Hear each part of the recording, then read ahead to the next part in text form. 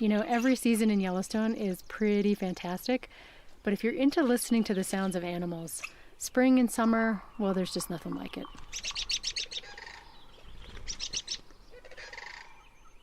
And while most creatures in Yellowstone are busily singing their hearts out this time of year, there's one animal that actually gets a little quieter in the spring and summer. And that's the wolf. You see, there's a seasonal cycle to wolf howling. Howling ramps up through the fall and it peaks in late winter. Then comes springtime. Howling abruptly drops off, and this is caused by the female choosing a place to den that they really want to keep secret, if at all possible. That's Kira Cassidy, research associate with the Yellowstone Wolf Project. Choosing a den site is extremely important for a wolf pack. It's going to be their hub for the entire summer. It's the house of the entire next generation. And it has to be protected, of course, because the tiny, helpless pups are going to be there for several months. We've had cases where a pack has attacked another wolf's den and even killed the pups in some cases. They don't really want to let other packs know where they are and what they're doing. And in order to avoid that, they keep quiet. Now, it's not only the frequency of howling that changes throughout the year, but the type of howling shifts too. Wolves howl for a couple of different reasons. Some of that would be within the pack, so to keep track of each other, say if they've been separated. And even though they're doing a lot less of it, this is the kind of howling that tends to dominate in the spring and summer, wolves communicating with their own pack mates. They also howl to let other packs know where they are and to kind of establish a territory. Wolves will often have these howling bouts with other packs. The two packs will howl back and forth as if to say, this is our turf, our territory. And it's that howling for territoriality that grows in the months leading up to the winter breeding season. Howling really tracks the hormones. As the wolves are getting ready for the breeding season, testosterone will start to spike. Howling starts to increase. It's kind of a stressful time in some ways. They do a lot of howling during the breeding season.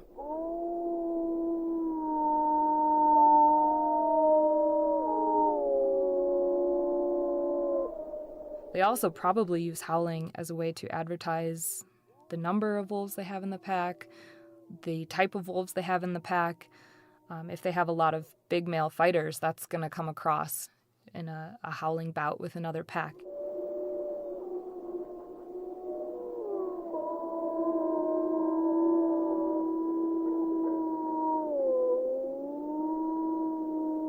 And in some ways, wolves may be able to use it to avoid a fight with another pack, too. They can kind of create that space between each other, let each other know where they are, but also let them know who they are. Kira's specialty is looking at territoriality in wolves and interpack aggression, basically when two packs come into contact with each other and fight. Sometimes wolves will fight until one pack or one animal displaces the other, and sometimes they'll fight to the death. This running into other packs is so vastly important to a wolf pack. It's, of all the wolves that live in Yellowstone that we've radio collared, some of them disperse outside of Yellowstone, of course. But if they live their whole life in Yellowstone, 2/3 of them end up being killed by other wolves.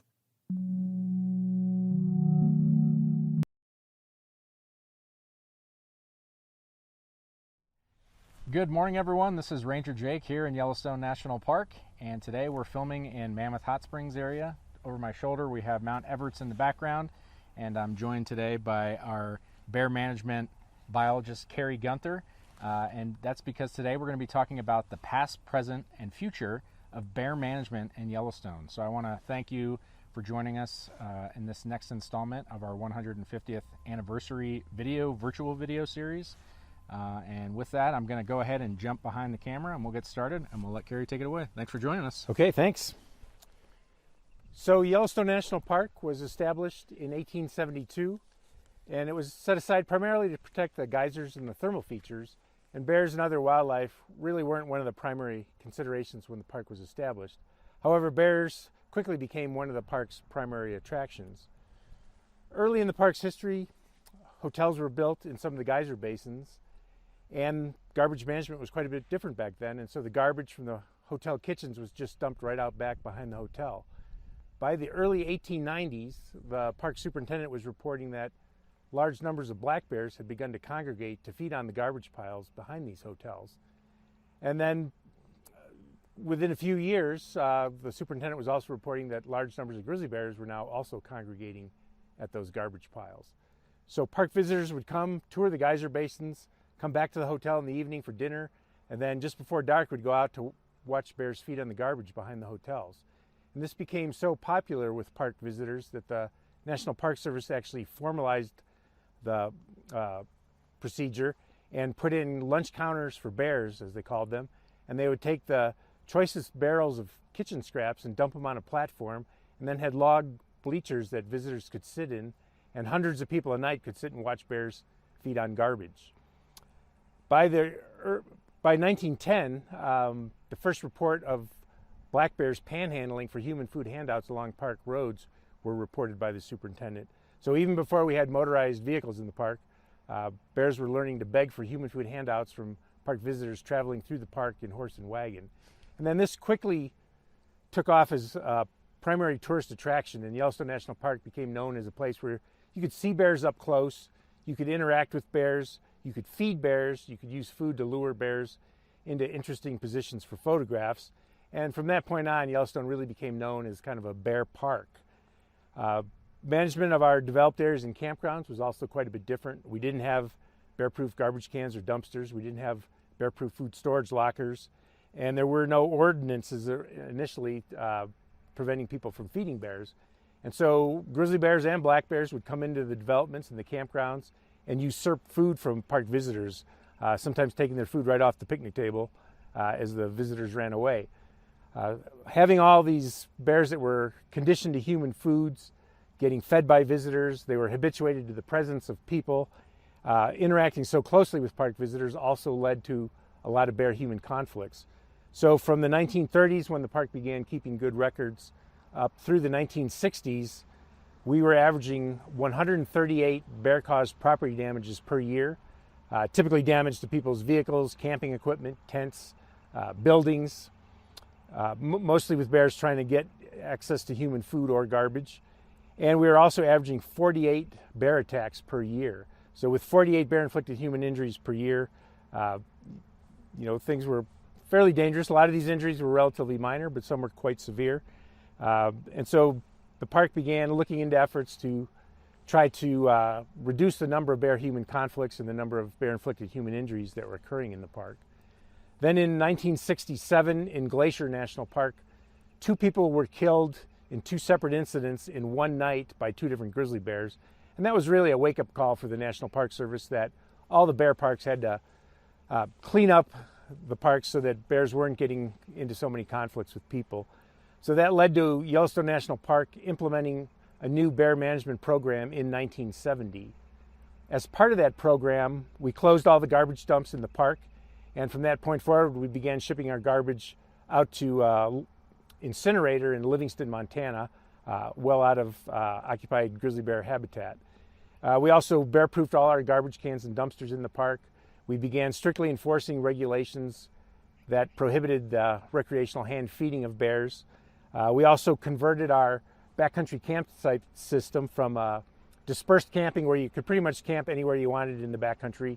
We converted to a designated backcountry campsite system where you got a permit for a specific campsite, and in each designated campsite we provided either a food storage pole or a food storage locker. And that really cleaned up our backcountry campsites of any conflicts with bears. We also began campground food security patrols each evening to make sure everybody put their food away, locked up in their car in a bear-proof manner. And we did several other things. We began carcass management, where we move carcasses. If an ungulated elk or a deer dies in a development or a campground, we'll move that so it doesn't attract bears into our developments and campgrounds or right next to the road, to try to reduce the number of interactions between bears and people. Now, bears had a tough time coping with the loss of the human food handouts and garbage. And so a lot of bears persisted in trying to obtain human food and garbage, and often damaged property in the process. So a lot of those bears were removed in management actions, and so that 1970 management program initially led to very high human-caused mortality, as these bears that had grown up mostly eating garbage were removed from the population if they couldn't figure out a way to persist on the native foods found in the park. We also saw that our cub production declined, so average litter size went down. The first age that adult females would have their first litter, that increased. Bears were older before they have their first litter. And then the interbirth interval, so the number of years between litters, also increased. And this was probably due to bears that were used to feeding on garbage, didn't have that garbage to supplement the native foods, and so they lost weight, and then cub production declined, and cub survival also declined during that period. And ultimately, this is what led to grizzly bears being listed as a threatened species in 1975. So for about the first 5 years of our new 1970 management program, things weren't going very well as far as the bear population was declining due to that high mortality combined with low cub production and survival. However, over time, we learned how to reduce human-caused mortality of grizzly bears in the park by preventing them from ever getting into human foods. Then they didn't cause conflicts, and so we didn't have to remove them in management actions. So eventually our population began to increase. Our females figured out how to more efficiently survive on the natural foods found in the park, and so cub production went back up to about what it was. Average age of first reproduction declined again down, so bears were having their first litters at a younger age, and then that interbirth interval also got shorter. So females were producing more litters and having better survival of those cubs. Was that something that you guys predicted, thinking that once we do this, we are going to see these effects, but they're going to be somewhat short term and then they'll turn around? Or was it like, oh no, what did we do? We did believe that there'd be high initial mortality. I think the mortality, though, was higher than anybody actually expected, even higher than what people expected. And so the Craighead brothers, who were doing research here at the time, believed that prior to the dump closures, there was about 222 to 245 grizzly bears in the greater Yellowstone ecosystem, with most of those centered in Yellowstone National Park. After the high mortality associated with the dump closures, the Craighead brothers estimated that the population declined down to just 136 grizzly bears. So that mortality was higher. Even though people expected slightly higher mortality, they didn't predict that it would be as high as it was. And then once grizzly bears were listed as a threatened species, all the land and wildlife management agencies in the greater Yellowstone ecosystem began working together to conserve bears and reduce human-caused mortality and protect habitat. And so over time then, the population began to increase, and today population estimates are about 1,000 to 1,100 grizzly bears in the ecosystem, up from possibly as few as 136 in the mid-1970s.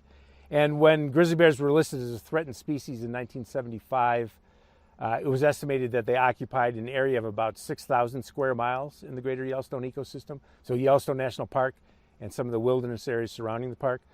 Today, the population occupies an area of over 26,000 square miles, so significant range expansion, to the point now where grizzly bears in the greater Yellowstone ecosystem are only about 65 kilometers from grizzly bears in the northern Continental Divide ecosystem.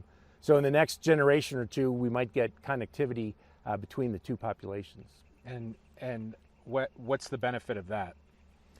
Genetically, you always worry about an island population due to effects of inbreeding.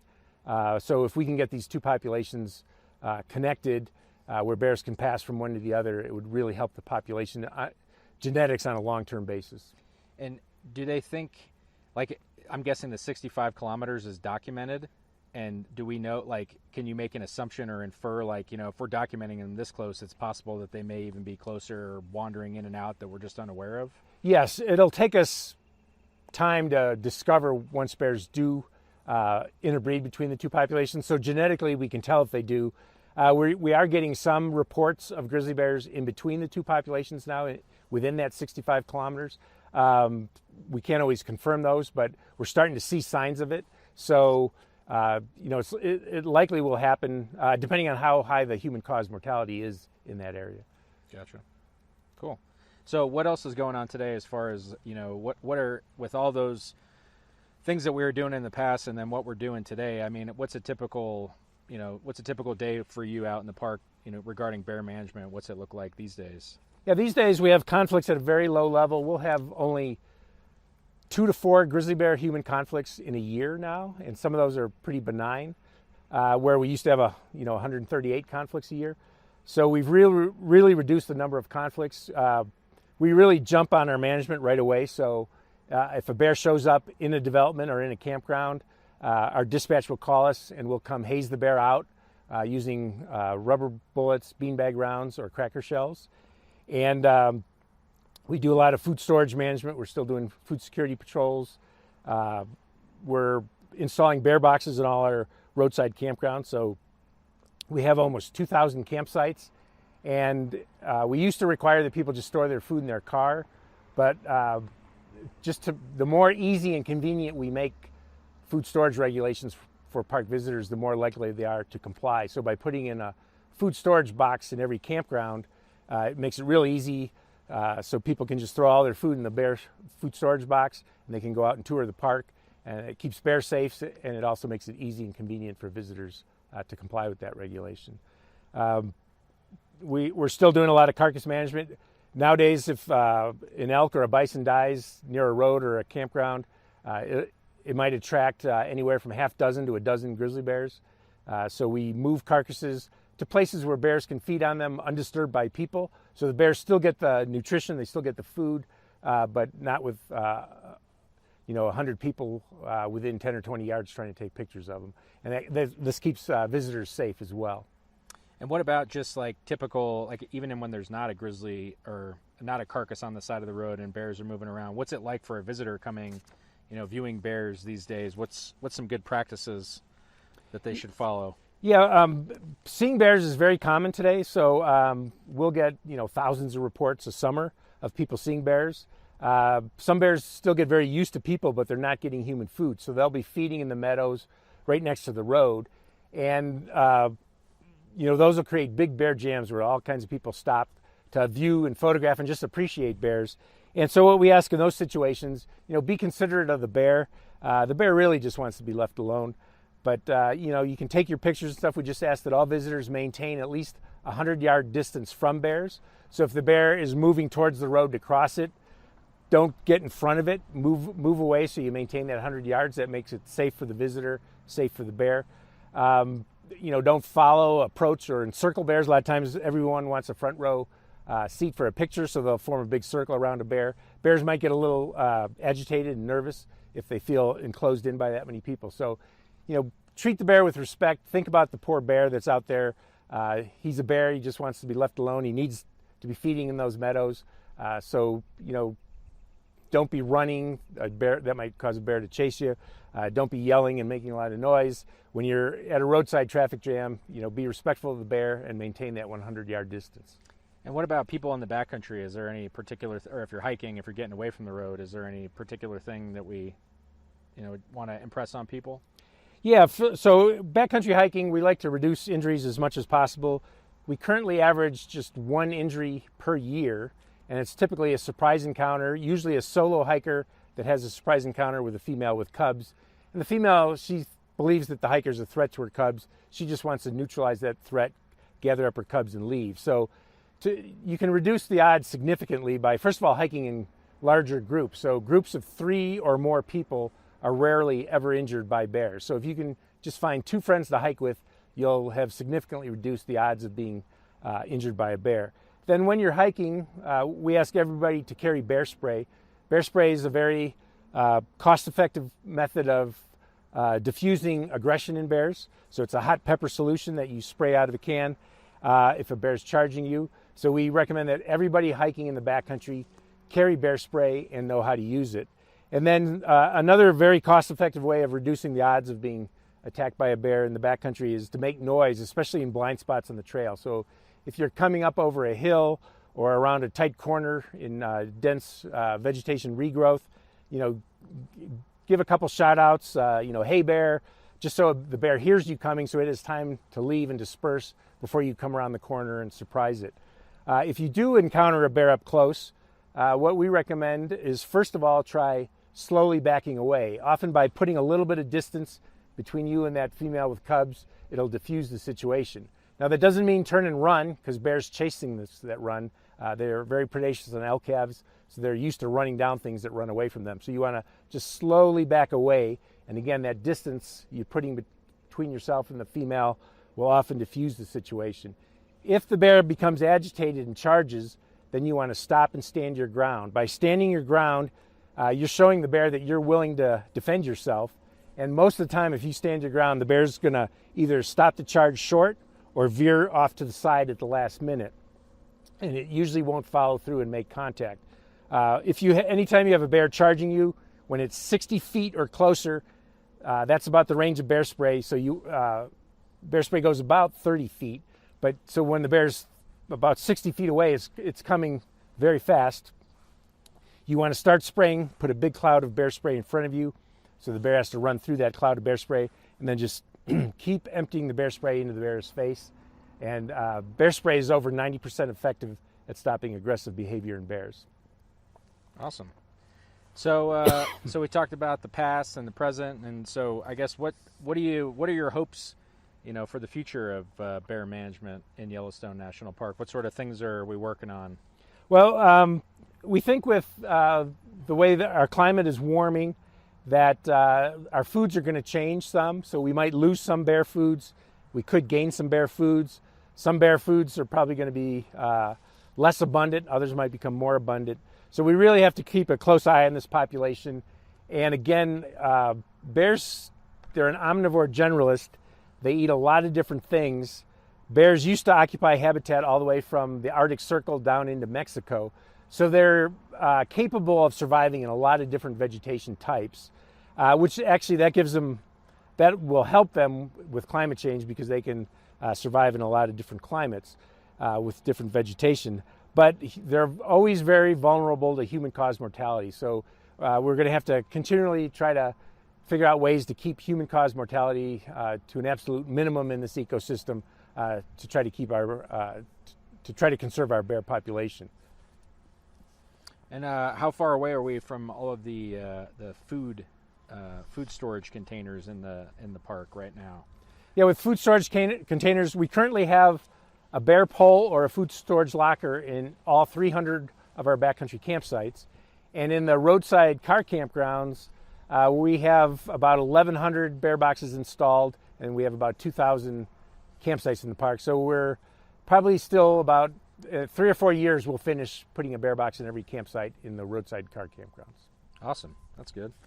So before we sign off, as someone who has worked in Yellowstone with bears for nearly 40 years, I feel like there might be some sort of a cool story or anecdote that you tell with friends when you're sitting around a campfire or something like that. I was curious if you have a story off the top of your head that you might share with our audience.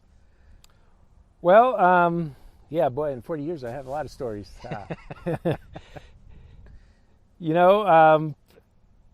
With bears, I think what I find so unique about bears is they're all individuals, and they're extremely intelligent. So they're a lot like humans. Unlike elk, all elk seem to do about the same thing, but each bear's an individual, and they have a personality, and bears will play and have fun. They'll be mad and upset. So it's just never a dull moment with bears, and they'll always surprise you. And in a lot of ways, they're actually very predictable, though, in how they respond to humans. I think park visitors are much more unpredictable than bears are. All right.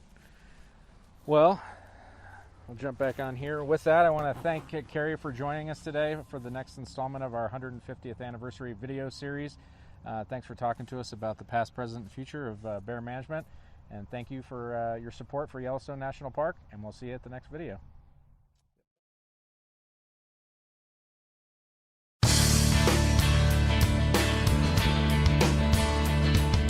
Welcome. Thanks for tuning in to this USGS Corecast. I'm Marissa Lubeck. The mountainous expanse of the greater Yellowstone ecosystem is known for the native wildlife of its national parks and picturesque private lands. Grizzly bears live in this area of the northern Rockies, making it one of the largest strongholds for grizzly populations in the United States. Recent research by the Interagency Grizzly Bear Study Team provides new insight into grizzly population dynamics and the hazards that influence bear mortality within this ecosystem. I'm here with Chuck Schwartz, USGS biologist and lead of the study team, to discuss these findings. Thanks for speaking with us, Chuck. You're welcome. What is the current status of grizzlies in terms of an endangered or threatened species? How are they doing with population numbers, and what does this status mean for the greater Yellowstone ecosystem? Grizzly bears in the continental United States are listed as threatened under the Endangered Species Act. They were listed in 1975 and remain listed today. Grizzly bears in the greater Yellowstone ecosystem were actually delisted in 2007, but they were put back on the list following a decision from the district court judge. Bears in Yellowstone represent one of 6 populations in the United States that still exist today. They've been eliminated from about 98% of their historic range, and they only occur in smaller pockets in a few remaining mountainous areas of the western United States. In Yellowstone, there's probably somewhere around 600 grizzly bears, and the population, since it was listed, has been growing at a rate of about 4 to 6% per year from about 1975 through today. They now reoccupy habitats in the ecosystem where they were basically eliminated in the late 18 and early 1900s. Previous grizzly studies have suggested that human activity can affect bear populations in certain ways. What new findings about grizzly hazards have come from your recent research, and how much of a role do people play? One of the things that we know for grizzly bears in general, and this is pretty consistent across all of North America where grizzly bears or brown bears live, is that if you're a bear and you're no longer dependent upon your mother for care, so excluding cubs and yearlings, there's about a 90% chance that your cause of death will be directly associated with humans. Bears die in accidents on roads. They're killed in defense of life or property when they get into trouble with people. Agencies go in and remove them if they're in conflict for livestock killing or damaging property. And so what really drives bear demographics is humans. What our studies show, and they repeat some of the previous work, is that roads in developed areas, for example, impact grizzly bears. Essentially what we did was we took radio-collared bears, we looked at where those bears lived, and then whether they lived or died during our period of study. And took the bear's home range, and essentially what we showed was what we call human disturbance variables strongly influence whether a bear is going to live or die. And so bears that live in very secure areas that have little or no road density or very few developed sites in the form of campgrounds or lodges or facilities that have attractants for bears. Bears that live in areas that don't have these human developments typically have very, very high rates of survival. As the amount of human development increases, it becomes more hazardous, and they tend to die at higher rates. Some of the new findings that we have shown is that ungulate hunting also is hazardous to bears. We know, for example, that an important food of grizzly bears is ungulate meat. And so in one way, when a hunter kills an elk and cleans that elk, bears use that as a food source. So that brings bears into close proximity with hunters, and on occasion they do get into trouble. They are killed in defense of life. Rural development in the form of ex-urban or outside of urban areas also increases the hazards for bears. And so when we have large ranches, for example, that have been maintained as open space for agriculture, but the human activity on that land is very low, when those lands are developed into ranchettes divided into 40-acre parcels that each get a house, it also becomes much more hazardous for grizzly bears to survive in areas like that. There's a saying that biologists have is a fed bear is a dead bear, and so these kinds of developments just increase the probability. As far as natural hazards are concerned, is cubs and yearlings, which are dependent upon their mother for care, face a different suite of mortality agents. And what we typically see is if you're a young bear and you're going to die, you're more than likely going to die from natural causes. There's starvation or predation. And in the instance of starvation, in some years when we have poor food production, these little cubs don't get enough nourishment and they starve to death. The other thing that we see is more predation. And in the world of bears, cubs and yearlings are vulnerable to being preyed upon by large adult males. You mentioned that you used years of bear tracking information from collared bears to come to your conclusions. Can you tell me more about how this information was acquired?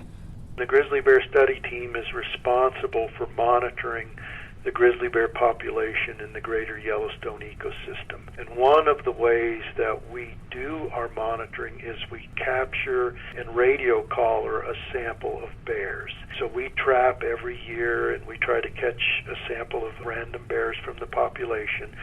We then put radio collars on those individuals and we track them through time. That's what allows us to get a very clear understanding of how bears use the environment, what factors influence rates of reproduction and survival. And so we can look at a female in the fall and determine whether she's weaned her offspring, and then determine the following year if she's produced a new litter of cubs, how large that litter might be. That's basically how we track the demographics of the Yellowstone bear. Can such bear mortality data from the past contribute to insight on future grizzly populations? Can it be used for predictions?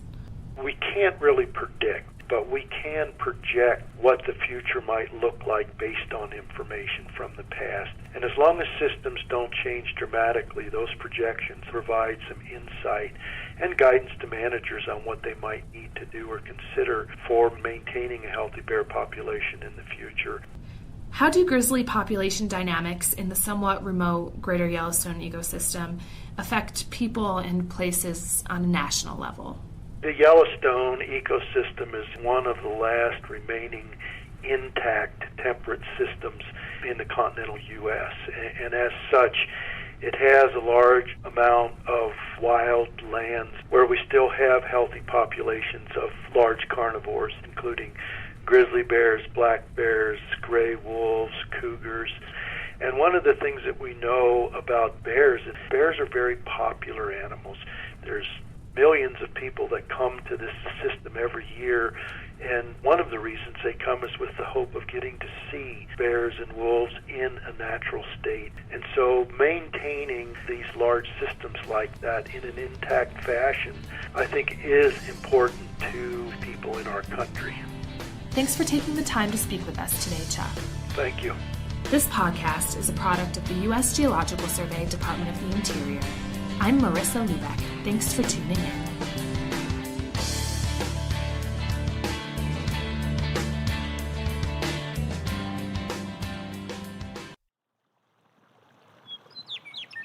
For Yellowstone National Park and the Acoustic Atlas at Montana State University, this is Telemetry. It's a cold October morning on Yellowstone Lake. Heavy frost covers the dock and the last few boats in the marina, while fresh snow blankets the Absaroka Mountains in the distance. Yellowstone National Park Fisheries Supervisor Todd Kuhl starts up a cold aluminum boat and scrapes frost off the windshield. Cold? Yeah. We'll let it warm up a little bit, huh? We're headed out to join fisheries crews working on the lake. Along the way, Todd is thinking about the history of the native Yellowstone cutthroat trout. Really, the park, and especially Yellowstone Lake, lies right at the core of the distribution, the range-wide distribution of the Yellowstone cutthroat trout subspecies. Yellowstone Lake is huge, roughly twice the area of Washington, D.C. It is the largest high-altitude lake in North America, And it is thought to have held the single biggest population of Yellowstone cutthroat trout in the world. Estimates were in the range of about 4 million or so catchable cutthroat trout in Yellowstone Lake. I mean, that's a lot of cutthroat in a system. This was back in the early 1990s. And in those days, people used to say that there were so many fish you could walk on their backs across the Yellowstone River when they spawned. Tourists and anglers gathered by the thousands just to see the fish moving up spawning streams. One year, over 300,000 people visited Lahardie Rapids and Fishing Bridge to watch the brightly colored cutthroat trout. Fishing Bridge got its name because there used to be so many people fishing from it. When I worked there in 1969, you had to roll your windows up as you drove across there to keep from getting a lure in your ear. That's Bob Gresswell, research scientist with the U.S. Geological Survey in Bozeman, Montana. Bob has studied Yellowstone cutthroat trout in the park for over 40 years. Well, there would be thousands of cutthroat trout at the mouth of Yellowstone Lake that could be observed during the peak of the migration. Lots of fish everywhere. But then, in just one decade, everything changed. By 2005, cutthroat had practically disappeared from Yellowstone Lake.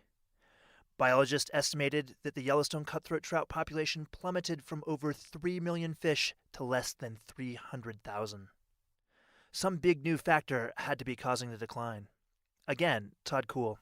I mean, for probably 10 to 15 years, we really saw very little recruitment of small cutthroat trout. Why? Because they were getting eaten by the lake trout. That's why. And here was this big problem.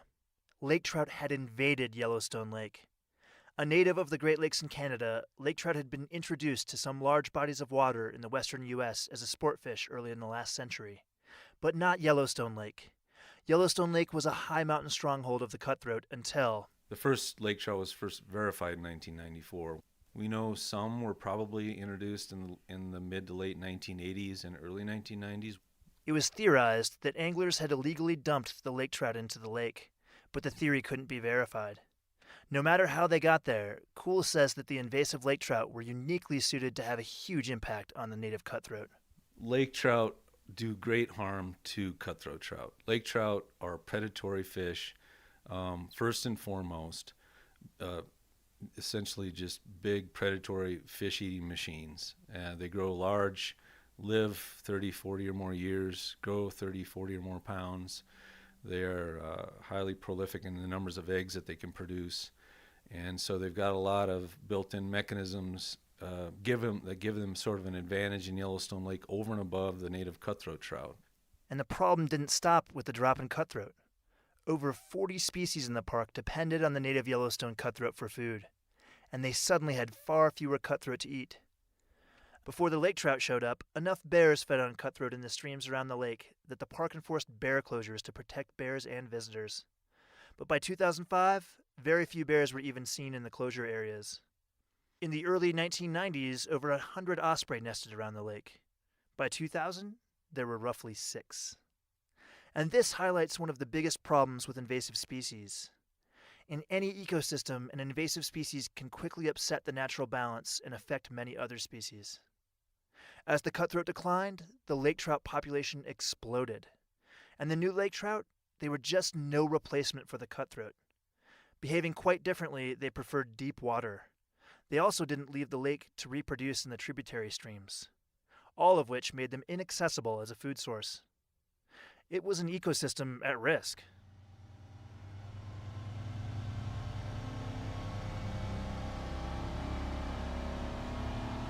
Todd Kuhl drives the workboat out of the Bridge Bay Marina headed towards the southeast arm of the lake, over 15 miles away.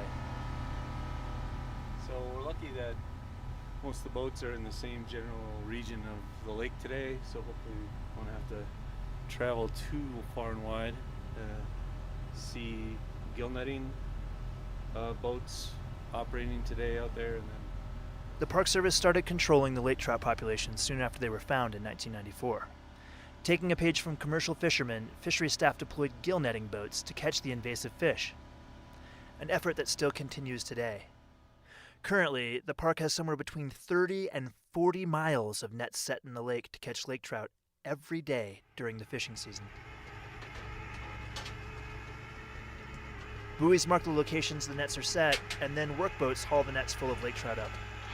As the net comes in, the crews pick the fish from the net They note their size, weight, and sex, and then they slit them open and dump them back in the lake. And here is the next big challenge with invasive species. Once installed, it often takes a ton of work to control them. They can also be nearly impossible to eradicate. In 2016, more than 350,000 lake trout were caught in the gill nets, the highest catch yet in a single year. And this is the main effort to save the cutthroat. The effort to catch the invading lake trout until their population crashes. But because of the massive amount of work that effort takes, biologists are also looking at new ways to knock down the lake trout population. In the fall, lake trout group up in large numbers, sometimes thousands of fish, to lay their eggs at specific locations, making both the lake trout and their eggs vulnerable. To find these sites, scientists have implanted radiotelemetry tags in some lake trout. And by tracking the fish, they've identified over a dozen lake trout spawning areas in Yellowstone Lake. And then we're doing research on methods to kill the lake trout eggs on these spawning sites. To stop the lake trout at the start, one experimental technique involved shocking the eggs with electricity. Another attempted sucking the eggs up with a small suction mining dredge. But by far the most promising new method is surprisingly simple. Fisheries technician Mike Simientowski stands on the deck of a gill netting boat with a large lake trout in his hands. Got all the lake trout that we just caught in the last couple gangs of net. And so right now we're over one of our dumping sites, and we're taking the lake trout and putting them through this fish grinder here, so that way we know that all the pieces of the fish are sinking all the way down to the bottom. Grinding is used over some sites, while on others whole dead lake trout are being dumped. Laboratory tests show that the decomposing fish carcasses kill the eggs by eating all the oxygen in the water. Oxygen that the eggs need to survive. Again, Todd Cool. And so we're moving forward pretty quickly with that method because it's so simple, because we're not taking anything foreign from the lake and bringing it in, like some kind of a chemical or something like that. We're just simply taking the dead fish that we're catching and putting them strategically on spawning areas. And these big efforts to keep the ecosystem healthy, they seem to be paying off. Fewer small young lake trout and fewer big old lake trout are being caught in the nets. And so that's telling us, even though our catches are still high each year, that's a strong signal that our suppression program is collapsing this population. And as a result, the cutthroat are making a comeback. For every lake trout we kill each summer, we're probably saving 40 to 50 or more cutthroat trout just in every given year. More cutthroat of various sizes are being found in annual population monitoring. Anglers are catching more cutthroat. Visitors are returning to watch the cutthroat spawn in the late spring. Nesting osprey numbers are growing around Yellowstone Lake. And finally, bears are coming back to the spawning streams. Cool has even seen this firsthand. I was on that spawning stream trying to collect a water sample in June with some of my crew, and that grizzly bear showed up. That was his stream, and those are his fish. And then watching him, get after the cutthroat trout and bring them up on the bank and chow them down, that's pretty amazing to see. And then, on top of that, the hundreds of people that were gathered to watch that as well, and that occurred for well over a month. All encouraging signs. For the Park Service, whose mission is to preserve our natural resources unimpaired for future generations, the effort to repair the damage done by invasive lake trout is worth it. Yellowstone is one of the few remaining relatively intact ecosystems left in North America. And restoring the Yellowstone cutthroat, it helps it stay that way. For Yellowstone National Park, I'm Scott Christie.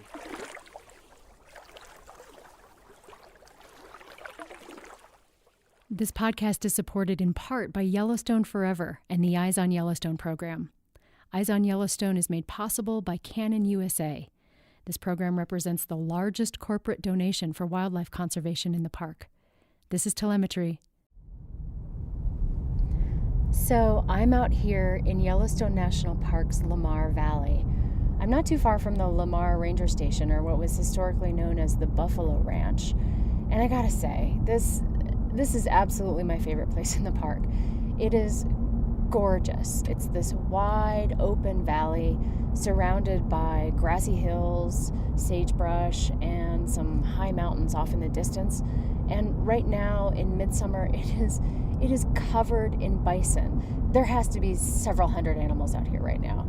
It's just a really impressive sight. So it's the bison rut, or the mating season, and while these animals are out here doing their thing and trying to attract mates, they have some really pretty charismatic behavioral displays.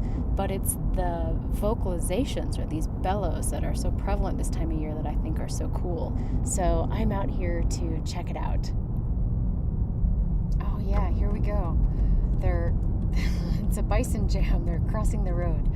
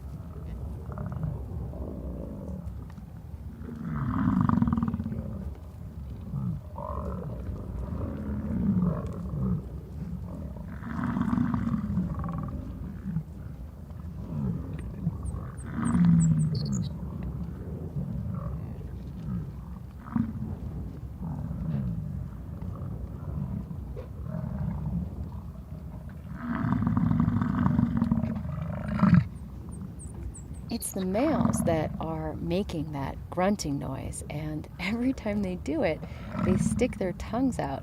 So it's just the wildest thing to watch.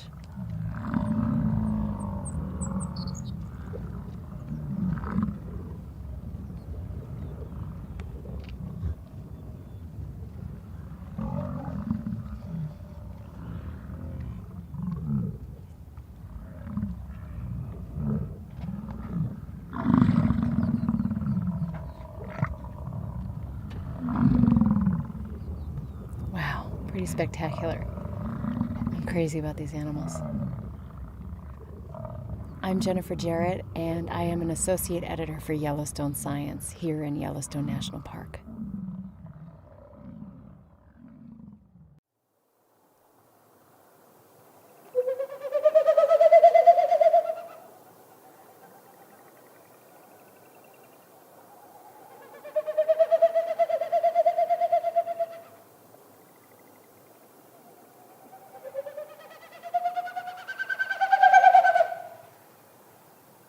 So it's not really a vocalization. It's not a call. What you heard is a Wilson snipe doing its territorial sound, but it's made with its wings and its tail. What male Wilson snipe do this time of the year, in the spring, they do this flight. These winnowing flights is what they're called. So each time they flap their wings, it pushes air through the stiff outer tail feathers, and it makes that woo, woo, woo, woo, woo kind of sound. They make that sound to establish their nesting territory and attract a female. It's a courtship sound.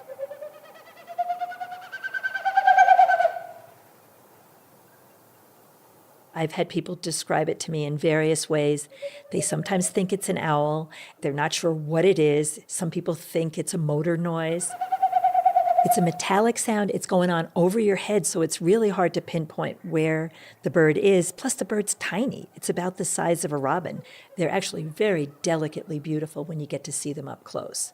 It's a really neat bird. It's a bizarre little bird. It's eerie, it's strange, because it's often happening at dusk or at night, so it's coming out of the darkness. That's what's fascinating, is that it happens at a time that's sort of magical. I always think of dusk as magical, because almost anything can happen. Your imagination kind of goes wild.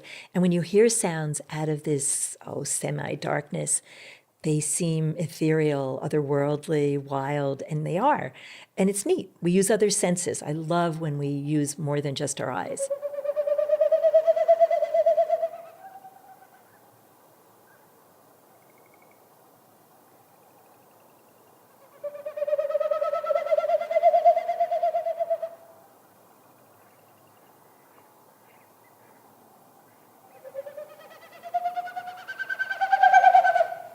I'm Katie Duffy. I'm the interpretive planner for Yellowstone National Park. I've been hooked on birds, obsessed with them for 40 years. I'm an addicted birder. This is Yellowstone National Park. Thanks for listening. They're howling at 7:32.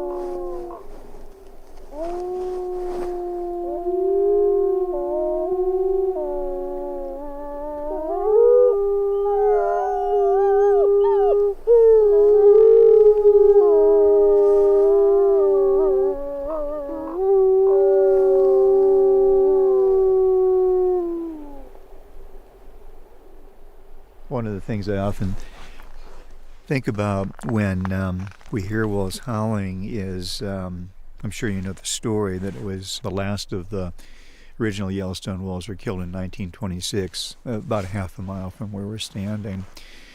And so for any visitor that had come to Yellowstone from 1926 to 1995, when wolves were brought back and reintroduced and reestablished, I'm sure they had a great experience visiting the world's first national park, and they would have seen a lot of great stuff. But there's one thing that they missed out on. There would have been an unnatural silence here. But luckily we realized what a big mistake that was and figured out how to rectify it. So we're experiencing that right now. That silence is over.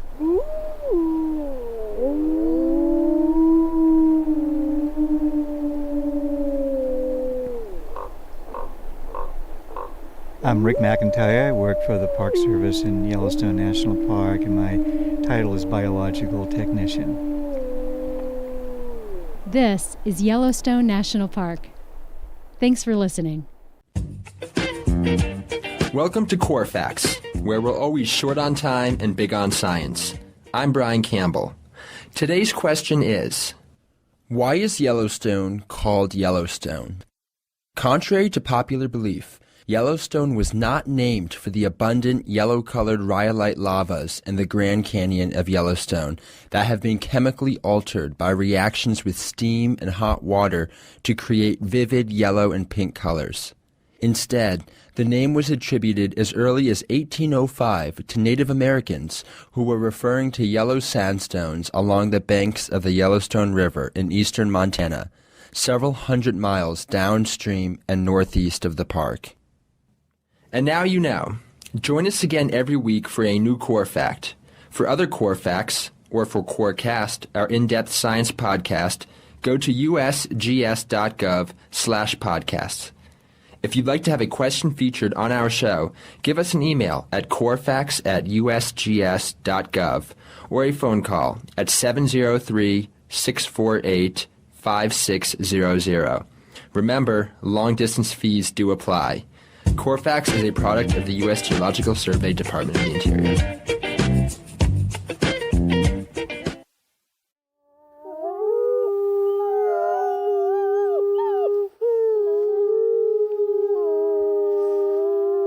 From Yellowstone National Park, this is what we do. I'm Jake Frank. And I'm Brett Rayburn.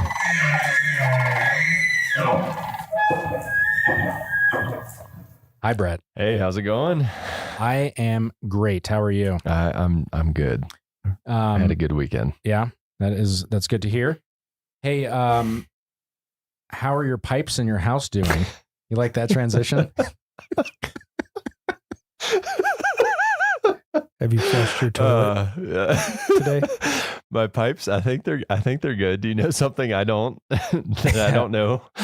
No, I just wanted to. That was the best transition that I could come up with. That was terrible. I'm not gonna lie. So no, what I have a trivia question. I want to ask you. Okay. All right. So Yellowstone, we're a big park, 2.2 million acres, 4.5 million people roughly visit the park every year. We have a lot of infrastructure in the park that's hidden to support all that visitation. Part of those systems are water and wastewater systems in the park. So how many combined between the making clean water and then making dirty water clean, if you combine those two systems, how many of those are in the park? Like pipes? The number of systems of total systems. Yeah. So you don't have to. It's not like miles of pipe or anything. Okay, it's just that's like what I was a complete system, anticipate. because they're located all throughout the park. So if you were to count the total number, how many are there across the park? 15. There are 23 wastewater systems and 21 water systems. So a combined 44. So it wasn't even close. It's a lot. It's and this is like something that I had no clue about until I started, working with the facilities team to document all of our infrastructure, from like the GOA projects and putting in money to improve our infrastructure. It is unbelievable how much infrastructure there is, and it's all hidden. Like no one sees it, but it's by design. It's all, behind the trees and whatnot. So do we know how many feet of pipe there are in this park? I really want to know that now. I have no idea, but maybe thousands. Our guest today, Jason Murphy, he's the utility systems facility manager for our water and wastewater systems. Do you know that answer? The exact number off the top of my head, I do centimeter to the millimeter. No, thousands though. Yeah. Between water and sewer, it's thousands. Yeah. There's over 500 manholes. That one sticks in my head from that spec sheet. But wow, yeah, that is crazy. That's a lot. Water and sewer. That's a lot. Well, speaking of water and wastewater and manholes, how are you today? Another great transition. It is a very great transition. I am fine. Yeah. Well, thank you for joining us today. How are your pipes? Our pipes are good. Yeah. Toilets are flushing. Great. That's a win. So,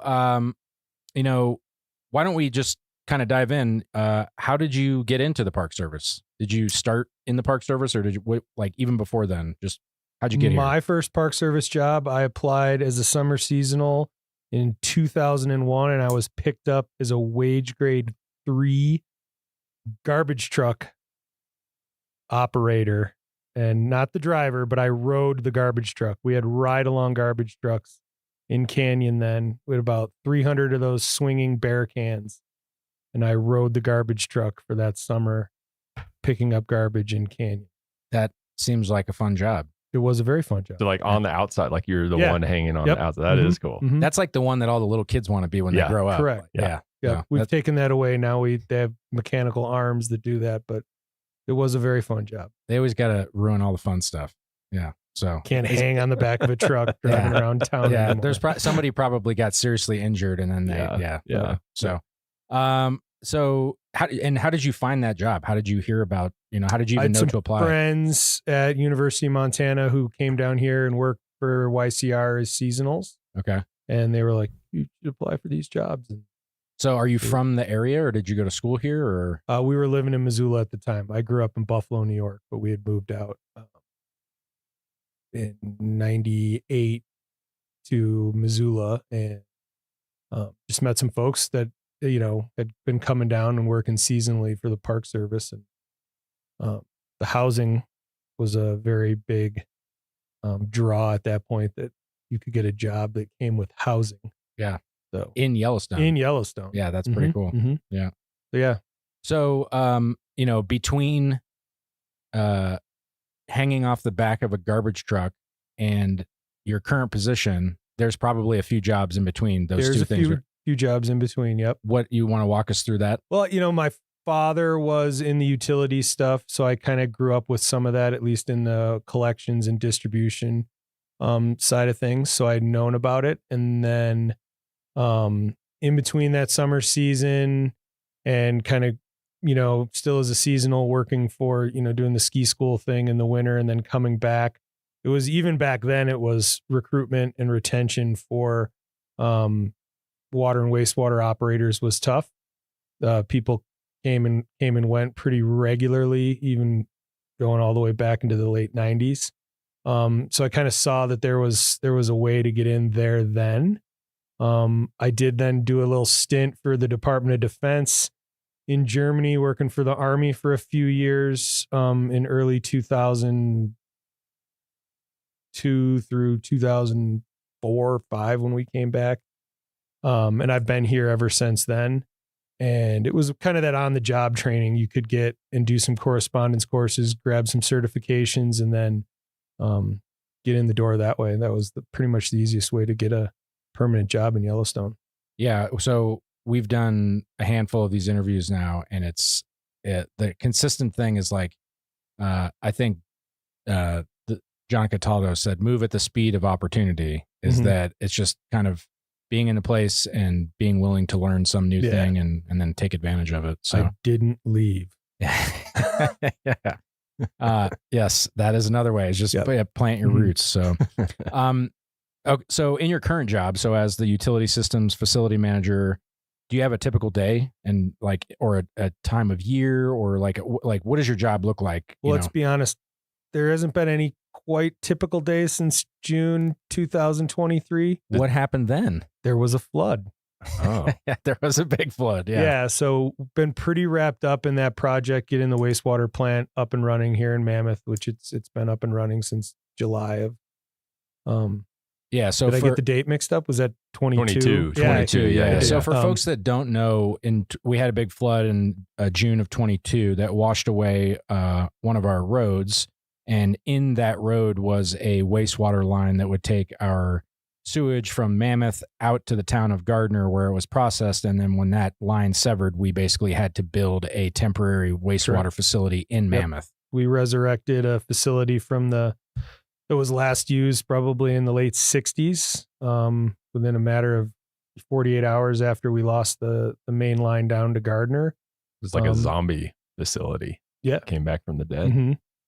Got a lot of chainsaws and weed whackers out, and thanks to YCC and a bunch of other folks and fire crews for getting some stuff cleaned up, and we were able to utilize some existing infrastructure actually to great success for a while to keep the community of Mammoth here. And then over the course of that year, I got those dates mixed up. So June 2022 to July 2023, build a biologically processing wastewater treatment facility here in Mammoth. It's been that crazy. Wasn't on your radar either. It was just like, oh, by the way, I know you have this to do, but this is a new thing that you have to do starting now. Yeah. And, living in Lower Mammoth, looking down and seeing that thing go up, and just how fast, there's always speed bumps in the road, but I mean, with the government building things like building a wastewater facility in like less than a year isn't a typical timeline. No. Yeah. So I'm guessing that's been your primary thing to take care of, is it here? Being on site. There's a few other folks like Molly, our park civil engineer, who's very critical in getting that up and running. We got great support from Denver Service Center, and then the contractors and stuff that stepped up to get it all going. So with, all of the things that you're mentioning, is there like a skill set that you have that you found that has like kind of allowed you to be the most successful in your position? I feel like I'm pretty adaptable, flexible, kind of got to roll with the punches. And you need to be creative and use what you have around you. Like I said, there's some folks here who have been here for a while. So when the flood happened, we reached out to a few people that have been here for a while, and they were like, you do this, and you got to have a good network of people to get all that information across and then implement. So being able to strategize quickly and then implement that plan. And that's kind of the general thing with utilities is stuff's going to happen and you're going to need to figure it out kind of on the fly. And You don't always have those parts on the shelf, or even whatever it is. If it's a water main break or something like that, you've got to really be able to react quickly, but yet systematically and approach to keep everyone safe and to get the job done. Yeah, it's one of those things too that's like everyone's looking at you, waiting for you to figure it out too, because they're like just holding their pee over there, waiting to use the toilets again. Like, yep. It's a high stress. I think situation. The park had a great team response too from the whole flood. That I don't think anyone was holding it too much. I had my wag bags ready. Yeah, right. You bust out the groover. We're going on a raft trip. But no, that's pretty much it. And then generally work a lot with outside partners, EPA, rural water associations for both Montana and Wyoming, Wyoming DEQ. This position here, and with Molly and the civil engineer for the park, we work a lot with Denver Service Center, and it is kind of that kind of position where you're balancing between the regulatory agencies. Wyoming is the only state in the nation that did not take primacy over drinking water, so we get the fun of, we work with EPA for drinking water Region 8, and then Wyoming DEQ for wastewater. But yeah, and Wyoming DEQ also has everything to do with construction and permitting and things like that. So, well, that's also the benefit. But the majority of our infrastructure is in Wyoming, right? Like we do have a little bit like that does bleed into Montana, but the majority of it's Wyoming. So, do you have a favorite part of the job? Like what do you wake up and enjoy doing? I like pumping sludge. Yeah, that's kind of like my favorite part of when I get out of the office, or those kind of things. Pumping sludge is very rewarding. Do you put that on like the calendar on the days that you get to do it? We're doing it's just it like a lot more sludge. than we ever have now with this new treatment facility. So, it's be a good it's day. The closure of the wastewater loop. So where does the sludge go? Right now, it's going to the compost facility at the landfill in Logan. Okay, and they'll use it. They use it in the landfill. They mix it with wood chips, and most of the municipal wastewater treatment facilities in the area, Livingston, Bozeman, even Three Forks, and some of the other ones, they all use the compost facility too. So they use it in the as they layer things in, and when they close cells and in between intermediate stuff in the cells, they put that layer of that material. They mix it with wood chips and other things like that. So if pumping sludge is your favorite part of the job, what is your least favorite part of the job? That's a loaded question. What are some of the challenges that you face in your job? That's a better way to ask. Yeah. I think right now recruitment and retention is definitely a challenge. Finding certified operators nationwide is a challenge. I think through that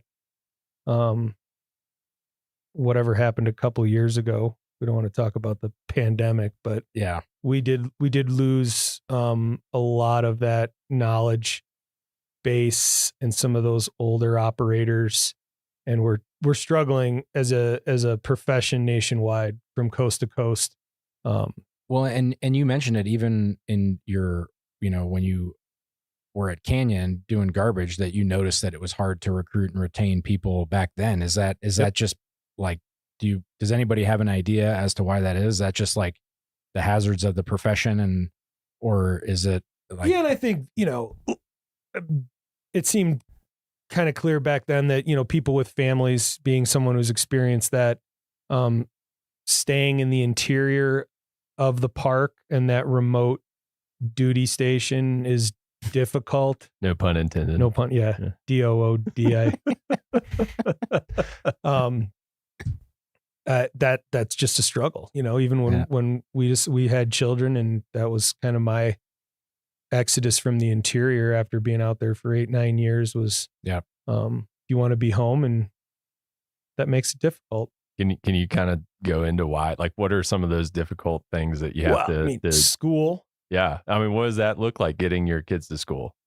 We didn't, or homeschooling? yeah, that was not an option. Yeah. I could see like kindergarten, we could do blocks and, music and all the fun stuff. But no. Teach me trigonometry. My wife worked for the park for years, for 20 years, homeschooled. Yeah. So we decided not to do that. She was here in Mammoth at the time. And I was able to come into Mammoth and work out of the plumbing shop for about 10 years doing some HVAC stuff and just all kind of project work and things like that before this position came up. So now that you're, in your facility manager position and I'm guessing you supervise a handful of people, Mm-hmm. With all those challenges and trying to recruit and retain people, I mean, why do you stay here? What keeps you with the National Park Service? Well, I've always loved being here. That I feel like that's, as far as recruitment goes, when you're looking for people who want to be here, you want wherever they are, whatever job it is. If you're in, Michigan or Florida or North Carolina, I would think anybody who you're recruiting for any job, you want the person to want to be where they're at least at that time.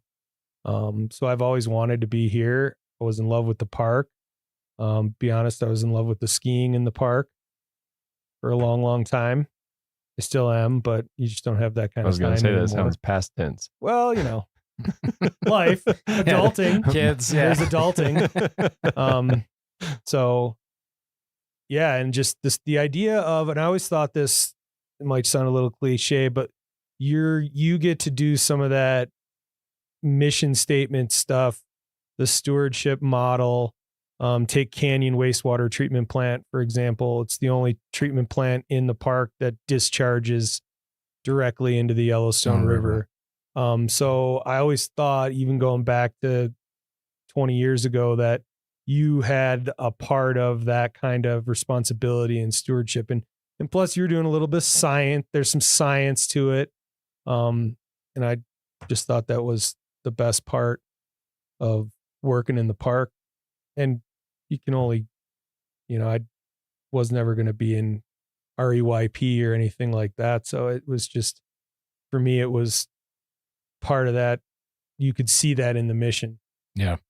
Well, relate to it. And, 2001 is when you said you got your first job here. Mm-hmm. Is there, between then and now, has there been some point in your career that you kind of identified as like a turning point or a defining moment that you're just like really stands out to you? I think there's a lot, and not to talk, the flood was definitely one last 2 summers ago now. I think a defining moment was, getting that first permanent job, because that was a roller coaster. And then even progressing up and moving from the interior to Mammoth. That was a big deal. And because that's like the whole, everything other than work, it is improved by being up here, not the logistics of with your kids and, Mm-hmm. Things like that. Yeah. That was when the skiing stopped. Yeah. So I guess in some ways improved and in some ways, fun, right? Yeah. Mm-hmm.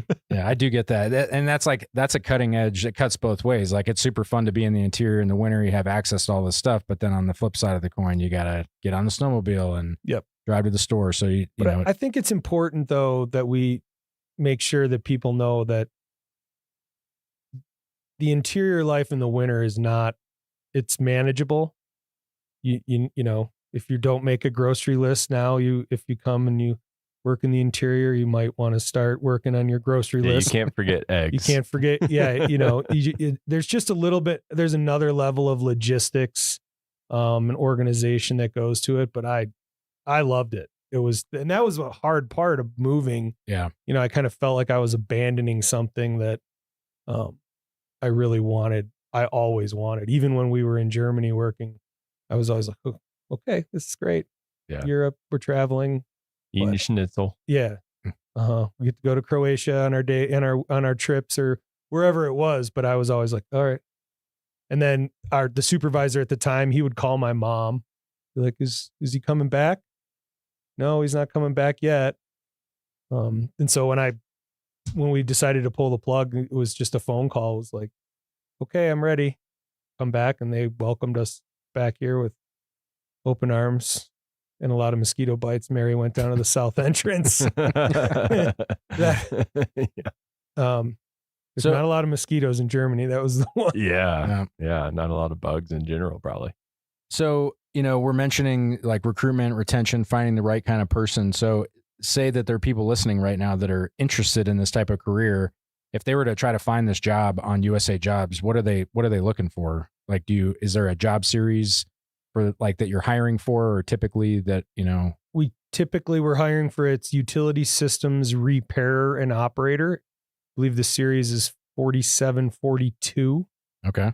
And we do hire, we have some higher graded positions that are open right now that would come with, being more certified at the beginning, but more and more we're opening positions that are entry level positions. We hope to do, in this recruitment push, we hope to do some other things. I don't want to, say things and never be able to implement them. So yeah, this is recorded. So then right, it's like, no, you said you would do this. Say-do gap is huge in this one. Yeah. But I think we want to get creative and work and talking to Wyoming Rural Water last Friday, and just reach out and try to come together with other organizations that are having the same problem and try to just pull together and work through this. Cause this is a nationwide kind of thing for us. In this field. And it's one of those things, it's one of those professions that no one notices it until something isn't going right. Mm-hmm. And when it is going wrong, it's really bad. Right. Like it's like an emergency type of a thing. Do you have any advice for people? Like if they wanted to get started in this, like if they have their certifications and everything, it sounds like they would just apply for a job. But if somebody is brand new, like what do they start with? I think you could start with, like this is going to get edited.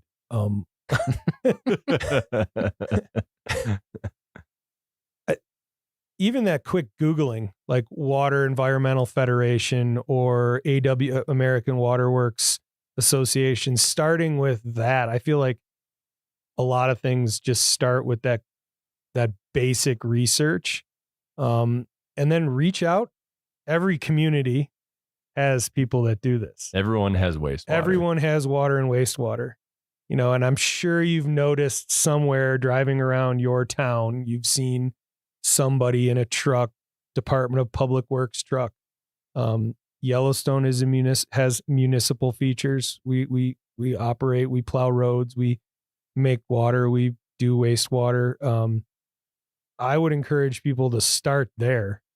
Go to a water and wastewater district board meeting, meet people, get in that way with your local folks. There's a lot of people right now nationwide trying to start intern programs or apprenticeship programs or things like that. I would be really surprised if your local high school biology teacher or doesn't have or know some way to get a hold of somebody in your community that knows the water and wastewater guy or gal. Yeah. And going on a tour, like I went on a tour of a wastewater treatment plant, and it was like fascinating. Like I didn't really know what I was getting into, but it was like, I want to know more about how this actually, do you have like a really nutshell presentation of how that process works? Yeah, it all depends on fascinating. On the treatment facility, right? Or whatever, if it's for wastewater, if it's a biological or a mechanical treatment facility, water, what the source is it groundwater, is it surface water, those kind of things. So pick one, and like, it sounds like we have all the flavors in Yellowstone. That's kind of an interesting. Yeah. So if you were to say, what's the most complicated one? What's the wastewater facility here that's giving you the hardest time, and like kind of explaining? Well, I think we deal with some of the aged infrastructure that gives us a harder time. I think some of the ideas behind, you turn it off and you turn it on every year, that wears on a system more than the thought of maybe, well, you only use it 6 months out of the year, it should last double the time. Yeah. No. and just in the learning of bringing this facility here in Mammoth online, it's a more modern treatment process than we have anywhere in the Park Service. Teton, we went down to Teton. Patrick Larson down at Teton has an MBR there at Moose that they've had probably maybe inside 10 years. We went down there and we talked to him and we learned about some of that. And I think what was good for us is we had that Great American Outdoors Act push already going. So we had a lot of this stuff we had a year under our belts of planning for building Old Faithful and Grant Village and Canyon. So we had some of that experience with the engineering firms already to kick this off the ground. And one of the things I learned, going out with you guys is when you said aging infrastructure, a lot of our facilities were put in like 40 or 40 plus years ago, Mm-hmm. right? And what's the average lifespan of a facility? Well, I think that the average lifespan of a facility is if it was maintained. Mm-hmm. And we've struggled with that for a whole host of reasons. But I struggle with the idea of putting a number on it. Gotcha. I don't want to sit, it's going to last for 50 years. It's going to last as long as we need it to last if we take care of it. Yeah. We're lucky here. We're not in a situation like a municipality that's going to put in another 15,000 homes. So we can cap our capacity for the most part. So we don't need to worry about having another 1 million gallons of capacity when we might do some lodging updates and infrastructure stuff like that. But we're not going to have those same issues like a municipality, like a Bozeman or somewhere else. But even so if these facilities were put in 40 or 50 years ago, visitation was much lower, and were the facilities kind of built that there was room to grow them, or are we kind of now? We run everything, even from my time here, everything that's on when it's on. I always go back to the campgrounds were full in 2001 when I showed up, and the lodging was full in 2001 when I got here, right? Those plants were operating the same way then as they are now. They're on max, 14 hours a day or 24 hours a day. They're running at that capacity that they were designed. Gotcha. Well, yeah, admittedly. So this is an anecdote that I like to say. When I was a little kid, you'd always drive by the wastewater plant and you'd get the smell. And my mom's like, "Oh, that's the wastewater plant." And in my mind, I thought it was like the pipes dumped into like a plant with like leaves. And there was like a plant that just like ate absorbed all of the waste. And I was like, wow, that's a really cool plant. Like just like trees, they take the carbon dioxide out of the air. Well, plants don't tomato plants grow out of the sludge because we can't like process tomato seeds or something? Or am I just like, did I dream? That's a weird dream to have. I think I've heard something along those lines. Yeah. But I mean, wetland treatments is a very real process. Yeah. I mean, so it's not far off. Thank you for not making me feel so silly. Yeah. No. He's winking at us across. You guys can't see it, but he's like, "We'll make Jake feel better." Yeah. So the last question we like to ask everybody before they go is, do you have like a favorite story or memory in Yellowstone or some other national park that's just like a fun thing to share with our listeners? I just think I was really lucky for the better part of 12 years to have my family here, raise my kids here in the park, and just have that experience. I feel blessed to have gotten to where I'm at today, and I look forward to taking the challenges head on and getting to where we're going to go tomorrow, and then all those great powder days at Canyon over the course of 9 winters are always in the back of my head. Do you think your kids like fully grasp the fact that they grew up in like that's not normal to get to grow up in Yellowstone? Yeah, I think I do actually. Cool. Yeah, I think they do. As much as a teenager can grasp. Yeah, I mean, she didn't have a phone then, so yeah. Those are those like icebreaker things that I think they can be like, I grew up in Yellowstone, Yeah. Good story. Well, thank you so much for taking the time and to talking about water and wastewater with us. It's one of those things that again, getting to go out with you guys and your team and seeing what you do, it's really very interesting. Also, I think everyone in Mammoth and the hotels and everybody that's here, the fact that we can even be here because you guys got that facility up and running as fast as you did. We really appreciate that as well. Appreciate that. Thank you. It took a lot of people. Well, that's it for this week's episode of What We Do. Thanks again to our guest, Jason Murphy. If you like what we do, rate and review the show wherever you listen, because every positive review helps new listeners find the show. If you have questions or you want to learn more about a particular job, contact us using the form at go.nps.gov/whatwedo. Thanks for listening. In 1872, the United States, a country that had not yet seen its first centennial, established Yellowstone as the first national park in the world. President Ulysses S. Grant signed Yellowstone into existence, and a new concept was born. And with it, a new way for people to preserve and protect the best of what they had for the benefit and enjoyment of future generations. Yellowstone Lake is one of the largest high-altitude lakes in North America and is centered over the Yellowstone caldera, the largest supervolcano on the continent. In the southwest area of the lake, the West Thumb geothermal area is easily accessible to visitors. Geysers, fumaroles, and hot springs are found alongside and even in the lake. The federally funded Hayden Geological Survey of 1871 provided the most detailed and scientific descriptions of Lake Yellowstone in the pre-park era. The Hayden Party, 34 men in all, launched Annie, the first boat to sail on Yellowstone Lake, and began exploring the islands and shoreline. The first photographs of the lake were taken by William Henry Jackson, and paintings by Thomas Moran, along with the Geological Survey, played a prominent role in convincing the U.S. Congress to pass legislation creating Yellowstone Park. Yellowstone Lake is the foundation of the greater Yellowstone ecosystem, the largest remaining nearly intact ecosystem in the Earth's northern temperate zone.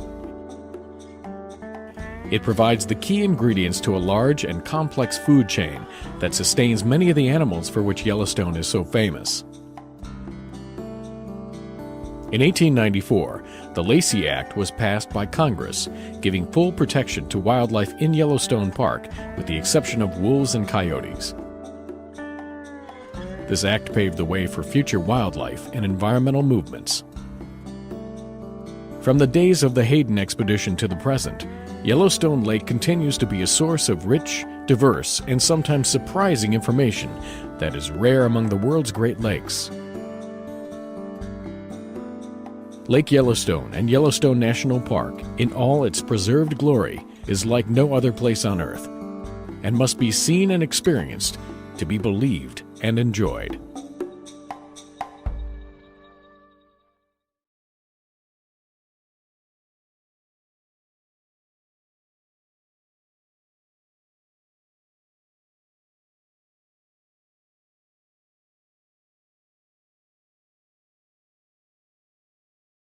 Yellowstone is the world's first national park, and everybody in America is very proud of that. But there's been a struggle to figure out what a national park should be like. And probably one of our founding philosophies is it should be natural. It should be a natural system that functions the way the Earth did before humans altered it. And so it was written into our policy that we're going to restore and protect natural systems. And the early managers of Yellowstone didn't really know what natural looked like. So we've been struggling towards natural our entire history, and that definition has evolved. And that definition, the modern one, now includes you need to have natural predators. And so we tried to eradicate them: wolves, cougars, coyotes, bobcat, lynx. We did that in the early part of the 20th century because we thought that was the ideal. We didn't have a complex mindset about policy in terms of natural. And so we restored wolves because the Park Service policy changed towards what is a natural system that includes large carnivores like wolves. We also had the Endangered Species Act come about as law in 1973 that says we cannot wipe some species off the face of the planet. And wolves are very much under that umbrella too. So the best answer as to why wolves were restored to Yellowstone is it makes it a natural system. It was the law, but finally, people wanted it. The public's view of nature has changed and evolved. So creatures that were previously considered bad, scapegoats, have now had an image alteration, and a lot of the public demanded that we bring some of these animals back.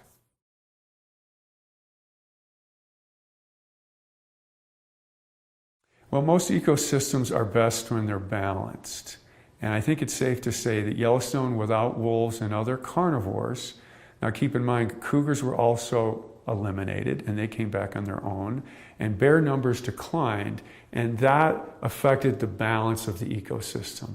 And so ecologists refer to this as biodiversity, but emphasize the word diverse. Having a lot of different kinds of things at moderate numbers is better than having a lot of any one thing. And prior to wolf recovery, we had a lot of elk, we had a lot of coyotes, and we had very little things like willow and aspen and songbirds and beavers. And so the entry of wolves and other carnivores, because bears have increased and cougars have come back too. So now we're a carnivore-rich system, and we've restored that top layer of the system. So really the simplest way to look at it is all the parts of the system now are in place, and they're interacting differently. And I hesitate to use a value judgment-laden word, but it's healthier this way than we had certain parts of the system before that were absent. So all those things functioning together has made nature look like it used to before we started managing it. And those management intentions were good. We just didn't know enough about it. And so we've had this makeover in Yellowstone now. We've brought carnivores back, wolves being the most high profile, and it's changed the way Yellowstone looks.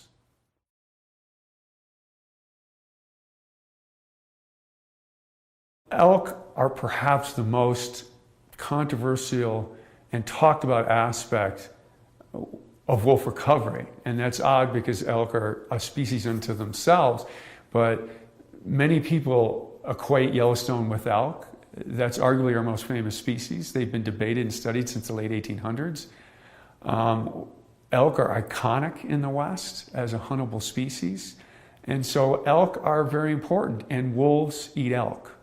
So do cougars, so do bears, so do coyotes. A lot of things eat elk. People eat elk. And so the system in many ways hinges on elk. So what wolves and other carnivores do to elk is very important. And very simply, prior to wolf recovery, predation pressure by natural carnivores was very low. No wolves, no cougars, few bears. Bears were here, but their numbers were lower. And that caused the elk population to grow to very large numbers. In fact, a lot of ecologists and scientists criticize Yellowstone for having too many elk. The effect of elk was so dominant on the ecosystem that they suppressed other things. To the point where managers outside the park were hunting elk at high rates to try and depress this burgeoning elk herd. With our wolf recovery in the mid-90s, with natural cougar recolonization, with growth in the bear population after decades at low numbers, predation pressure has increased, accompanied by the management practices outside the park where people were hunting elk. All of these things together have caused the elk population to decline. And the Park Service considers that a success story. And that's hard to describe to a lot of people, especially some people who can't understand how less is more. We live in a culture where more is always better, but fewer elk brings about that ecosystem balance, that biodiversity that the Park Service seeks as natural. And that's a very important goal for the Park Service. And so having these large carnivores, and Yellowstone may be the place in the world that's got, in North America, that's got the best mix of diversity and density of large carnivores, that will affect the elk population to lower. But we're arguing as a Park Service that that's more natural or healthier, which is defined as better for the system. And this is a very hard thing to convey because a lot of people liked a lot more elk. It's better hunting. And so this is a complex relationship. But wolves have contributed, not solely, to a decline in elk.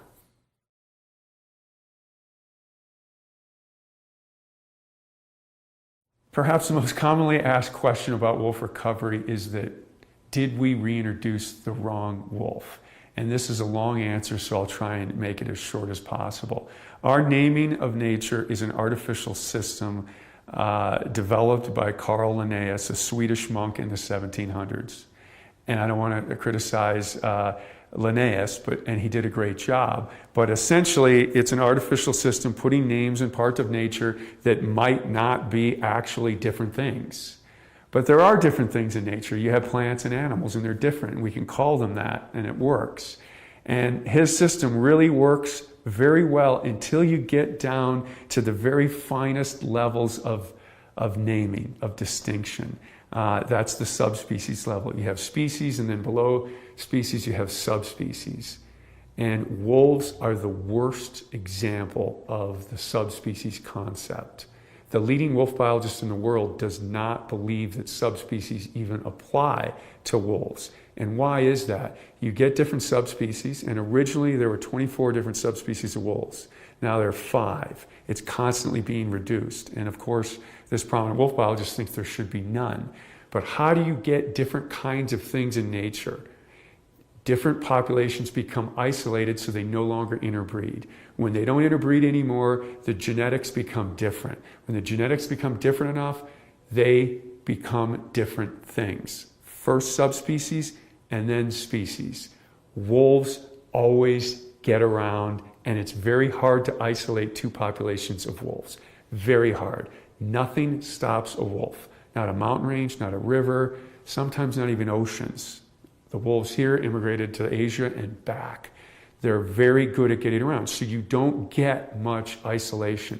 The best genetics show that wolves in Mexico to wolves in the Arctic are on a continuum of change from south to north. So there's no place we can go in and say, this group of wolves is different from that group. That's a genetic analysis. And the Mexican wolf can interbreed with the Arctic wolf very capably. So did we reintroduce the wrong thing? No. Were the wolves that we put here slightly different from the wolves that existed here 100 years ago? Probably.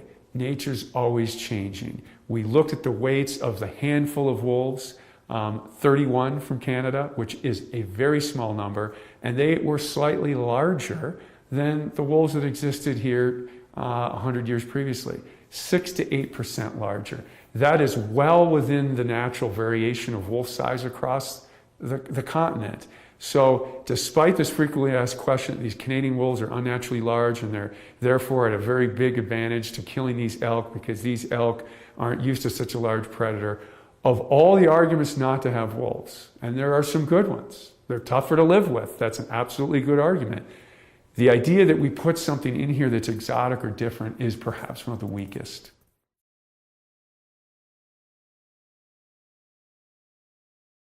Wolves do not kill for sport. That is a fact. Why? The average wolf weight, if we threw all the wolves together, males, females, subadults, adults, pups, is about 100 pounds.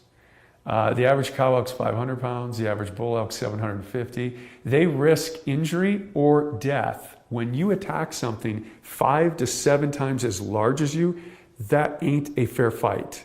So they risk tremendous injury or death trying to take something on bigger than them. So they prey on things in a risk-averse fashion. They only kill what they need to exist, and we've got great data on this. Will they kill more than they can eat? If the risk equation balances out in their favor, they will. What does that mean? Late winter, belly-deep snow, elk are weak, they'll kill more than they can immediately eat, but underline the word immediately. We had a situation in March 1996 where one pack of wolves killed 5 elk in one day. And they cycled back and ate everything on those 5 elk in over a 2-week period. Now, they were competing with ravens and coyotes and magpies and eagles because they were trying to consume it too. Because as everybody knows, the bounty of nature is shared and competed for. So they went back and they tried to eat it all. But that is common predatory behavior. When you can get an edge, when you can get more food. Humans do this too. When oil is cheap, we burn more oil. When wolves can kill more elk, they kill more elk. Because why? That equals more pups. But they only do it when they can. So on average, wolves do not kill healthy elk. It's too hard. If all you can eat are healthy elk, the wolf population goes down. Wolves make their living on vulnerable elk. And so their population waxes and wanes based on vulnerabilities. And hard winter is a vulnerability. But so are things like age and health status and condition, bone marrow, all these different things affect elk vulnerability. And that's what's important to wolves, and that's what they're shooting to take advantage for. Remember, there's no creature in nature that doesn't look for advantages. So no, they do not kill for fun, but yes, they will kill for more what they can immediately eat, but if left alone by humans, and this is very important, I get sent emails all the time showing an elk killed by wolves and not eaten, but there's tire tracks, there's human tracks, there's horse tracks. The wolves were bumped off the kill. People found the kill to take a picture of it. Left alone, as we've demonstrated here in Yellowstone, and we've seen it more, killing a couple elk sometimes is fairly common. If they're not disturbed, they'll eat everything. They won't do it immediately because they have a capacity on their stomach. So very, very important point. Killing for fun or bloodthirsty reasons is not true.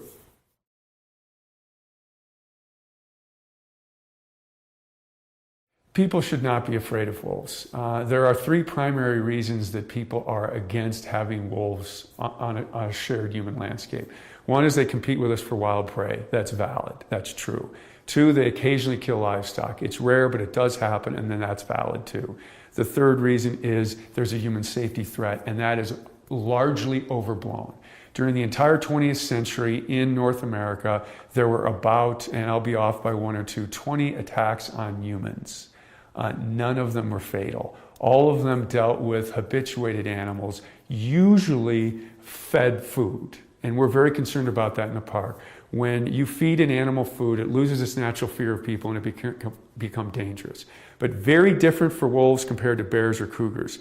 They never attack a person on their first encounter with a human. So the first time a bear encounters a person, a sow with a cub, or a cougar encounters a person, they might attack. And bear fatalities and cougar fatalities are much greater than wolves. Wolves always have to overcome their natural fear. I don't know where it comes from, but they have a natural fear of humans. They've got to overcome that. That's usually through habituation. Typically food conditioning, but not always. Of those 20 attacks that were recorded, some were habituation just through exposure, from being around people in a non-threatening way. So wolves have to overcome this natural fear, and then they may attack. 6 of those attacks were bites from Alaskan pipeline workers feeding them part of their lunch. So 6 of those 20 attacks were from that. Since that paper was published, there have been 2 fatalities, and both of those wolves probably were food conditioned. Some were dump wolves, and others lived around a logging camp. And so those animals, those are examples of wolf fatalities. So it can happen, but it's extremely rare and less likely for other carnivores.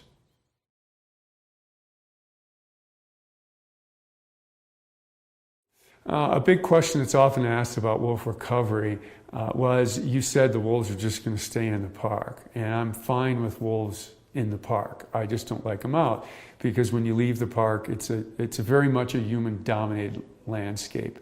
That's another misconception of wolf recovery. The plan written to restore wolves to this region never said the wolves would stay in the park. And it's different outside the park because wolves are managed by the states, and so they have different policies and objectives than the park does. The park generally stated management philosophy is preservation, which means no use. That's not a pure definition because we do manage other species. The state's objectives are largely conservation. That means wise use. Both of those objectives are fine, and they're determined by people, and neither one is better than the other. They're just different. And so naturally they clash a little bit because there's no wolf hunting inside Yellowstone, and there is wolf hunting outside of it. Wolves have to live with people outside of Yellowstone, and that does create conflict. It is true to say that life is easier without wolves than with them, for the reasons I stated previously. They can compete with us for elk and deer, and they do occasionally kill dogs and livestock. And so they need to be managed outside the park, and that's okay. That's part of it. And there's some data, although other researchers are questioning this, that if species are hunted or if species that cause a problem can be immediately dealt with, social tolerance increases. So inside Yellowstone, we don't have to deal with those issues. We don't have to deal with issues of predation on pets or livestock, or taking elk inappropriately because I wanted to get that elk. So we have a different approach, but both approaches are okay and occur in different areas. So this is a very common situation for wildlife management across North America. Animals go over political boundaries and they're subjected to different management regimes, and that's the way it is, and that's okay for wolves too.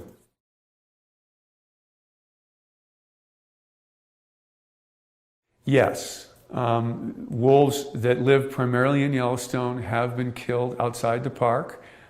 This probably has not affected the population much numerically. One year we lost 12% of our population in 2012. This year we lost only 4 wolves. Last year we lost none. So the number of wolves taken is highly variable and generally below 3%, except that year 2012 where it reached 12%. And it probably didn't, even at that level, affect our population numerically. But what's important, and the reason my answer to that question was yes, is the Park Service mission is to manage for a natural population. Wolves are very social animals, so they have a social network that's important to how they function as a pack or a family. And we don't have as much information on that social functioning as we do about their population numbers. And we know that there is a harvestable surplus in terms of numbers. And that has not been exceeded so far for Yellowstone. But there are some questions if you remove a key wolf in the pack, a high-ranking individual, so to speak. What's the impact on that pack? Or a second-ranking individual. What does that do to pack dynamics? In one case, it caused the pack to split apart. Was that because that high-ranking individual was removed, or would that pack have split up naturally? Those are important questions for the Park Service to wrestle with, because even though that doesn't affect the numbers of wolves, it affects how wolves live on the landscape and function to themselves. And places like Yellowstone hold this dearly, because most wolves across North America are impacted by people.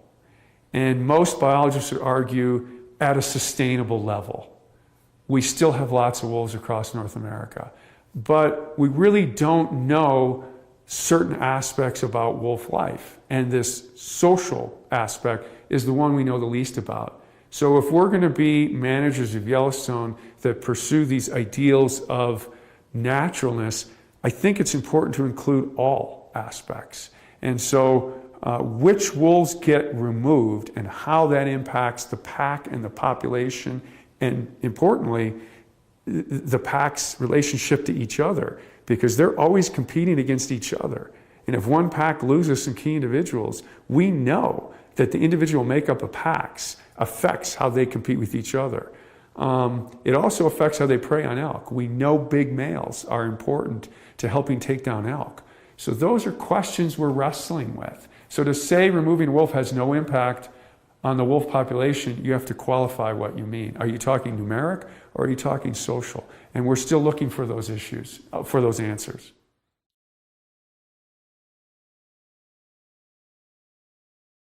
Wolves are one of the most studied species in the world. Beginning in the late 1950s, they weren't. And because of the problems that are associated living with wolves, a lot of studies were kicked off in the 50s and 60s. And now they're one of the most studied animals on the planet. And so it's hard to advance your knowledge in that kind of arena. But Yellowstone has. There was a book published in 2003, which was a review of all the science done on wolves up to that point. And in the introduction of that book, the authors said, we've tried to include as much knowledge as Yellowstone has learned in the first few years, but Yellowstone holds the most promise to unlocking some of the wolves' secrets that are so far unknown. And I think Yellowstone has done that. And that's because, and this is somewhat controversial, we've had a good radio collaring record, so we're able to follow individuals and packs. The park is big, but it's more accessible than, say, Northern Canada or Alaska. And about half our population is viewed daily from the road. And this is an odd feature of recovery that I didn't think would occur. I thought wolves would be more secretive and shy, but we're getting information about pack dynamics, about individuals, about predation, about interactions with other species on a daily basis. And there's no other study in the world that's doing that. And then we do the traditional things, radio tracking, airplanes, genetics, drawing blood, looking at disease exposure, that all the other studies do. So you combine the traditional scientific methods with citizen science and daily observation and a public that loves to come here and see wild nature. And again, I can't overemphasize how important wolf recovery has been just to public enjoyment. Yellowstone is the best place in the world to view wolves, and people come here to do it, and that's immeasurably important to the park's goals and policies, that people see intact nature. So yeah, Yellowstone has changed the world's view of wolves. And we're in the news all the time. And I think having positive news out there about wolves, because to be honest, there is a lot of negative, because they're hard to live with. But having Yellowstone there, providing this positive, good news, has been very important, not only for Yellowstone, but what we know about wolves and the image of wolves worldwide.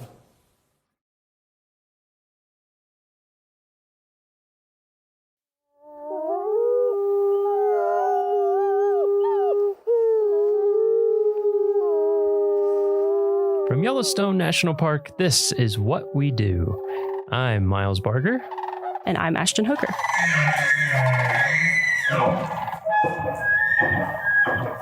Hey, Ashton. Hey, Miles. How's it going? Pretty good. How are you doing? I'm doing pretty well. Are you ready to record a fire podcast today? Yes. Straight fire? Fire podcast. Straight coming fire. Your way. Because today we're going to talk to John Cataldo, Yellowstone's Fire Management Officer. And before we get started, I have to do a little fire trivia. It's going to be a trite one, but I think it's still interesting. So Yellowstone, record fire, 1988. How many acres of the park burned during those fires? I know it was massive. I know it was a lot. It was a lot. I'm you going to can say... round to the nearest 100,000 if you want. Okay, I was going to say a few 100,000. I'll say 600,000 acres. You're up. A little higher. I'm getting the up motion. A little more. 800,000? That would be the right rounding. Oh, nice. Wow. 793,880 is the official number I found. Do you know, like, if we were to compare, and that's what's in that Yellowstone. size? That's not the full fire Like, complex, what's correct? like 800,000 acres compared to? Gosh, that's a good question. Yellowstone's 2.2-ish million. Okay. Which is what states combined? Rhode Island and... It's two Rhode Islands. Two Rhode Islands? And the chain. So so maybe 2/3 of a Rhode Island. It was 36% of the park. Pretty big. That's a pretty big fire. Yeah, pretty big. And that's just inside of Yellowstone. Anyway, there's our trivia. But today, like I said, we're talking to John Cataldo, Fire Management Officer. You ready to dive in? I'm ready. All right, good. So in your career, have you always worked for the National Park Service in your career? Or did you start with a different agency in terms of fire? I started with the National Park Service in 1992, and I've kind of oscillated back and forth between the U.S. Forest Service and the National Park Service, but always a federal agency. Okay. Yep. What was your first job in fire? My first job in Or in fire. general? Well, in general, it was actually part of my financial aid package when I was an undergrad at Humboldt State University. I was offered a work study opportunity as part of my financial aid. And I was studying wildlife management at Humboldt State University in Northern California. And my advisor and the department chair was married to the branch chief of wildlife at Redwood National Park. And I was on academic scholarship as well at Humboldt. And he kind of passed my name along to to his wife and said, we've got a potential work studies student if you interested in picking them up for some work. And they gave me a key to the office for Redwood National Park and a pile of wildlife observation cards that visitors employees had filled out. And it was a pile pretty much up to the ceiling. And they gave me a key to the office and let me go in there 10 to 15 hours a week, all during the school year, and just at my own pace whenever I could fit it in between classes and whatnot. And that was kind of my very first Park Service job. Interesting. Wow. Yeah. Huh. So how long after that was it when you first got into fire of some kind? The very next summer, I was working up in Alaska for the Forest Service in Cordova, which is the last place I ever moved to without checking the Farmer's Almanac for like how much rain or sun it gets or doesn't get.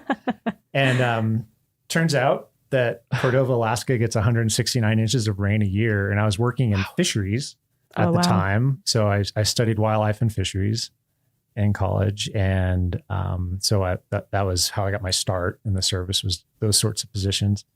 And so working in fisheries, we were outside every day in Cordova, wearing rain gear.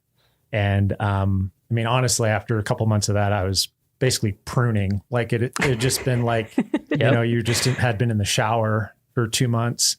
And they said, hey, do you want to go to fire school? And I just said, is it indoors? And they were like, yeah, it's down here. And the district office was an old courthouse of some kind. And it was like, fire school was in the judge's chambers or something in the courthouse. And it was in fact indoors.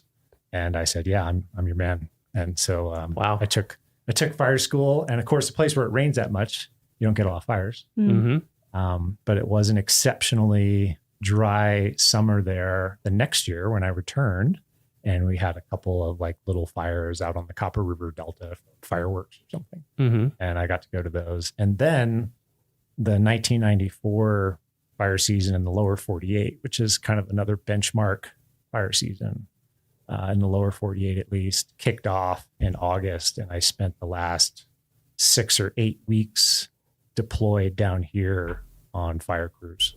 They kind of went to each little team on the district up in Alaska, and everyone had to volunteer somebody to go be a firefighter. And I was good at hiking and carrying a big pack and stuff. And they said, why don't you go? I said, let's go. Well, so what did you said you were studying wildlife starting out. Yeah. Did you ever envision yourself being in fire? Like what were you kind of working toward before you got the offer of like, hey, you can come indoors and learn how to like, I was your butt off. Just working towards, a career as a wildlife biologist or a fisheries biologist. I studied both, and I grew up loving it and, loving the outdoors and whatnot. I'm a kid from suburban Long Island, New York, like 20 miles outside the city. And that was my big escape, was going to the woods. And, even if that was running around catching garter snakes under garbage on the side of some parkway on Long Island, which is honestly how you start in wildlife management. Wow, beautiful, you're, yes. A little suburban Long Island kid, there's not a lot of open wild spaces or places to get away from the crowds. So the woods kind of became my retreat when I was young, and just got out the book of colleges, when you're in high school, and it's like the size of a phone book, and it's every every college in the country and all the programs they offer, and picked 3 or 4 of the top wildlife management programs. And one of them happened to be 4 hours from where my brother lived in Oregon. And nice. Yeah, ended up at Humboldt. Oh, cool. Yeah. So when you finally did get into fire, what was it that kept you there? I've always been into played a lot of sports growing up, so I like being really physical. And honestly, probably statistics and organic chemistry pushed me towards firefighting, because to kind of take the next step in wildlife and fisheries, it was going to be really heavy. And you kind of get to that point in your education where it's like, I don't know if I'm ready to take the next step. I think organic chemistry is that line for quite a few people. Yeah, it kind of weeds people out, huh? Yeah. So just working on a team and being outside, and it was just a good fit. It was like I was kind of made to do it. I just felt enjoyed right. it. Yeah, it just felt right. It was just right off the bat. It was a good fit. I just fell right into it. And you're lucky if that happens to you. Yes. Whatever I agree. you are, whatever you're doing. Yeah. Yeah, I feel the same way. I'm like, how did I get to where I am today? And I feel lucky. I don't think I would have planned it. Like you're saying, sometimes these things just happen. Yeah, I had some apprehension, in the beginning, and just talking to other folks who'd done it previously. And they're like, no, it's great. It's like camping for dollars. Like we're going to go camp for weeks, and we're going to work hard all day, and then we're going to go sleep in a tent, and we're going to get up and do it again. I was like, that sounds great. So what was I'm guessing, I don't know yet, but I'm guessing a theme in these podcasts that will come up is the career progression can be interesting. So like, what are the steps to go from that, where you're like actively out camping, fighting fire, to where someday you're spending most, if not all, your time in an office and dealing with budgets and hiring in the big picture? Like, what did that look like for you, timeline wise? Yeah, that's kind of one of the hazards of the job is someday someone's going to hand you a radio to talk on. That's the first hazard of the job, right? They kind of leave you alone for a few years because it's dangerous to let you be in charge of anything. And then at some point they're like, oh, like you seem pretty squared away. And they hand you a radio, and that's a big fork in the road. Is you're going to let me talk on the radio while I'm on a fire and actually, help coordinate what's going on. And I've held a lot of positions along the way. We get to go a lot of different places in this job, which is also what attracted me to it. I think I've been to fires in 18 different states. Oh, wow. At this point. And I'm not done yet. I got a lot left in me, but was one of those states more memorable than the others? Does one stick out to you? They are so unique. I know it, it sounds cliche, but I mean, literally I've spent 3 weeks camped 3 feet from the Yukon River in interior Alaska, helping manage a long duration fire up there, and I've done a lot of prescribed fire down in Big Cypress, down in South Florida. So literally this job has taken me from one corner of the country to the other. And a lot of places in between. And you just get to, granted, you're working really long hours while you're there, but you get to see a lot of interesting things. You're off the beaten path a lot. Yeah. So you just have a lot of shared experiences, and must be interesting too, to get to like be pretty intimately familiar with so many different types of forest as well, and like the way fire behaves so differently in these different places. And and you have to be a student of it, because I bet it'll kill you if you're not paying attention. So you are very eager to learn when you go to a new place, like how does it move right through this stuff? Does it move by jumping from tree to tree, or is it mostly ground fire? Are there interesting local factors? Like, does it burn? Some places it burns really hot and downhill at night. Didn't see that coming, right? So you gotta make sure you're being a student and finding the people that understand how fire moves on that particular landscape. And, helps keep us all safe and meet the objective, whatever that is. Yeah. So let's jump ahead to now. Okay. So do you have a typical day in your job? A lot of what drew me to this is that it's not a lot of typical. I I guess should focus on maybe on the summer, because like you mentioned, the winter, when you're in a year-round position and you live at 6,300 feet in a national park, we get a lot of opportunity for winter and typically don't have fires. And in the off season, it is a lot of just planning and for next season and hiring and communicating with our partners and cooperators and just kind of getting on the same page for the next season. But once we kind of throw the switch and the temporary employees come on in the spring and we kind of ramp up and just sort of get into the mode, so to speak.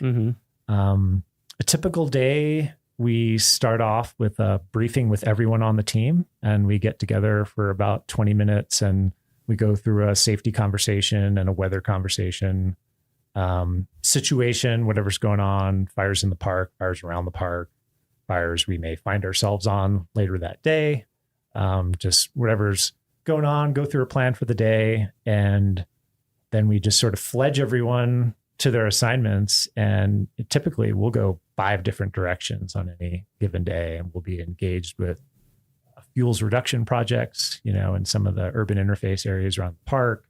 We'll be out monitoring the fuel moisture and different types of fuels that we're curious about in the park. That's a big part of the program, just being prepared for what might come, and how wet or dry the fuels are is a big part of that. So we'll be out doing that, maybe helping our neighbors with some incidents that they're managing. So there's just really, every day is different. Yeah. Especially once we get around to like May or so, and then through October, you just really never know what you're getting into. Right. So it's a good career field for someone who likes to keep moving and have surprises thrown at them. There's a lot of moving. Yeah. There's a lot of moving parts. You have to be and you're out in the field a lot in the summer? I get to pick and choose my spots at this point a lot. Unfortunately, the field part of my job is definitely dropped off, particularly here just because of connectivity issues. Yeah. Because we are so remote, relatively speaking, to a lot of other places in the lower 48 that because a lot of my day-to-day responsibility is to be what we call a duty officer. So I'm the first phone call on any new potential vegetation fire. So however that report comes in from a visitor or from an employee, it'll get routed to our dispatch center. And then they call me as the duty officer and say, here's what we might have. What do you want to do about it? So you need to be reachable I at need all to be times, reachable basically. at all times. Yeah. And if people can't find me, I'm not doing my job. So it does kind of keep me around headquarters a lot. But of course, I do enjoy getting out on fires. Yeah. Yeah. So in your current job, what do you think is the most important skill? For my position, I think the ability to triage a lot of emerging problems and to pretty quickly sift through what's important and what's noise and what can wait and what, you're pretty much when things are rocking and rolling, there's a constant state of just, your awareness is just peaked and you're just constantly trying to update what we call a common operating picture of what is our fire environment, what's going on, and what the biggest threats are, right? It's all about risk management. I mean, fire management is risk management. So risk to people, first and foremost, risk to infrastructure, buildings, and then everything after that. So yeah, just the ability to maintain the correct flight altitude. And, all of us start out as just ground pounders, right? Swinging a 5-pound tool 10,000 times a day is how you first prove that you can do this. Right. And then you go from there to where you're virtually never swinging a 5-pound tool anymore. Yeah. So sometimes when really things start rocking and rolling, some folks will revert to what they're most comfortable with, right? Which is the first thing you ever learn. And they want to kind of get in the weeds. And just being able to maintain that 30,000 foot flight altitude as a fire management officer or a duty officer, that's pretty critical. Well, and that skill to bring in all that different types of information and then be able to make decisions, that probably comes with a lot of experience that you've had over the years. So if you were to what advice, what types of experience should people be seeking out if they want to, get to your type of position one day? Variety, just really seek variety, and particularly prescribed fires. So controlled burns, another way we describe those.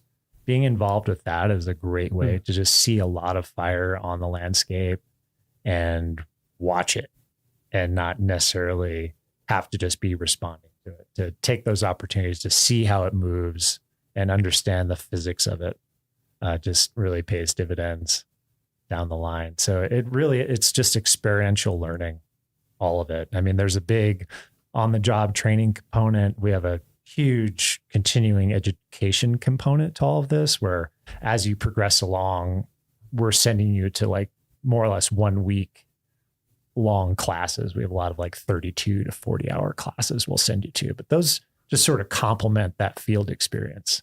So it's just go full send, like just get as much fire under your belt as you possibly can is the best way to be good at my job. And so that's why I oscillated between the two different agencies, because, the Forest Service, that's the big green machine, right? So I mean, I think half the U.S. Forest Service budget is fire management. Wow. So they're highly invested in it. And that's where the majority of the resources in America are, they're in the green trucks with the different logo. And so coming up in the Park Service was great, but I also realized I'm not seeing enough fire on Park Service land to get as good as I need to get at this to have the job I want to have someday. So I knew I wanted a job like I have now, but to get there, I had to leave the agency, go to a different federal agency, and ended up running a hotshot crew for close to a decade, which is a great way to see a lot of fire. Yeah. So that was just all by design. That was like, well, I think I've done what I can. In the Park Service, there just wasn't as many opportunities to move up or move laterally. We just don't have as big a program. And it's like, I'm going to go fight fire with the Forest Service for about a decade, and then I'll come back and I'll feel a lot more confident what I'm doing. So you did want to end up back at the Park Service? Absolutely. Ultimately? Yeah. Why that over, like you said, Forest Service is the big agency that's handling all this stuff. What about the Park Service made you want to end up here? I just love the mission, really. And I mean, it's the greatest, last, best places, right? I mean, the Park Service units are, particularly for me, loving the mountains. I mean, being in the Northern Rockies, it's just outrageous. And this region in particular, I've spent time in the Pacific West and the Pacific Northwest, and I love those systems as well. But I mean, the Rockies are just outrageous. So for me, you can't beat it. So yeah. Was that kind of same sentiment what drew you to Yellowstone, or was there some sort of draw to Yellowstone for you in particular? I've spent about 5 years of my life in Alaska. So one of my early Park Service positions, actually my first permanent appointment, I was the first helicopter manager hired at Denali. In the year 2000, we had the National Fire Plan came out. So we'd had kind of a succession of really intense fire seasons in America. And the result of that was a thing called the 2000 National Fire Plan. And a big part of that was a big injection of funding into fire management in America. So, a lot of life's timing, right? And so when the National Fire Plan rolled around, I had about 9 seasons under my belt, either of fire management or wildlife or fisheries management. And I think three full seasons and a few qualifications under my belt. And then all these permanent jobs popped up.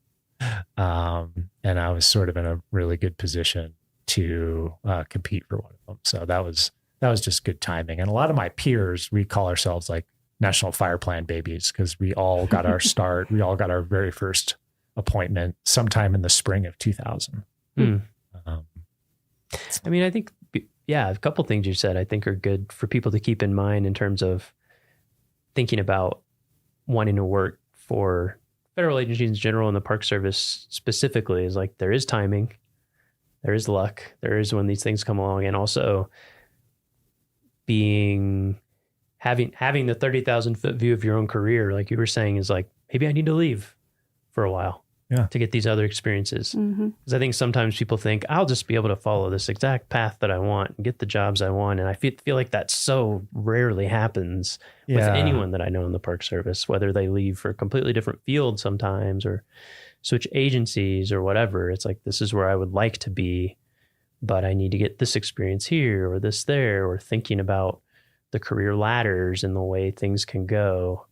I think I'm glad that you brought up those points, because I think it's a good thing for people to remember. That's certainly how my career has been. I think almost everybody I talk to. Yeah. I think a big part of it, I tell folks all the time, to some extent, you have to be prepared to move at the speed of opportunity, and you can't just expect to, in the federal service and the Park Service, like plant roots in one spot and march up the ladder through your entire career in one place. It's just not realistic. Possible at a massive unit like we work at, right? Because we do have a tremendous organizational chart here and a lot of really deep programs and a lot of career ladder potential. That's pretty unique. It is. In the service, though. Yeah, it's pretty rare. Yeah, you can go to a lot of parks and there might be, the chief ranger and 2 seasonal law enforcement.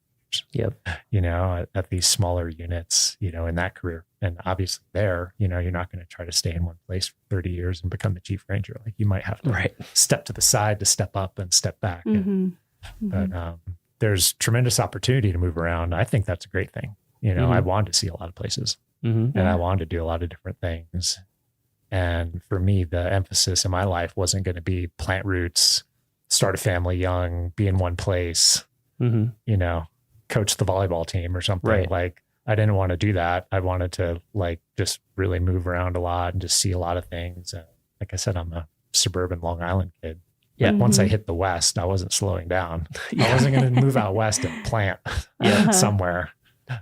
So I've achieved that. So with all these different experiences that you have, it might be hard to pick one, but is there like a moment in your career that stands out to you as really being a defining moment or even the defining moment? Was there some time where you're like, this is it for me, or was it more gradual? In my fire service career, I'd say the day that we were certified as a hotshot crew in Northern California, that process took several years and was pretty intense. And so I'll remember that day for the rest of my life for sure. Yeah. Anytime you're working towards the same goal for 6 years, year round, it's a pretty big day when someone finally says you're good enough. Wow. But within my Park Service experience, really the entire 2016 fire season here in Yellowstone is kind of a benchmark too. Yeah. Any fire season you're a part of that ends up with like a commemorative pint glass or something is usually probably a pretty big deal. Yeah. And in that year, we successfully managed 100 square miles of fire in Yellowstone while concurrently celebrating the centennial. Oh, wow. Big year. So there was a period of time where we had an incident management team just managing the centennial celebrations in Mammoth and Gardner, Montana. And we had a separate incident management team assigned to the Maple Fire, which was out by West Yellowstone, ultimately burned about 55,000 acres. And we had a third incident management team concurrently managing a basket of about 5 or 6 smaller fires, most of which were out on the northern range of the park. And we had all that going at once, and we didn't have any single serious injuries. Rotating firefighters through that for months on end, and didn't lose a single shingle off the side of a structure. Wow. So no one got hurt. Amazing. We didn't burn anything up that we didn't want burnt up or were willing to accept burning up. Mm-hmm. And, 100 square miles of a pretty incredible natural process in the world's first national park. So that year sticks out. Yeah. Yeah. So you just mentioned like protecting these historic, buildings that are in the park and stuff like that. And earlier you mentioned fuels reduction projects. For people who don't really know what that means, like, how do you do that? How do you protect, like, because, you know, there's all these historic buildings throughout the park. How do you go about protecting those? It's really all about just creating what we call defensible space around those. And we really focus on the first 30 to 300 feet of vegetation immediately around that structure. So we just basically need some elbow room around there to function as firefighters. We can't have, you know, little baby trees growing out of the foundations of old buildings and pushing the shingles off the side of them and stuff like that. That'll happen in a place like Yellowstone. You know, lodgepole pine is a pretty robust species, and it's a little bit weedy in some places where it gets really thick and comes in pretty strong, especially after a fire. So when we're talking about fuels reduction, we're just literally in and around the developed areas in the park, just reducing the amount of biomass.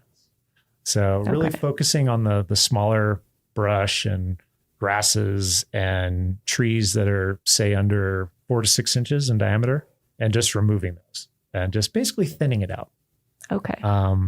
In other areas, we might use prescribed fire or controlled burning to try to accomplish that same objective, because fire is a really efficient way to reduce the amount of biomass around a subdivision. But lodgepole pine, when it burns completely. So its natural fire regime is stand replacement. So it burns from the surface of the ground, of the tops of the trees, and completely is what we'd expect.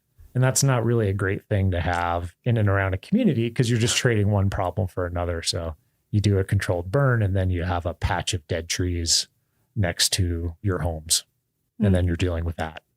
So we just prefer not to do controlled burning around our developed areas, and we just go in and just thin out the vegetation so that if a fire does come in there, it's not moving through the tops of the trees, which is, of course, where it's really intense and dangerous. It's going to stay on the ground where we can deal with it, and preferably on the ground with flame lengths less than 8 feet. That's kind of our cutoff.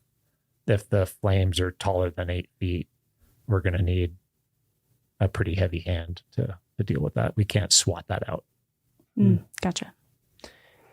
So for people interested in your field, your career field, what, before we get to your series and grade and all that kind of stuff, where would people look if they wanted to get started in fire? Like, what series would they look for?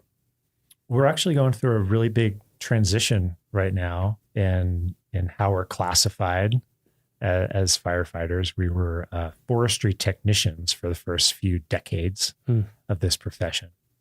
And essentially, it's been decided over the past few years that's not a very accurate description of wildland firefighting for lots of good reasons. And so now there's a new wildland firefighter job series, and that's 0456. And it's designed to be a hire to retire job series. So we're going to be recruiting and advertising positions in that from now on, literally from the GS3 to the GS15 level.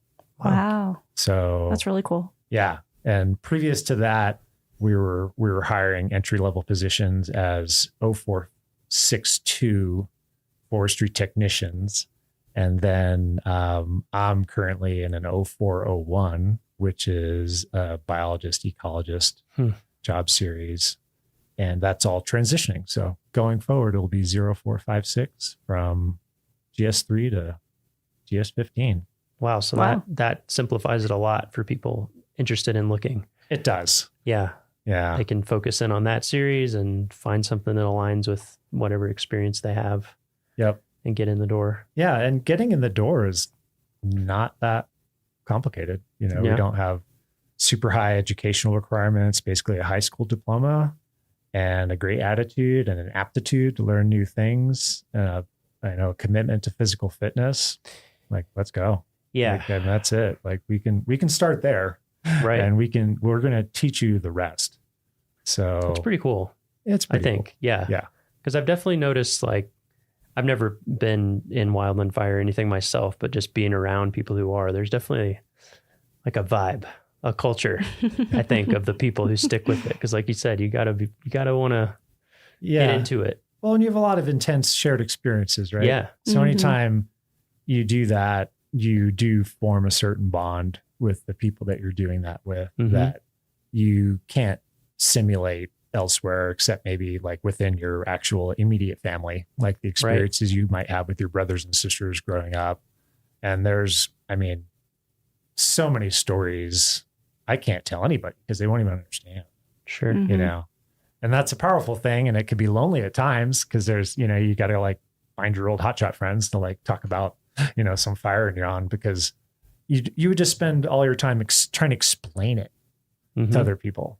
Yeah. You know, so yeah, it's kind of a unique job in that regard. But you meet a lot of great people, and it's not easy. It's not an easy job to do, right? So if you're around people that are doing it and sticking with it and making it past, there's kind of this imaginary line at year 3 where you're sort of in or out, right? You're either like, this is what we're doing because the commitment level is so high, or maybe this isn't for me and I don't like sleeping on the ground and not being completely convinced like when the next meal is going to show up out here, or just being out in that environment. Yeah. So when you're around people that have made that commitment and made those sacrifices, it's a pretty special. So yeah. We have really good stories if you can get us to tell them. Maybe someday. About to say, I could keep I wish we could talk for like 3 hours. Yeah. And so along those lines, like if somebody's looking for this job in a national park, not every national park has these jobs, right? Or do they? I'm not familiar. Not every unit. Certainly the larger mid-size to larger parks. So for example, in our region, we have 14 park level fire programs, and those programs either manage one or a group of parks. So, you know, when you talk about a Yellowstone or Mesa Verde or Bandelier, Rocky Mountain, Dinosaur, Zion, all those units have a program, and pretty robust, you know. So sometimes when you get into like a much smaller unit, like we manage fire for the Little Bighorn. So Little Bighorn Battlefield National Monument, it's about 4 hours east of where we're sitting. And we provide fire management services for them, but they don't have any firefighters or any equipment. So it's just sort of an administrative responsibility. And so, yeah, we manage their fires through agreements and relationships. So the Crow Agency has agreed to come over, put out any fires if we get any out. But so yeah, but most mid-size national parks are going to have especially out west, will have their own program. So cool. There's a ton of opportunity, investment. The bipartisan infrastructure law I call it National Fire Plan 2.0. It's essentially the next huge influx of investment in wildland firefighting in America. The Park Service is benefiting greatly from that. So all those programs are kind of on the uptick. It's a great time to get your foot in the door and start a career or advance in your career in fire. Awesome. Yeah. Well, like I said, I wish we could talk for like 3 hours. I want to just ask you about fire ecology and behavior and what it's like to like get to know it's just like a fascinating process to me. You know, it's like a chemical reaction happening that has its own life and scale, and like you said, behaves so differently. But we do have to wrap it up. So do you have a favorite story or memory from your time in Yellowstone or another national park, but just something that, you know, I've been reflecting on that recently, and I couldn't come up with, you know, the one thing. And maybe that's because at this point in my career, in my life, I've learned to appreciate like small things, you know. And I mean, obviously we live in a place where we're just kind of surrounded by wonderment, and people have a hard time even relating sometimes to the things we try to describe that happen in our backyard. But for example, literally in my backyard the other day. I went out to chop some wood for our stove and was just enjoying the weekend. And I kind of had a quiet moment and I stood there and a wolf howled. And it sounded like it was, maybe a mile behind the house. And I thought, it's like noon.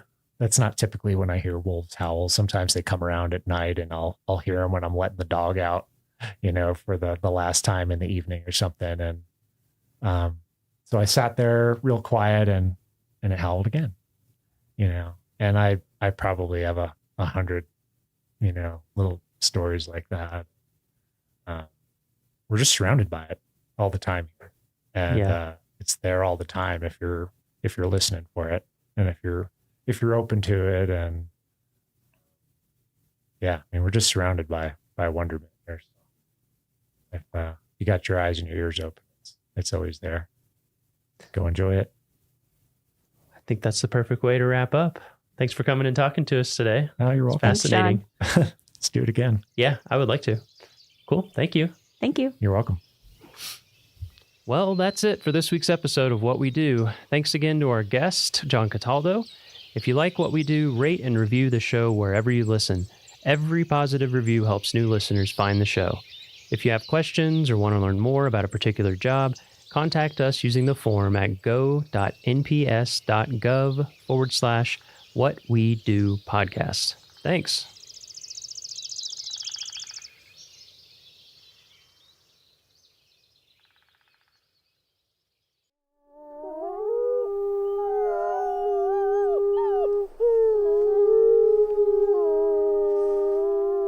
From Yellowstone National Park, this is What We Do. I'm Jake Frank. And I'm Miles Barger.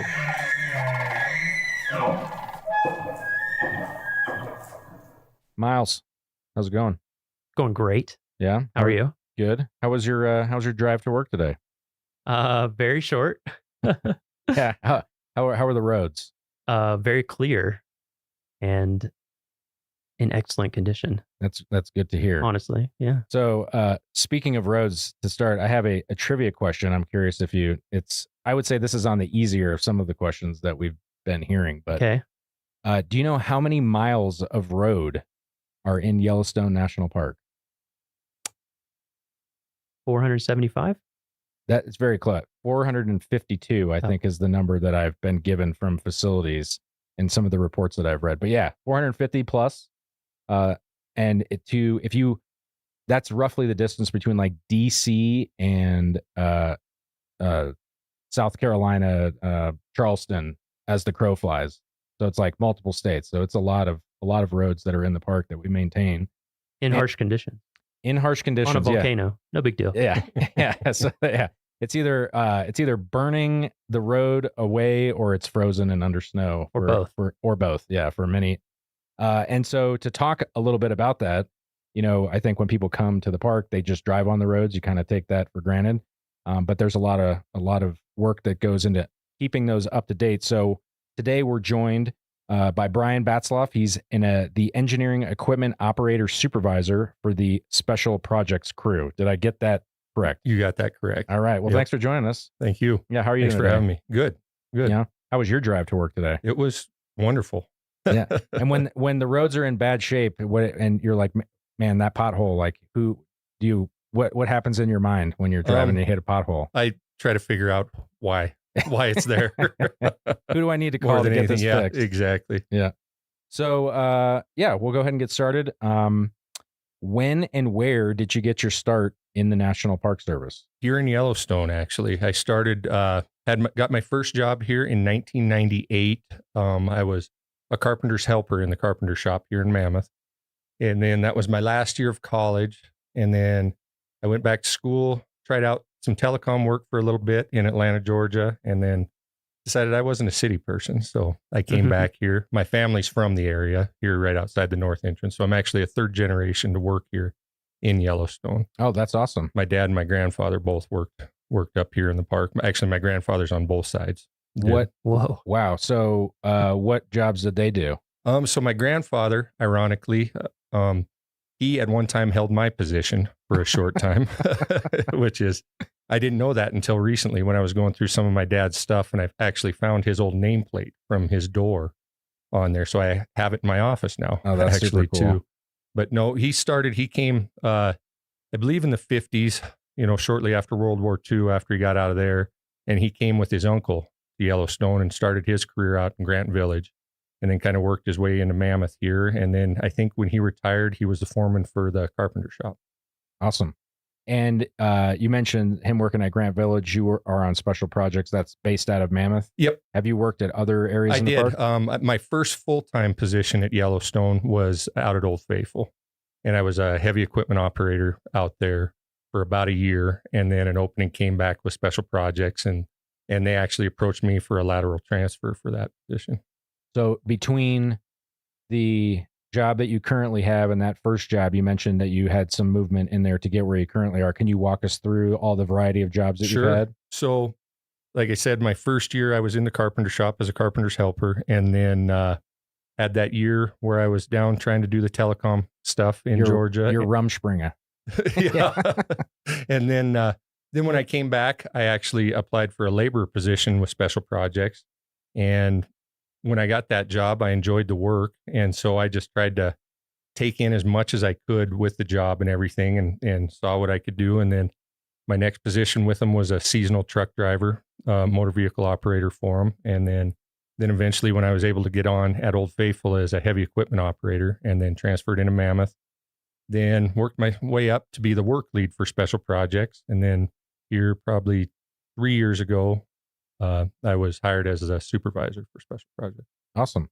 Yeah, it's really cool. Like a lot of the jobs in the Park Service, this is like a theme that we've noticed, I think, is that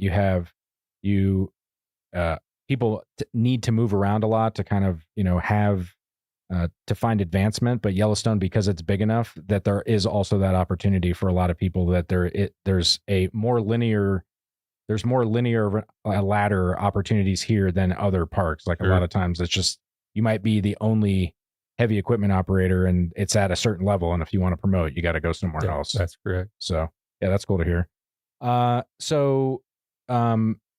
Do you have a typical day? And I know that there's seasons, sure. But for us, there's really not a typical day. I mean, we have our big projects, our large projects in the summer, which consist of paving projects and chip sealing projects, which are road maintenance that we have to do every year, certain sections of the road. But, there's always the stuff that comes up, and that seems to be a daily occurrence, especially with the higher visitation and use and everything. We see more and more stuff that actually wouldn't normally, be there as far as that goes. But a typical day, I try to get into work probably about an hour before our team shows up, and then get everybody rolling, as my group likes to be out the door and working. So I try to have them out the door by 7:00 on the dot there, so they can get after it. And then kind of whatever the day takes us is where it kind of goes there. So if not a typical day, do you have typical seasons of the, you mentioned a summer season. So what sort of projects do you guys do in different times of the year? So for the summer season, like I just mentioned, basically the chip seal and the paving projects. And unfortunately, it's the time where we hinder the most with the public and the visitors. But with the way our work is, it's depends on the weather. I mean, we can't work in the real cold temperatures. We can't do this work if there's a lot of moisture, so unfortunately, July, August is when we're the busiest, and we do create a lot of traffic problems out there in the park, but it is for the betterment so that they can have nice surfaces to see the park on. And then in the fall, we start winding down a little bit, and we actually start gearing up for spring opening, for opening the park in the spring, because that is it takes us about 3 months to do all of our plowing. We start to open the park after snowmobiles in March, the first week of March. And we typically don't get done until usually it's Memorial Day weekend is what we shoot for, but the first week of June, a lot of years. Wow.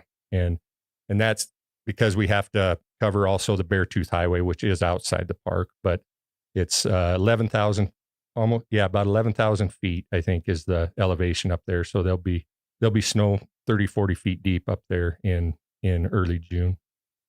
So, for somebody who's interested in, getting into this line of work, is there a skill set or something that that is the most important to have for someone like a yourself? lot of it's just you got to be willing to work hard, and put in the time, because our groups put in a lot of time.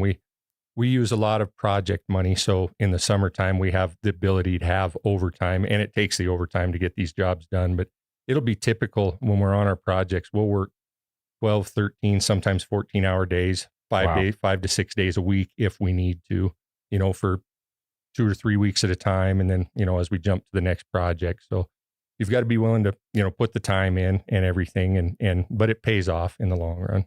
So speaking of overtime, I know that your crew was responsible for the, when we had the flood in June 13th, 2022, you guys were basically the first responders, more or less to the road that is now paved. Like, It was an old dirt road.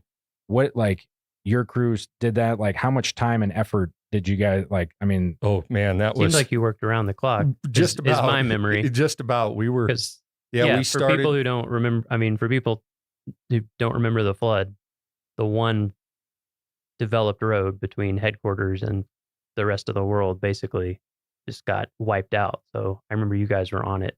Seemed like instantly. Yeah, they gave us the okay. I can't remember the exact date. I believe it was 2 days after, and we needed to get the old wagon road from Mammoth to the north entrance in Gardner shaped up to where we could get access, because basically Mammoth was cut off, to everything. And at one point, both Gardner and Mammoth were cut off to everywhere because Highway 89 was also flooded out at Yankee Jim Canyon. And so, we started on and, talking with Cam and everything. It's like, do what you got to do to get it done. So we started on 14 hours a day, 7 days a week. And we just hammered it out until they kind of got things in place to have a contractor come in and kind of take it the rest of the way to final completion. But yeah, you guys crushed that. Thank you again for all of that. No problem. Us that live in Mammoth, I think we can't thank you guys and your team enough. That was really awesome. I couldn't believe how fast it was. Yeah. I mean, just if anyone had been on the OGR before that, it was basically like, if it rained a little bit, you couldn't ride a bike. It's ice. Yeah. I mean, it wasn't ice, but it was just the way the dirt is around here. It was just so slippery. And so to see it go from that to passable in a passenger car, you definitely wouldn't recognize it now. If, you wouldn't realize what was under there before. It's amazing. For sure. Yeah. So, what's your favorite part of the job? That's kind of a tough question. I mean, there's a lot of things. Of course, when you've worked here as long as I have, there's so many different things you could jump into. But I just like,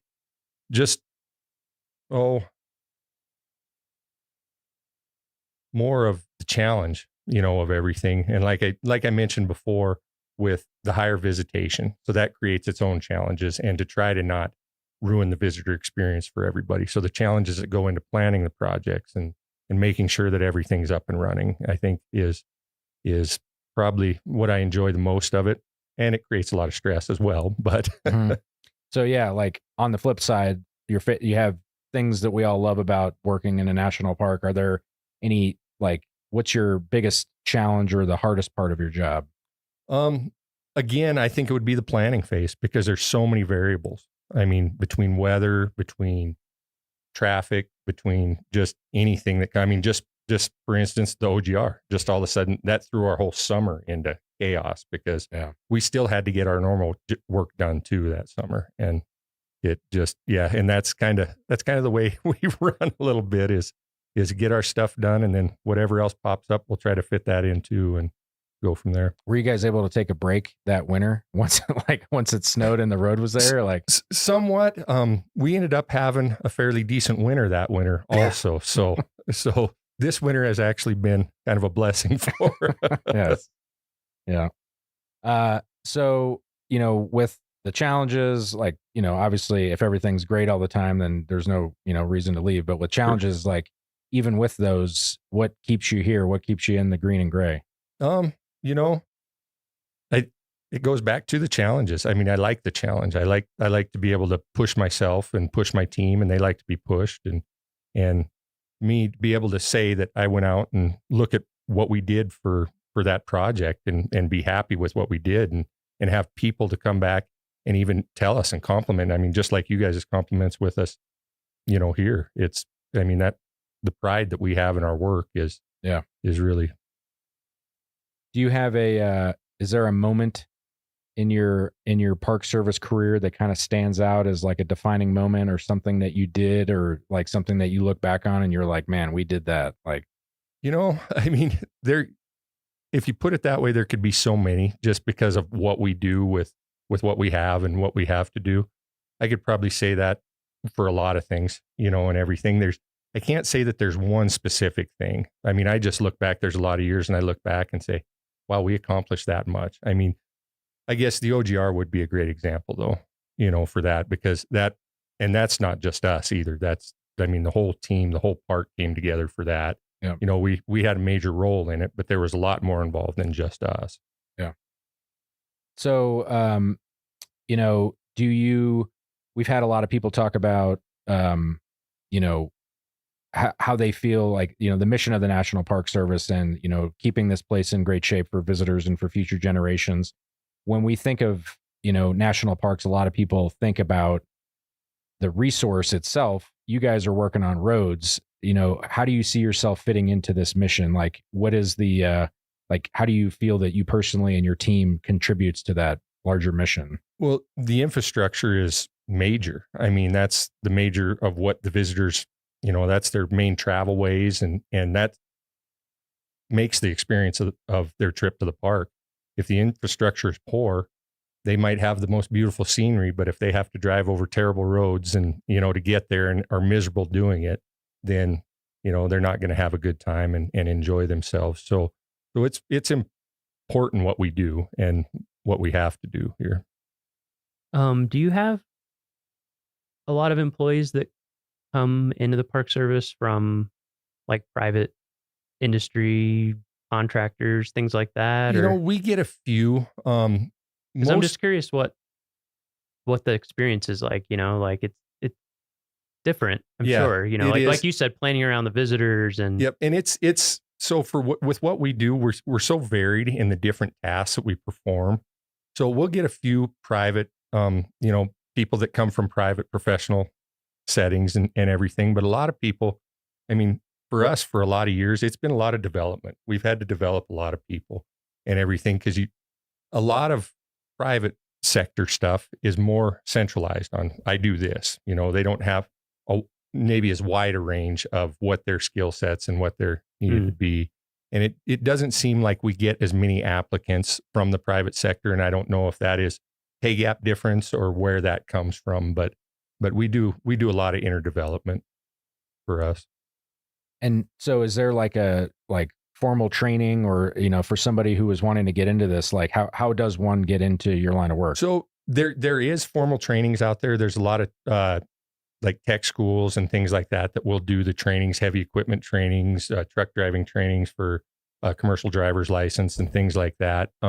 We don't require necessarily any formal training. We do have obviously the trainings that we do through the Park Service and that we do through our department, and everything to keep everything up. And the in-house trainings we do to develop our people is kind of the direction we go. But in order to get these jobs, obviously, you do have to have some experience, with the heavy equipment. You probably need a driver's license. And a driver's license, yes, obviously. And so we require all of our heavy equipment operators have to have a commercial driver's license, Class A Type 1. And so they have to be able to maintain one of those licenses to perform the duties. But other than that, for the most part, no formal training is necessarily required for it. Gotcha. So this is, for the people that are listening that are interested in this type of career, and if they were to go on USA Jobs and look for this, what is the series of your job like? And the people that work for you, do you have that? I believe you actually. Yeah. I wrote it down because I don't remember it off the top of my head. Well, and we're laughing with ourselves because it's like this. It's so in the weeds. You apply for it and then you're like, I forget what my job was. Yeah.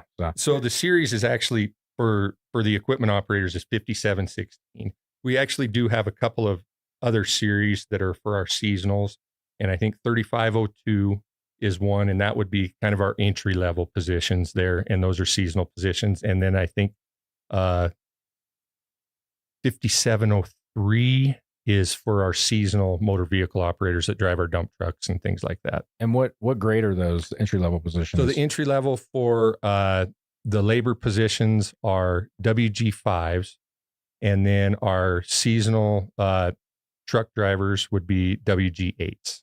Gotcha. Cool.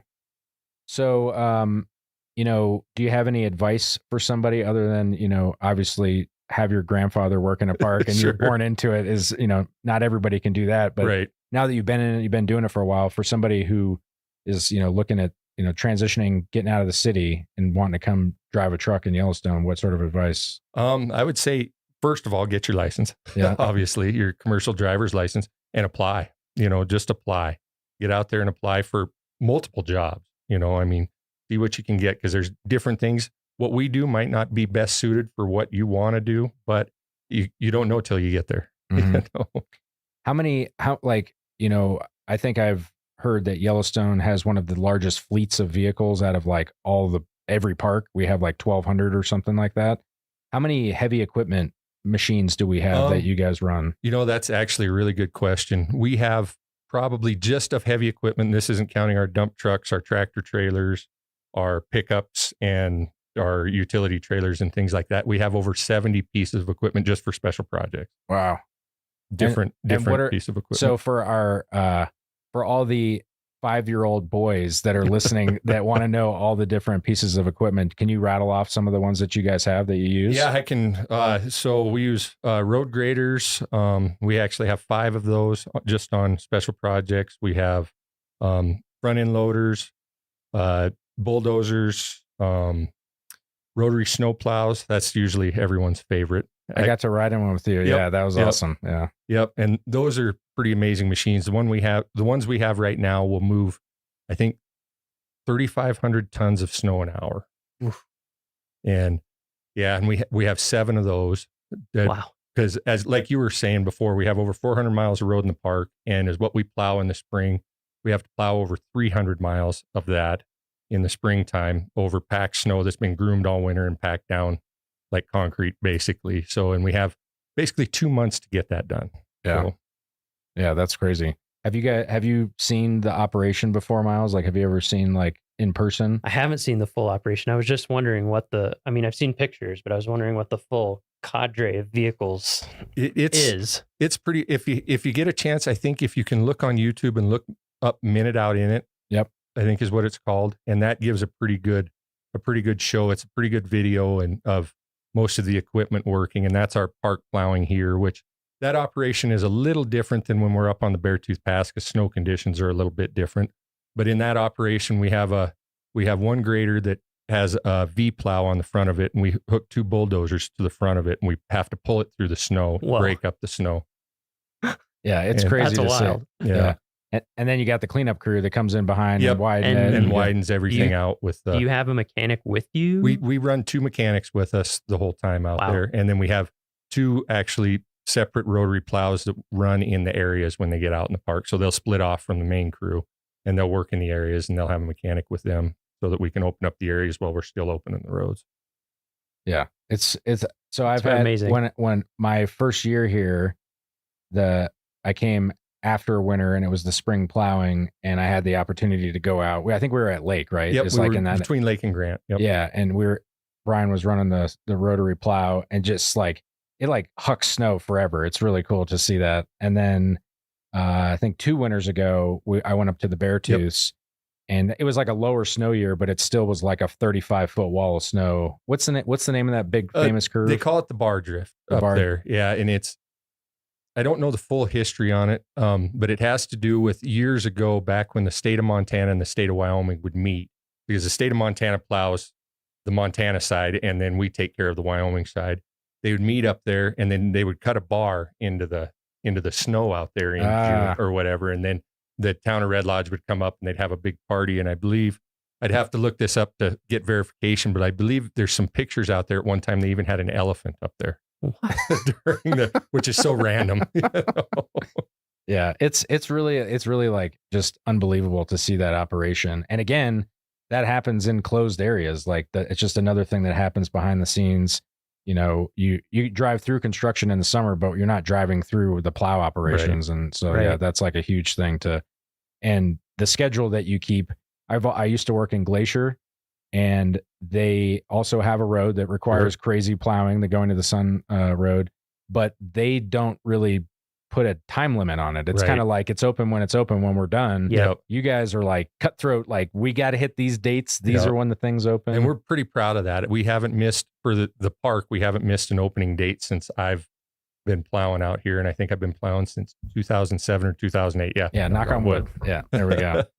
So, yeah. Another thing I was wondering about is like, I assume you kind of get to know different areas of the park when it, being on a volcano is so weird. Sure. It's just like, has it been interesting over all these years to get to like, there's probably going to be a pothole there this year. Sure. And like, because the weirdest things pop up on the road, I'll just, one day I'm driving, it's fine. I'd come the next day and there's just like a 3 foot tall, 3 foot wide bubble in the road. And some of it's so unpredictable because the geothermal stuff moves so much. I mean, there could be an area that you've never had problems with before, and all of a sudden an issue pops up, and it's, I mean, I think Jake was kind of saying before, we've built roads on a volcano. What's not a volcano, we're on high mountain slopes or over swamps. So we don't have the most ideal areas that our roads corridors are built on. Yeah. And I hadn't thought too about the increased visitation, and also like vehicles just keep getting bigger. Right.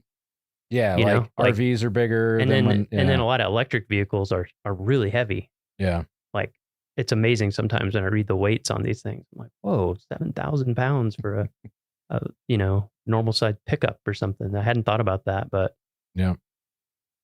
So before we go, one of the last things that we like to ask everybody is, it doesn't have to be work related. I mean, if it was, then that's great. But do you have a favorite story of, in a national park, whether vacation or on work time, just like something where you're like, man, this is such a cool thing that I'm a part of that I get, probably, and it's not really a story because it encompasses a few years of time, but I was able to actually, when my dad's last few years here, I was able to work beside him a little bit. He worked in a separate crew. He worked for the North District maintenance crew at the time, but I was able to work alongside him on a lot of projects and stuff his last few years before he retired. So that's pretty amazing when you look at the scope of what the Park Service entails and everything. Yeah, that is pretty cool. Did you guys have a father-son friendly competition going on whose work was the best? Oh, there's always that. Yeah. I mean, whether it's even now. Yeah. So, that was awesome. Thanks for joining us today. I don't know, Miles, do you have any other things you'd like to ask? No, I don't think so. Yeah. Well, thank you guys for having me. Yeah, thank you so much. And we appreciate, again, all the work that you guys do, and especially all the work that, hopefully you guys can relax this winter a little bit from the winter 2 winters ago and all that OGR stuff. So. Yeah. Well, thanks again. I appreciate the time and getting the word out there on what we do. Because we are kind of one of the behind the scenes type of people. They might see us out there and everything, but a lot of people don't know actually what we really do. So, yeah. Well, that's it for this week's episode of What We Do. Thanks again to our guest, Brian Batzloff. If you like what we do, rate and review the show wherever you listen, because every positive review helps new listeners find the show. If you have questions or you want to learn more about a particular job, contact us using the form at go.nps.gov/whatwedopodcast. Thanks for listening. From Yellowstone National Park, where the trails are already a combination of mud and snow, this is that Scott guy you know and love with a brand new episode of This Week.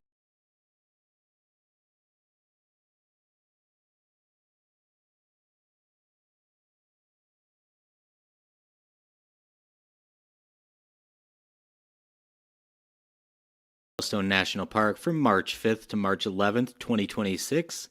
I try to explain this winter's snowpack, let you know why March is a great time to visit the park, and tell you to walk a closed road to witness the power of nature. I'll also give you the complete weather forecast, the snowpack update, a trail to hike, that's what I just mentioned, the wildlife report, and everything else you need to have an incredible time this week in Yellowstone. Standard disclaimer, might miss a few details here and there, so feel free to reach out with any questions you may have.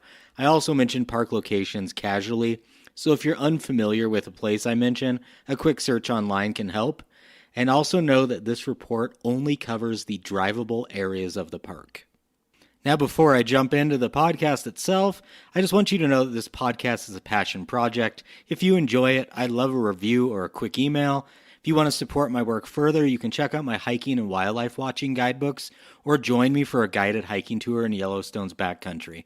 For more information on all of what I just mentioned, visit outdoor-society.com or contact me directly. You can send me an email at theoutdoorsociety@gmail.com or send me a text at 406-589-1873. This week's Yellowstone news. There's a time change. If you're heading to Yellowstone soon, don't forget about the upcoming time change. On the second Sunday in March, clocks spring forward 1 hour at 2 a.m., which instantly becomes 3 a.m. Hooray! It's a small shift, yet it changes the rhythm of the day in noticeable ways when you're in Yellowstone. Sunrise and sunset will both happen an hour later by the clock. Wildlife that seemed active at 6:30 is now going to be active at 7:30, which is great for those of us that don't necessarily like to wake up early right now. The evening light also stretches longer, which is great news if you enjoy lingering all over the park later in the evening. This is one of my favorite times before everything catches up. March and April, really great for this time change, so check that out. Everything should change. Obviously, your clock will change too, so on your phone. So other than that, the news that I wanted to share is there is a geyser that's been erupting at Norris. For more information on that, just check out the Caldera report and the Caldera Chronicles. Sorry about that. That is a fantastic thing put together by the USGS. I'll provide a link in the show notes for that, the Caldera Chronicles. It is one of the best things you can do. Well, one of the best things you can read to get to know what's going on with the volcano of Yellowstone itself. My experience of the week. An emptier northern range during shoulder season. March in Yellowstone National Park is shoulder season. That time between winter and spring tourism that many avoid. As oversnow travel winds down and the interior closes for about a month to all but park employees, things tend to slow down a bit in Yellowstone. Visitor numbers drop sharply compared with winter numbers. Tour guides take a break. Not me though, book a tour. And amenities in and out of the park can close for a bit. With snow coach tours no longer taking place out of Mammoth, visitation drops sharply. In another week or so, snow coaches are going to stop out of West as well. So we're in this end period. According to visitation records from previous years, March averages around 22 to 23,000 visitors in decades past, making it one of the least crowded months of the year. It's also constantly described as the worst month to visit the park by many online, but what do they know? Like, seriously, what do they know? Anybody that says never visit the park in March, don't listen to them. Anybody that says never visit the park in the summer, also don't listen to them. There's guides that will tell you to avoid Yellowstone in July. If that's the time you can go to the park, great. It's amazing. The emptier conditions are what makes Yellowstone in March so great. The only road that's open is that northern range route that I talk about all the time, which runs through the valleys like Lamar Valley, Slough Creek, Blacktail Plateau, all of these amazing places, even Hell Roaring, right? Those who say March is a bad time to visit must not know that these areas that are famous for winter wildlife continue to be that way in March. The result is a sense of solitude that few visitors experience during the busy summer season or the busier winter season. Because the park is quieter, visitors often describe a deeper connection with the land. There's empty pullouts and overlooks, and that means you can just stop and watch without crowds that build in the summer. Silence feels heavier on cool mornings when the air hangs still above the snowy fields out in the distance. Long daylight hours return after winter, allowing for extended observation windows, from early morning until late evening. The slower pace encourages contemplation, whether you're watching bison graze or scanning distant hills for wolves. For many visitors, an early March trip feels like seeing Yellowstone before most people knew it existed. March is how the park used to be in the winter, visitation-wise. The emptier roads, the wildlife activity that's pretty great, and longer days create a unique experience that rewards patience and attention. Whether you're traveling for nature observation or simply seeking a quieter moment in one of America's great wild places, the northern range of Yellowstone in March offers a rare blend of solitude and activity that feels both peaceful and alive, while also feeling like you kind of have it to yourself. So I was just in the park today that I'm recording this, Wednesday, March 4th, and yeah, it's a Wednesday in March, but aside from the one area where people were looking at wolves like 3 miles in the distance, there were very few people in the park today. It was kind of amazing, and that's what you can expect in March. If you go during the weekday especially, you're going to have the park to yourself. I went on a hike today. I didn't see another soul. That leads me to my tip of the week, which is kind of the tip of the month, and it's what to expect when visiting Yellowstone National Park in March. This is a continuation of last topic, but I wanted to dive into a few more details, because Yellowstone in March is a season of contrast. Usually in March, a lot of the country is beginning to feel like real spring, but Yellowstone can still feel very much like winter, or some sort of winter hybrid. Despite the lack of real winter here in Yellowstone this year, snowstorms remain possible in March. It's supposed to snow, I'll tell you about that in the weather forecast, but we're going to get more snow in March than we probably did in January and February, so expect that.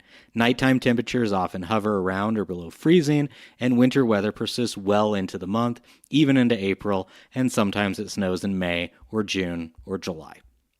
I don't think it snowed in August in the last decade or so, but it's not unusual for the park to see some snowfall every month of the year.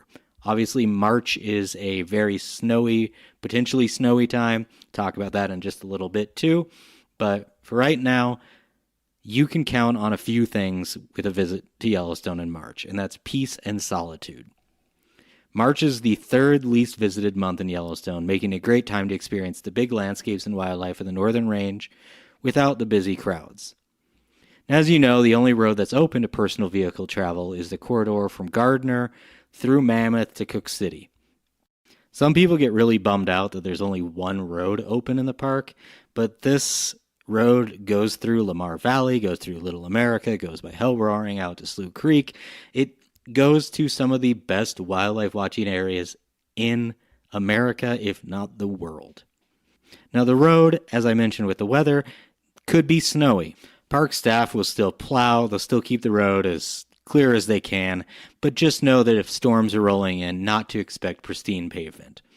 There could be patches of snow or ice or slush, and those are all common throughout the month. In March, as I mentioned before, Yellowstone transitions from full winter access to spring reopening, so guided snow coaches and snowmobile routes are phased out through the early and middle part of the month. For example, the route from Mammoth to Norris closed already, and that's followed by other segments. So like Norris is going to be closed from west, same with Canyon from west. All of those areas are winding down until around mid-March when all over snow travel routes are shut down for the season. So as I mentioned before, wildlife watching is great right now. And March is not really the obvious choice for winter wildlife viewing. But honestly, some of my most memorable wildlife experiences have come during March. That's partially because there's less people, and also because it's just a time when animals are not necessarily going to be making it through the spring. So some bison are going to be much weaker, some elk are going to be much weaker, which means the wolves are going to pick them off a little easier and often closer to the road. With the snow still in the mountains right now, but clearing up in the valleys, all of those ungulates that are looking for grass to eat are going to be roaming in those snow-free areas, which means predators are also going to be hunting in those snow-free areas. That's why I love this time of the year for wildlife watching. If watching wolves wasn't enough, March also is really the beginning of the grizzly bear emergence from torpor. The snow begins to soften and days are longer, so the bears are going to be seen more frequently, especially mid to late month. Birds also like sandhill cranes, western meadowlarks, Rocky Mountain bluebirds, some ducks, all sorts of things are going to be returning, and that adds to the sense of seasonal shift. There is an energy that picks up in March that if you're attuned to what's going on, it's really cool. It's not as big as April or May, but it's that start, right? If you go hike, you're going to start seeing the first green shoots here and there. You're going to start seeing these signs that make everything just a little more exciting.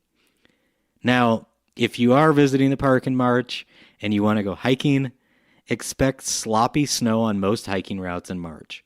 Trails are either snow covered and like it's garbage snow, so you're going to be post holing a lot of places, or it's going to be muddy as the snow melts in patches. I'm going to be talking about this a lot more when I get to the trail report, but just know that during March, you may need boots, you might just need trail runners, you may need snowshoes.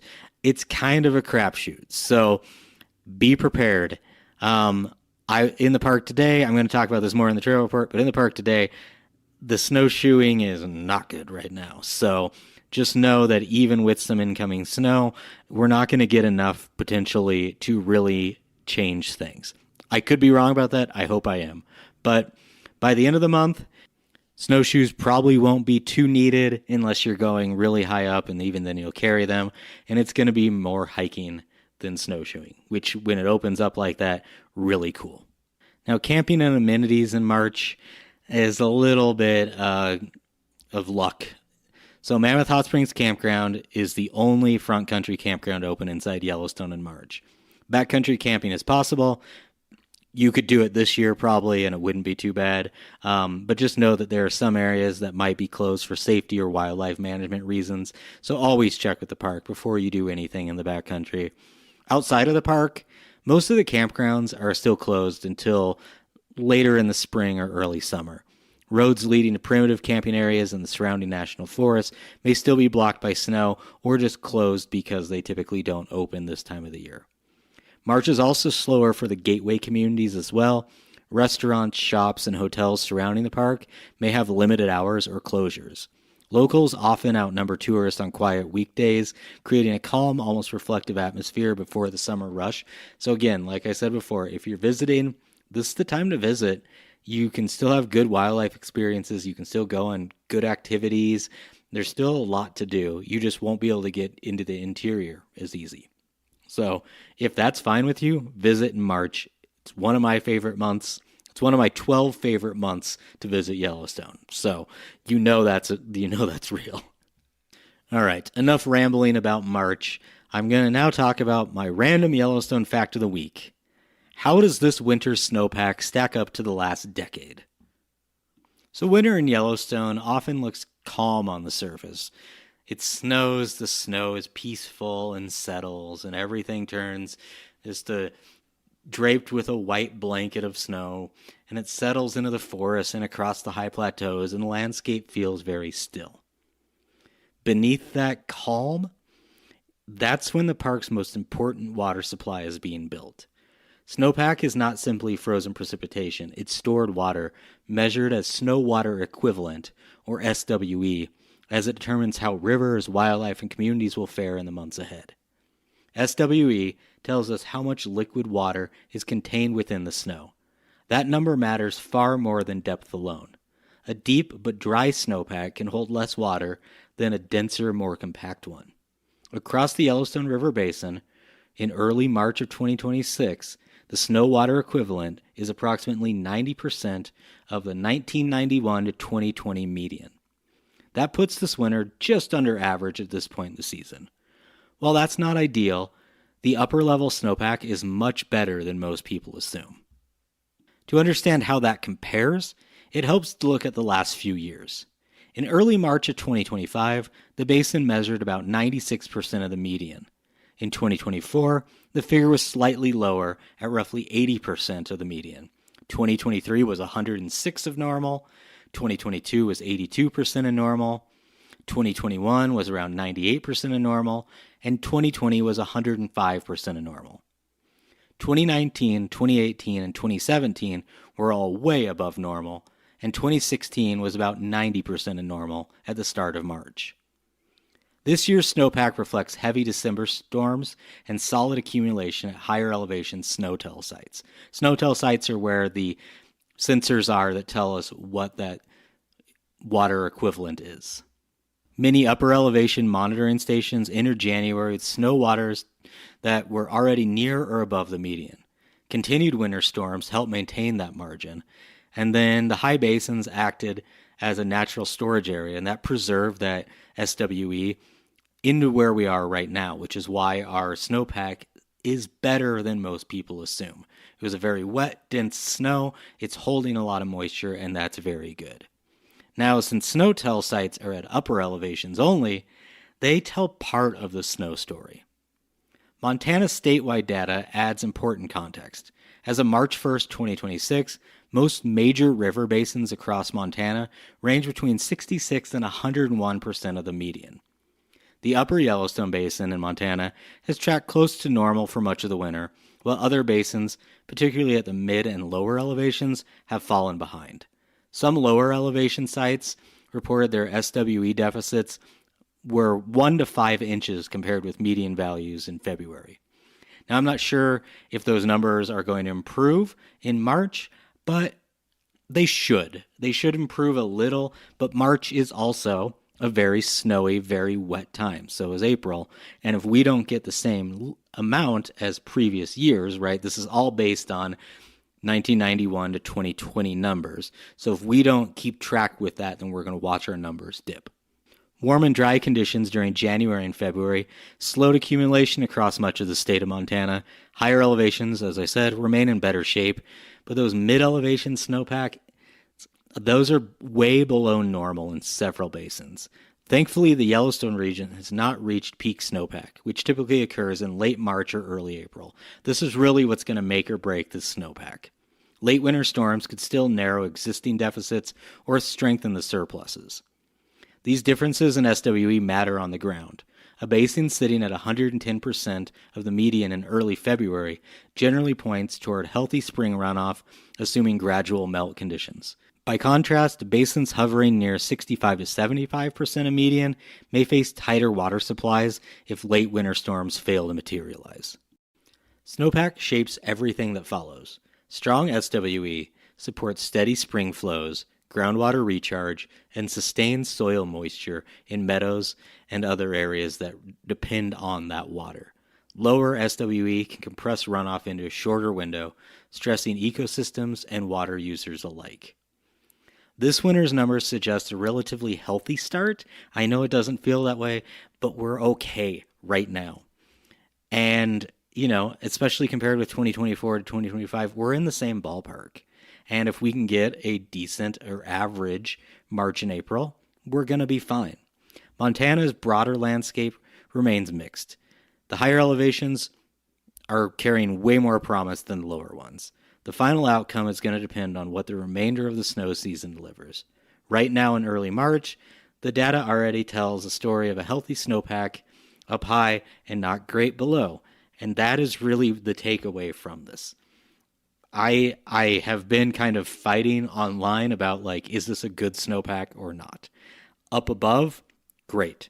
Down below, terrible. So what that means and whether it'll change is anyone's guess. Only time will tell. Now, the weather report. As always, this is the best forecast for the week at the time of the recording. Forecasts can change numerous times in a week, but this should be within the ballpark of what you'll experience when visiting the park. So let's start with Lamar Valley. On Thursday, March 5th, high of 34, low of 20, 50% chance of an inch of snow. On Friday, cloudy, high of 36, low of 16, 24% chance of precipitation. Saturday, high of 38, low of 30, cloudy, 19% chance of precipitation.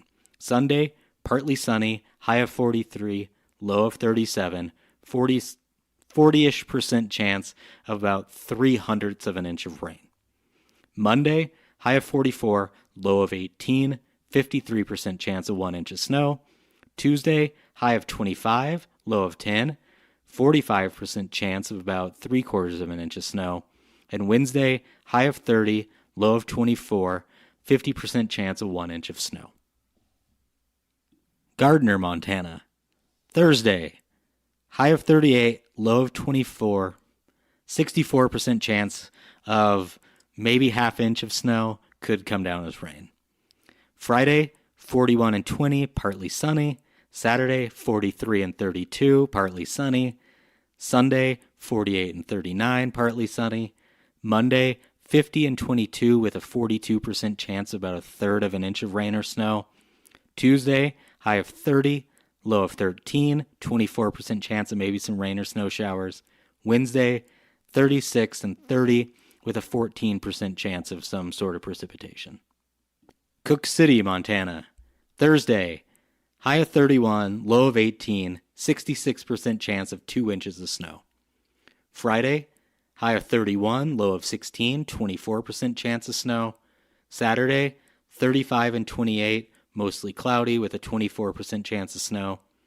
Sunday, kind of foggy maybe. High of 41, low of 34, 59% chance of rain. Monday, high of 41, low of 16, 66% chance of 1 inch of snow. Tuesday, high of 21, low of 8, 50% chance of 1 inch of snow. And Wednesday, high of 27, low of 21, 60% chance of 3 inches of snow. So as you see, the snow totals get better the higher up you go. And so the mountains where all the snowtell sites that I was just talking about could be getting 6 inches, 8 inches, maybe more of snow, while the lowlands might see an inch. So we're just going to see how this week plans out, or pans out, I guess. I'm not going to re-record that, but, you know, this could be a decent storm. It's not going to be like the change to save winter here, but all of this is needed. All of this is good. If you're visiting the park, the snowfall isn't going to be too bad. It's going to be wet snow, so the roads might be a little slick. And that leads me to road conditions. The only road open right now is between Gardner and Cook City, Montana. That's the northern range I've been talking about the whole time. Please be aware that this road can close at any time due to inclement weather. It might close for just a few minutes. It might close for hours. For up-to-date information, you can call 307-344-2117. That's for the recorded information. Or you can sign up to receive Yellowstone road alerts on your cell phone by texting 82190 to the number 888777. Camping information. There's only one campground open in the park right now, and that's the Mammoth Campground, which is open year-round. Drove down there today. No one was camping there. So if you're planning on camping, great. Do it. The wildlife watching update. So today was a good day. This last week has been off and on, just kind of luck of the draw. The biggest thing today that I saw was huge bison herd moving from Little America back toward Lamar. There were probably 1,000 bison in Little America today. I went on an off-trail hike out there, and there were bison scattered all over the place. There was a bunch of coyotes running around as well. And really today, Wednesday, March 4th, Little America was the busiest place in the park. Driving out to Lamar, not a lot of action. A couple bison here and there. Spotted some bighorn sheep way off in the distance, kind of by the confluence area. There's some good ducks out by the confluence. And then going out toward Pebble Creek and Round Prairie, not really a lot out there. Rumors of moose. Didn't see anything myself, but if you want moose, just keep heading out towards Cook City. Heard good things about that. Also some foxes out by Cook City as well. Closer to Mammoth and all of that, there were 2 big bull elk hanging along the entrance road from Gardner to Mammoth. They're just like giant racks still on them. Absolutely gorgeous. Off on the hillside, across the Gardner River, way off in the distance on that same road, big herd of bighorn sheep. Also, a lot of pronghorn hanging out right near the entrance, the north entrance, and along the old Yellowstone Trail South Road. Really right now, the other main action that I saw was there's a wolf pack out in the distance. They were about 2 to 3 miles away. They were small specks in a spotting scope. Still cool to see, really far out there. There were some scouting planes doing some counts today. I'm pretty sure that they kind of impacted the movement. They tend to do that a little more than I think people admit, but that's a whole other story. I expect with that big bison herd moving around, wolf sightings around Slough Creek, Little America, or Lamar Valley are going to pick up in this next week. That's a hunch. I could be wrong on this, but with everything moving around, really looking for food, this is kind of that time, like I said earlier, when the hunt kind of happens. So there's some stragglers. I saw a couple limping bison. There's some things that could happen. Then the one final thing I want to mention is that if you are in the park, do yourself a favor and stop by Blacktail Ponds. There's that pullout before Blacktail Ponds trailhead. Take that pullout, look down at the ponds. In the close pond, if you're at that pullout, look down and to the left at the first pond that's melted out, and there's a bison carcass in there. It's been picked apart by some, I think, birds, eagles, crows, things, ravens, magpies, things like that. That bison will potentially attract other critters. So keep an eye on that. Historically, that area is the first area that people have dependable grizzly sightings because that is easy food. It is a dead bison in cold water or ice. With the temperatures, it's going to refreeze and thaw. That thing is going to rot and smell, and it's going to attract potentially a grizzly bear, definitely some birds, maybe some coyotes. You never know. So definitely stop for that. That's really my tip this week. Check that out. Also chat with people. There have been carcasses for the last week here and there. They're picked apart pretty quick because they're out in the open fields. This one at Blacktail is in the water, and it's a lot more effort to get to. So with the freezing temperatures coming up, this could be the spot to have some really good sightings. If you love what you're hearing on this podcast and want more information on wildlife watching or hiking, please consider picking up a copy of my wildlife watching guidebook or my hiking guidebook to the region. They're both available in ebook and paperback formats, and these books are written with love and all of the information I have from a lifetime here.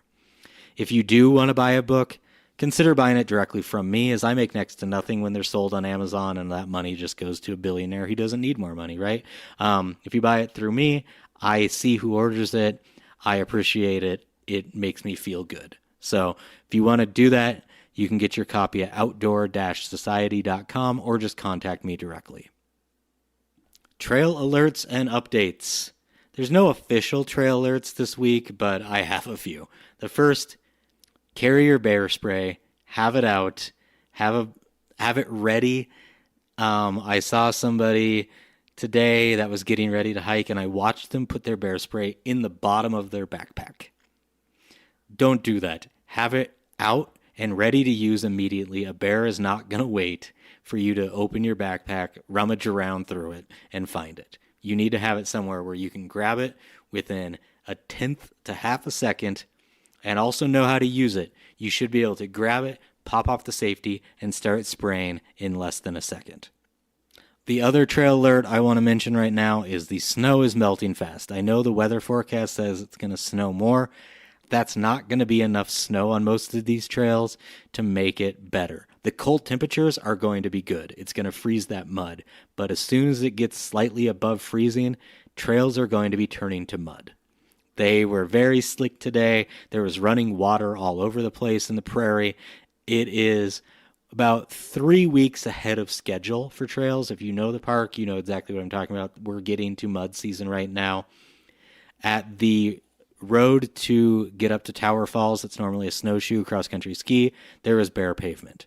At Slough Creek, there was bare pavement. At the Blacktail Plateau Road, there was still snow, but it looked nasty and gross when I drove by. You're not going to get much good snowshoeing or cross-country skiing. Expect a post hole. Expect mud. And, like I said, the snow in the forecast will help, but it's not going to be enough to really make snowshoeing an amazing experience. Just expect that. Be ready for it. Have a change of shoes and socks in your car when you're done. You'll be fine. It's awesome. Probably should have done this off the bat, but I apologize for my voice kind of going out throughout all of this. I was talking all day, and so it is hard to talk right now, but I have to record the podcast, so doing my best to sound as normal as I can. Apologies if it sounds kind of wonky. Now that is leading me directly into my Trek of the Week. No segue there. Trek of the Week. And this week I'm telling you to go on the road to the washout. With a snowpack not ideal for cross-country skiing or snowshoeing unless you get out toward Cook City, I'm once again recommending a hike instead of a sloppy snow slog. Walking the closed road from Mammoth Hot Springs toward the 2022 washout is a unique way to wander an often overlooked side of Yellowstone's landscape and history. If you don't know, in June 2022, unprecedented rainfall after heavy snow and rapid flooding damaged multiple sections of the park's north entrance road, washing out portions of the paved highway between Mammoth and Gardner. And that was right along the Gardner River. The flood event was exceptionally severe, prompting widespread infrastructure damage, road closures, and a major recovery effort by Yellowstone Park Service staff and the federal government and everybody. That road you drive in now used to be a single-lane dirt road. It currently is a temporary road. I've talked about what's going to happen in the future there, but for now, that road that you drive is like, just think about how that used to be as a dirt road. I used to love hiking and running that. It was great. And now it's a 2-lane road.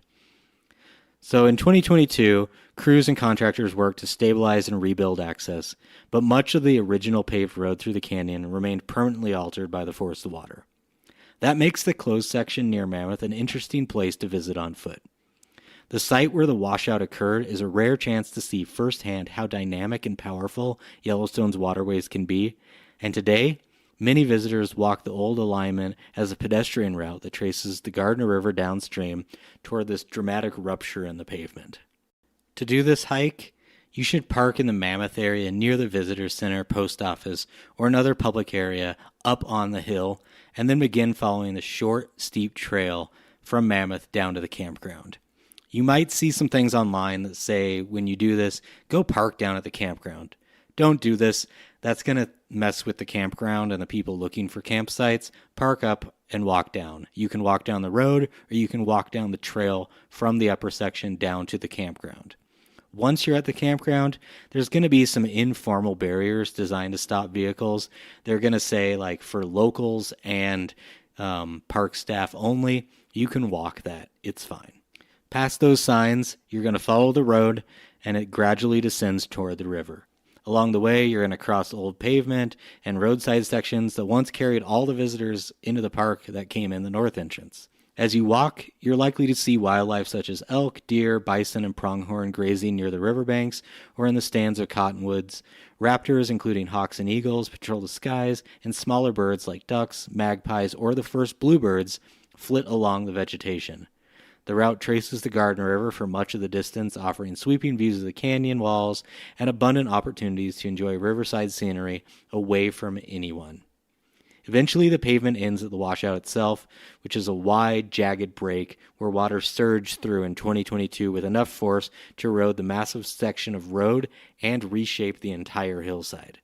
This endpoint is both a striking visual and a physical reminder of the region's hydrological power. When you're here, take a few minutes, take 10, 15, 20 minutes, and just take in the scale of the damage and reflect on the natural processes that continue to shape Yellowstone. It's quite stunning to see the road and hillside where it just vanished. Also, if the weather is a little like cloudy or snowy, it's really dramatic and great. I love going down here on like a moody weather day. Definitely check this out on a day like that. The walk to and from the washout from Mammoth is roughly 6 miles round trip with around 600 feet of elevation change, and it follows a gradual downhill that was a road, and then you go up that on your way back. You only really need comfortable walking shoes. Those will be sufficient, and the route doesn't typically require any specialized equipment, though layers, water, and snacks are highly recommended. Also binoculars. Bring binoculars. Walking the closed road toward the washout combines accessible exploration, wildlife watching, riverside scenery, and a tangible piece of Yellowstone's recent history, all within a setting that feels both wild and controlled at the same time. This is a little-known way to see a side of the park that visitors seldom experience. Plus, there's going to be a new road getting started in the next year or two, so your time to enjoy this area is very brief. This is a rare experience that if you do right now, in 10 years from now, you're not going to be able to do it again, and you get to kind of brag that you did this back in the day, right? Anyway, that is this week's episode. In the next episode, I'm going to return with all the information you need to have a good week in the park, including wildlife, weather, and trail updates. If you're listening this far and you have any questions you want to ask me, ask them, send me an email, theoutdoorsociety@gmail.com, or text me 406-589-1873. Until then, book a tour, pick up a guidebook of mine.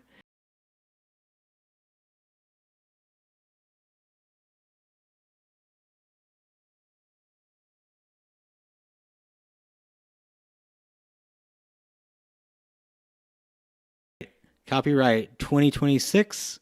This is a labor of love. If you're still listening, thank you very much, and I'll see you next week, baby! From Yellowstone National Park, where it'll be super warm this weekend and may snow a little next week because this is March in Yellowstone, this is that Scott guy you know and love with a brand new episode of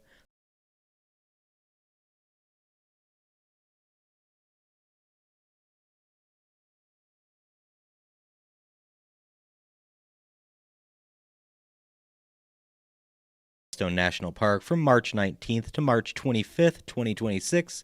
I'll share with you why the Blacktail Ponds is a great place to go this week and over the next month or so. I'm going to tell you why a 50-degree day in Yellowstone's northern range will feel so much warmer, and try to convince you to appreciate Undine Falls. I'm even going to share an easy hike just outside of the park that I love and think you will too. I'm also going to give you the complete weather forecast, the snowpack update, the wildlife report, and everything else you need to have an incredible time this week in Yellowstone. Standard disclaimer, I may miss a few details here and there, so please feel free to reach out if you have any questions. I also mention park locations casually. If you're unfamiliar with the place I'm talking about, a quick search can help. Also, if you just need more information, reach out to me. Please know that this report only covers the drivable areas of the park, which currently is the Northern Range. Finally, for this intro, this podcast is a passion project of mine. If you enjoy it, I'd love a review or a quick email letting me know that you like it. If you want to support my work further, you can check out my hiking and wildlife watching guidebooks or join me for a guided hiking tour in Yellowstone's backcountry. For more information, visit outdoor-society.com or contact me directly. If you haven't booked yet and you're coming to the park, book a trail tour with me. I guarantee it's going to be a great time. This week's Yellowstone news. So, oversnow travel is over for the winter. As of March 15th, all oversnow travel for the winter of 2025-2026 is over. The park is now transitioning to opening interior roads, which is scheduled to start on April 17th. Sometime in between that, the roads of the interior are going to open for biking, so you'll be able to bike from West Yellowstone all the way up to Mammoth if you felt so inclined. Obviously, you could bike from Mammoth to West Yellowstone or just to any of the other spots in between that route. Highly recommend it. I'm going to be talking about that in later weeks, so stay tuned for that. Also in the news, this just came out on Tuesday at 10:43 a.m., a press release from Yellowstone. Yellowstone National Park sees 4,762,988 million visits in 2025.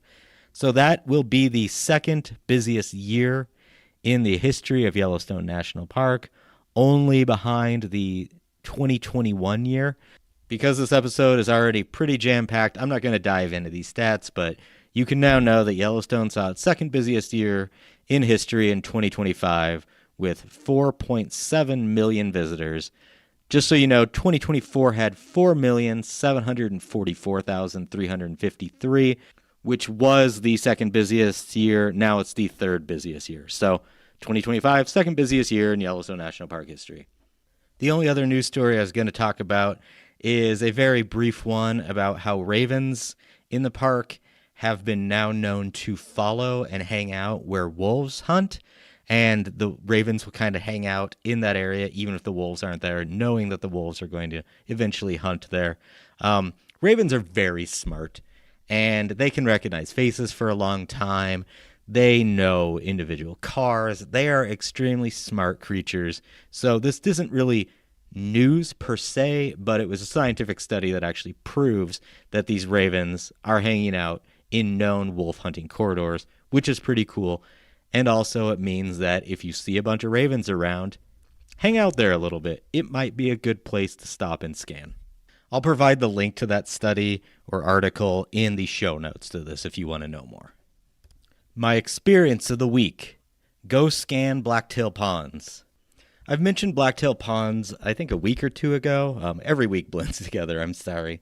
But blacktail ponds is one of these places that in the spring is one of the most compelling places to witness the transition from winter to spring in Yellowstone National Park for wildlife watching. As far as like seeing things in spring, like you think wildflowers or blooms or things like that, it's not that interesting. But wildlife-wise, it's fantastic. The ponds, just a few miles east of Mammoth, sit in a broad, open valley along the park's northern range. The area is pretty cool weather-wise, no pun intended. The snowpack is lighter here than at the higher elevations, but the temperature is pretty cold as it doesn't get a ton of direct sunlight until later in the winter or early spring. And that's what makes this a really cool place for wildlife watching. The ponds and bogs freeze over and melt and freeze over and melt because it's not a super, super cold place.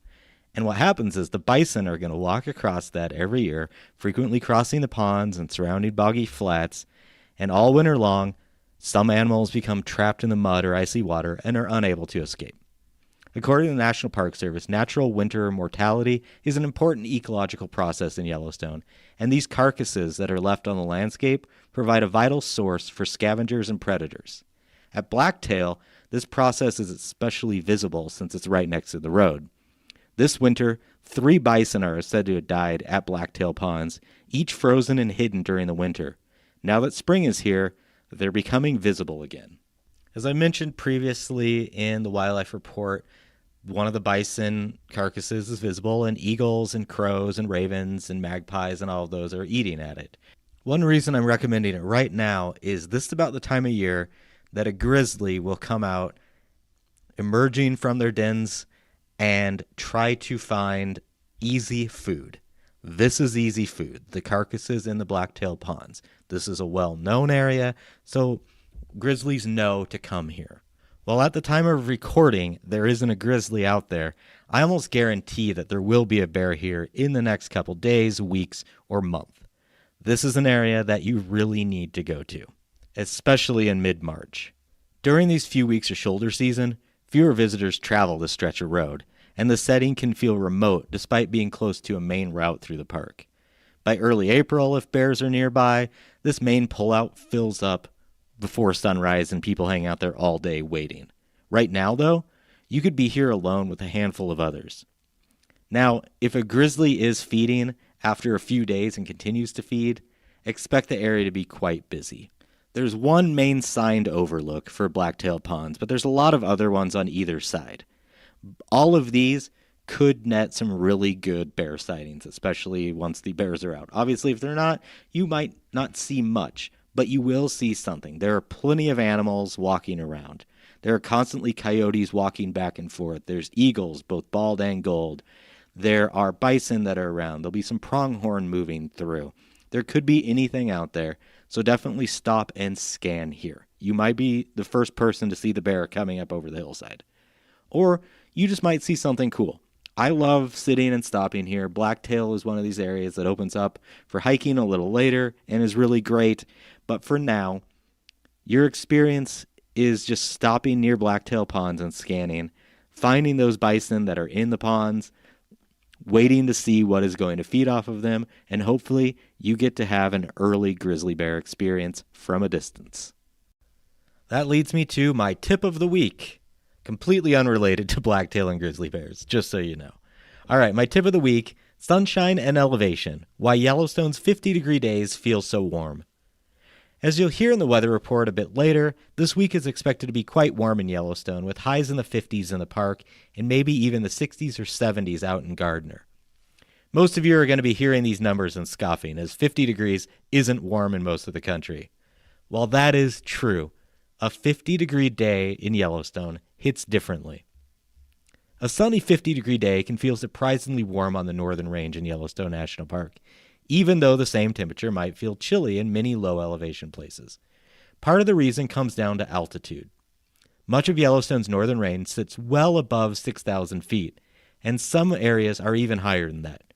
For example, Lamar Valley sits about 6,500 feet above sea level, and at elevations like this, the atmosphere is thinner, which allows more of the sun's energy to reach the ground. Scientists and public health organizations note that ultraviolet radiation increases with elevation, often by roughly 4 to 12% for every 1,000 feet gained. That means sunlight can feel noticeably stronger in the mountains than at sea level, even when the air temperatures remain cool.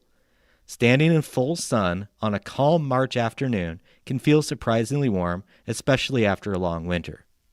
Now, I know some of you are doubting this, but every single year people tell me that I'm correct. This isn't me tooting my horn on a podcast about being right. This is just what happens. Before their trips from warm areas, they'll email me telling me that 60 degrees is chilly and they'll be fine.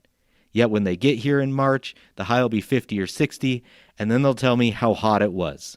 Obviously, there's a chance you're going to tolerate it better, but the majority of people I talk to that have experienced warm days, like 50, 60 degree days in Yellowstone this time of year, tell me how much warmer it feels. The clarity of mountain air also plays a role. Compared with many urban or coastal areas, Yellowstone's high valleys often have very dry, clean air. Now, this very dry air is something I'm going to talk to later in the year. It's really dry out here. Bring chapstick, bring lotion, bring everything you can. It is very dry. Also, constantly drink water. It's very dry. There's actually some cacti that grow around in the park, especially the northern side, and people don't expect that for how cold and snowy it is at times. But it's a very dry area. So there's fewer particles to scatter sunlight when there's more direct solar radiation that reaches the landscape. Wide open views across sagebrush flats or grassy hillsides leave visitors fully exposed to that sunshine. If snow is covering parts of the ground, the light can feel even more intense, causing you to burn from the reflection. Trust me on this, getting a sunburn on your nostrils is not as fun as it sounds. The bright snowfields can reflect a large percentage of incoming solar radiation, sometimes as much as 80%. That reflected energy reaches people from below as well as above, creating a kind of radiant warmth that feels stronger than the thermometer suggests. This is one reason people sometimes feel warm enough to shed layers while standing in sunlight on the snow, only to cool quickly when stepping into shade or wind, while also on the snow. Seasonal timing here matters. By mid-March, the sun is climbing higher in the sky compared with midwinter. Longer days and stronger solar angles mean more concentrated sunlight reaches the ground during midday hours. Even though the overnight temperatures are going to still drop below freezing, the afternoons will feel very mild and inviting. This change is very noticeable across the northern range, where snow begins to soften, as does the ground itself, and wildlife becomes more active and the landscape starts hinting at spring. Wind conditions can also make a really big difference. When breezes are light, south-facing slopes and sheltered pullouts along the park road can quickly warm under direct sun. Dark soil, rock, and vegetation absorb heat and release it back into the surrounding air, creating small pockets of localized warmth. Now, there's also the simple human factor for those of us who live in the mountains. After months of winter, a day in the 40s or 50s feels like a turning point. Visitors and wildlife alike respond to this shift. Bison begin lingering longer on exposed hillsides, birds become more vocal, and people find themselves just hanging out at overlooks just to enjoy the sensation of sunlight on their faces. Taken together, high elevation, strong ultraviolet exposure, reflective snow, cleaner air, and the seasonal return of longer days help explain partially why a 50-degree day in Yellowstone can feel warmer than expected. It's one of the small but memorable pleasures of visiting the park's northern range in the late winter, early spring, and it's one of those things that, like I said, you may not feel it, but a lot of people do feel this and are very shocked at how warm it is. This will be something I'll talk about in the summer too, because the temperature will be 70 or 75 as a high, and people from warm areas will say, oh, I'm fine. Then they'll get here and do something active, and it will be so hot that they will kind of wonder why they aren't handling the 70-degree day better. So know that it's going to feel a little warmer, and knowing that you'll be prepared, layer well, you'll be fine. My random Yellowstone fact of the week: Undine Falls and Lava Creek. Undine Falls is one of the most accessible and quietly scenic waterfalls in Yellowstone National Park. Although smaller than some of the park's famous cascades, it has a rich geological story, a layered naming history, and a distinctive place in the landscape in Yellowstone's northern range.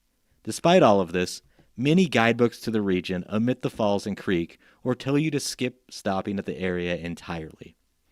More often than not, The authors and editors of these books are only focused on the version of the must-see regions in the park, not really encouraging visitors to stop everywhere and find their own moments of natural beauty and bliss in nature.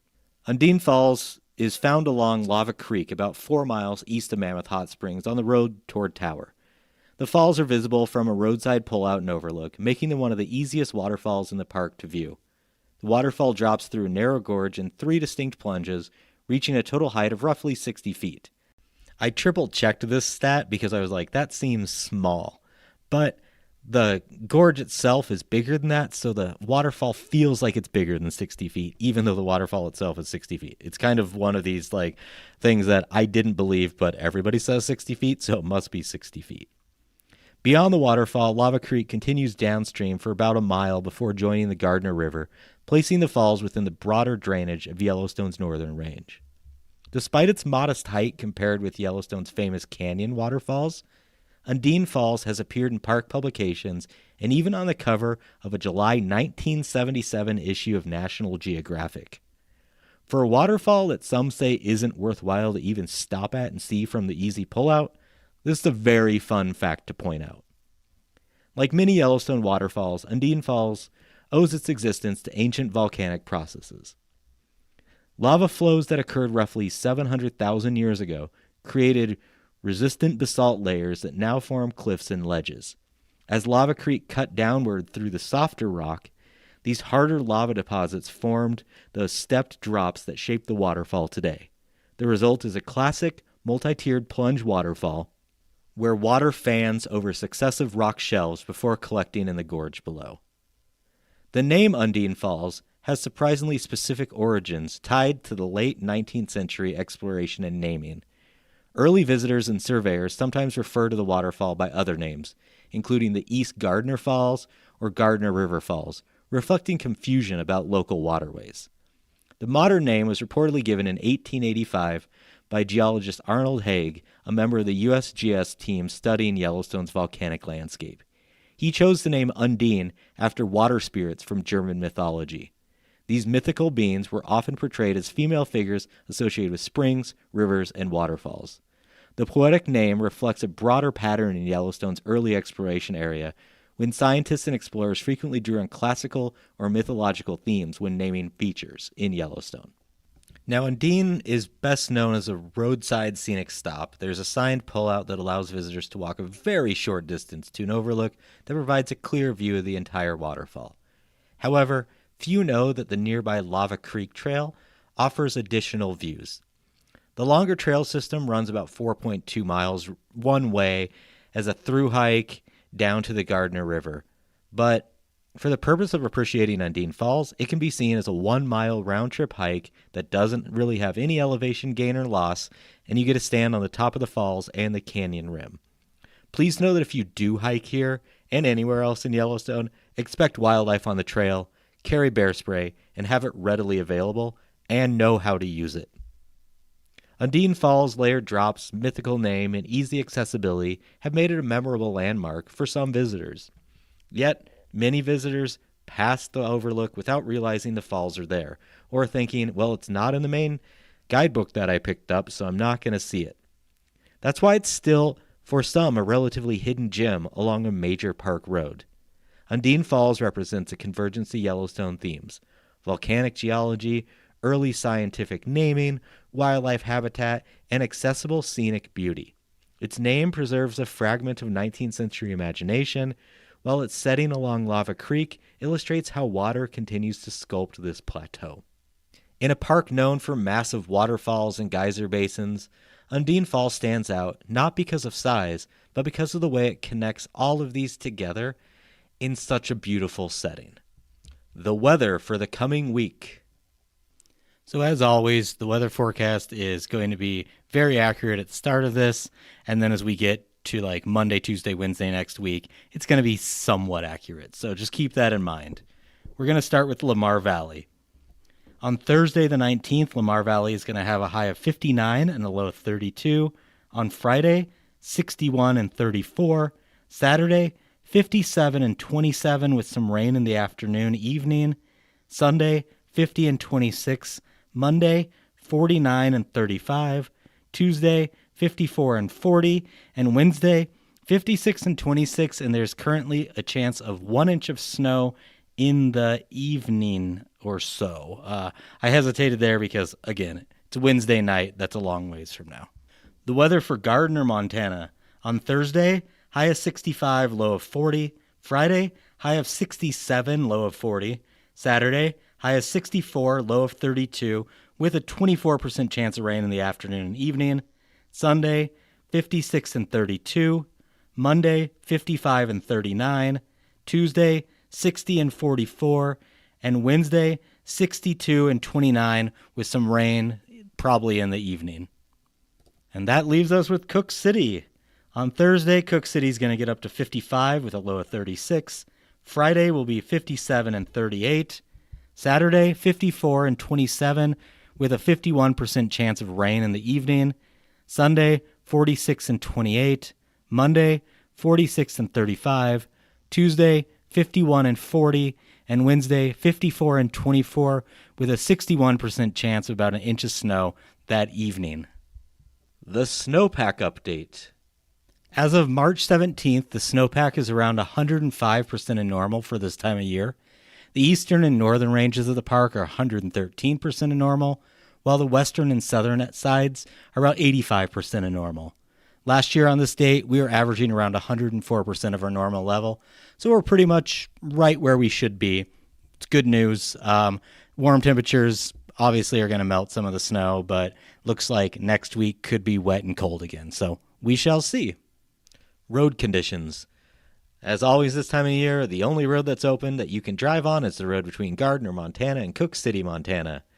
This week the road should stay open, they should be fine, but if a storm rolls in that currently isn't in the weather forecast, just know that these roads can't close at any time due to inclement weather, but they generally open up pretty quickly. For up-to-date road information, you can call 307-344-2117 for recorded information from the park, or you can sign up to receive Yellowstone road alerts on your mobile phone by texting the number 82190 to the number 888777. Camping information. There is only one campground open in the park right now, and that's the Mammoth Campground, which is open all year. Not very used right now. It's going to start filling up a little more each and every night, each week. So just know that, but if you're coming to the park and want to camp, you should have no problem getting a campsite here. The wildlife watching update. So wildlife sightings were really good this last week, and I think with the weather being the way it is, should continue this week. Obviously, if you're headed into the park on the really warm days, things probably aren't going to be that active during the heat of the day. The bison might be, especially near like water sources and in the mud.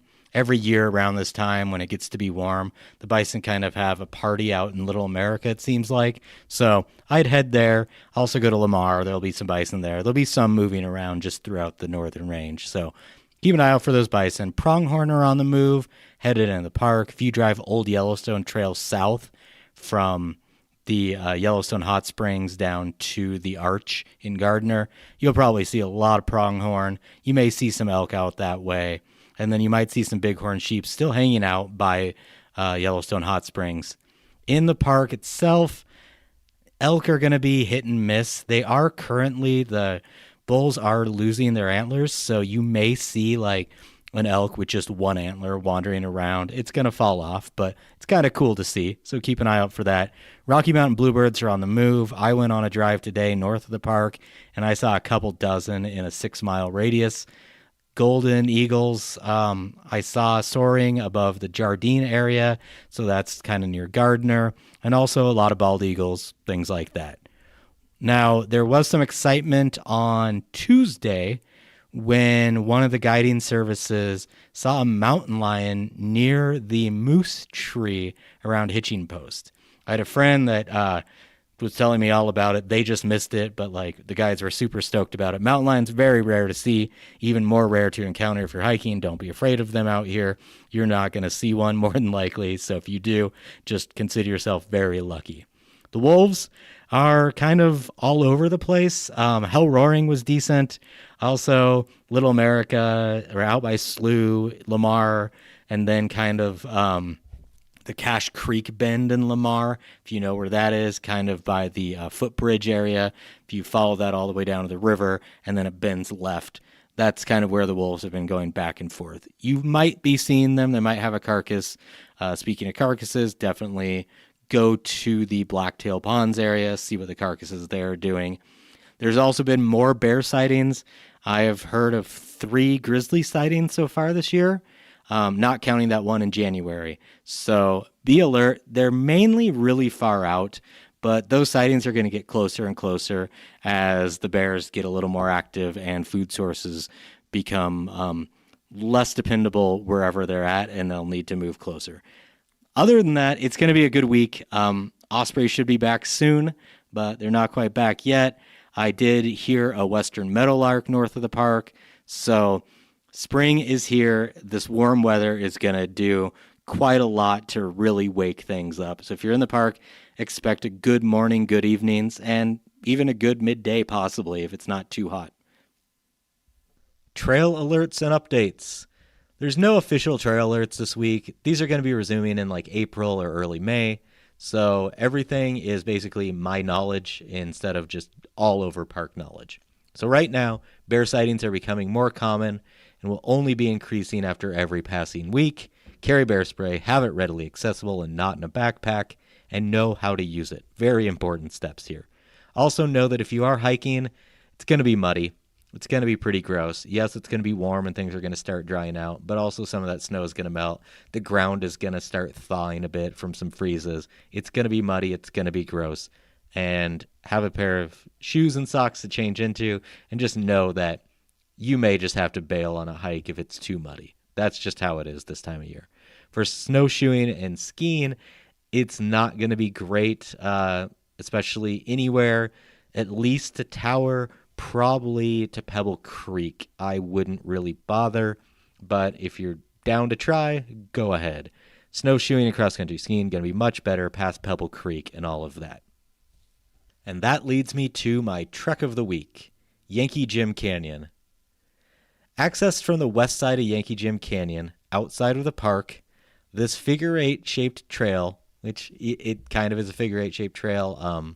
I'll explain a bit on how it is in a second, but this trail puts you in the steps of indigenous populations that call the region home, as well as lets you walk along the original road that led to Yellowstone. It also follows a railroad grade. You pass an old cabin. It's a really cool area, and it's found at the southern end of Paradise Valley, just below Tom Miner Basin. The Yankee Jim Canyon Trail is one that nobody aside from a handful of locals hikes. And right now, it's a good one because it's not going to be that muddy, and it's super scenic and awesome. After locating the trailhead parking lot, which is nothing more than a clearing of dirt and unsigned, you have 2 choices. The easiest is to park and then walk down the dirt road to the river, following the old railroad grade upstream. You follow this path for about 1.5 miles or so, and along the way, you'll be above the river, so you're going to have good views of some wildlife, especially osprey and eagles. The osprey are coming back any day now. You're also going to pass through the parking area for the Sphinx Creek picnic area and pass by an old cabin. Once you pass the Sphinx Creek picnic area, about 1.5 to 1.6 miles from where you parked, you're going to see a path on the right. It's going to look more like a boot path at this point. Take this path. And along the way, you're going to come across interpretive signs as well as old advertisements for Gardner and Yellowstone spray painted on rocks. This is the original road to Yellowstone National Park. This section is short and it's only about a 1/2 mile long before it drops down again to meet the main path. But it's definitely a hidden gem and something few ever see. Once you drop down and reach the main path, which is by a gate closure, turn around and follow the river downstream and replace your steps to get to the car. In total, this is about 4 miles with around 400 feet of elevation gain. I'm recommending this trek outside of the park right now for a few reasons. The first is that the trails in the park will be quite muddy. If that is a deterrent for you, let me know, and I'll recommend other hikes in the park. The second reason is I think you'll like Yankee Jim right now is the birding and wildlife potential. Last week, while driving to the trailhead, hiking the trail, I saw about 100 elk, some common mergansers, a dozen bighorn sheep, and a couple of eagles. This time of year, You may also see bluebirds, sandhill cranes, western meadowlarks, and other animals and birds. Thirdly, which is a word, but I feel it shouldn't be, the temperatures are increasing this week and weekend, leading to some snowmelt and helping to raise the river a bit. It's going to be super scenic. The river is going to be a little louder. There's going to be this energy there. It's going to be awesome.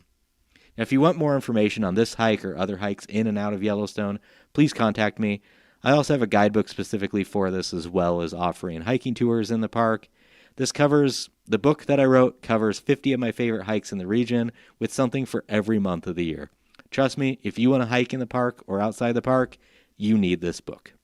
And that is pretty much the end of this week's episode.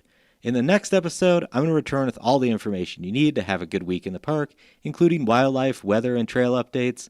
Until then, book a tour with me, pick up a guidebook, and have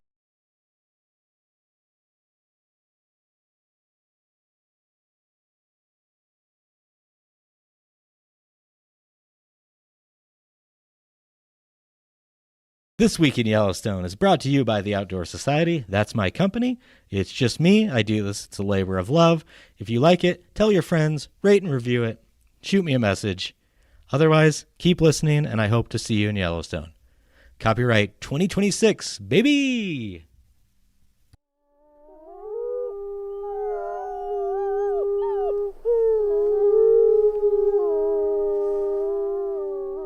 From Yellowstone National Park, this is What We Do. I'm Ashton Hooker. And I'm Brett Rayburn.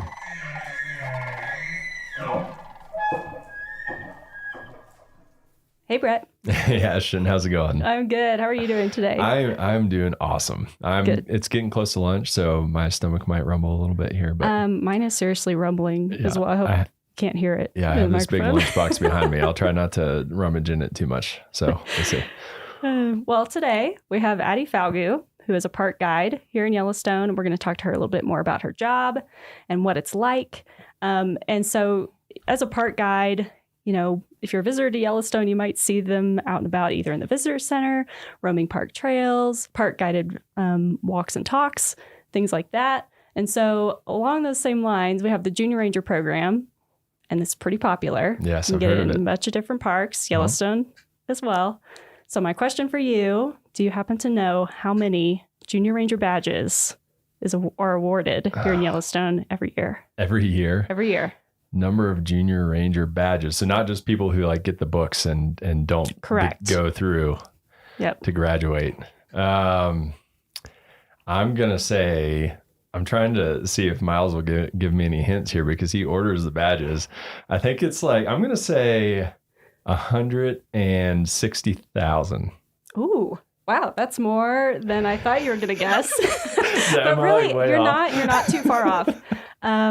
So in the past couple of years, you know, we've had a few weird years with COVID and the flood and stuff. So it's been a little lower the past few years, but it's been about 50,000. Okay. I'm like, so come on, Junior Rangers, step up. Yeah. But on this year is going to be the year where we give out 160,000. Like 50 to 100,000. So you're not too far off. That is a lot of Junior Rangers being sworn in.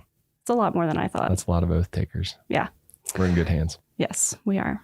All the Junior Rangers out there. So anyway, we're going to talk with Addie more about what she does in the park. So Addie, thanks for joining us. Yeah, thanks for having me. Yeah, how are you doing? I'm doing well. Good. So ready to dive in? Absolutely. Okay. So how did you get your start with the National Park Service? So I got my start in 2017 as an intern in Glacier Bay National Park. And that's in Alaska. That's correct. Yeah. Okay. It often gets mistaken for Glacier in Montana. So often I do specify Glacier Bay in Alaska. I heard the emphasis on bay. Yeah. Cool. And so what drew you to that? Did you always know you wanted to be a park ranger? So growing up, my family traveled to national parks. I think a lot of people in this career. And I kind of, was really interested. I fell in love with the Tetons and I was like, well, I want to live there one day. And the way to live there is to become a park ranger. So simple enough. I'll just do that. And, it got a little bit more complicated than that.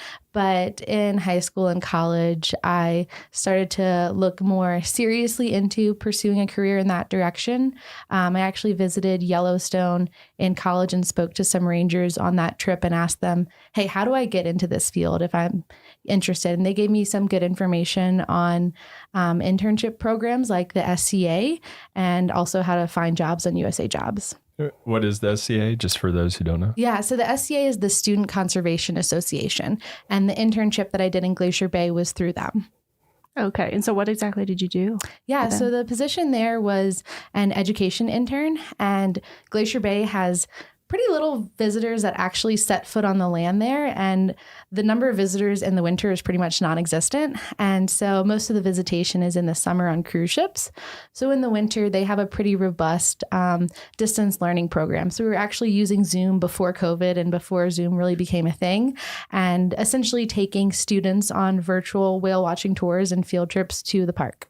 Wow. That sounds like a good gig. Yeah. So you're on a boat, like while you're doing this? No. So we were in an office with a green screen that made it look like we were on a boat. I did get to shake go out. the camera and rock it. I did get to go out with the oceanography team though, which was really fun one day, and we got to take water samples. So I did get to have that experience in the bay, but most of the time was spent in the office. Okay. So did you go from Glacier Bay and then Yellowstone, or were there other stops in between? There were a few steps in between. Yeah, so after Glacier Bay, I did a couple of seasonal positions as an interpretive park ranger and also an education position in Grand Teton National Park. And then I was pretty fortunate to get offered a permanent job pretty early on in my career, and that was in Hot Springs, Arkansas. That was also a park guide position. I was there for a few months and then took a lateral reassignment to a park guide position here, and I've been here since. It's been about 4.5 years, I think. Okay, wow. And so tell us a little bit about being in Yellowstone. A lot of people don't know that there are actually park rangers that live on the interior of the park. So what that means is not at any of the park entrances. And so Yellowstone closes down in the winter. So you're at Lake Village, down by Yellowstone Lake. So tell us what that is like. Like, how did you even get here this morning? Talk us through what that is like. Yeah, so essentially we kind of get snowed in the winter, and often things are complicated, but there's a lot of snowmobiling to your car and then transitioning to take your car to a location. Currently, we have less snow this year, which you think would make traveling easier, but it's actually made things more complicated because my car is at one location, but there's not enough snow for me to snowmobile from the roads that have enough snow on them to my car. So I have to take like an in-between car to get to my car. So to get to the studio this morning, I took a snowmobile and a couple of vehicles. Wow. And it took about 2 hours, whereas normally if I could just snowmobile straight here, it would have been probably 30 minutes faster than that. So that is dedication to the complicated show. steps. We appreciate you. Yeah, but those of us in the interior look for excuses to get out. So I was very happy to be out here today. Wow. Well, we're glad you're joining us, and you took the long trek to come all the way up here. What's your typical, how often do you get out to get groceries and things like that? So it really varies depending on the year. Typically, I try to stockpile groceries in the fall so that I never need to go out specifically for a grocery trip. But if I happen to be out for another reason, then I always get groceries. But I'd say usually in a normal year, I'd probably leave twice a month each winter. So every 2 weeks. Mm-hmm. Okay. So I've seen some park rangers who live on the interior in winter. They do a lot of canning. Mm-hmm. Are you into that? No, I am the unhealthy ranger that lives off of pasta Ramen. and frozen pizza. Yeah. So, Yes. Hey, it's delicious. I don't do any canning, but if you just eat a lot of pasta, dried goods, that stays really well. So I can really stock up in the fall. Wow. And so in a typical winter, so one that we're not having now with not as much snow, you would normally just snowmobile everywhere, yes. correct? Yeah, okay. I would just snowmobile to my vehicle at whatever entrance it's located at. And typically it's not a big deal. I actually really enjoy snowmobiling most of the time. And there's incredible opportunities to see wildlife along the way. Amazing scenery. The sunrises and sunsets in the winter are always really special. So although it has its challenges, overall, I really like living at Lake. There's incredible opportunities for skiing around the neighborhood. But it's not to say it doesn't come without its challenges. For sure. So in your current position as park guide, do you have a typical day? Can you tell us a little bit what that's like? I know it probably varies from day to day, but... Yeah, I'd say I have a typical summer day and a typical winter day. Okay. Would you like to know about both of those or just one of the seasons? Okay. So in the summer, a typical day, a third of it is usually spent working the visitor center front desk, answering questions, helping people plan their trips, answering questions about what birds they're seeing, animals they're seeing. Like the number of questions we get, you never know what's going to come out of someone's mouth. So it can be all over the place. Another third of the day is typically spent leading a ranger guided program. So that can be a talk, a campfire program, a walk. And the remaining third of the day is typically spent out in the field roving. And so talking to visitors on boardwalks in some of the thermal areas, interacting with people at wildlife jams, making sure no one's petting bison at wildlife jams. Very important. Yeah. So that's kind of a typical summer day. In the winter, my job is kind of unique in that I staff a building called a warming hut. And so, most people are kind of putting out figurative fires in their day-to-day work. And my job is literally to go and start a fire. So I go to the warming hut, start a fire. And the purpose of that is to serve as a place for snowmobile groups to stop in and warm up. That's the sole source of heat for the building. So depending on the day, if it's really cold out, it could be 10 degrees inside when I get there. It could take a few hours to get up to temperature, but we try to get it about 60 degrees in the building and interact with groups as they stop by throughout the day. The Fishing Bridge Warming Hut is a quieter location. So on average, we've got about 20 to 40 people that stop per day. And in between groups, surprisingly, cell service is actually really good at that location. So I'm able to plug into a mobile hotspot and respond to visitor trip planning emails. I've helped with social media at times as well. And so I can stay connected and do other work in between groups. So it's more kind of office and admin work mixed in with splitting firewood. Wow. That's a good combination. Quite a variety of skills required. And so where do you live? Like, what are your living accommodations like? I'm sure a lot of people are wondering. That's the number one question I get asked at the warming hut. And what I usually tell those visitors that are asking is that we have housing at each of the developed locations in the park. So my housing area is only a couple miles away. So it's just a couple miles snowmobile ride to the warming hut. Often groups get there and they're like, how did you get here? And I'm like, well, I snowmobiled here just like you. But like, I had the easy commute. Like they're snowmobiling 26 miles to get to me. I only did 2. So You're like, I just crawled out of the lake. Out of the lake. Which you probably could because it's not frozen. Yeah, I did a training once in the park where I spent the night in a snow trench. And sometimes I do consider telling people that. I'm like, where do you live? Where do you sleep at night? I'm like, just in a trench in the snow over there. I've been here a few years, so they moved me to the 3-bedroom snow trench. Yeah. They take care of us here. So what's the most important skill you'd say for your job? The most important skill in my position is probably communication. So as an interpretive position, it's really important to communicate these messages and try to foster a connection between the people that are visiting Yellowstone and the resources that we have here in the park. And so being able to tailor messages for specific audiences is really important in order to communicate that effectively and try to hopefully inspire the next generation of stewards for these lands. Yeah. What's one of the hardest or most memorable questions that you've had asked? Ooh, that's a good one.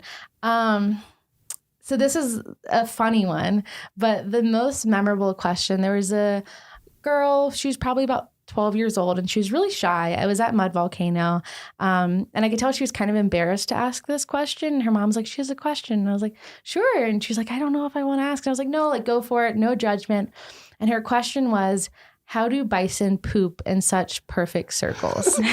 And I loved it because so often we get the same questions. That's a scientist question over right and there. over again. And so that I'd never gotten that one before and I've never gotten that one since. And so, I took a moment and I was like, well, it has to do with the consistency in which the poop comes out. So it's kind of like pancake batter. Like if you put pancake batter in a frying pan, it like spreads out into a circle. I'm like, it doesn't come out that shape. And I think that helped her out. So I wonder if she thinks about that. I'm not eating any pancakes that you bring to the office, but that's a great way of explaining it. Yeah, I'm going to think about that every time I see some bison poop out there. Yeah. So what is your favorite part of the job? My favorite part of the job is probably getting to re-experience the magic of Yellowstone through the eyes of first-time visitors. I've literally had kids jumping up and down for joy when they saw a grizzly bear for the first time. Oh. And I've seen adults like cower when they hear a bison grunt during the rut. And those moments just remind me of like how special this place is. They allow me to remember why I fell in love with this place and why it's worth protecting. That's great. Yeah. Yeah. And so on the other side of the coin of that, there's great parts of the job, maybe some that are not so great or just a little tough. What's like the toughest part of your job, you'd say? I think the toughest part of my job is probably dealing with angry and frustrated visitors. People are coming here on vacation and everything's supposed to go right for them. And when it doesn't go right and they're on vacation, they really want someone to blame and someone to give them answers for that. And being a frontline staff member, we're kind of the face for the park. So we're often the person that receives the brunt of that anger and aggression. And especially in the middle of the summer, if you're receiving that day after day, multiple times a day, and often these complaints are about things that we have little to no control over. Sometimes they're because of natural disasters like floods. It can be really hard to deal with that. Yeah. Yeah. It takes lots of patience. Yes. Yes. Lots of patience.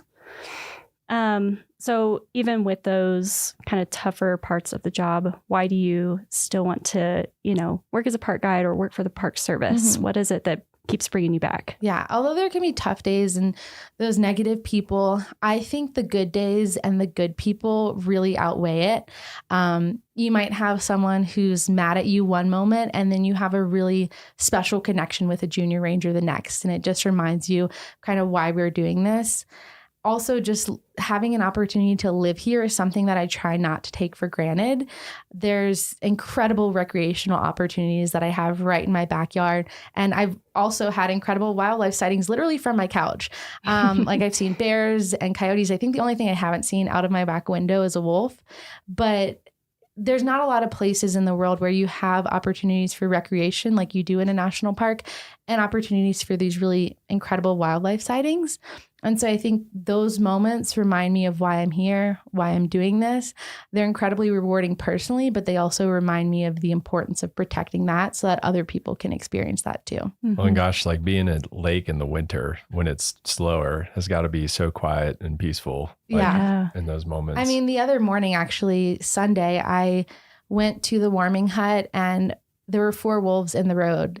And that was I did my 2-mile snowmobile commute to work, got to my office, and I saw 4 wolves at my office. And I've seen foxes and coyotes passing in front of that building as well. And I was all alone. No one else was there. And so it's a really special moment when you have moments like that. And those moments always kind of take me back to why I'm here. And I find that some of my best moments in the park, best sunrises, sunsets, rainbows, wildlife sightings have occurred on some of my most difficult days. And so it's like, even though there are those tough days, the park always finds a way to remind me of why I'm here. Mm-hmm. Yeah, I think that reminds me of a time a few years ago. I was driving home. It was a Friday. It was the end of the workday. I was trying to get back to the office, and I got stuck in this bison jam for 2 hours. So I didn't get home till like 8 p.m. Yeah. But it's moments like that. Like a lot of those people are experiencing that for the first time. And it's super cool that you get to be in a place like that. Where you get to have those types of experiences and sightings. So, and when you're frustrated in that bison jam, but you look over at like a little kid who's just glued to the window, can't believe what's happening, kind of makes it a little easier. Yeah, at least you're not stuck on an interstate somewhere. Yeah, for sure. So do you have a defining moment? You've talked about some cool sightings and things that you get to experience living in the interior in winter. Is there like one moment that really stands out to you as like a career defining moment? Yeah. I don't know if this is a defining moment, but when I thought about this, a moment that made me feel like I was really in the right place and doing a good job and something that I was really proud of happened a couple of summers ago. I had a father and daughter asking questions, and the father was the main one asking the questions, and the daughter was really curious and she started chiming in. And so she'd ask a question, I'd give her an answer. She'd ask another question. And so this really natural flow of conversation began. I even went and got a bear skull and brought it out to show her. And so I was sitting on the porch with this bear skull talking to her about it.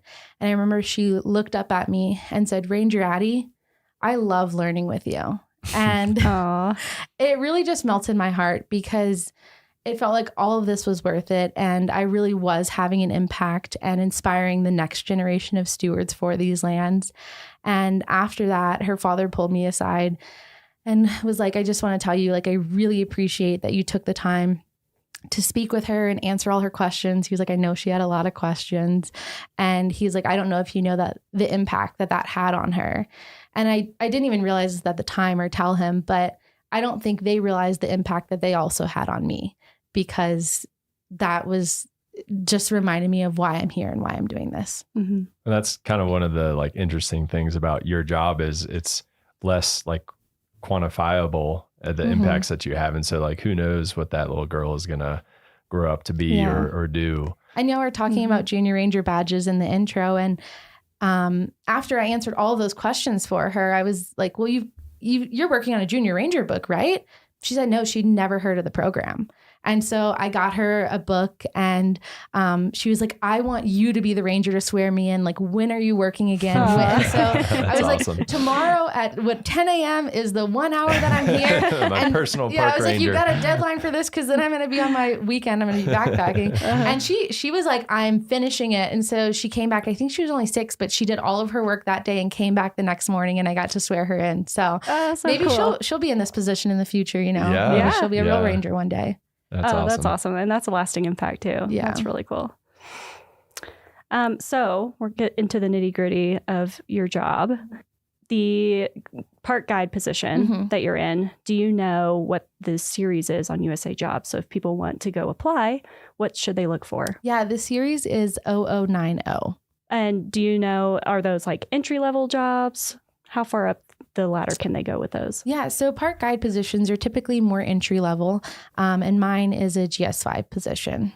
And do you need any formal training or anything like that? There's no formal training needed for this position. Just having experience in education and interpretation is helpful. Okay. So if you were to give somebody advice on like what type of experience they should get, what would you tell them?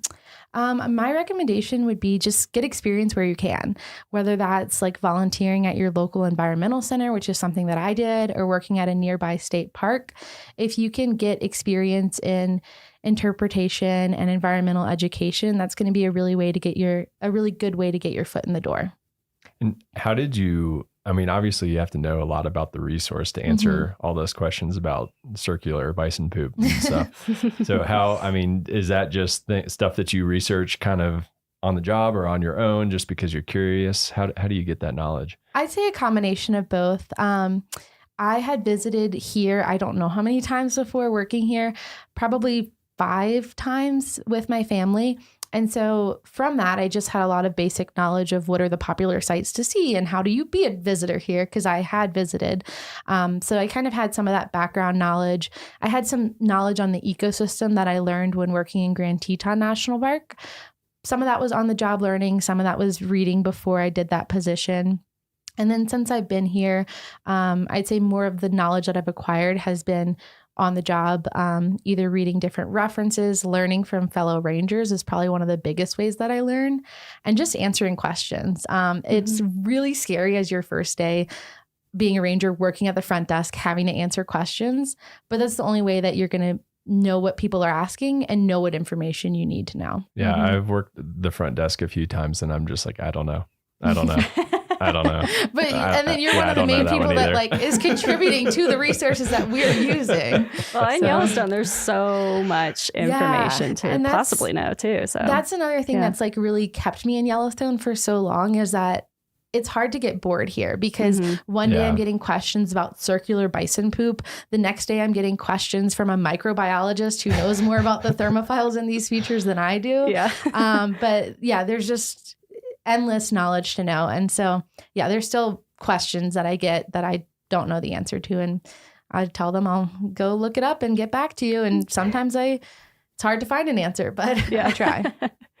Well, that's really cool. And, so the last thing we like to ask people, what is your favorite memory that you've had? It could be here in Yellowstone or any other national park, since it sounds like you've worked and visited lots of different national parks. Do you have a favorite moment that you've had? So something that stands out to me is a moment I had here in Yellowstone, and it doesn't involve wildlife or hiking or thermal features like you might expect it to. It actually involves the ice on Yellowstone Lake, which I know some of you here have heard me go on and on about the ice on Yellowstone Lake. But Yellowstone Lake freezes in the winter, and living at lake, this is something that is a pretty exciting event to us. Like, what day is the ice going to freeze, or the lake going to freeze? What day is it going to melt? Sometimes it sings as well. So we kind of really like live our lives by the seasons of the lake. And Ice Off Day is like my favorite day of the year. I just think it's so incredible, and it doesn't happen every year. But if conditions are right, as the ice breaks up, it gets pushed out of the lake at Yellowstone River, which is the only outlet to the lake, and it flows down underneath Fishing Bridge. And as that happens, those chunks of ice all kind of get compressed into each other, and you can stand on Fishing Bridge and look underneath your feet, and it's just mesmerizing watching this like icy slushy move. It sounds really cool too. It's like a bunch of shards of glass almost. And usually it occurs late May, like Memorial Day weekend. And a couple years ago, I was actually out of the park on a temporary work assignment, and I wasn't scheduled to get back until June. And I was like, there's no way I'm going to make it back in time for Ice Off. And I was pretty sad about it, because it only happens once a year. Like it's not like Old Faithful. It's not happening every 90 minutes. So I was really bummed that I was going to miss Ice Off Day. And I was moving back into the park on June 3rd. And as I'm driving along the lake, I see that the ice is still there and it's starting to break up. And I rushed to Fishing Bridge, got to Fishing Bridge in time. I'm standing there watching the ice, listening to the sounds, and I look up and there was a double rainbow. And as silly, and as silly as it sounds, it just felt like the lake had waited for me, and that was Yellowstone's way of welcoming me back home. That's awesome. That's really cool. I would like Yellowstone to welcome me back home with a double rainbow next time I'm down there too. So if you could I'll try. Could make that happen, that would be so. And I have to go back to one other thing you said really fast before we go, because you said it sings. Yeah. So as the ice cracks and forms, those sound waves are kind of sent through the ice, and you get these really unique sounds. It kind of sounds like lightsabers. It doesn't happen often. Conditions have to be just right, but it's really cool when it does occur. Sorry, can you give us what does it sound like? Can you give us your best impression? Yeah, it's like pew, pew, pew. But also there's other sounds too, but those are the coolest sounds. That's cool. I will be listening out for lightsabers next time I'm down there. Yes. Well, thank you so much for joining us, Addie. Thanks for having me today. Yeah, this was really fun. Well, that's it for this week's episode of What We Do. Thanks again to our guest, Addie Falgout. If you like what we do, rate and review the show wherever you listen. Every positive review helps new listeners find the show. If you have questions or want to learn more about a particular job, contact us using the form at go.nps.gov/whatwedopodcast. Thanks for listening.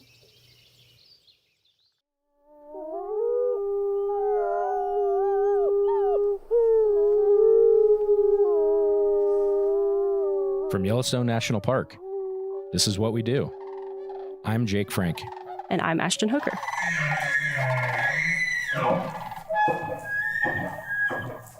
Ashton. Hey, Jake. How are you? I'm doing pretty good. How about you?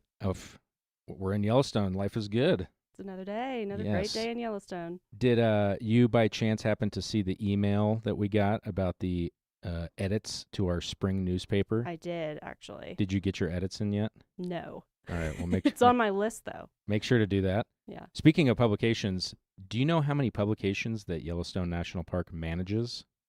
Ooh, it's got to be way more than I even think. It's a big number. It's not like a ridiculously big number, but it's probably more than you would think. Yeah, I'm going to say 40. Double that. Oh, wow. 80? 80 Yeah. publications, yeah. So some of the big ones we have are like the park newspaper, but then there's a lot of site bulletins.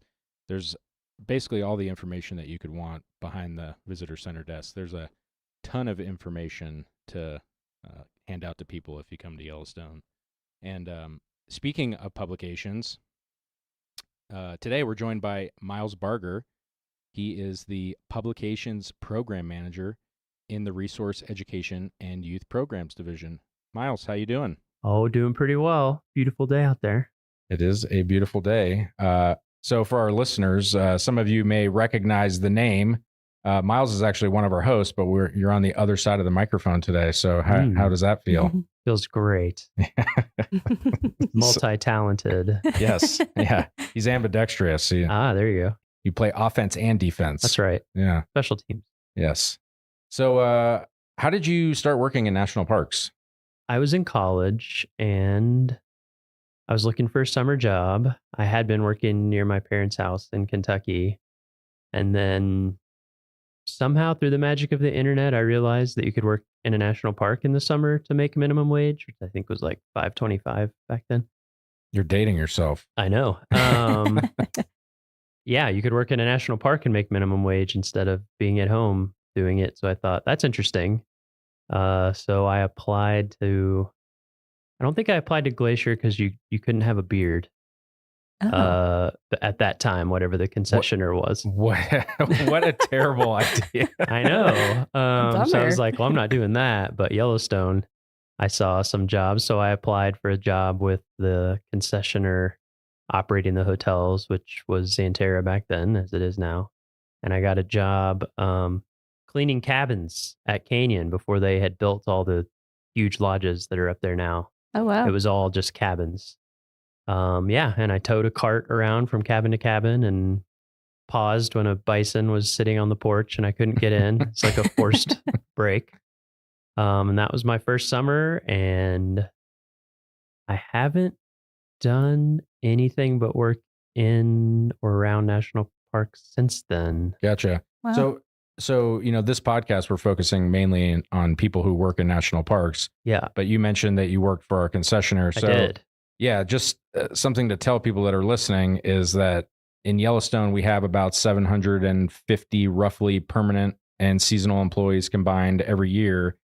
But what's that number in Xanterra? It's like over 3,000, right? I actually was just looking at this number for one of our publications. It's about 3,200 seasonal concessionaire employees in the summer. So many, many more. Yeah, it's like 5 times more employees. Yeah. So for people who want to, if your main goal is to, like what you were, is to live in a cool place. Yeah. In addition to Park Service jobs, there's the Xanterra, there's Delaware North. If STGI runs our clinics, and then Yellowstone Forever. So it seems like all of those different entities. A lot of my jobs were with nonprofit partners. Like I worked for Alaska Geographic.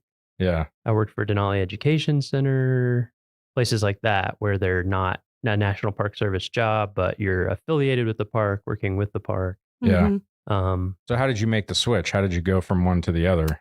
I was working in Denali in Alaska, and I noticed that a lot of the people who worked there year round had master's degrees. So I thought maybe I should do that.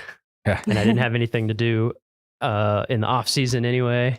So I started applying for master's degrees programs in environmental studies / environmental science. Got in at University of Oregon, started doing my master's, I took some GIS classes because that seemed helpful. And also I'm a nerd and it seemed cool.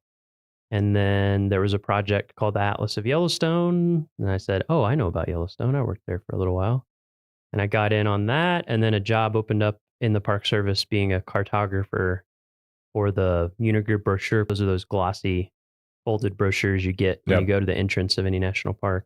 And so it was they're like highly sought after. Highly sought after. Yeah. And it was the first time that job had opened in like 15 years, I think, was the last time someone had retired or moved on. And I applied figuring I wouldn't get it because it was a permanent, full-time, higher graded job. But I had the skills to pay the bills, I guess.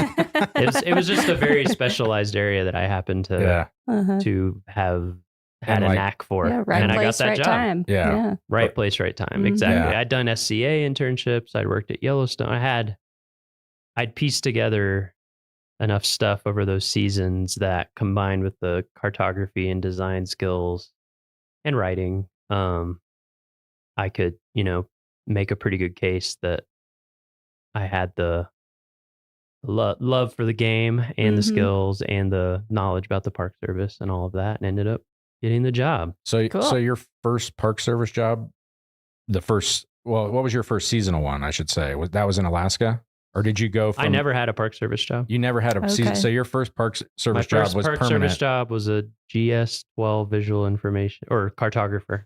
Way to just like come out swinging. Yeah.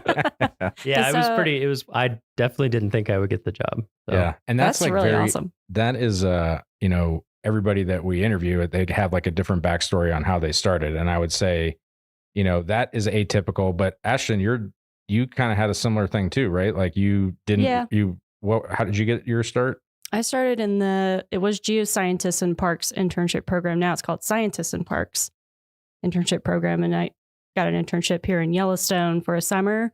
And then this position opened up shortly after and applied thinking the same thing as Miles. I was like, I'm not going to get this job, but got lucky. Yeah. And now I'm here. So I would like to say that, you guys are 2 in a million. Yeah. That's not the typical thing. Yeah.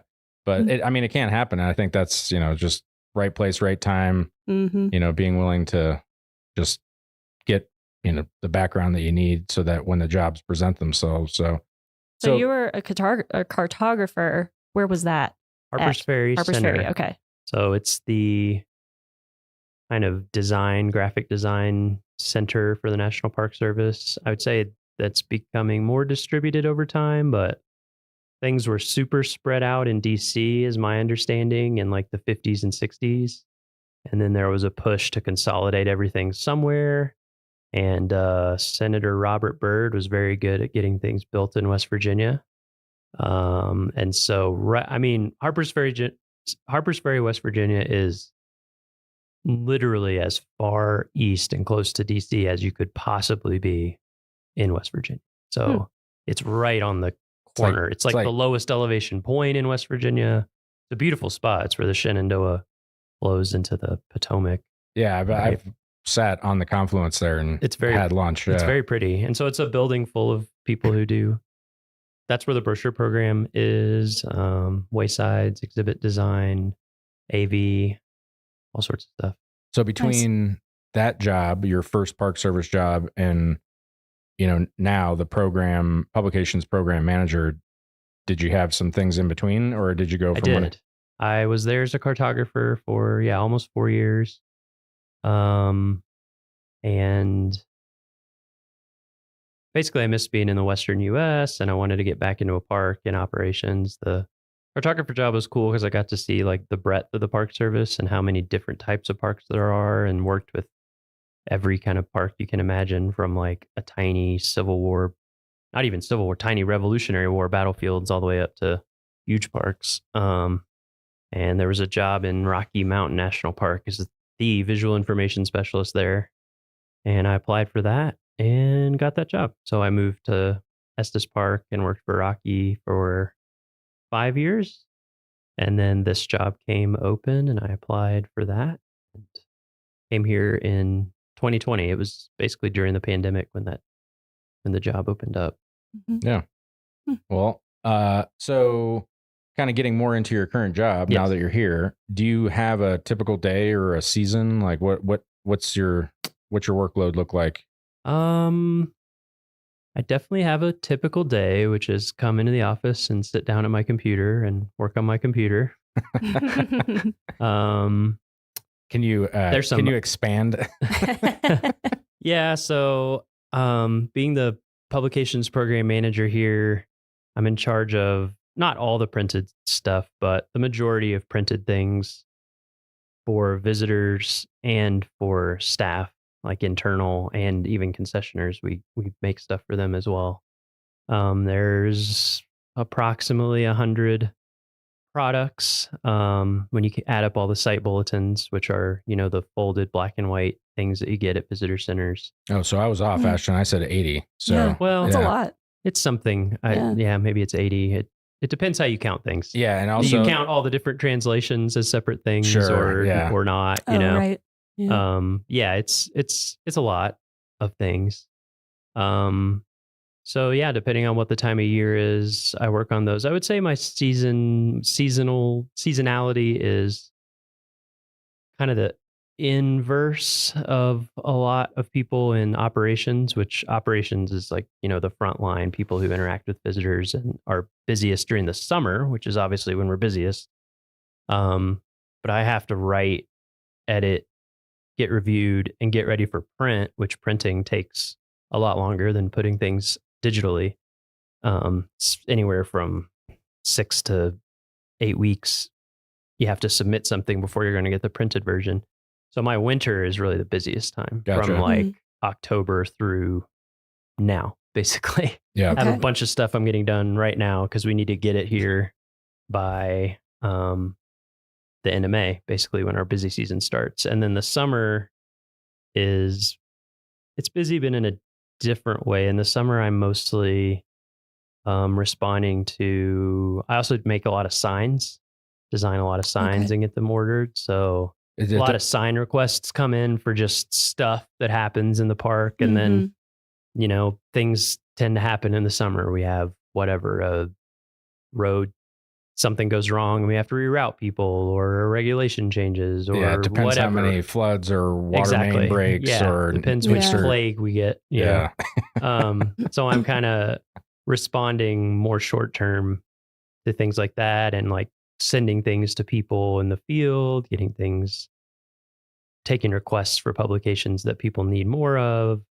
And then going out more in the summer to like visit places, talk to people, kind of see what the needs are. So those are kind of my two main seasons. So with that, do you have like an important, like what, for people who are interested in this type of a job, like, is there a skill or something that you would consider that it serves you well?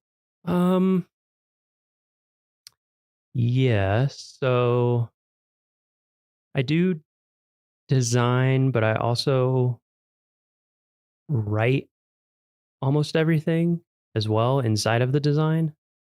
And so I would say writing is a very key, writing and editing. Yeah. So in that sense, like being able to write well, being able to write in different tones and styles, depending on what you're making, like the newspaper visitor guide that you get at the entrance stations is very just visitor information focused, and it has a ton of stuff in it. So it has to be very concise. So that's one type of writing. It's like plain language guidelines, which is a government thing for basically saying not using huge words and keeping sentences pretty easily understandable. So that's one type of writing. But then like resources and issues, I'm more editing other people, but that's more in-depth scientific writing and kind of everything in between. So I'd say write. It's also nice to be able to write your own stuff, because when you're designing on paper, everything takes space, physical space on the page. And so a lot of the time you need to be able to edit for space as well. So it's nice to be able to go back and forth to make things fit, or like I'm OCD about columns being all the same lengths and things. So it's like, oh, I want to edit this to be like 7 words longer. Things like that. And then detail oriented. Exactly. Yeah. Detail oriented.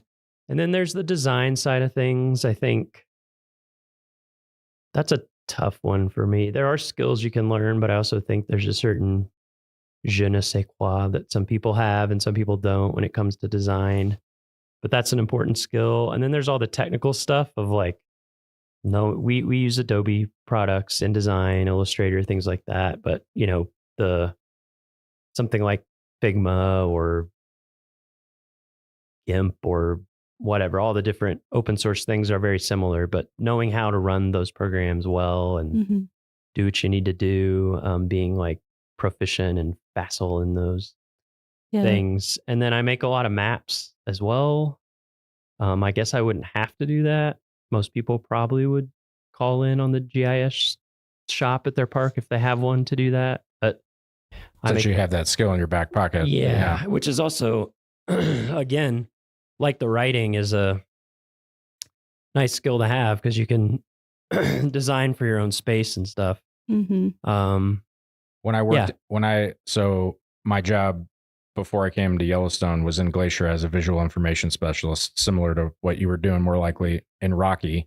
I was very hesitant to write anything. And, you know, because it's like, that's why I take pictures, because I'm not a solid writer and I let my pictures do the speaking. 1,000 words each. Yeah, exactly. I was like, I'm a prolific writer through photography.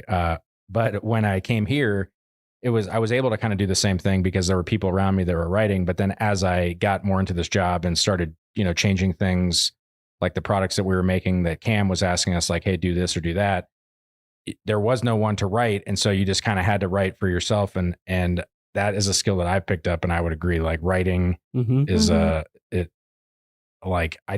had to do writing in college, but you're like writing for that is very different than writing for the web or writing for social media. It's just like, it has a different tone and really kind of like getting comfortable in that. So I would echo that writing is a really a solid thing to do. And it seems like kind of like a lost, it doesn't seem like it's emphasized as much on like with everything is 180, you know, or 280 characters. So it's like, that's a skill too, to try to be succinct, but also like if you need to write more than that, that's, you know, good thing to practice. Yeah. Yeah. I was an English major and music composition major in undergrad. I think both of those things help. The music one's harder to explain, but it's similar in a lot of ways, I think. Yeah. And also when when I did seasonal work, I was a guide. Okay. So I was taking people on hikes and teaching classes and stuff all day long. And I think that has been helpful too. Because it's kind of that skill of learning how to take a bunch of information and synthesize it. Yeah. And I'm curious. So in your current position here, what's like the biggest publication or the one that takes the most time and effort or project? Like what's the thing that takes the longest for you to work on? Resources and issues. Yeah. It's a 300-page book. Okay. So I always get the feeling every season that I would like to just start it over from scratch. But then I remember it would be like, it would probably take 5 years, honestly, of full-time work to do that at least. But yeah, that's the biggest. Yeah, that's a beast. That's job security, Miles. True. Yeah. That's the biggest by far. Everything else pales in comparison to that. So like out of the, you know, the writing, designing, like all the kind of things that you mentioned, do you have any of those like kind of stand out as your favorite that you like to do? Making maps is my favorite. And I love when I get the chance, which is not very often because of time, but I love just like starting something over from scratch, just like forget that it exists and make it brand new. So I guess I would say like, what would that be? It's almost like book design, kind of, where of course we don't choose the fonts because we have the fonts, but you're kind of choosing the architecture of things, like what kind of columns am I using and baseline grid and designing all the styles and all that kind of stuff, I think is probably my favorite. What's your least favorite? Because like that's why they pay us. It's like you can't love everything. Yeah. I think my least favorite is just when there's so many things that need doing that sometimes they just need to get done and updated. Yeah. Or I should say, what's the most challenging part of your job? Because it's like you can't like everything, but what is the thing that makes it difficult? Big park. There's a lot of information. Yeah. And there's a lot of people who specialize in things. But like something like the newspaper visitor guide, I don't even know how many people review it, like dozens. Yeah. And so sometimes it's coordinating all the different needs of different groups of people. Herding turtles. Yeah, exactly. Yeah. But I mean, herding turtles. I wouldn't say it's difficult, but I also enjoy it because you get to learn a ton about a park. Like you get to learn about all the not different only all these perspectives. different subjects and information, but also the different perspectives. Like Yeah. the language on a sign for visitor resource protection or law enforcement purposes is very different from, like, if you have a sign about fishing or a wayside, the fisheries biologists have very different goals for that than the people who like want to enforce regulations versus the interpretation side of it. So Yeah. I enjoy it, but that is definitely a skill that I've had to learn. I think that's kind of a perk being in like the communications field, is you kind of have to be exposed to all these different perspectives. Yeah. Because you're writing, you're editing, you're designing, you kind of have to know a little bit about everything. And so I think it helps to be curious. It definitely helps to be curious. I also think that there's a lot of things about my job that I've had people say, like, how do you stand that? Or I'm making a thing and there's going to be 200,000 copies printed of it. Pressure of that. And to me, I'm like, whatever. So I think, but there's other people's jobs that seem super stressful to me. And they're like, oh, I love it. Yeah. It's just whatever you're used to, it seems like. Yeah. And like what you enjoy. So I would say that's one tip, is like find the things that you enjoy that other people don't. That's a good niche for you. Find your niche. Yeah. Yeah. Like play, instead of trying to improve the things you're not good at, like play to the things that you're naturally into. Murph, he said he likes pumping sludge. Yeah. Exactly. Yes. That is pretty niche. Yeah. When we said, what's your favorite part of your job? And Murph said, pumping sludge. Yeah. You're like, all right. Yeah. Okay. Job You're in the right job. So, how do you feel that your job contributes to this larger mission that we have here? You don't get to interact with people on a one-on-one basis, but do you kind of scratch that itch? Yeah, sometimes I have to remind myself, because I am sitting in front of a computer mostly, and it's a little abstract. As opposed to, when I used to guide 15 people on a hike and you get that immediate person-to-person feedback. But then I remind myself, like, 4 point whatever million people are going to come here every year, and probably they're all going to interact with something that I made. So I think it's safe to say like almost every person is going to see something that you made. Yeah. So it's almost like my ROI is a lot higher. Yeah. So you like your job, things are good. Do you have a defining moment, would you say, like in your career, or something that kind of stands out as to like, ooh, man, this is like, I made it, or that was a cool thing that you got to make or do or be a part of? Good question. Thank you. Jake coming with the hard-hitting questions. Yeah. The first time I drove into Kantishna, which you can't do right now because the bridge is they're building a new bridge. But my first summer in Denali, I was a guide and we had to get out to Kantishna, which is at the end of the one road. Literally, it like turns into an airstrip right after the place that I worked back there. That was pretty mind blowing. Yeah. It was a clear day. We're on the road with nobody else. The mountain was totally out. And I was just kind of like, oh, like, I had the same moment. Like when like an out of body experience.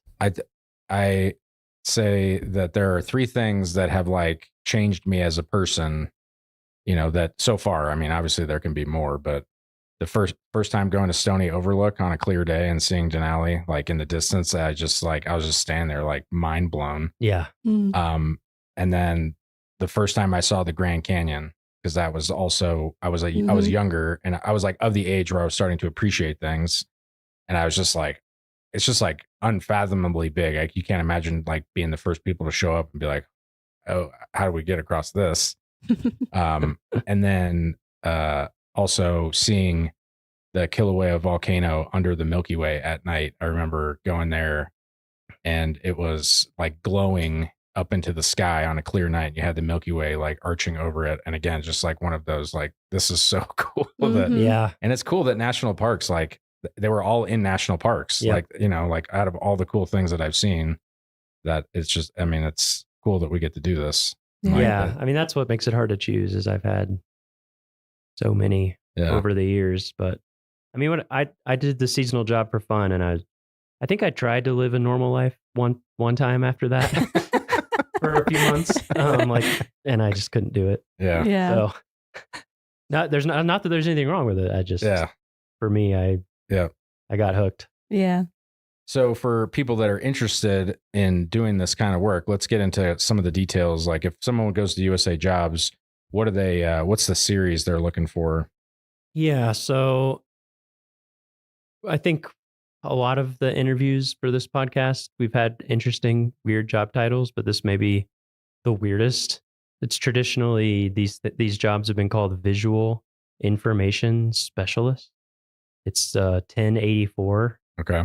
I don't know why that's the title of the job, but it encompasses a lot of different things. It can be, it can range so much what that is. Because I've done a lot of digital stuff too. Like at Rocky, I was in charge of all the media. So you can be doing digital stuff, print stuff, audio, video. There's so many things.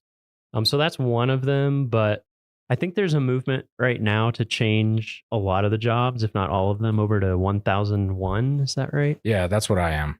Yeah. So there's a recognition that visual information specialist doesn't quite cover all the things that these types of jobs do. So there's a move towards that.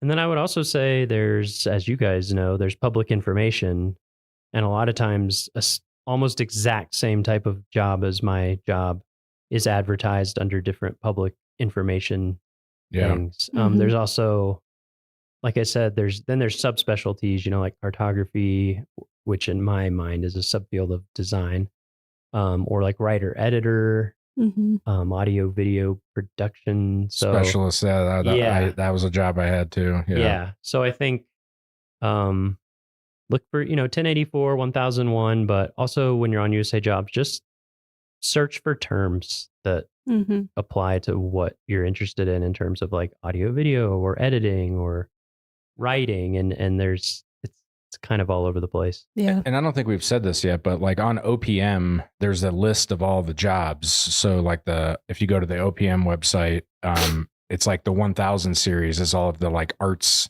Right. So from from 1001 to 1099, there's like a bunch of everything that we're mentioning kind of falls in there. And so it seems like if you're looking for it, you could set your alerts on a variety of those different keys, but it's good to know which ones specifically. If parks aren't flying them in a certain category, then doesn't make sense to, set an alert. You already mentioned all the training that you had, for the design and everything. Is there any other than the design aspect and knowing how to run these programs, is it required that you have a formal training, that you go to school for that? Or could you just like teach yourself how to do this? And you a lot of people grow up and know how to use Photoshop and stuff.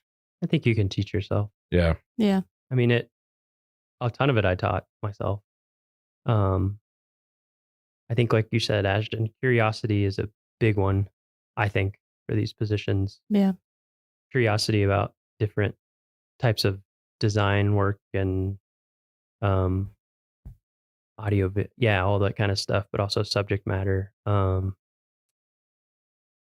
did tons of personal projects, like I'd say I probably did more personal projects than work projects to get into this kind of stuff. Like whenever I was just seasonal, took a ton of photographs and had a blog and made books for friends and family that they didn't want that I thought were cool. Yeah. So it seems like you were interested in being creative and you just happened to find a job that it's just allowed you to do that. Yeah, it's just kind of who I am. Yeah. That's cool. Do you have any advice for people that, if they're looking to get into this career, just general advice? Make your own stuff.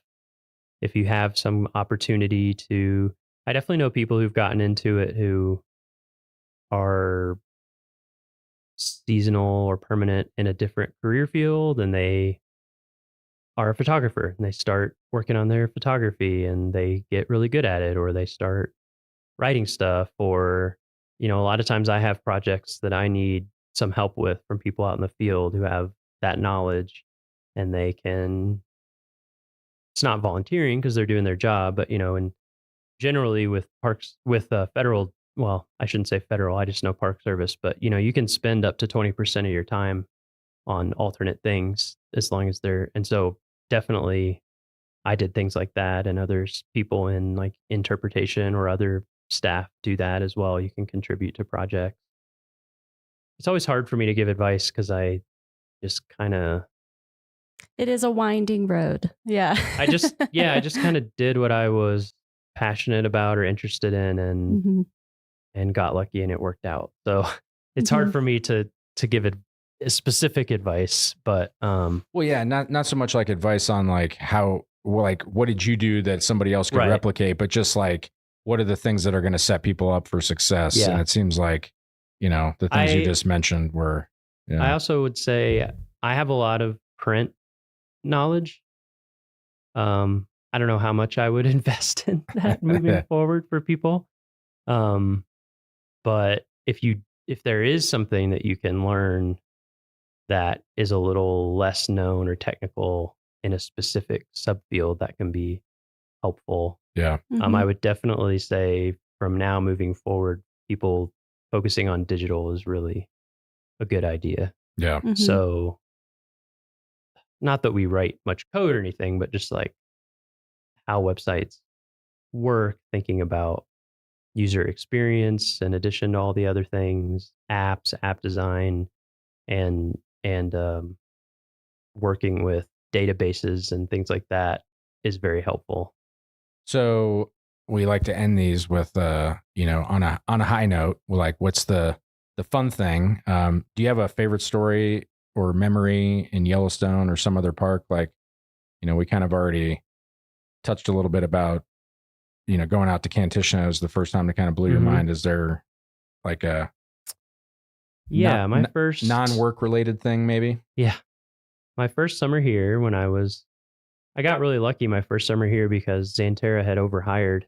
But I took a lot of time. I took a lot of those, like, does anyone want Friday off? Yes, I do. I did a lot of backpacking, and one of my trips I did Mount Washburn. No, wait, not Mount Washburn, Mount Holmes, which also had a fire lookout on it at that time. So I hiked in. My plan was hike into a meadow the next day, get up, go to the summit, come back, camp the next morning, get up, hike back out, and be done. Kind of break it up. I think it's 20 miles round trip. Yeah. So that way I had like 5 miles in, 10 miles round trip, 5 miles out. Nice and calm.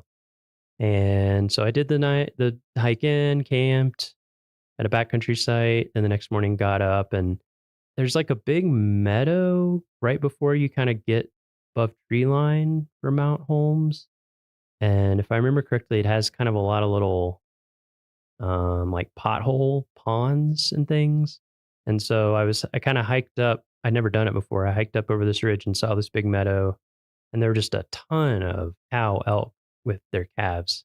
I think, they get away from the roads, especially at that time of year when the calves are young and things are, and so there must have been, I don't know, I'm going to say like around 100 or something. And right as I came over the ridge, they were all acting really skittish. And I was like, really? Like one person by myself? I don't advocate backpacking by yourself in bear country, but I did. Do as we say, not as we do. Yeah. I was young. I wouldn't do it now.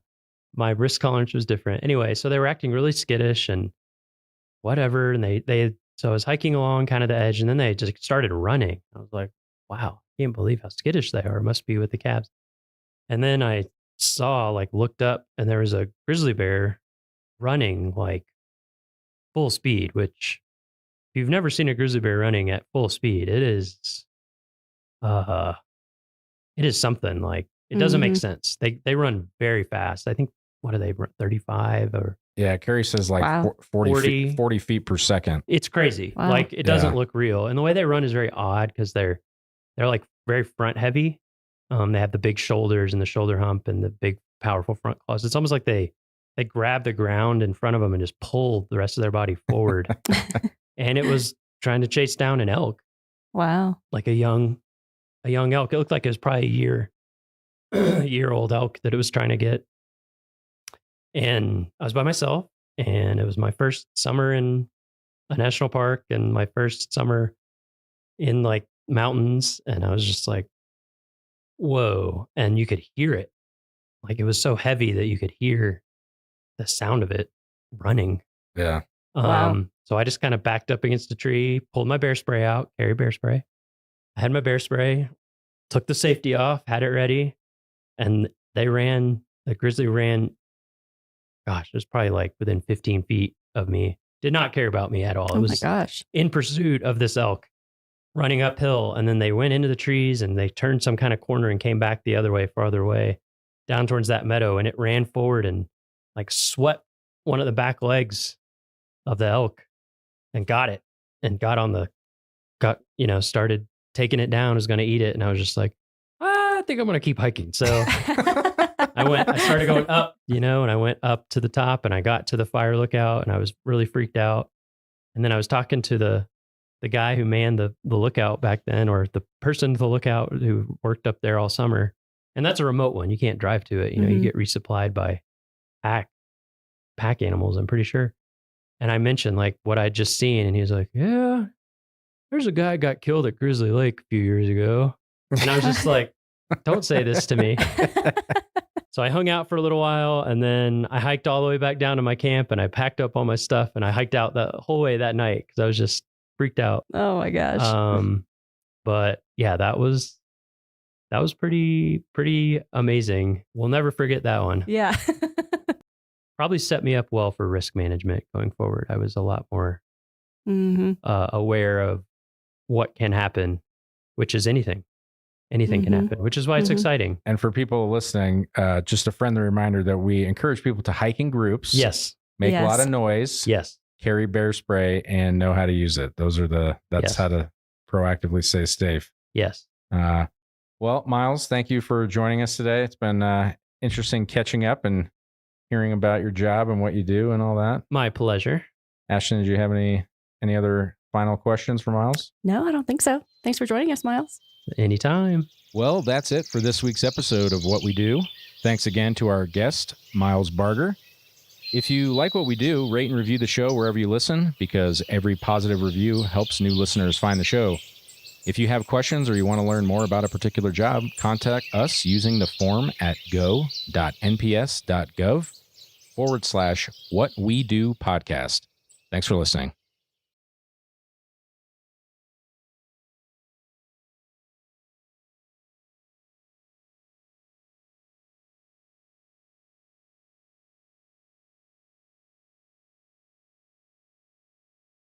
Many visitors, when they come to Yellowstone National Park, don't realize that they're in one of the world's largest active volcanoes. All the hydrothermal, the hot water features in this park are the result of the Yellowstone volcano. The volcano gives us much of our elevation we have in this area because it heats the ground. That ground is less dense, so we have a high volcanic plateau here of 8,000 feet. It has supplied many of the rocks and the soils that are in this area, so the vegetation is responsive to the Yellowstone volcano, and of course the animals are responsive to the vegetation. The simplest, perhaps most eloquent way to describe it is the heart of Yellowstone. Yellowstone would not exist without the presence of the volcano.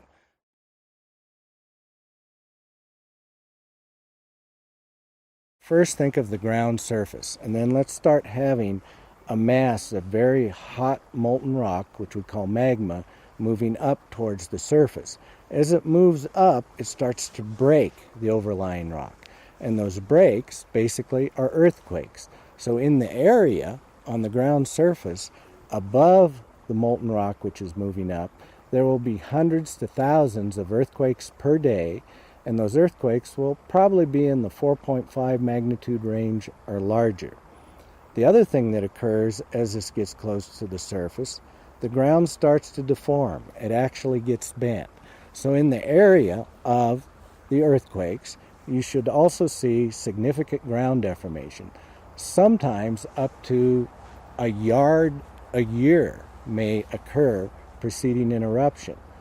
Also, we would expect to see changes in the hot water features, the geysers and hot springs, as this molten rock gets near the surface, and we would expect to see changes in the geothermal gases that come from the ground.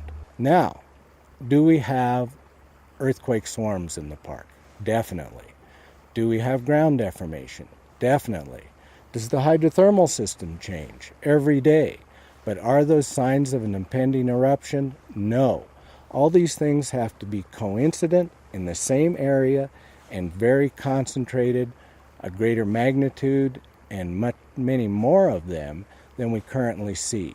So having an earthquake swarm near Norris and ground deformation in the White Lake area and changes in the thermal system in Mammoth, they're all part of the normal vital signs of this volcano, and there has been nothing that has been indicated that there is an impending eruption.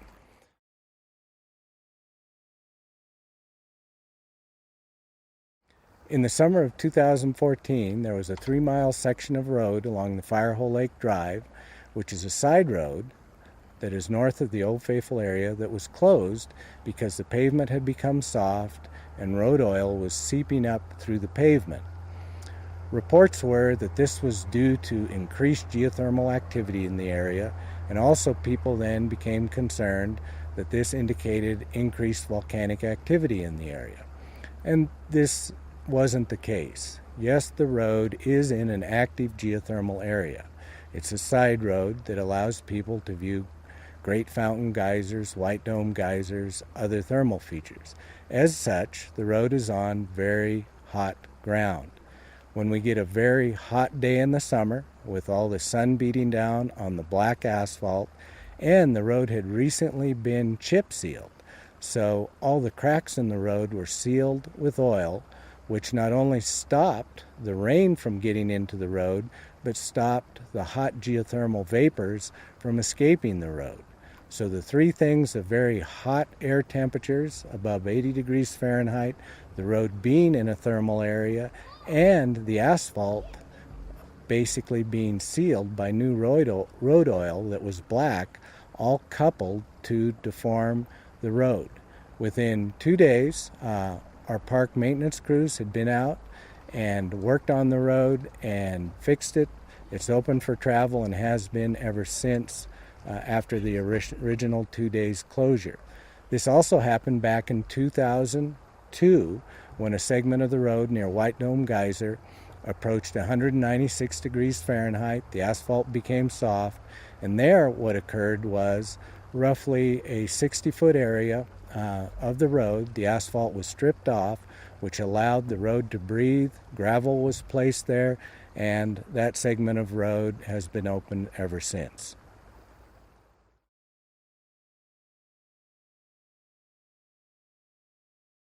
First, let's describe what a super eruption is. It's just a very, very large eruption. An eruption of at least 240 cubic miles of molten material, and usually that molten material is forcefully vented into the atmosphere. It's not just one large explosion, but through time, there's a lot of molten material vented into the atmosphere. In Yellowstone's past, there have been 2 super eruptions.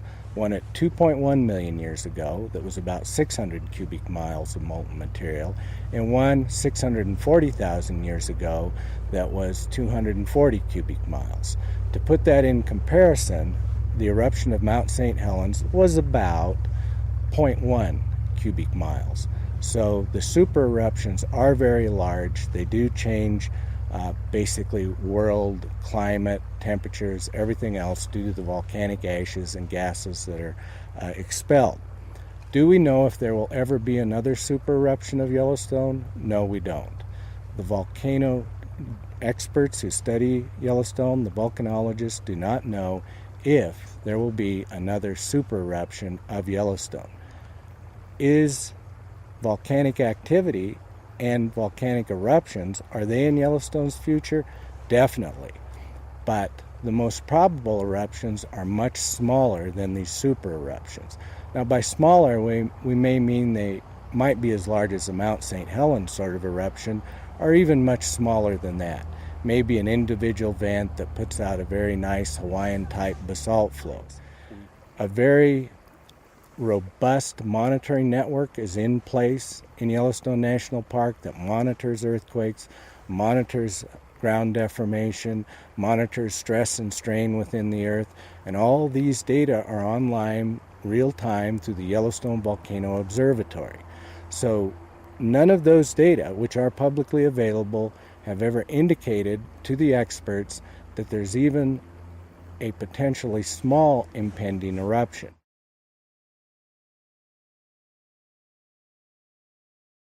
One of the important aspects of the monitoring equipment is to be able to give scientists the ability to predict in advance when an eruption is going to occur.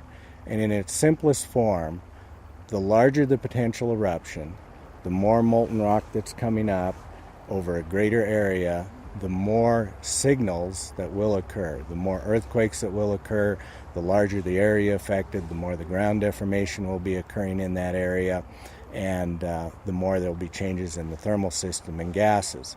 So the larger the eruption, the more advanced notice there'll be, and the smaller the eruption, the less advanced notice. But that's the way we would hope it would be, because the smaller the eruption, the less the effect of it to Yellowstone or even to smaller areas than just the park itself.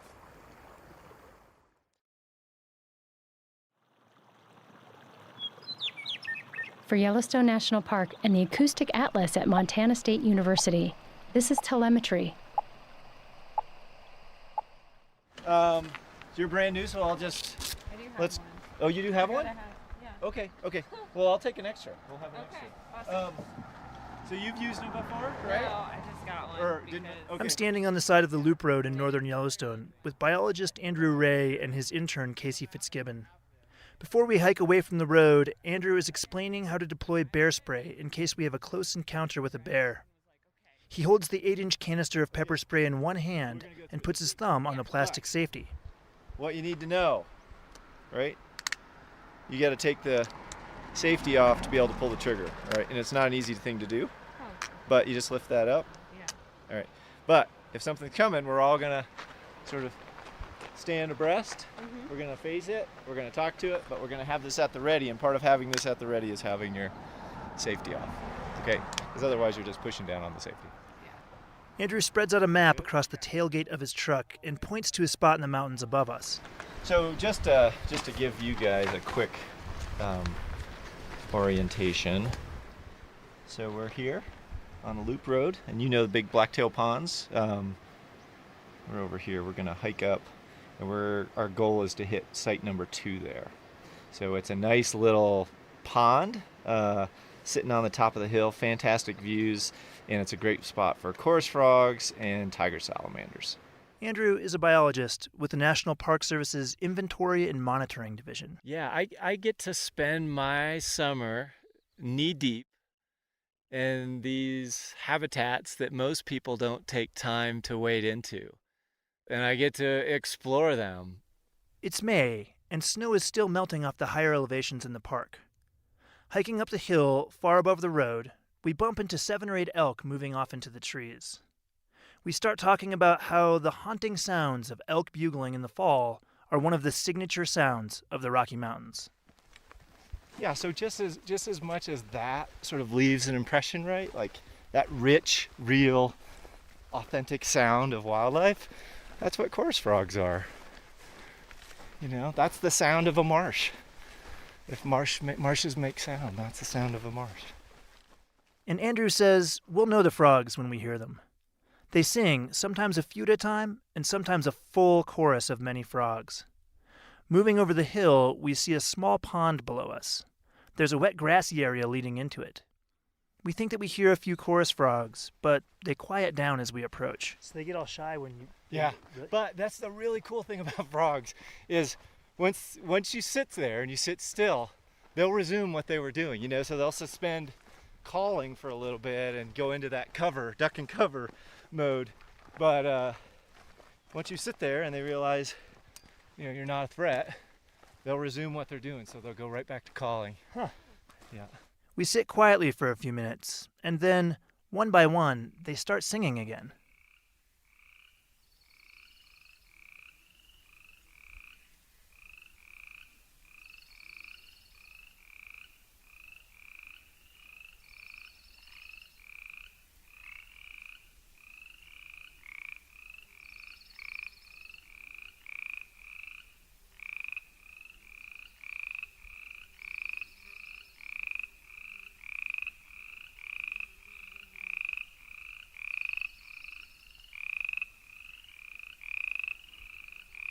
It's pretty fun to try to break it down, right? And like, sounded like two individuals were down there for a while, then a third chimed in, and there was at least one here. And they're actually really rapid calls, so it's just a second or two, and it's like you're running your thumb down the tines of a comb, that sound, right? So you're hearing it, and then they'll do maybe 20 of those, or 25 of those in a minute, so it's just, they're really blasting it out, advertising where they are. Now I hear one over there. Okay, yeah, so what are they doing right now?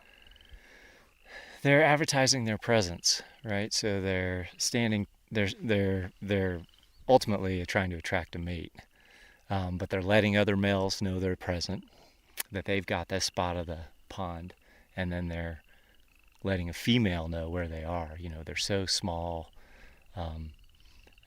the vocalizations can help bring in the female. Sometimes the frogs will chorus from April all the way into July. And when they really get going, the sound can be intense, like this.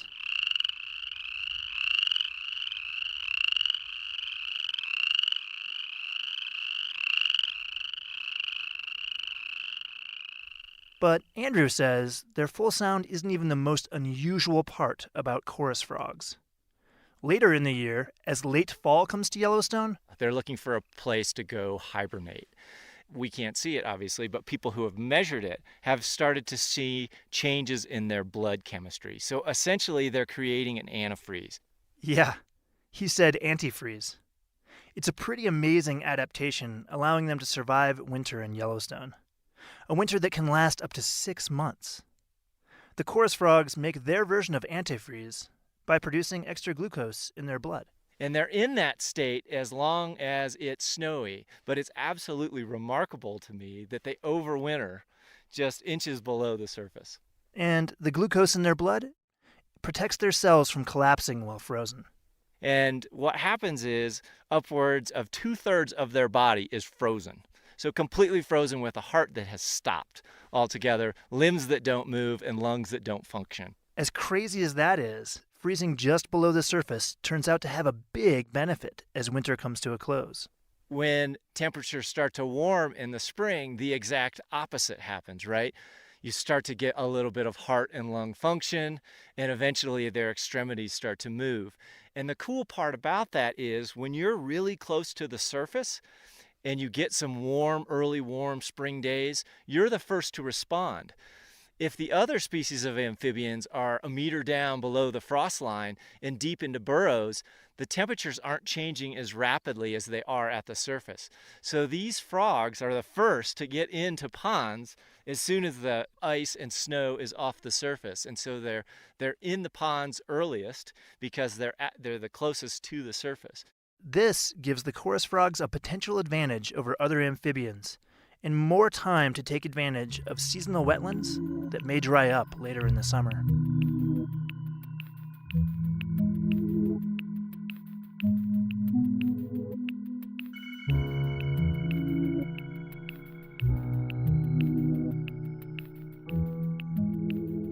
Yellowstone is home to 4 other species of amphibians, including western tiger salamanders, Columbia spotted frogs, western toads, and plains spadefoot toads. There is one kind of environment, though, that they all need: shallow water habitats. Biologists are concerned about how much of this habitat will be available in the future. As temperatures in the Earth's climate rise, these shallow water habitats could dry up. One of the consequences of a warmer climate is less snow and less water to fill places like this. So the sounds that we hear that are unique to this place And the organisms that are present in these habitats, they don't have the ability to escape that. They don't have the ability to move away from that. There will certainly be water and snow in Yellowstone long into the future. But a river with fish or a deep lake with fish is very different than this place that's before us. And so I guess the thing I want people to think about is there are biodiversity and physical consequences to a warming temperature. And these sort of special habitats that are so biologically rich, they're the most threatened by a changing climate. In one warm, dry year during the monitoring study, the shallow water habitat shrunk by 40%. This led to a 50% reduction in breeding pairs of boreal chorus frogs. Andrew thinks it's likely that we'll see more of that in the future. And the potential for shrinking amphibian habitat isn't just in Yellowstone. I mean, these are a group of organisms that were here before dinosaurs were here, okay? And so they're going to be here probably after humans are gone. But I think we can expect a future that has fewer amphibian species than were here historically. And when I say here, I don't necessarily mean Yellowstone, but I mean on Earth. And there are places where there really is a crisis, where amphibians are blinking out. Andrew says that the northern leopard frog, which used to be present just south of Yellowstone in Grand Teton National Park, hasn't been seen in decades. And so understanding what is going on with the remaining amphibians in Yellowstone depends on the data that Andrew and others are collecting. So we study 31 watersheds around Yellowstone and Grand Teton, spread all around the park, or all around them, and they represent just 1%. I think there's 3,370 watersheds, and we study just 31 of them. But we revisit those watersheds every year, and we survey all of the ponds in those watersheds. And it's our hope that in another decade or in 2 decades, then we'll have a data set that really does allow us to talk about long-term change. So while a warm year now may be followed by a cool, wet year, our future in this place looks drier, which I think our data suggests means fewer ponds that support breeding chorus frogs, but also fewer ponds that support breeding Columbia spotted frogs, tiger salamanders, and western toads. And while those are our vital signs, there's lots of other wetland-dependent species: beavers, trumpeter swans, moose, bats. Some bats are specialists to wetlands. And so if you have fewer wetlands on the landscape, you have fewer opportunities for those individuals to access water. So while we're studying frogs, we like to remind people that they serve as just a proxy for other species that are dependent on wetlands. We're standing near the same small pond when the weather starts to shift. Darker clouds move in off the horizon, and Andrew and Casey and I decide to pack up and head back towards the trucks. As we're getting ready to go, I asked Andrew why they chose boreal chorus frogs to monitor in the first place. We know that amphibians don't occupy every wetland in Yellowstone. We'd be naive to think that they do. But we know species like boreal chorus frogs from our monitoring. They occur in, a third of the wetland habitats throughout Yellowstone and Grand Teton. That's high elevation, that's low elevation, that's near a river, that's far away from a river. They can use shallow, isolated habitats. And using something that's common and widespread is valuable. And we want to keep those things common. If those things become imperiled, the things that we know historically were common, then that should give us pause. That should make us think about what might be driving that change. Biologists view amphibians as a kind of litmus test for big picture changes in the environment and the overall health of the environment. But Andrew thinks that amphibians have a value beyond just being a vital sign for the park. I think it's relatable because a lot of us have had experiences with amphibians, and we can still have those today. But amphibians, like so many organisms, are experiencing declines, and it's an opportunity to discuss our impacts societal impacts on biology, but it's also, a place to talk about discovery and to talk about biodiversity and to talk about climate change and to talk about the value of parks and protected places. So to me, why do we care? Because Yellowstone is a place that's still intact. And in terms of the lower 48, it's a really special place because it has its full complement of species. And so it's important that we look not only at grizzly bears and wolves and bison, but it's important that we also look at frogs and fish and microorganisms. The most basic and fundamental part is that it is a part of Yellowstone's biodiversity.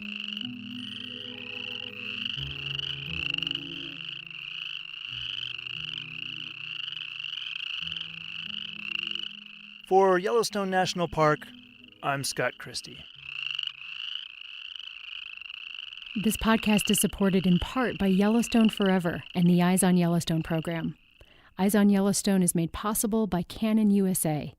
This program represents the largest corporate donation for wildlife conservation in the park. This is telemetry. From Yellowstone National Park, where the bluebirds are back and there's snow in the forecast, this is that Scott guy you know and love with a brand new episode of This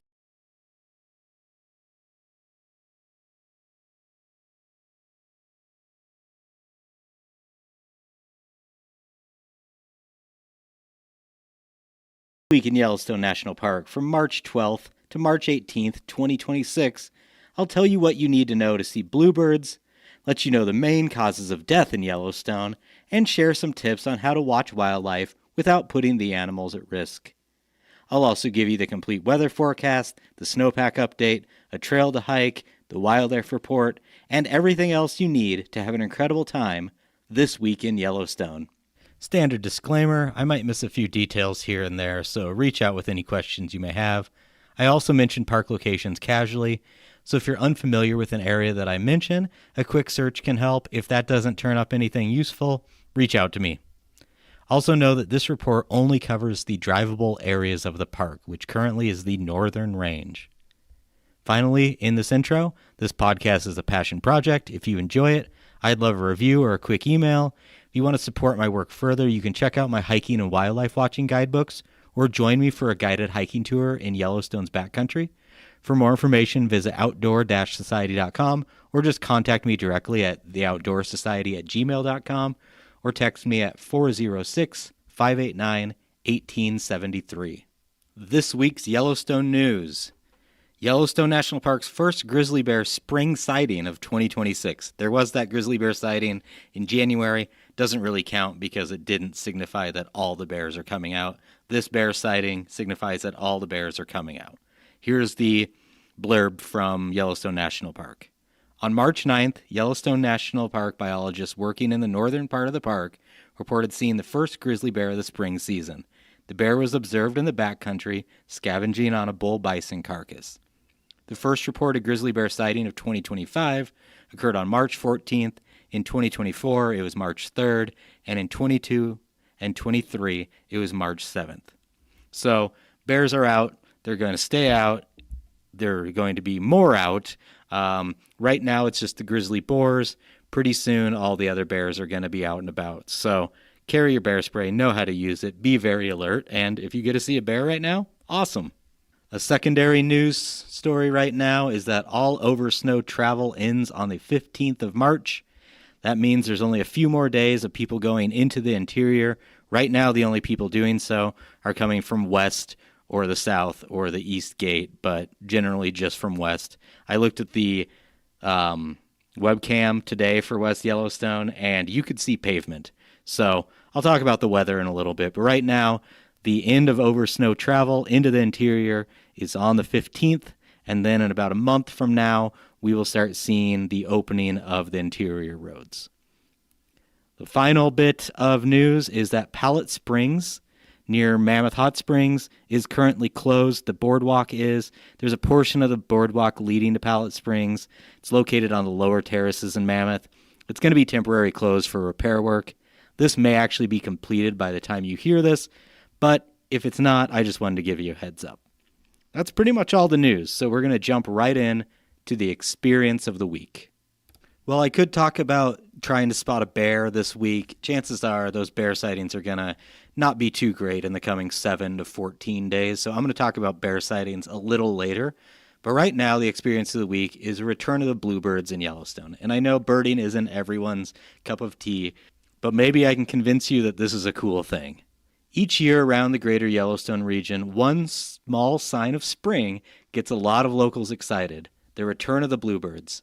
After months of winter, or in this case, days of winter, it only takes one flash of bright blue over a snowy field or just kind of a dreary gray background to make people feel like the seasons are starting to shift. In and around Yellowstone National Park, bluebirds are some of the earliest migrants to come back. Winter storms can still sweep through the area, yet these birds begin showing up as daylight slowly increases and insects start to reappear.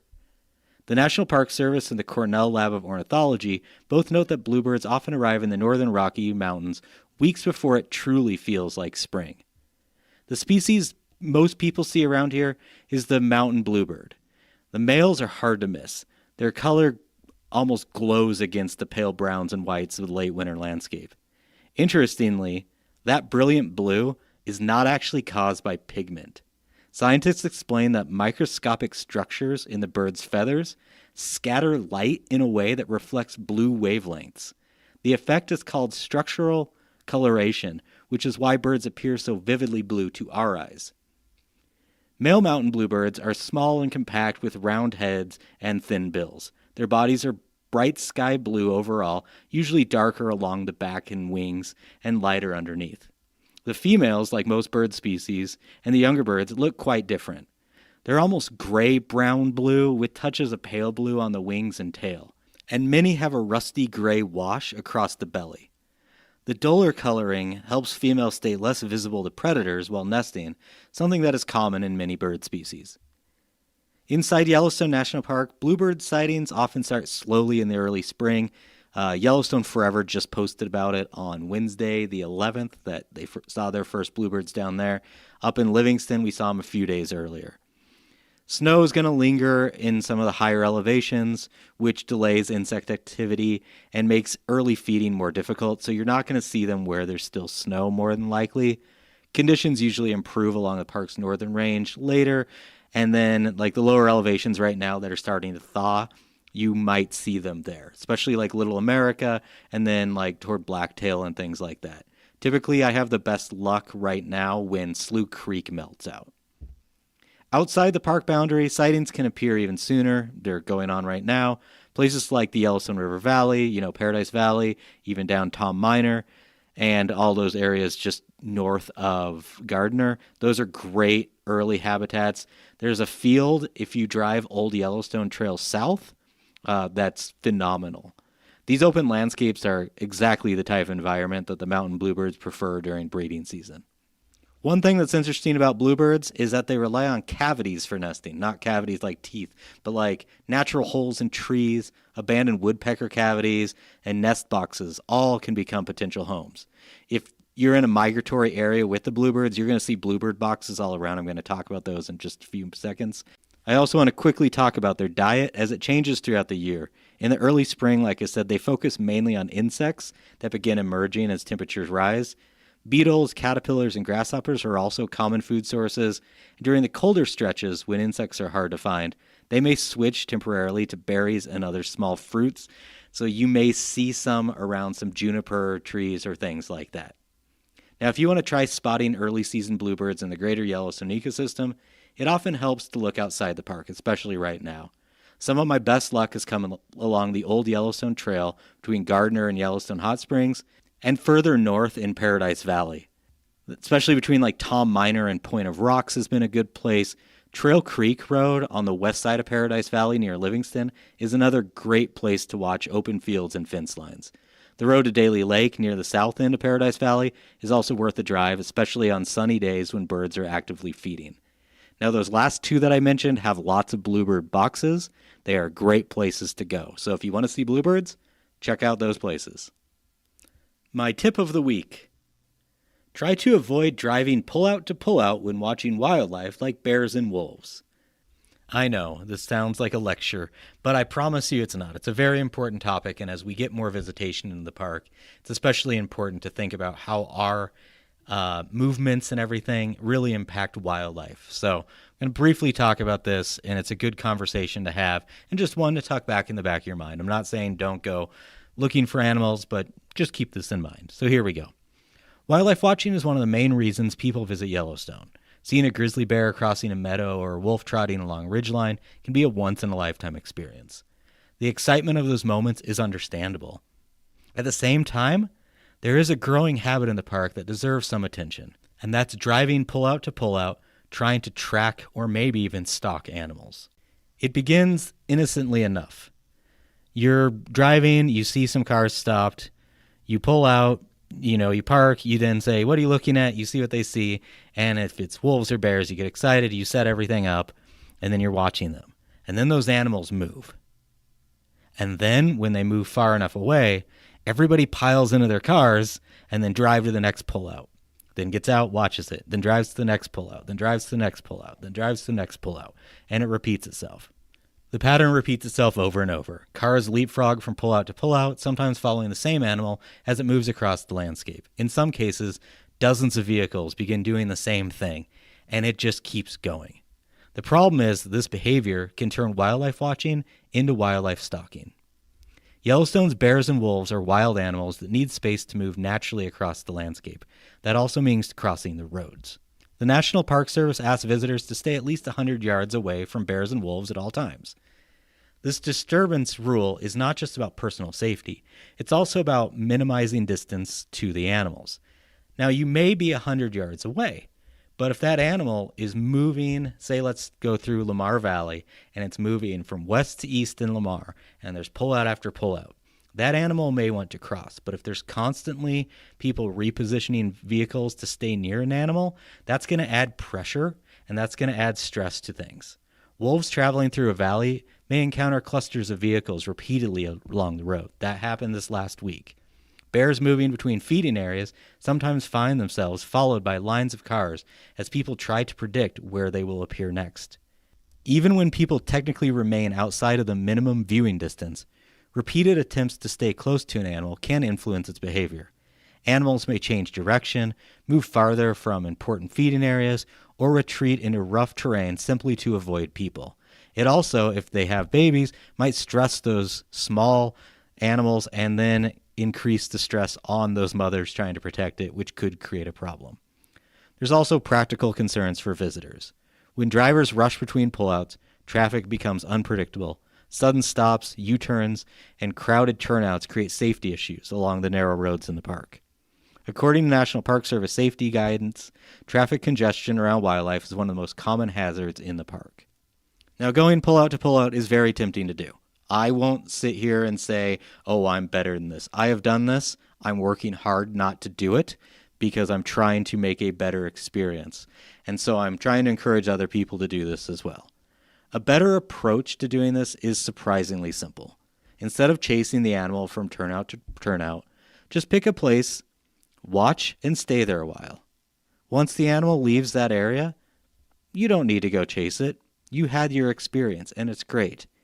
Even if you see guides and members of the wolf watching community constantly moving for this, know that this isn't the best practice for reducing stress in human interactions with wildlife.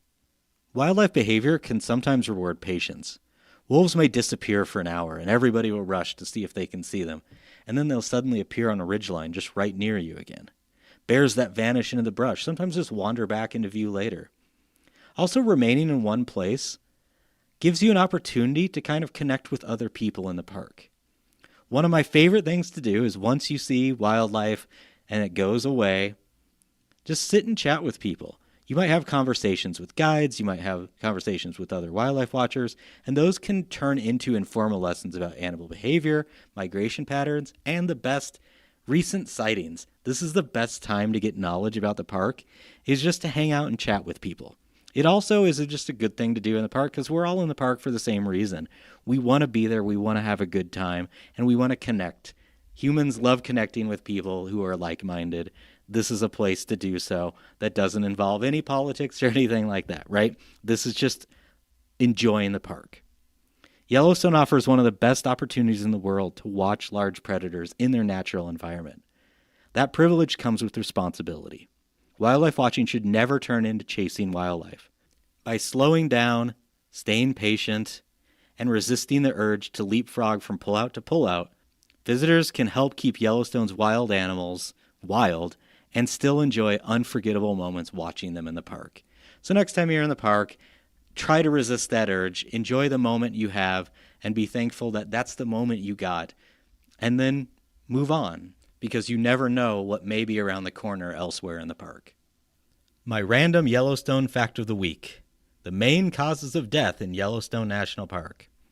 So one of the most frequent emails I get, especially leading guided hiking tours, is it safe? Are animals going to attack us?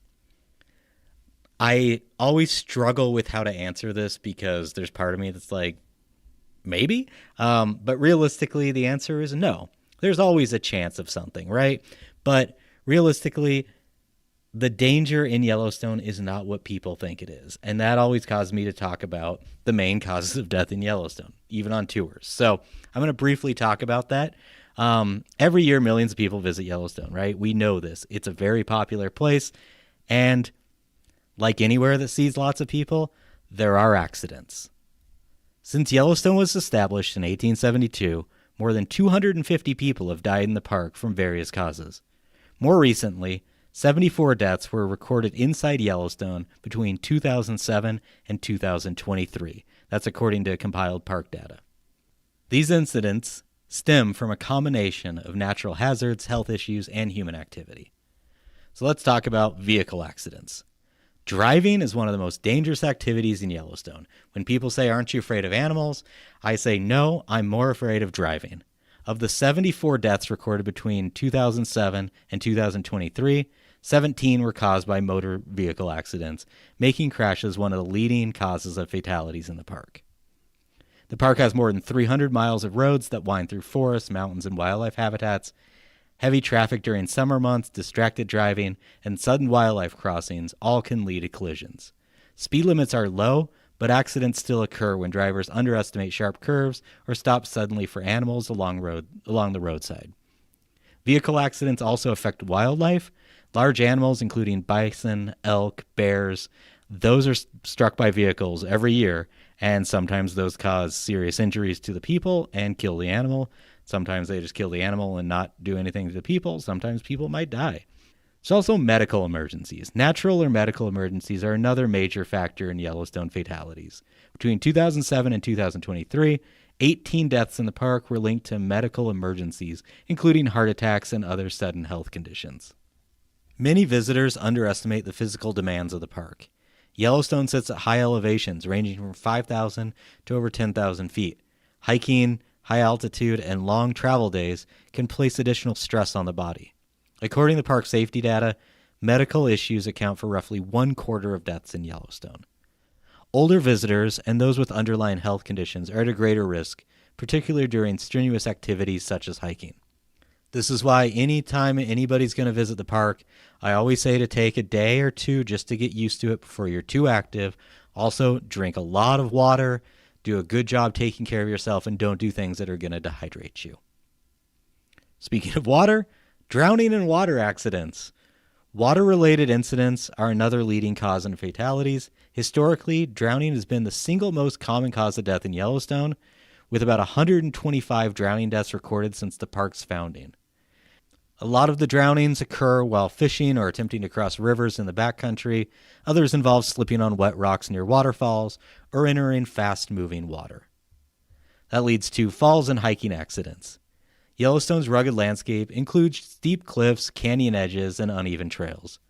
Falls are another recurring cause of death. Between 2010 and 2020, park data recorded 7 deaths from falls, often occurring during hiking or sightseeing. The park's dramatic viewpoints attract millions each year, and areas such as canyon overlooks and waterfalls feature steep drop-offs. This is why it's important to stay on the designated trails, follow the signs, and don't take any unnecessary risks. Most of the time, unnecessary risks are for a picture or something like that. You don't need to do that. If you're online much, you know about the dangers of the geothermal features of Yellowstone. This is one that a lot of people assume a lot of people have died because of the geothermal features. Since the late 1800s, about 20 people have died after falling into or entering hot springs and other geothermal features in the park. Since the late 1800s, I'm just going to say that again, 20 people. So it's not that common, it just is very preventable. So just stay on the boardwalks, follow signs again. That leads us to wildlife encounters. Yellowstone's famous for its wildlife. We have, the bison, the grizzly bears, black bears, gray wolves, all sorts of things that sound dangerous.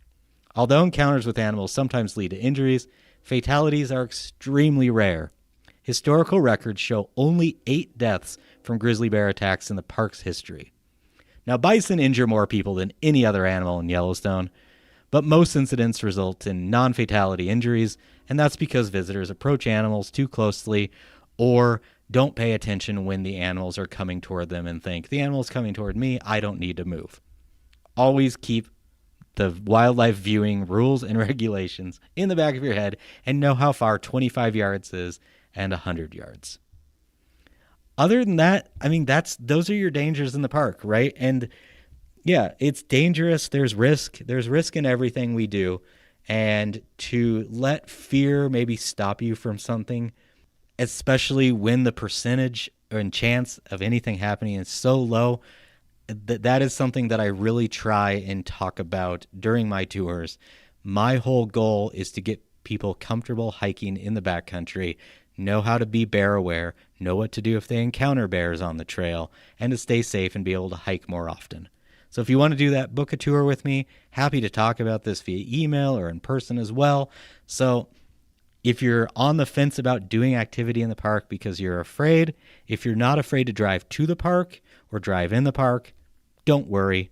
Come to the park. Have a great time. The weather for the coming week. As always, this is the best forecast I have for the whole week. It's going to be more accurate on the Thursday, Friday, Saturday, maybe Sunday. And then accuracy is going to deteriorate as we get further into Monday, Tuesday, Wednesday. But it's a good guide and will tell you kind of what to expect. So let's start with Lamar Valley. On Thursday, high of 42, low of 33, 42% chance of about a quarter inch of snow. On Friday, high of 42, low of 33, 66% chance of 1 inch of snow. Saturday, 38 and 7, 90% chance of 1 inch of snow. Sunday, 31 and 22, 77% chance of 2 inches of snow, mostly in the morning and the evening. Monday, 42 and 30 with a 78% chance of an inch of snow. Then Tuesday, 53 and 29 with maybe some showers in the morning, then it should get pretty sunny. And Wednesday, 59 and 34, 5% chance of precipitation. Gardner, Montana. Thursday, high of 46, low of 35, 20% chance of some rain. Friday, 47 and 35, 54% chance about a tenth of an inch of rain. Saturday, 42 and 11, 87% chance of about 3/4 of an inch of snow. Sunday, 35 and 25, 66% chance of about an inch of snow. Monday, 46 and 32, 67% chance about 3/4 of an inch of snow or rain. Tuesday, 58 and 33, should be pretty good after maybe a wet morning. And then Wednesday, 63 and 39. And finally for the weather, Cook City. So there is a winter storm warning, and here's why. On Thursday, high of 38, low of 31, 3 inches of snow. Friday, high of 38, low of 31, 4 inches of snow. Saturday, high of 34, low of 5, 6 inches of snow. Sunday, high of 26, low of 20, 2 inches of snow. Should be decent out the middle of the day, and then that snow is going to pick up in the afternoon, evening. Monday, high of 40, low of 33, 2 inches of snow. Then Tuesday, high of 51, low of 32, and Wednesday, high of 56, low of 39. So very snowy to get through the weekend and Monday, and then Tuesday, Wednesday, and looks into next week is going to start getting pretty warm, and there should be a lot of runoff. So if you're headed to the park this weekend, I would suggest Sunday as being your best day currently. but just know it's going to be kind of snowy and rainy depending where you go, so plan ahead. Speaking of the weather, here is the snowpack update. As of March 11th, the snowpack is around 88% of normal for this time of year. Eastern and northern ranges of the park are about 94% of normal, while the western and southern sides are around 84% of normal. Last year on this date, park-wide, we were around 96% of our normal level. Road conditions. The only road open is between Gardner and Cook City, and please be aware that especially this week, this road may close at any time due to this inclement weather, especially the further east you get, but you never know. For up-to-date information, call 307-344-2117. That's going to give you weather information and road information for the park. Or you can sign up to receive Yellowstone road alerts on your mobile phone by texting the number 82190 to 888-777. Camping information. There's only one campground open in the park right now. That's the Mammoth Campground. It's not being used too much, so if you're headed to the park and are camping, enjoy the wet weather and cold weather, and you probably won't have many neighbors. The wildlife watching update. So this last week was great. If you're in the park, you probably saw some wolves. As I mentioned in kind of my park etiquette about like how not to deal with driving pull-out to pull-out and all of that, there were some wolves that were very close to the road. Some people had amazing experiences. Some people were trying to drive back and forth. There were some people controlling traffic, and that was good. But as things like this continue and more people are there, it's going to get harder and harder to kind of shut things down until rangers are fully staffed. We're in this weird in-between. So just wanted to mention that. If you are headed to the park, I would still, if you want to see wolves, head to Little America and Lamar Valley, see if they're out there. They've been putting on quite the show the last few days. That could continue, especially with the snow coming in. The snow is probably going to force some animals down in lower valleys, and that could be good for wildlife watching. Bison-wise, you're going to see a bunch of them, Little America, Lamar Valley, a couple spread out throughout the park, but generally further east you get past Tower Roosevelt Junction. That's where you're going to see the most bison, probably, unless they go back to the hills, which I doubt they will with the snow. Moose have been spotted again near Soda Butte, Cone, and then out toward Pebble Creek and out closer to Cook City. There's been some foxes that have been putting on a show out near Cook City as well. Bluebirds, like I said, are going to be out more towards that north entrance and up toward Livingston through Paradise Valley. Out the north entrance, pronghorn have been congregating again. They're just waiting for some snow to melt to go in. Out as you're driving in from the north entrance, if you look across the way on the lower slopes above the Gardner River, there's been some bighorn sheep hanging out there. They've been pretty visible, but they're pretty far away. There's also been some bull elk in that general area as well. Honestly, wildlife watching this weekend is going to depend on the weather and visibility. It could be really good. When the weather kind of shifts, there's a good chance you're going to have some really good wildlife sightings. This time of the year is always a little wild with the weather, so, once you get a break and some snow, and if the road's good, just drive back and forth. You'll see some things. Coyotes have been great. Heard rumors of some otters being visible by the confluence, but, I'm not too sure about that. But, again, moose, wolves, bison, pronghorn, you're going to see some eagles, might see some bighorn sheep, drive out to Cook City for some foxes, see some pronghorn near the north entrance. It's kind of a great time. So best of luck. If you need tips, consider reaching out to me, or if you want more concrete information that you can read, I do have a guidebook based on my entire life of watching wildlife in Yellowstone, Outdoor-Society, or reach out to me directly. I can send you the link. Trail alerts and updates. This week is going to be kind of sloppy on the trails, so be ready for that. If you wait until later in the weekend, like Sunday, you might have some good snowshoeing, cross-country skiing the further east you get. I still don't think it's going to be great to do anywhere else in the park, so just know that it's kind of more spring, slight post-holing, maybe some mud, maybe some just wet feet, so plan ahead with that. Bears are out. Carry bear spray. Have it readily accessible, not in your backpack. Have it right on your person, and know how to use it. That last one, probably the most important, because if you don't know how to use it, it doesn't matter where it is. So read the instructions, kind of practice it, but don't spray it, because it's not very nice to get sprayed by bear spray, and that's why it's so effective. So stay safe out there, and more bears will be coming out in the next couple of weeks, so know that. That leads me to my trek of the week. So my trek this week is a quiet hike along Yellowstone's abandoned railroad bed. If you're looking for a quiet place to hike near Yellowstone this week, the abandoned railroad bed just outside of the north entrance near Gardner is worth considering. This little-known route by the average park visitor, it's a local favorite, follows the grade of a historic rail line and offers a wide, gentle path through the open landscape of the northern Yellowstone ecosystem. The trail starts near the Yellowstone Heritage and Research Center in Gardner, just a short distance from the Roosevelt Arch entrance. If you drive through the arch, drop down the hill, past the high school, big building on the right, that is the Yellowstone Heritage and Research Center.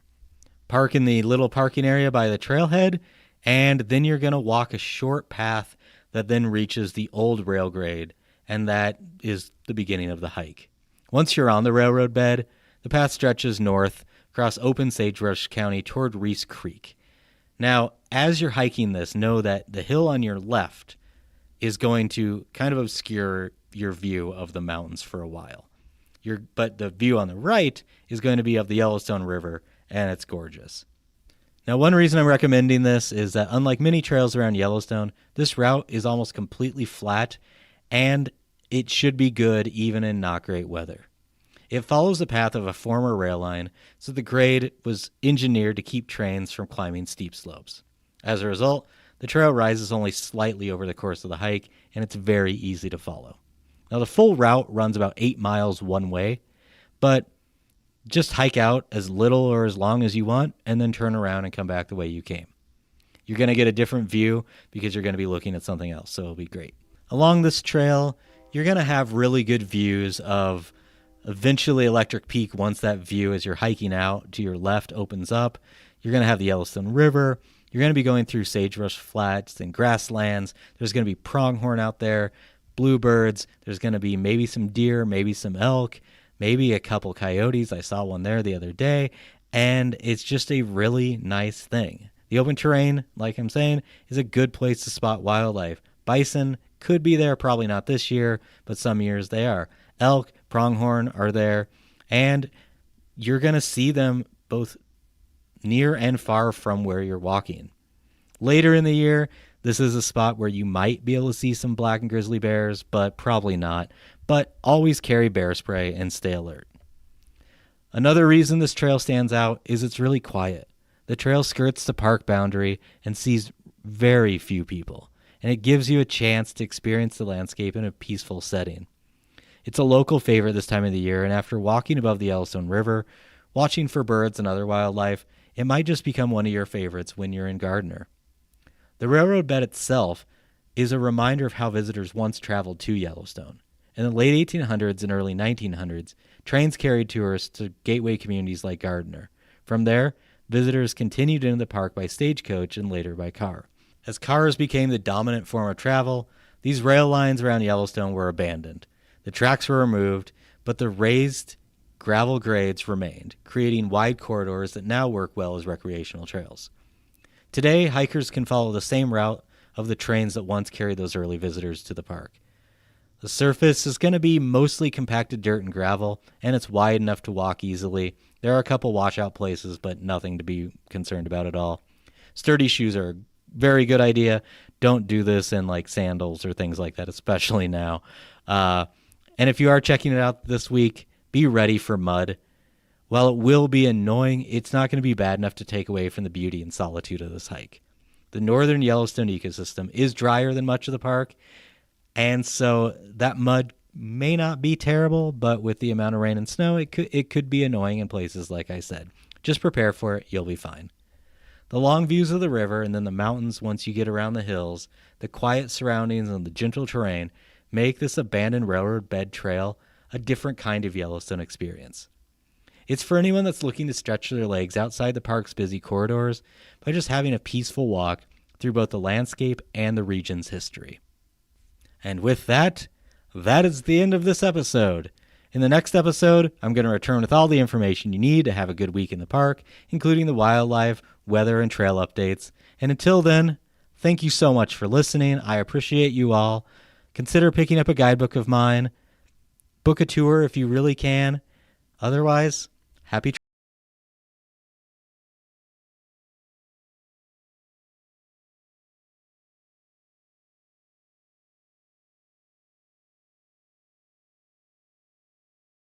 Yellowstone is brought to you by the Outdoor Society. That's my company. It's just me. I do this. It's a labor of love.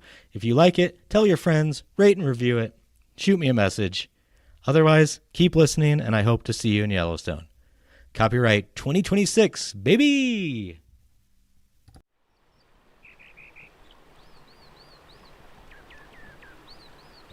I've been here 14 times since the mid-'80s, and since we started coming in the winter, we never have come in the summer again.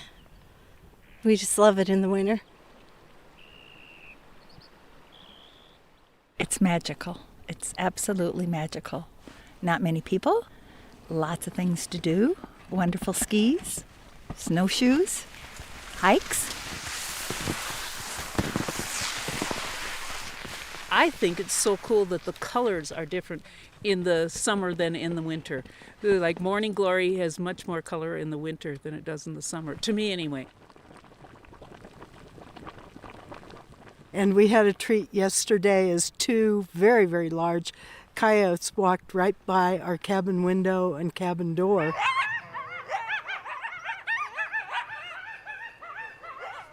We wanted to invite them in for wine, but they seemed to be in a hurry. It's a spirit, sort of, in the wintertime. I'm Betsy Heiner, and I'm from Colorado Springs. I'm Mary Smith from Colorado Springs. I'm Sherry Kimball from Colorado Springs. I'm Helen Michaels, and I'm from Port Washington, Wisconsin. This is Yellowstone National Park. Thanks for listening.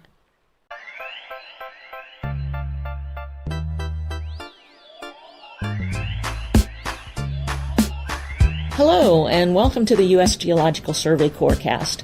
I'm Leslie Gordon, and today I'm speaking with Dr. Jake Lowenstern, the scientist in charge of the USGS Yellowstone Volcano Observatory. Hello, Jake. Thank you for spending time with us. Thanks. Well, I understand that we've seen a lot of activity in the Yellowstone area, earthquakes and such. Can you explain to our listeners what you've been observing and what's going on? Starting on the evening of December 26th, there was an earthquake swarm that involved over 500 earthquakes over the following week or so. And a swarm is when you have, instead of a big earthquake followed by lots of smaller aftershocks, as we call them, that are much smaller, swarm is a packet of earthquakes that is close in time and space in one particular area, one particular time, and there isn't any large earthquake relative to any of the others. So, have you seen anything else in addition to this large swarm of earthquakes?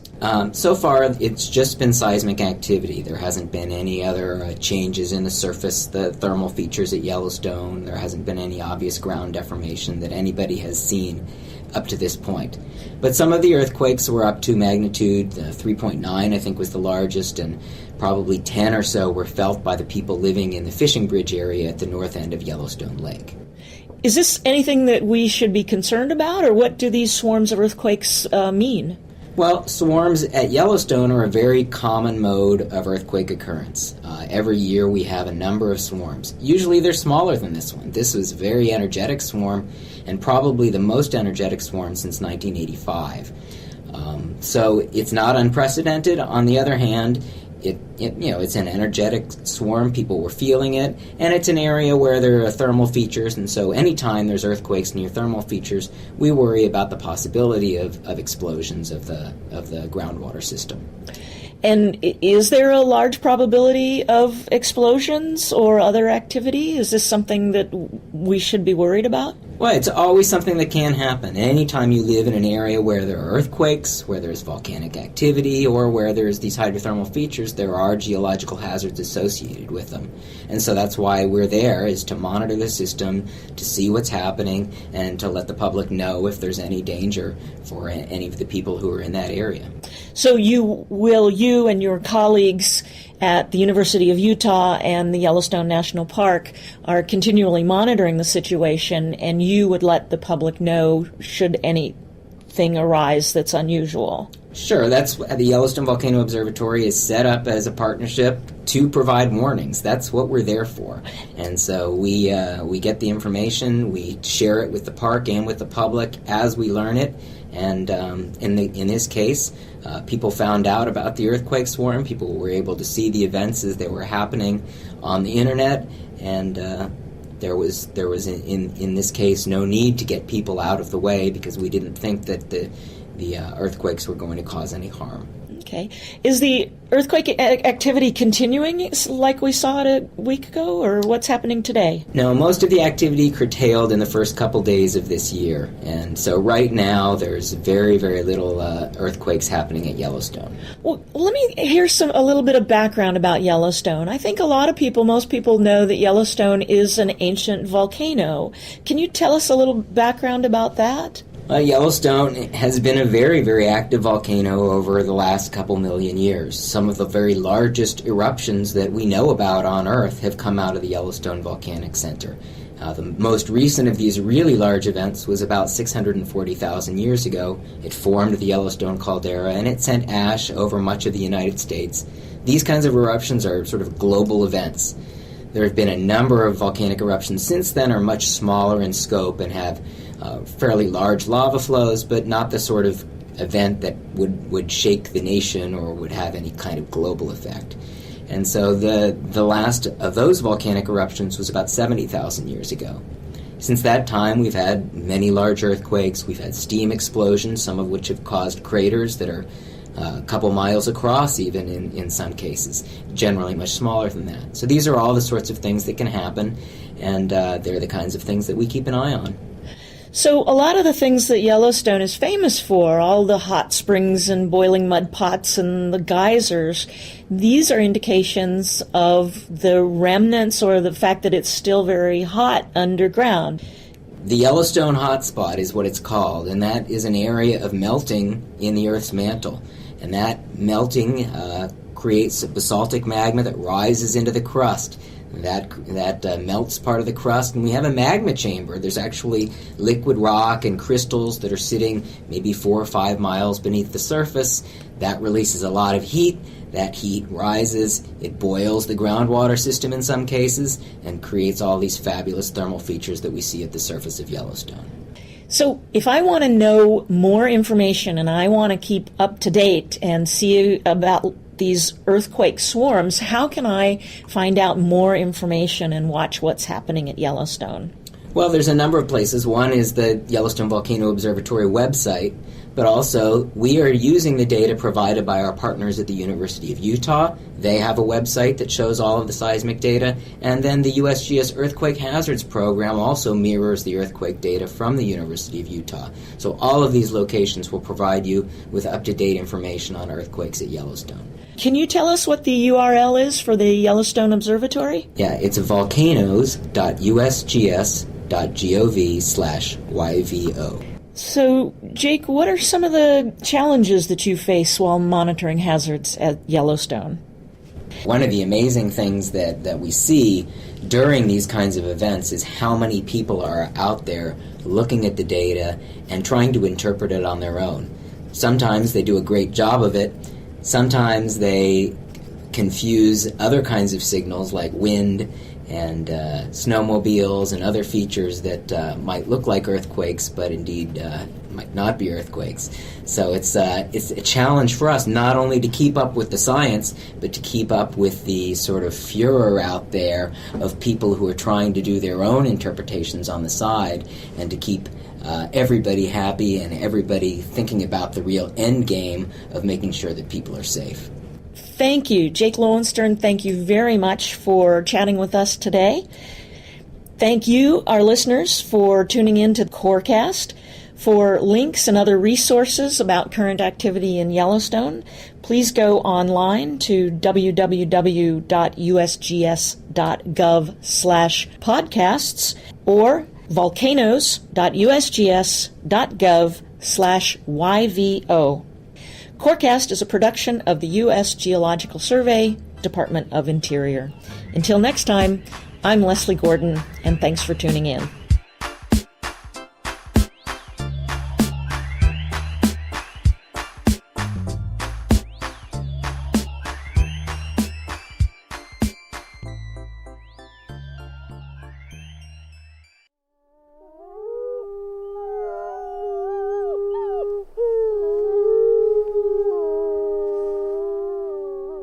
From Yellowstone National Park, this is What We Do.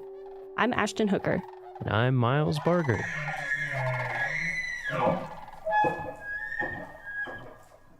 Hey, Miles. Hey, how's it going? Hey, good. How are you? Pretty good. Pretty good. Pretty good. Well, thanks for joining. We are joined today by Brett DeYoung. Hello. Thanks, Brett. Who is the park's supervisory telecommunications specialist here in Yellowstone.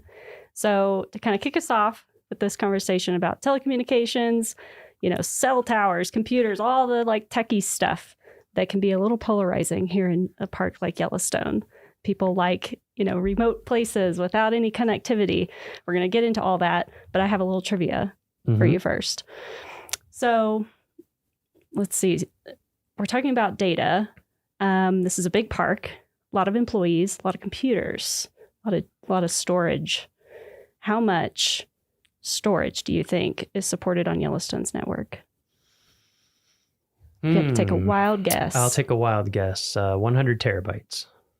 You are actually spot on. Oh. That's amazing. I remember Mark's emails. Good job. So to put that into perspective, I was like, what does 100 terabytes actually mean? Mm-hmm. So correct me if I'm wrong. This was just some brief Googling. So 300,000 digital photos require 1 terabyte. So if you multiply that by 100, that is 30 million photos. That's a ton. That's a lot of photos. photos. Ton of data and storage. Or 1 hour of 8K footage. Just kidding. Yeah. That's probably 8K not too 3D. far off. Yeah. But anyway, to get into this topic more, we have Brett DeYoung. Thanks for joining us, Brett. How are you doing? I'm doing good. Good. So starting us off, where did you get your start in the National Park Service? I started volunteering with the National Park Service. I came to Yellowstone right after graduating from Purdue, and I worked for the concessionaire, and I worked with the rangers at Old Faithful doing search and rescue and a number of other different things. Other jobs that I did for the concessionaire and risk management and fire safety. I worked with a fire marshal, and I worked with the safety office, and an engineering office. I worked with the facility maintenance division. So I knew most everybody pretty well after the 16 years that I'd worked for the concessionaire. And then one day I got a call from someone, and I applied for a job, and I walked across the street. And I asked them where the cafeteria was, because at the concessionaire, they fed us every day. And they told me I had to bring my own lunch. Oh, bummer. Man. So I'm still working through that. Yeah, you're still learning how to, feed yourself every day. Is when I came over. Did you, why did you first come out and start volunteering? Were you just an outdoors person before that, or? Yeah, I came out here like most people do because they want to experience the outdoors and they want to live in it, and they want to, rather than taking a vacation, they want to walk out the door and do it on their time off. And so, yeah, I was just drawn to that. And it was a really close-knit community down at Old Faithful. Mm-hmm. And we ended up working winters and summers seasonally. And, we all worked closely with the rangers. So it was just nice to spend time and broaden our sphere. So. Mm-hmm. And what was it? Was there something about Yellowstone that drew you here, or was it just kind of, you just happened to Not come out much, here? really. Yeah. No. It was, I was graduating from college in 1989 at Purdue, and it was during a recession at the time, and I was gung-ho to start paying off student loans, and I had a friend that kept saying, I love, I've been working summers in Yellowstone, and you should come out. And I said, okay, let's come out for a summer. And I think you hear that story a lot. Yep. People get hooked. Got hooked. So, yeah. And my wife came out eventually, not long after that, and we just made a home of it. Cool. It's such a big park, and there's so many opportunities. You can move all over the place laterally, and there's a lot to do here. That's a benefit of a great big park. So as a supervisory telecommunications specialist, do you have a typical day on the job? Is there even such a thing? Does it vary by season? What does that look like for you? Most days are typical. When you get into a supervisory position, you don't get out in the park as much. So there's a lot of office time, which is, can be the downside. The upside is that you work with you have a staff and they become your team, and that's fun too. And you kind of live through them in a lot of ways. But a typical day, we support Yellowstone's dispatch center, which is an 8-position dispatch center. It's FCC licensed, and it's an alarm monitoring center. It's a very busy center, as you all know, and it also supports the communities of Gardner and Corwin Springs and Silvergate and Cook City, and but we support all their technology, all their systems, their 911 systems, their CAD systems. That's their dispatch system. And it's very complex. So if I didn't get a call in the middle of the night from a dispatcher, then the first thing I do is when I get up at 4:45 in the morning is I look at my phone to see if there's any emails from any dispatchers, and maybe a radio system wasn't working correctly, or they weren't getting, when a 911 call came in, it didn't give the phone number or the address, or it was a misroute or something like that. So I look for those first thing just to see what the day is going to be like. And if there's none of those, then I, like many employees, live outside, in outside communities. I live in Immigrant up in Paradise Valley.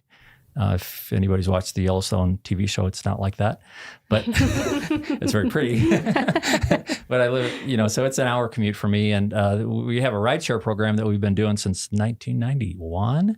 Where employees all ride together, and it's a great thing. So, and I've been the program manager of that since 2016. But so sometimes I'll drive the van and drive a bunch of my employees to work. And anyway, so typical day.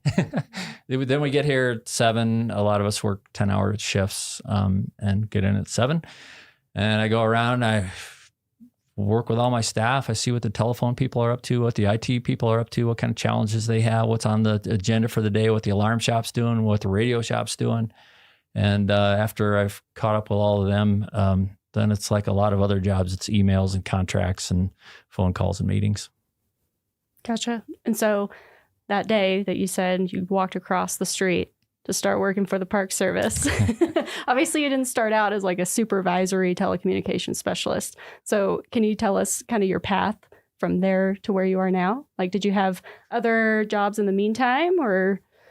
Yeah, that was pretty linear. I came across the Dual Fire Alarm Systems project. I was working in the engineering department with Xanterra, and we had tackled some big fire alarm system deficits. We took care of big buildings with Xanterra, the concessionaire. We did the Old Faithful Inn, the Lake Hotel, really important overnight occupancies where you can't have, you can't empty the building in the middle of the night because of a nuisance alarm. We did that sometimes.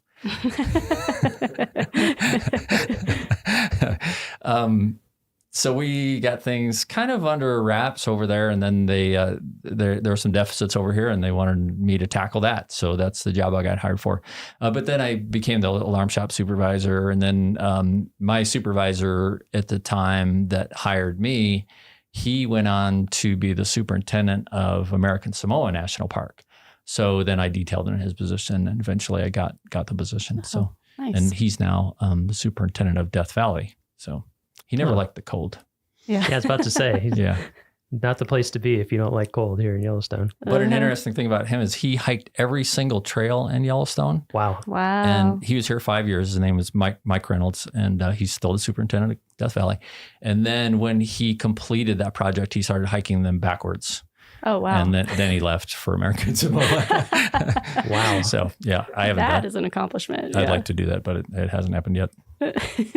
So you kind of ran through all of them, but I'm just curious if you could restate all of the different systems that fall under telecommunications in the park, because I think people, sometimes I forget, I'm like, I think I'm covering all of them, and I forget fire alarms or something like that. I forget sometimes too. Yeah, there's a lot. There's a lot. And then we're reminded. Yeah, so the radio systems is a really important one, the land mobile radio system. We've got a big complex system, and that's what the rangers use to talk, and we send out pages. We still do pages for our advanced life support crews and EMTs. Law enforcement. There's resource protection people that are doing bear jams and animal jams and things like that. And it's just safety, too, for people working in the backcountry so they can communicate. So radio is a really important thing. We have telephones. We've got about 500 landlines and 180, 190 cell phone lines. So we manage all those contracts and all that hardware for that and the network that it takes to push it out there. The IT department, we've got a very complex network to get it out there. As you know, the chief information officer came out here one time from the Department of the Interior. He said the last mile is Mammoth. So everything we do to get that from Mammoth to the rest of the park is magic. It takes a lot of effort and a lot of different methods. So then we do internet services. We do all the right-of-way permits for the cell companies. There's a few of those in the park, 5 towers that we try to hide. There's, what else? Telephone systems. Alarm systems, you were saying. Alarm systems, yeah, fire alarm systems, security alarm systems, video security. And then all the dispatch, which is, like you said, dispatch support, very complex and very important. Yeah. And I hope I didn't leave anything off so any of my staff is disappointed. But yeah, we do all that and we try to keep it behind the scenes. So the visitors come and they see the resource and the animals and everything. And this goes unseen, but it's critical to keep them safe. And right. So, yeah. Yeah. So very important stuff behind the scenes that a lot of people, like you said, they visit and they would never know. Hopefully. What's going on. Yeah, hopefully. That's the goal. Well, and I think a lot of parks in different settings have a lot of these things. They don't have to manage them themselves. You know, we're such a big place. It's like, there's cell phone towers outside of smaller units, or telecommunication stuff kind of comes right up to the edge. Not that they don't have things that they need to do, but, you know, I always tell people Yellowstone, it's like a mini state in a lot of ways. Yeah. You're exactly right. Yeah. If you can have a cell tower at a gateway community that covers where you need it to cover, that's great. We don't have to put it on federal land, but that just doesn't work here. It just doesn't reach far enough. Right. Yeah. So what would you say is the most important skill for your job? Most important skill, prioritizing. Technical aptitude is the obvious one. A broad array of technical experience. Yeah. You have to be kind of a generalist in a lot of ways and, a specialist in others. But yeah, prioritization is really important. Essentialism is really important, which is kind of like prioritization, but doing what's most important all the time. And finding focus is really important because multitasking is kind of a defeatist sort of a skill. I think you do a better job for your customers when you're more focused and less multitasking. Yeah. And so, what would you say is your favorite part of your job? Well, it's probably a boring answer, but it's true. I really like coming in and working with all my staff, seeing them face to face. We do have some remote workers, especially in IT, and they're great. And it's really fun to interact with people at different parks in different parts of the country. But, interacting with the staff, they're enthusiastic. A lot of them have been around for a long time, and you bounce ideas off each other and they resource and network. And so that's great. The other best part about the job is probably going to remote repeater sites up on mountaintops, and we'll hike to some of those. Sometimes we fly, we try not to. But skiing to them is pretty cool. It takes a lot of planning and you got to be safe, but that's a great way to stay connected. Yeah, there's been some good trips up to Mount Holmes the past few years, I feel like. Among others. Yeah. But I know I've seen some pictures from that in challenging conditions. Things always like to go down in the middle of the winter, it seems like. Yeah. And we do everything we can to make sure that they're going to hold up for the winter, do all that work in the summer. But occasionally they quit. So you have to travel. Yeah, we get some less than ideal weather in Yellowstone sometimes. Just We do? sometimes. We certainly do. Sometimes you can't fly, so you have to take other methods to get there. And sometimes you just have to wait. And where are those located? We have 8 mountaintop repeaters. We have Okay. one on Druid Peak in the Lamar that you can't see. We have one on Henderson Mountain just outside of the park. We have one on Top Notch, which is in the park. We have one on Mount Washburn, which you can drive to for about 4 months of the year. That's quite a luxury. We have one just outside of the park on Survey Peak, in right on the edge of Grand Teton National Park in the Jebediah Smith Wilderness area, which is funny. You have to land the helicopter right on the park side because that's recommended wilderness, and Jebediah is actual wilderness, so no helicopters. So it's like an invisible line right on the peak. And then there's also Sheridan has one with a 1926 New Deal era fire lookout up there. Wow. That's really cool. And Mount Holmes, there's one on there. There's one on Purple Mountain. And the Mount Holmes one was inside a 1926 fire lookout, but it got struck by lightning and went down in a blaze. So let's see, did I miss any? Oh, Bunsen Peak also, which is just outside of Mammoth. Which people can hike up to if they want.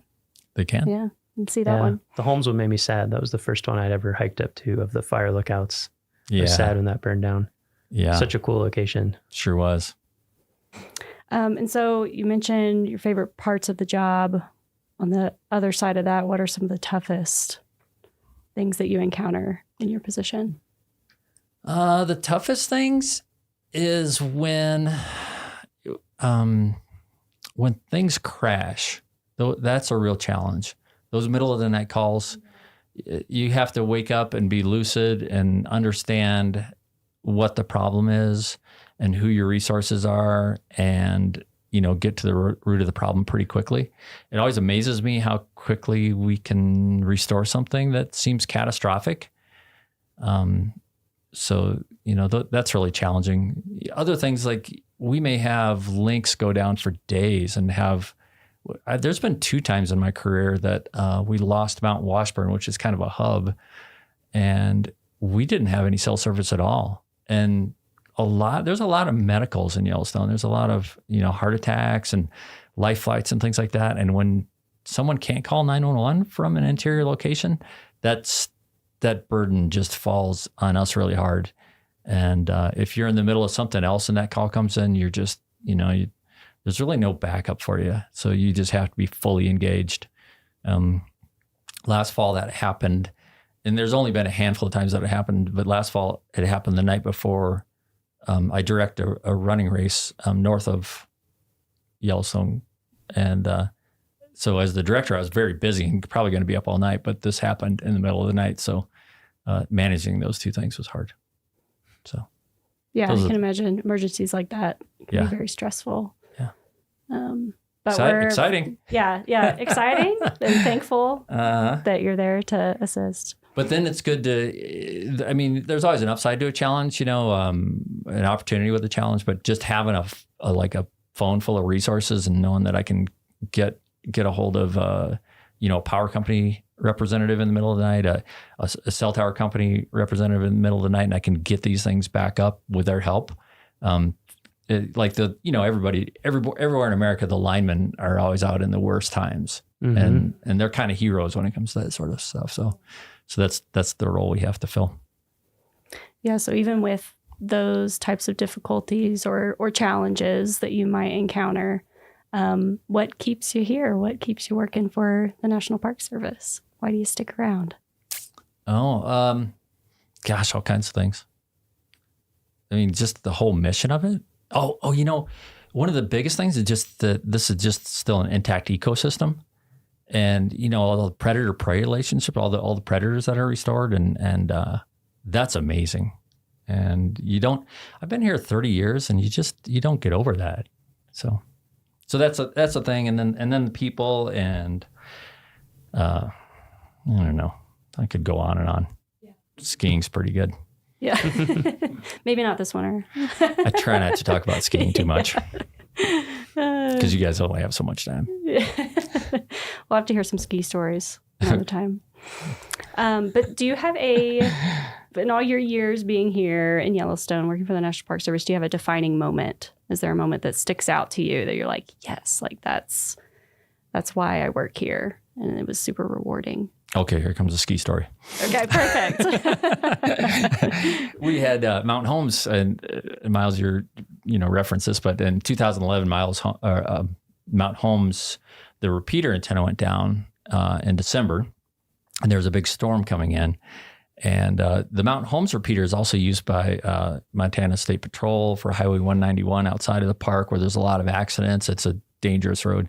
It's a pretty important one. So, but we couldn't get a helicopter in because the storm front was coming in fast. So we decided we were going to ski it. So it was a team of three. It was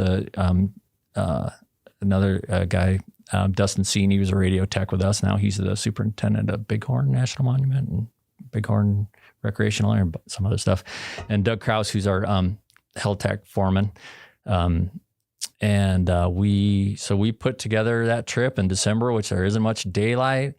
And we thought we'd stay in the Winter Creek cabin on the way in. We opened up the door, and it was about a half-inch deep in mouse poop. Ooh. So we said, nope. We're not going to do that. We thought we can push to the summit. So it was a real big effort. We got to the summit, and I got the cabin opened, and the storm was starting to pick up. And this is a 10,300 foot peak. It's a big effort. It took hours, and it's a long ski in too, right? I mean, it is a long ski. Yeah, it's a 10 miles. Yeah, one way, it's right? eight hard miles. Yeah. Yeah. So yeah, we got the cabin opened up. We got a temporary antenna installed, testing it out, and then we got that door closed. Then the storm came in and just blew so hard all night. It just rattled that fire lookout all night, and but that was pretty neat. We were testing the radio from inside, and we were talking to Montana Highway Patrol on this really remote site. And next morning, ski out was nice. Oh, that's super cool. So that was good. Yeah. Good trip. Yeah.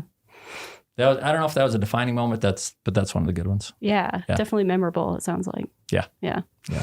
So I'm just. You said about 30 years you've been doing telecommunications stuff in Yellowstone, right? Yeah.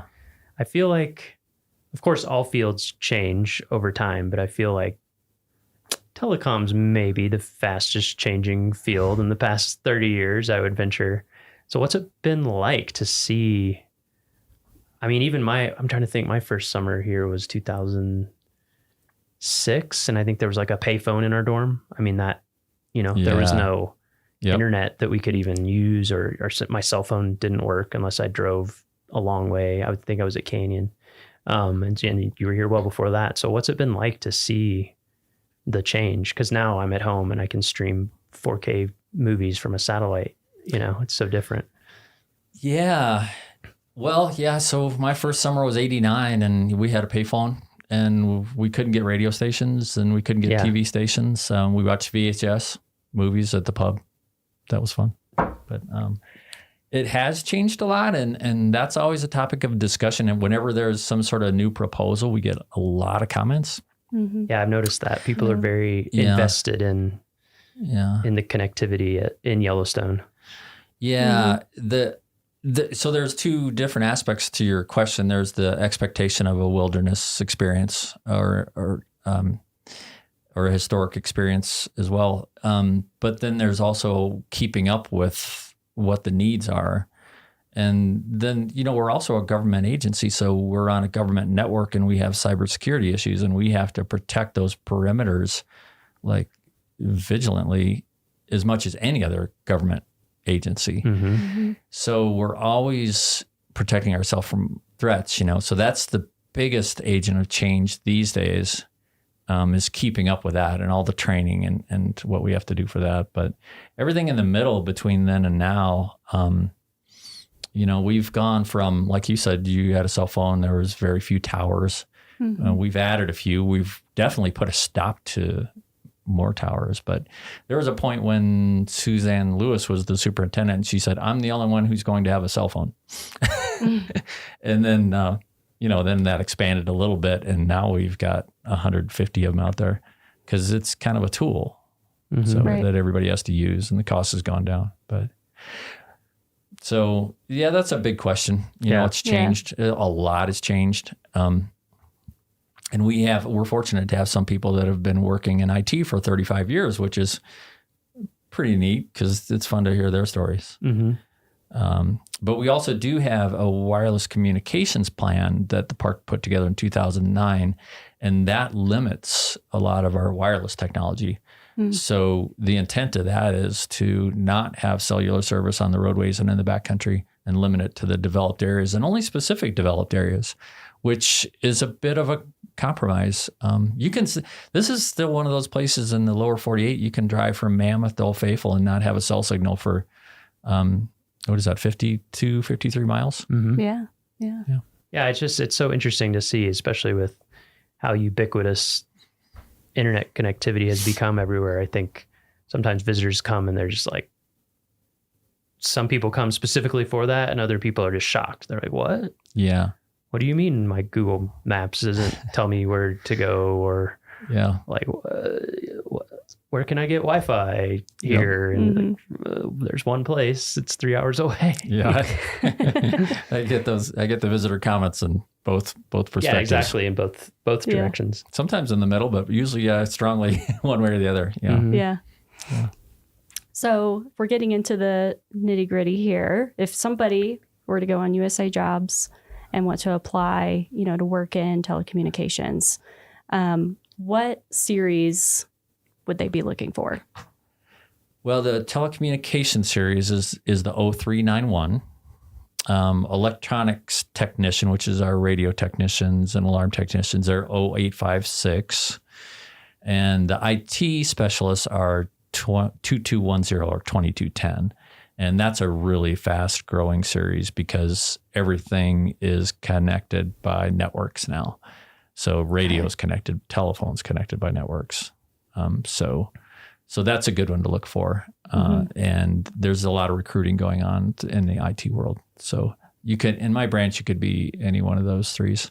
Okay. And so are the opportunities available from like entry level all the way up? What does that look like? Yeah. 7, 9, 11, 13. Okay. And so what types of training or anything like that would people need to get into that type of work? You just fake it till you make it. Yeah. Yeah. No, I'm kidding.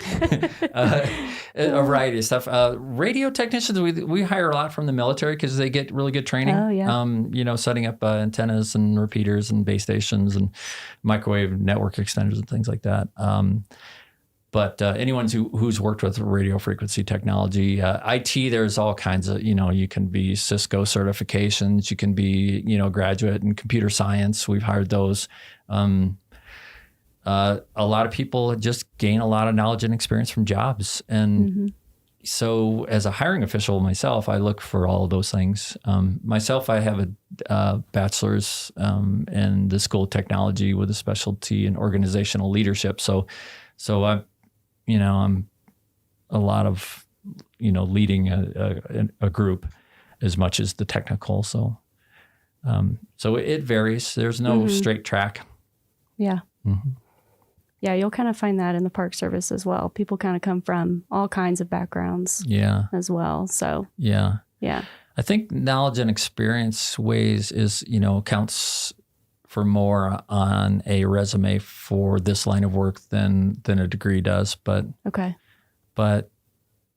yeah, I don't know. We've hired some recent graduates too. So do you have any advice if people were interested in applying or, getting that experience? What advice would you give for them? Yellowstone, we feel like we're really specialists. A lot of small parks have one technology person and everything's thrown at them. But we're really, as far as the industry goes, we're generalists. So if you're in IT, if you're doing like system administration, also learn about networking and also learn about cybersecurity and learn about maybe coding, so branch out a little bit. And if you're, if you're into radios, also learn about networking so you can do radio over IP. So I would say that those are important things to do. If you want to work for us doing fire alarm systems, get like a NICET certification, National Institute for Certification in Engineering Technologies. And that tells me that you really know the codes, the fire codes in and out, and you're not going to build a system that's not going to work. So cool. Those are a few tips. Yeah, that's great. And so finally, the last question we like to ask everybody is just about your personal experience, any memorable experience you've had. It could be either in Yellowstone or any other national park, work or personal time. Do you have a moment that sticks out to you? Yeah, the 5 years I worked in the Bear Den ski shop at Snow Lodge. Yeah. That was the peak of my career, not of my pay, but it's often how it works. Yeah. But it's been going up and down ever since. So yeah, that was great. We worked there the last year that it was open. It was the Snow Lodge then was nothing more than really, it looked like a roadside motel. It was cheap. Anybody could afford to stay there. The people that came to visit, they were all interesting. And the Bear Den ski shop was a log cabin with a wood stove right next to it. And that was great. They built a new hotel, the Snow Lodge Hotel, and the ski shop's in the gift shop now, and it's all still good. But those are good days back then. There was quite a community back then too. They were really strong skiers and outdoors people, and just a lot of fun. That sounds awesome. And many rangers worked in that ski shop too over the years before they moved over to the Park Service. Cool. Yeah. Well, I think that wraps it up. Yeah, that was great. Yeah. Thank you so much for joining us, Brett. Thanks for having me. It was fun. Well, that's it for this week's episode of What We Do. Thanks again to our guest, Brett DeYoung. If you like what we do, rate and review the show wherever you listen. Every positive review helps new listeners find the show. If you have questions or want to learn more about a particular job, contact us using the form at go.nps.gov/whatwedopodcast. Thanks for listening.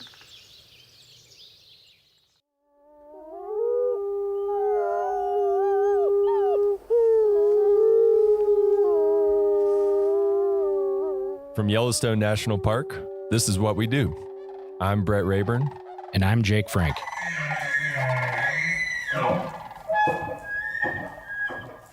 So I have a question for you to kick this off. Okay. What's the biggest fish that you've ever caught? The biggest fish I've ever caught, I used to live in Alaska, and I went halibut fishing, and I caught like a 40-pound halibut. Okay. That's the biggest I've ever caught. That's way bigger than I thought you were going to say. I was expecting, and that's like a much less impressive size. Well, that's a fairly unimpressive halibut. Okay. So for that species, anyway. All right. Well, you've got me beat. Are you big into fishing? No. About the only fishing I do is when I'm fishing through the freezer for frozen cod that I get from the store. So that's about as much as I do. Before you cook it, do you like hold it out way in front of you and have someone take a picture so it looks bigger? I have been known to do that. All right. Yeah. Follow my Instagram for all that content. So you've caught some pretty impressive fish. It sounds like. Not really. If you turn over that paper in front of you, there's something on there that I would like you to try to pronounce. You have not seen this before, so this is. Joe, right. Let's see. Can I sound it out? So, Encore Heinkus Clarkey Lewisy. Was that how I was way off? I actually don't know. This is like one of those trivia questions I don't even know the right answer to. So sure, you did well. All right. That's better than I would have done. This scene, but my guess is that this is the binomial name for the Yellowstone cutthroat trout? Yes, that is the scientific name for the West Slope cutthroat trout. The West Slope, not the Yellowstone. Yep. Okay. All right. And so today we're going to talk to somebody who probably can pronounce it better than you just did. Although I still think that was a pretty good guess. Our guest today is Pat Bigelow, a fisheries biologist who spends a lot of her time on the waters of Yellowstone National Park. So welcome, Pat. How's it going? Hey, Brett, and hey, Jake. It's going great. It's a beautiful day today. Yeah, it is. And you did pretty good on Corinkus. Oncorhynchus. All right. So I was in the wheelhouse. Yeah. I loved the Lewis E. Clarkey. Is that how you say it? Or is it a long I? That works. Lewis E. Clarkey. Yep. That's awesome. All right. I wonder where that came from. I don't speak a lot of Latin. So I guess we'll just jump right into it. How long have you been working as a fisheries biologist? Well, as any job, how long have you been at Yellowstone National Park?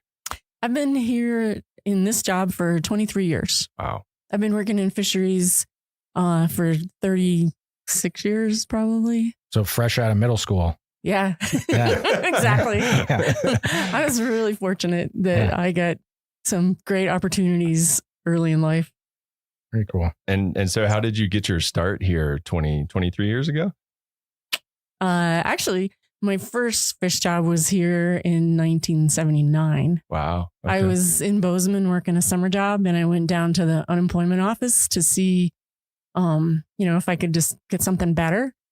And there was a poster up on the wall for Young Adult Conservation Corps in Yellowstone National Park. And I jumped at it. It sounded interesting. I came down here. We had I don't know if you guys are familiar with the Yak Camp, but when we were actual Corps members, we had a girls' dorm, boys' dorm, and a dining hall. And 6 Corps members to a room. You each had a bunk bed, a foot locker, and half of a clothes locker, and no dividers or anything like that. You definitely felt like you had just been recruited into some kind of institution. Some ways it is that, maybe. Yeah. But it was great because we had 100 Corps members who all worked for different offices in the park. And I was very fortunate, a friend of mine and I that started at the same time to work with Fish and Wildlife Service. And back then, Fish and Wildlife Service did the fisheries work in Yellowstone. When did that change? That went from fisheries to Park Service? Yeah, to Park Service. I think it was in 96. Okay. So Fish and Wildlife Service started here even before the Park Service because of the unique fisheries opportunities and the Yellowstone cutthroat in particular. Mm-hmm. And then they established a research station in the 50s. They had a hatchery here early on, early 20s, 30s, into the 50s. And then after that, they kind of went more to a research station. And then they had a management office, which is who I worked for, that advised the Park Service, kind of like a fish and game agency, advises the state on how to set their regulations. Fish and Wildlife Service kind of kept the Park Service up to date on their. And my history is not great, but if I remember reading, it's even before the National Park Service, there was like the predecessor to the Fish and Wildlife Services who stocked the lakes and did a lot of the fishery stuff in Yellowstone. Correct. U.S. Fish Commission back even as early as 1889. Yeah. We're doing some stocking in Yellowstone National Park. Wow. Yeah. A lot of history. Yeah. Yeah. Yeah. Fisheries history in the park is really kind of a reflection of fisheries management history for the country, really. Mm-hmm. Wow. Yeah. Yeah. That's awesome. So when you started, did you know, it sounds like you kind of just saw a poster and got a little lucky in that way. Did you know that there were jobs where people worked with fish in national parks? I hate to say, I probably shouldn't even tell you this, but when we can edit it out if we need to. When I first moved to Bozeman, one of my coworkers said, "Well, have you been to Yellowstone Park yet?" Because I was trying to figure out what to do for the weekend. And I said, "What do you mean a park? Is it, like Ferris wheel?" Yeah, does it have slides? I've had visitors ask me where the zip lines are. So yeah, I think that's well, to be fair, they're in West Yellowstone. So yeah. That's true. and I want to say I was very young then. So sure. Lots to learn. Yeah. So you were pleasantly surprised that there were actually jobs where you could do that. It was awesome. Cool. And one of my first full weeks working for the Fish and Wildlife Service, they were doing their annual survey on Yellowstone Lake of the cutthroat trout. And so it meant spending a week on a boat gill netting on the lake. And we spent a night in the Park Service cabin on Peel Island because we were doing work in that area and we wanted to stay close to it. And unlike typical weather on Yellowstone Lake, it was bluebird days and flat, calm water the whole full week. And then the cutthroat that we were catching, if you haven't ever seen a cutthroat trout, they are a beautiful fish. Can you describe them for those of us who haven't seen one? So they're called cutthroat because they have a red slash on either side under their jaw, and they, kind of a typical trout. They have the same, body form, and then black spots more on the tail, and you get less as you move forward toward the head. But they can get really brightly colored. They tend to be olive, yellowy, brown, and they can, especially during spawning season, they can get these brilliant red sides and opercular plates and stuff. They're just beautiful. That's cool. That's cool. When we came out on the boat this summer, when you guys were doing your research, you were pulling out some hogs. They were huge. Yeah. Yeah. So you've caught a fish bigger than Jake's 40 pound. Not a cutthroat. It's all about competition here. So describe to us like a typical day. So obviously there's going to be a lot of variance, but if someone asked you what your typical day like is as a fisheries biologist, what was it like? What would you tell them? Well, so it does really vary a lot. Obviously in the winter, we're not doing a lot of field work.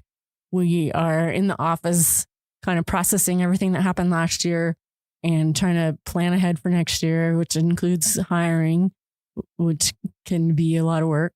Doing a lot of presentations to let people know what we know and where we think we need to go next and all that kind of thing. But the field work in the summer, all my work is on Yellowstone Lake, and it's a beautiful lake. I oversee some contract work on the lake, which is 3 to 4 crews, sometimes 5, of netters to try to depress the lake trout population. Lake trout are an invasive species on Yellowstone Lake, and they'll eat the cutthroat trout. And so we're trying to eliminate them. We're not likely going to eliminate them, but hopefully we're going to suppress them to the point where they're no longer having an impact on the cutthroat trout population. And so we have these gillnet crews that will put out miles of gillnet and lift it every day to remove the lake trout. We also have a telemetry operation where we purposely put acoustic tags in male lake trout and let them go, and then kind of relocate them so we can give that information to the netters to help zero in on their day on, where to put their nets and stuff. And so that term I've heard that I heard it with something else though. It's like invasive species. You can you put a tracker on them and they go to where they betray their friends. This whole idea of like a Judas species. Can you talk a little bit about that? That's that always made me laugh. The idea of Judas fish is you put a tag in them that you can follow, and they take you to where their friends are and betray their friends. And it's not, we pretty much know where all the lake trout habitat is, but they move around a lot. And depending on the time of year and the water temperatures, they'll be at different depths. So a lot of times the Judas fish helps you really zero in on the depths to be fishing at, which also helps you avoid the cutthroat trout if you know exactly what depths the lake trout are at. And so if I'm on a boat where we're doing the tagging, we'll collect lake trout from the netters that are still in really lively condition and do surgery and implant.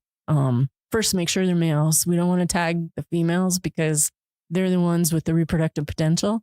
So we want to make sure we kill all the females, and then implant the tags, make sure the fish recover so that they'll behave normally when we release them and let them go. Or if it's actually tracking the fish, we have 2 hydrophones in the water on either side of the boat, which helps us give a direction to find the fish so we can zero in on their location.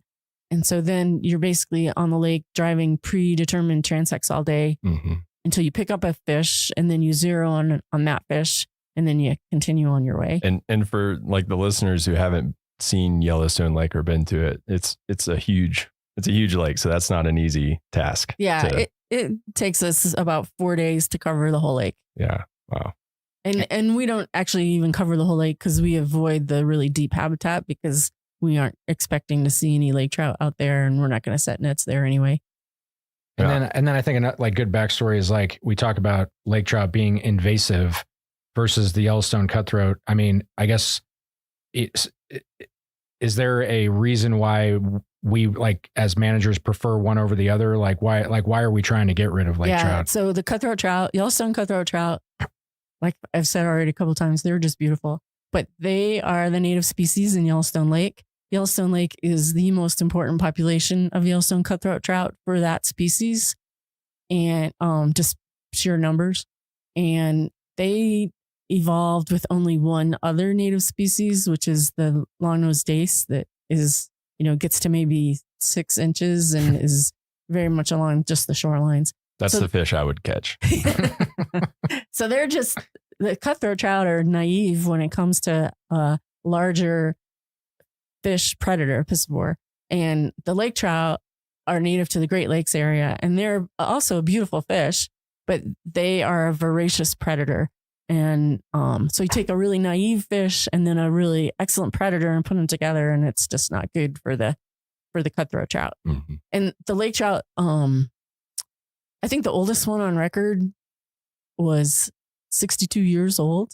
Lake trout? Not from Yellowstone, but just species wise. So if we weren't out there taking out the lake trout, nobody else would be either. They reside deeper in the lake. They live longer. They get bigger. They have a lot higher reproductive potential than the cutthroat trout. And if left unchecked, they would decimate the cutthroat trout population. And when you say like no one else would get them, you mean like other predators, right? Like bears and fish or bears and birds and otters and all that kind of stuff. Right. Like birds and otters, most predators tend to target the fish when they're shallow, and the lake trout don't spend much time being shallow. And then when the lake trout get big, they're too big. Like an osprey might try to grab a big fish, and then I haven't seen this personally, but one of my coworkers has seen an osprey grab even a cutthroat that was too big for it, and then it couldn't fly off, and it actually drowned. Oh wow! Because they have a hard time letting go of a fish once they get their talons through it's it. like the monkey with the banana. Yeah. in the barrel situation. But yeah, lake trout. Well, they're impressive in their ability to eat other fish. They can eat a fish. The only thing that stops them is how wide they can get their mouth open, and they can eat a fish 2/3 their own size. Holy moly! Yeah. Can you do that, Jake? No. Yeah, it's like a 150-pound fish. Burrito. That's a big burrito. Yeah. So you obviously know a lot about fish, and so that's an important skill to have as a fisheries biologist. What aside from that, or maybe not even aside from that, what do you think is the most important skill for someone who thinks that that's a really cool job and might be interested in applying for jobs like that? It's probably similar to most jobs. I think the most important thing is to have a passion for what you're doing and a positive attitude and be flexible in what you're doing day to day. If you want to actually go into fisheries, a Bachelor of Science is an important aspect of your education. Typically, you're going to want to end up going back to school to specialize and get a master's degree. I would highly recommend for anybody thinking that way to get a lot of experience, or as much as you can between your masters, before your masters, and after your bachelor's. It helps you get a better idea of what's available, what kind of work you can be working in, and gives you really good skills. So then when you do go back to get your master's degree, you are a better candidate because you're not learning everything all at once. Oh, that's great advice. And you probably want to go out on a boat and make sure you don't get seasick, right? Because I mean, do people get seasick on the lake? They have, yeah. Yeah, I'd imagine it gets choppy. Yeah, and That'd be tough. We have had a few volunteers come out from different places, even other fisheries biologists that come out, and they're really excited to give you a hand and be helpful. And then they're looking for the horizon. Yeah, then they're a liability. I've been there Yeah. before.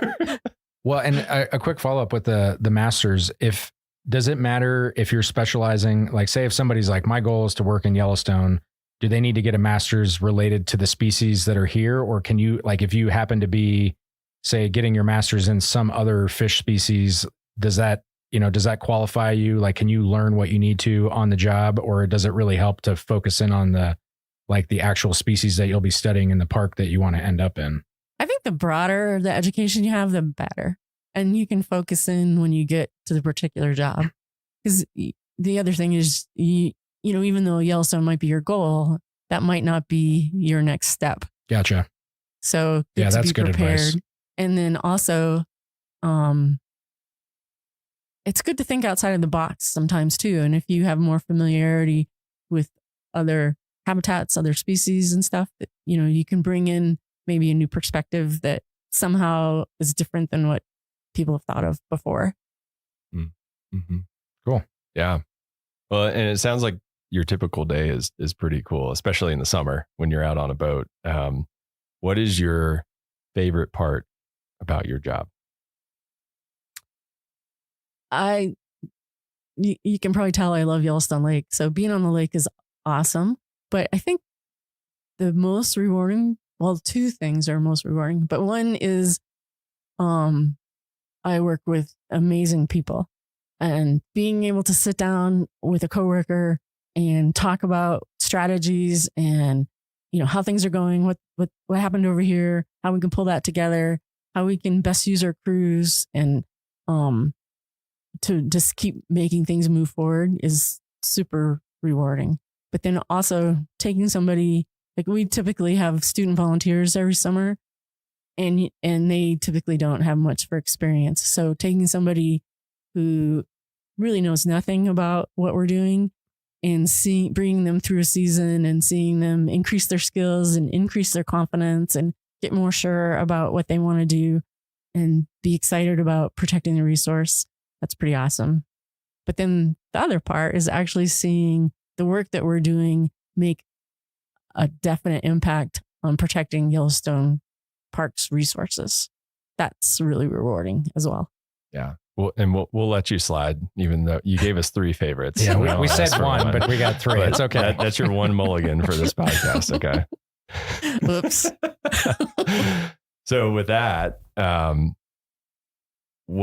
this is the hard question. What is the toughest part about your job?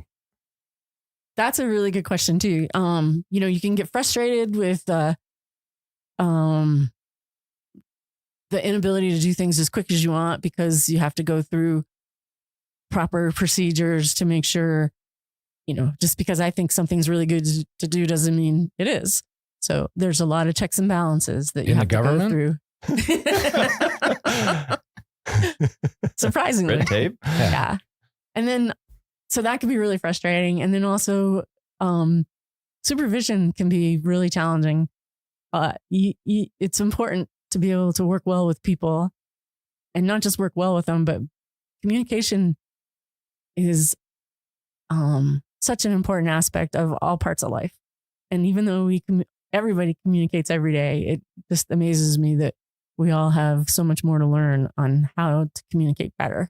So if I have an employee, for instance, how to help them be their best and get the best out of them can be really challenging, especially if for some reason they shouldn't have taken the job and don't really want to be there. Yeah. And you mentioned earlier that you're doing hiring right now. How many people are a part of your operation? So in the fisheries program, we have Todd Cole's our leader. Brian Ertel and I are both full fish biologists that have been here quite a long time. Andy Pachani is a new streams biologist who's doing great work. And then right now we have 2 student biologists. They're in the Pathways program, Cody Vender and Drew McDonald. And each of us hires, with the exception of Todd, but each of us that are in the biologist series hire 2 technicians and 1 intern for the summer. So you guys are a big operation. Mm-hmm. Yeah. And then on top of that, we have the contract crew that does a lot of the suppression netting, not all of it, but most of it. And they will have up to 20 people. Yeah. And there's a lot of time, effort, and money that go into the fisheries program. Yeah. Yep.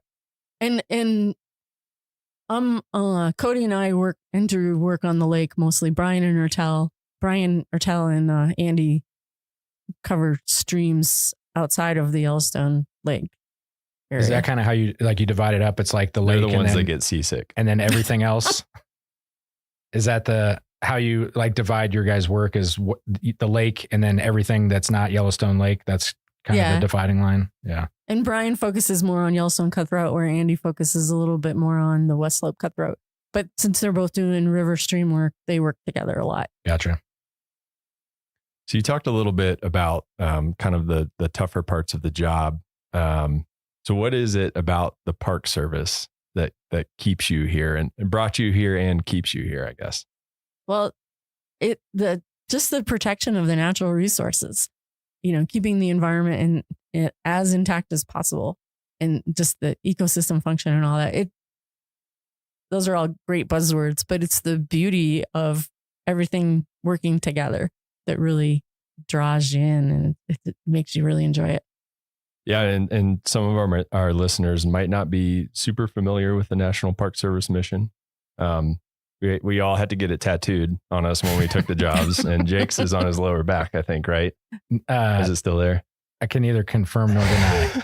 but essentially, the mission is preserving the natural and cultural resources, like you said, for the enjoyment, education, and inspiration of this and future generations. So, and you've touched on this, but how does your job contribute to this mission? It seems like a pretty direct and easy to see thing.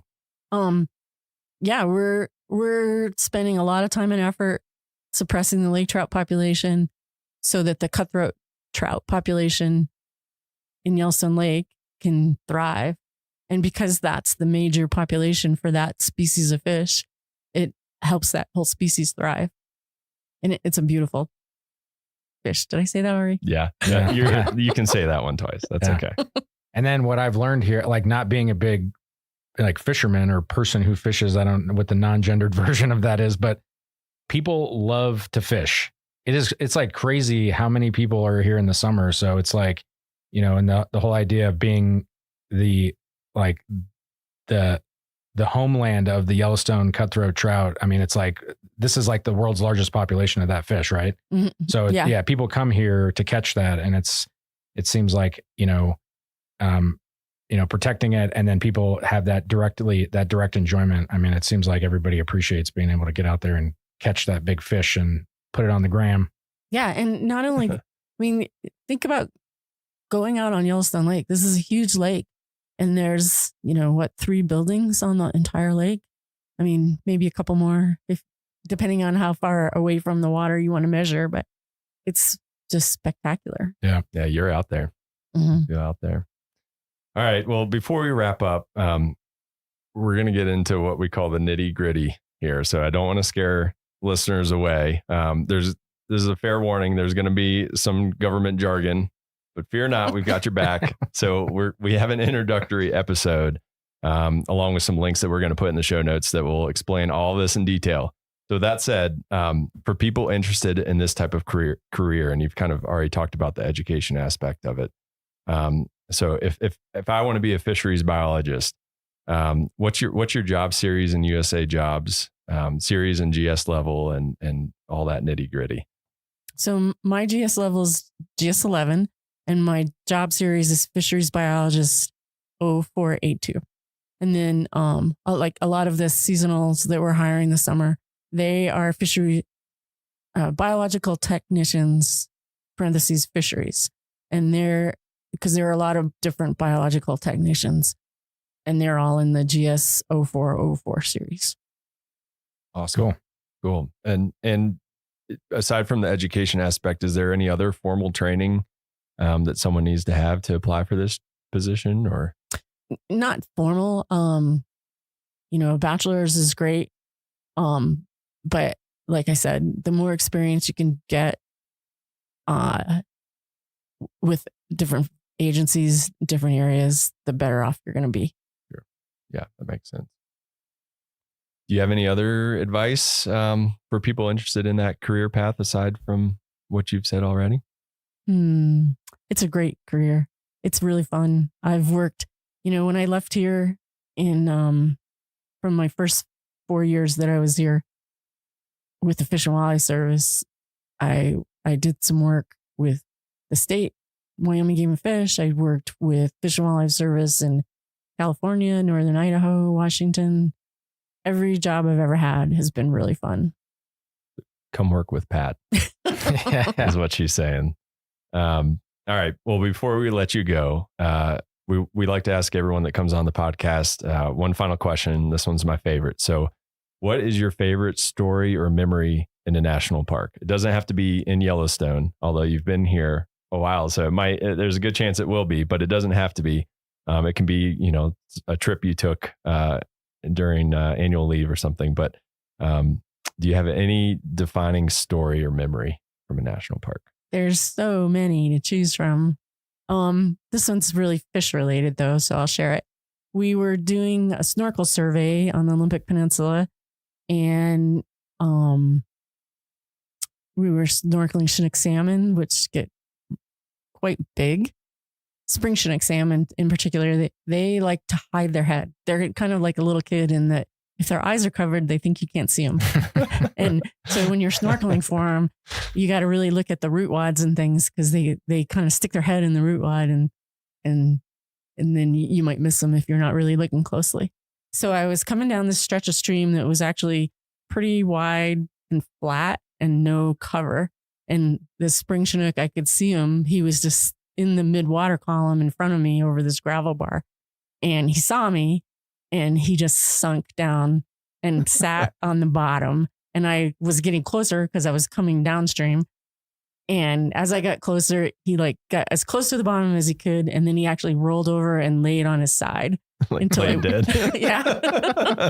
Until I went by. And then he just took off. That's awesome. If he was wearing a turtleneck shirt, he would have slumped into it. It was just so funny to see him actually trying to hide where he had nothing to hide. That's amazing. And you'd never heard of that type of behavior before, or is it just something you hadn't seen before? I had not heard or seen it.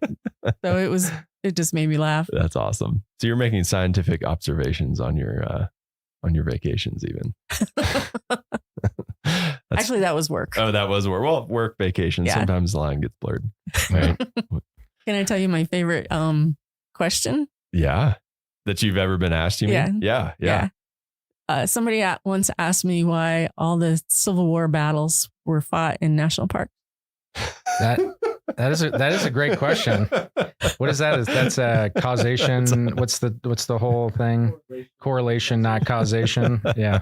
What was your answer? I honestly thought they were kidding, so I started laughing. So you just laughed. And I said, "Well, people were very civil back then." And then I could see by the look, he wasn't kidding, and so I got real apologetic real fast. I think that happens to all of us. You get caught off guard with the question because people joke with us all the time. Yeah. They ask us silly questions. So and especially the people with dry humor, that's really hard to tell. It's I don't know what to do with that. Yeah. Well, awesome. Well, Pat, thank you so much for joining us. It was really cool hearing about your job and learning a little bit more about fish too. So I'm excited to go fishing. I think when the season starts.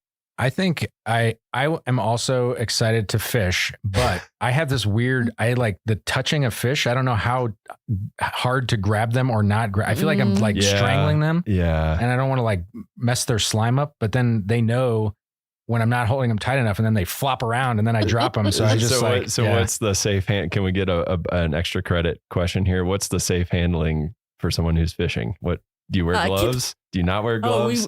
We wear gloves. Yeah. The water is really cold for no other reason, but it helps protect the fish and it helps give you a little bit milder grip, but you don't want to grip them tight. I feel like I'm going to squeeze the life out of them. Yeah. And if you're angling, don't grip it like a burrito. Right. Do it if you're angling, if you could keep them in the water while you're handling them, that keeps them calmer too. I've seen that hashtag, keep them wet. Yeah. Okay. And grip it like a burrito, not a baby. Yeah. Right. Which, Anyways, we'll leave it there. Anyways, thanks for joining us. Yeah, thanks it's been for having awesome. me. Yeah. It's great talking with you, Pat. Yeah, thanks for joining. That's it for this week's episode of What We Do. Thanks again to our guest, Pat Bigelow. And if you like what we do, rate and review the show wherever you listen. Every positive review helps new people find the show, so we really appreciate it. If you have questions or you want to learn more about a particular job, contact us using the form at go.nps.gov/whatwedopodcast. Thanks for listening.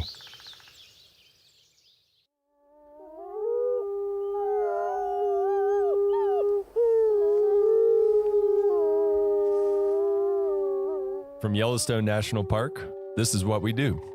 I'm Brett Rayburn. And I'm Ashton Hooker. All right, Ashton. First of all, it's great to see you. How's it going? Good to see you too, Brett. I'm good. How are you? Good. I'm awesome. So I have a question for you. Okay. Have you ever hitchhiked before? You know what? I don't think I have, I thought honestly. The way your face went, I thought you were about to tell me an epic hitchhiking story. I'm actually surprised I haven't done that though. Well, I did some research in the superintendent's compendium, and hitchhiking is legal within Yellowstone National Park as long as you follow some certain rules. So one of those rules, which is in Section 5, Part 4.31, which I'm sure you read by heart all the time, says that you can hitchhike as long as a sign isn't bigger than certain dimensions. Oh, Do wow. you know what the max dimensions for your hitchhiking sign would be? Wow, this is a very niche question.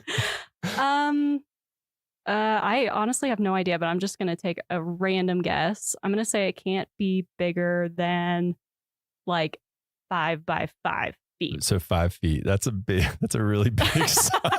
I was trying to, that's like like go sign a little spinner. bigger than I thought. That's huge. It's 2 feet by 2 feet. So you're going to have to trim. That's a more like usual size of sign. Yeah. So next time you're recruiting someone to pick you up for hitchhiking, it just needs to be under that 2 feet by 2 feet. Okay, and you should interesting. Be good. If you want to hold a 5 foot sign, those sign spinners, that might be your go-to. So our next guest probably knows or is a lot more likely than we are to know Section 5, Part 4.3 of the Superintendent's Compendium by heart, because she's the law enforcement specialist here at Yellowstone National Park. So, Katie Anderson, have you ever cited someone for hitchhiking with a sign? Like if Ashton gave them their 5 foot by 5 foot sign, have you ever cited someone for that? No, but I would have definitely stopped and talked to her if she had a 5 by 5 sign. I would want her life story. That catch your attention. Her. Yeah, I feel like you don't even need to know the compendium to know that, like, that's probably someone you want to talk to. Exactly. Well, there's always a first time for everything. So I'm guessing you see a lot of things, something different every day as a law enforcement specialist. But I want to backtrack a little bit first before we get to your current position and talk about where and when you got your start in the National Park Service. Yeah. So thanks so much for having me. My where and when. So my career with the National Park Service began in 2001 as a GS3 park guide at Assateague Island National Seashore in Maryland, living with those wild ponies, which was pretty much a childhood dream being fulfilled right out of the gate. Yeah, that's pretty awesome. So was it the wild ponies that got you to that job, or how did you hear about the Park Service? Well, so the Park Service goes way back for me. I'll have to go many decades back from that. It pretty much goes back to about the late 1950s when my grandparents jumped on the Ranger 3, which is a vessel that takes visitors from the mainland of Michigan and takes them out to an archipelago of islands in Lake Superior called Isle Royale. And the island, as it's sort of lovingly called by all of us who sort of grew up there or grew up going there, along with my family, were super instrumental in my formative years in instilling a strong conservation ethic and just in turn inherently me knowing that my life work was going to end up being working on preserving wild and public lands like Isle Royale. So did you grow up near Isle Royale then, or just vacation there? Yeah, I grew up in northern Minnesota. And so that was, we always kind of came from that Grand Portage side out to the island. But the island has always been a huge part of my life. That's a big bucket list park for me. I've never been there. Oh, it's incredible. Have you been there, Ashton? No, actually, I just visited northern Minnesota last fall, but we were there just after the boat, like the ferries went out to Isle Royale. So we have to make another trip next time. Yeah. Definitely bucket list. Yeah. Yeah. So you kind of started out with that background of the conservation ethics kind of being instilled in you from a young age. And then you got that job at Assateague. How did you, as soon as you got that job, were you like, this is what I want to do? This is where I belong. Yeah, it is. I mean, I knew it, like growing up, there was no question that this is what I was going to do. The National Park Service. It was just really refining what part of the Park Service I was going to be part of. And so how did you get from playing with wild ponies to where you are now? What are the steps and iterations of jobs and units that you've worked at? Yeah, so that is, there are such interesting journeys for us in the National Park Service, for a lot of us. What's neat about the National Park Service is that you can really experience the entire country on a deep level by working in the national parks, really from coast to coast. And that's pretty much what I did for those first 15 years with the Park Service. Right after I finished my season at Assateague, I made my way into the heart of DC to work for the Wilderness Society. And I was interning for them and really just getting amazing exposure to the Hill and really understanding how important the work of the nonprofit world was, but also how it coincided with the federal government agencies and, decisions being made on the Capitol. And so spent a good chunk of time there, really kind of digging into how do I get on permanently with the National Park Service. After I finished up my DC work, I ended up going up to Acadia National Park in Maine and spent a fall up there counting raptors. That was another big part of my life growing up in northern Minnesota. We had big flight migration routes. And so was an intern up there, a volunteer up there as well, just really kind of starting to build my resume and figure out how I could get my foot in the door full time. As I learned about the different types of rangering, sort of the longer I got in, I made my way to the Apostle Islands National Lakeshore, another archipelago of islands in northern Wisconsin. I used to live in Bayfield. Yes, and exactly. So the Apostles well. And I dipped my toes in interpretation and lived out on Stockton Island. And it was an amazing experience. And from there, I put myself through a seasonal academy, which was kind of the norm in how to get permanent in the law enforcement ranks. And so put myself through that academy because I really wanted to be running more of like the adrenaline junkie calls that were kind of coming with rangering. And I really wanted to get in on some of the craziness. And so then I spent the next 5 years of my career seasonally at Rocky Mountain National Park as a seasonal law enforcement ranger, doing the front country side of things and then also the backcountry work. I was able to jump in on the search and rescue operations, really got my first experience working fatalities and working the family liaison roles. And then also starting and really integrating the other side of my life that had always been so strong for me. And that was having a horse component in my career, and started my mounted patrols at Rocky Mountain National Park. Oh, cool. Wow. Yeah. So you've done like a lot of things. I have, and that was the seasonal days. And I'll make it brief on the permanents, but the permanents were really neat because that Rocky experience, in my off season, I had been doing ski patrol work full time and had some avalanche background. And so Yellowstone picked me up permanently to be working on Sylvan Pass and be doing avalanche control up there as well. So I sort of could bring a skill set of the rangering skills as well as sort of my other life loves into one job. And then ran down to Grand Canyon for 5 years and got some crazy experience down there. And that experience on the South Rim, being a South Rim Ranger for about 5 years, really built the core of who I am as a person and ranger and supervisor at this point in time. and then returned to Yellowstone to the justice operation and the law enforcement office as the court liaison, and which I can say is now definitely one of the best jobs I've ever had. And into the role that I have now full time as a law enforcement specialist for Yellowstone National Park.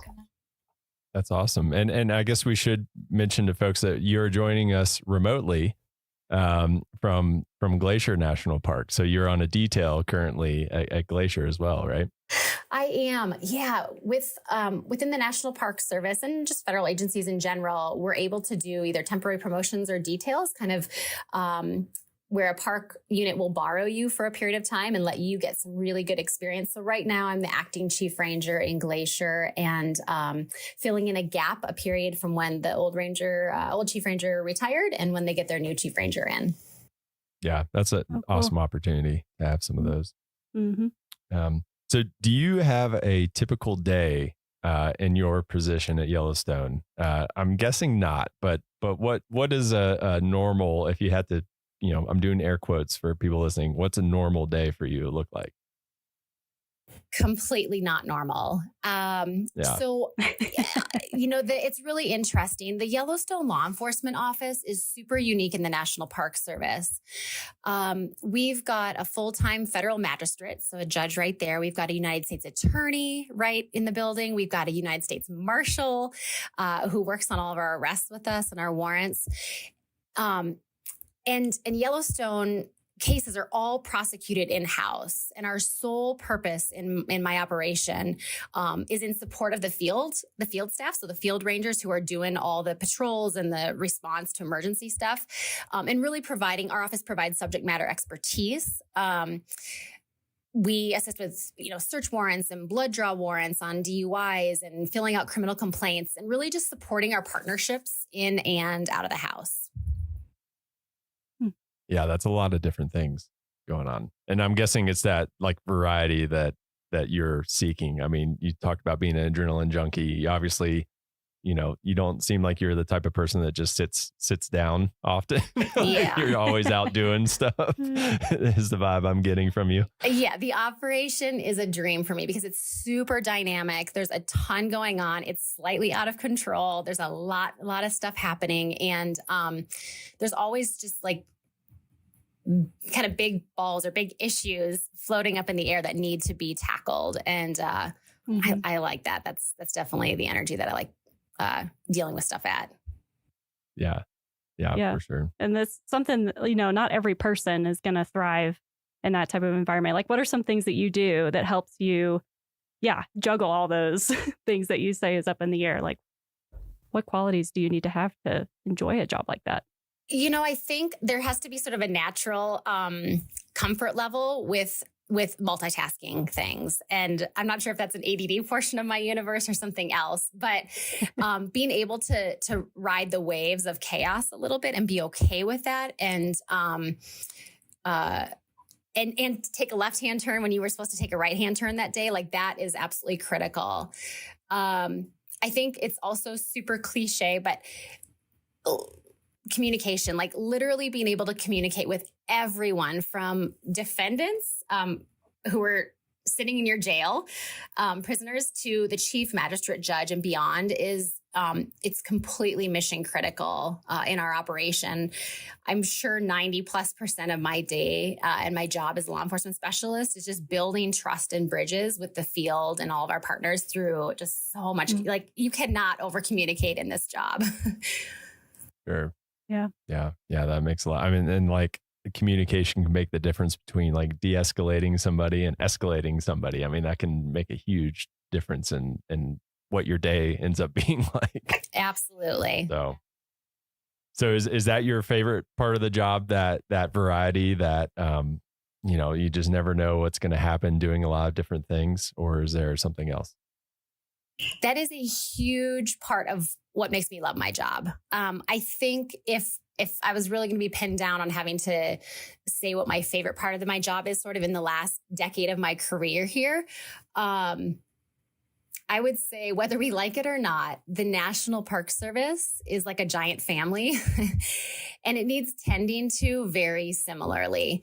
My favorite part of the job, I think is probably having really meaningful connections with my team and my peers, and those many levels above me. And being at a point in my career right now that I'm given some creative liberty to create the type of work environment that fosters those connections. I think it's so interesting because I think that adrenaline junkie is like your younger years, and the older you get, it's just life is short, and the relationships that you have at work, which is where we spend most of our time, and at home are just so critically important. Yeah. Yeah, and that's been that's come up a few times in our conversations with people, especially those that have like lived in the interior of the park or like remote areas. It's like that community is so important because that's who you have. Yes. And so you do a lot with those people. You work with them, and you have them over to dinner and all those things. And I think that's part of what is so special about the National Park Service experience that you just don't get in other jobs. Yeah, it's not a lot of work environments where you work with your coworkers and then you also go live in the same neighborhood as them. Yeah. Like they're literally your neighbors. Yeah. So that's a big I difference. know when Jake takes his recycling. Right. I can see what he's been eating for lunch if I wanted to. Perfect. That is a perfect example of how this works. Yeah.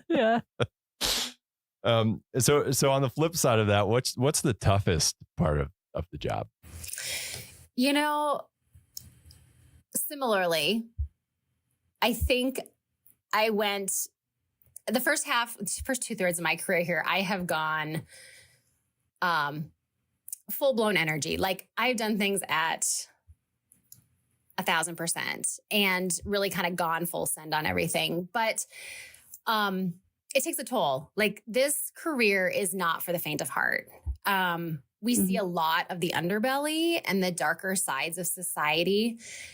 And to have to deal, and we have to deal with the aftermath of all of that. It is us. We are exclusive jurisdiction here. We don't have other agencies coming in to sort of take the case from us. It lays in our hands. Yellowstone sees up, 2 to 3 million people in a really condensed portion of the year in the summer there annually. And all of those visitors and those of us living in the park bring our issues and problems and addictions with them and with us. And so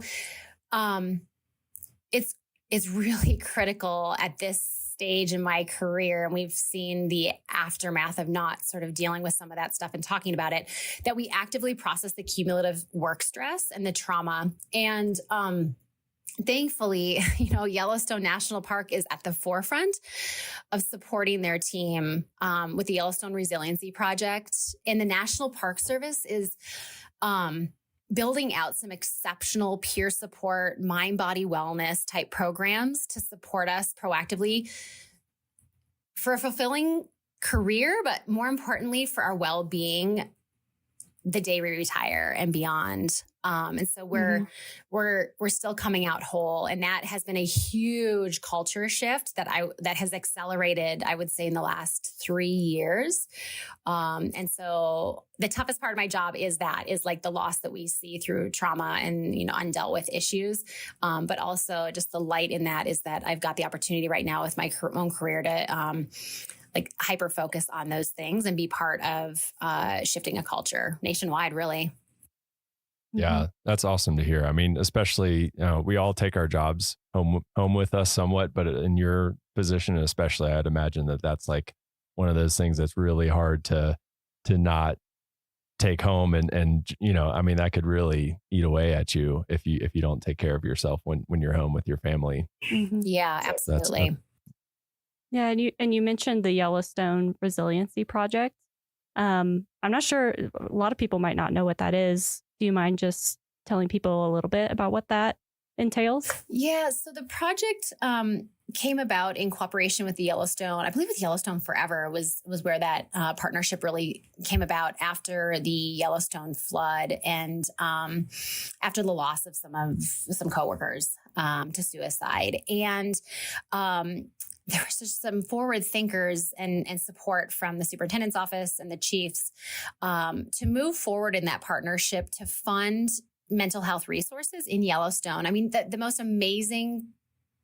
most amazing parts about living in Yellowstone is its remoteness and its disconnect from the rest of the chaos of the world that's happening around us. But the downside to that is we have a hard time with resources and getting them. And so the Yellowstone Resiliency Project has funded bringing in healthcare providers for counseling and touch bases and just connections. So we're not kind of going through these big life events and sort of suffering on our own. And there's, bigger conversations that are sort of happening on like where next, what next for these programs. But absolutely critical for every division in the park to have this resource to be tapping into and just normalizing the conversations around it. I mean, this is the human experience that we have right now, and nobody is alone in their suffering. We all go through it. And just the pressures of life, create environments that we need to take care of ourselves and one another. I mean, that's just the reality in the Park Service is we have to take care of one another. So this Yellowstone Resiliency Project is brilliant. The folks that are working on it have just done an incredible job implementing it. And we are so lucky to have that team working for us. Yeah, definitely forward thinking. That was the key point I think you brought up there. It's like one of those things that plays dividends. It's you're playing the long game when you're investing in people's mental well-being. And so that's awesome. I guess cycling back to kind of your career, it sounds like you've had a lot of moments that you could probably choose as a defining moment. Do you have one defining moment that you would say, kind of defined your NPS career or set you on a trajectory or that you can look back on? I think about it often because I get asked that a lot. Like, what's the best park you've lived in? What's the best position you've ever had? And I can honestly say that I am so, like, at the core of my being, I am so incredibly proud of every single job that I've had with the National Park Service over the past 23 years. I'm so proud of myself as a GS3 at Assateague Island, that I ever even like stepped into it and got that job. I would say it all builds on itself. It builds character. It builds who you are to the core of your being in each of these positions that you're in. And I would say just sort of sitting here in this window now, like watching the snow dump, on Glacier Park, the acting chief ranger in Glacier National Park right now is one of those highlights. And I feel so honored to have the support from my Yellowstone team, which is like my core team, to take on this role and to have this connection now with yet another incredible gem of a park and the amazing people that call this place home. Yeah, you have all these connections to places where people they're on people's bucket list. Like they're happy to just make it to one of those in a lifetime. And you've got all these special memories that so many, and we all do. I mean, that's kind of why we all do what we do, I guess, in a way. So lucky. That's awesome. Yeah. Since it was such a good answer, I'll let you get away with, I technically said you had to have one defining moment. But I'll let you get away with it because it was a really good answer. But if you know me, there's never one. I always juggle at least three things. So I'm the same way. Yeah. So and this is a pretty, probably a more straight connection than some of the other people that we've interviewed. But how does your job contribute to the Park Service mission? So the Park Service mission is kind of drives everything that we do, and it's at the forefront of our minds every day. But so how does your job contribute to that? I would say it takes a massive village of committed public servants to come anywhere near fulfilling the mission of the National Park Service. I am just a cog in the wheel, but at the core, I truly believe that my work is super meaningful and impactful. And I feel that every single day, whether it's helping the field rangers with a complex victim case as we run the victim witness program in my office, or supporting the prosecution on a significant poaching case. I love my job. And, I've heard people say that like, you shouldn't love your job because it'll never love you back. And I just am unconvinced of that. And I think you need to find deep joy in the work that you're doing and believe truly that it's making an impact, and it's for the greater good. And I never question that, no matter how hard my days are. I know that like I'm giving back way bigger than I'm getting, and I'm totally okay with that. Yeah, that's awesome. Well, and someone has to keep Ashton with her 5 foot by 5 foot hitchhiking sign. You gotta keep me in check. On the right side of the law. Unreasonable, Ashton. Hey, I went big. Yeah, Can't keep blame me these for people that. in check over here. So for those of people who are listening to this and are just like, wow, that sounds like an awesome job, like me. Like I'm like, wow, that sounds like so what series do I look at in USA Jobs to do what you're doing? Yeah. So the series that post on USA Jobs, which is where all of our federal jobs are posted, is 0025. So right now that's the Ranger series. And at some point there may be a shift in that, but right now 0025 Park Ranger Law Enforcement is what folks would be looking at in USA Jobs. And is that the same series for like all the positions kind of working their way up the ladder? Yeah, it is. So to Everything from your field level law enforcement, GS 5, all the way up into your chief ranger positions. Awesome. That makes it easy. I feel like a lot of times it jumps around and gets complicated and it's hard to keep track of all those numbers. So 0025 is the one to remember. And do you need formal training to get that like GS5 position?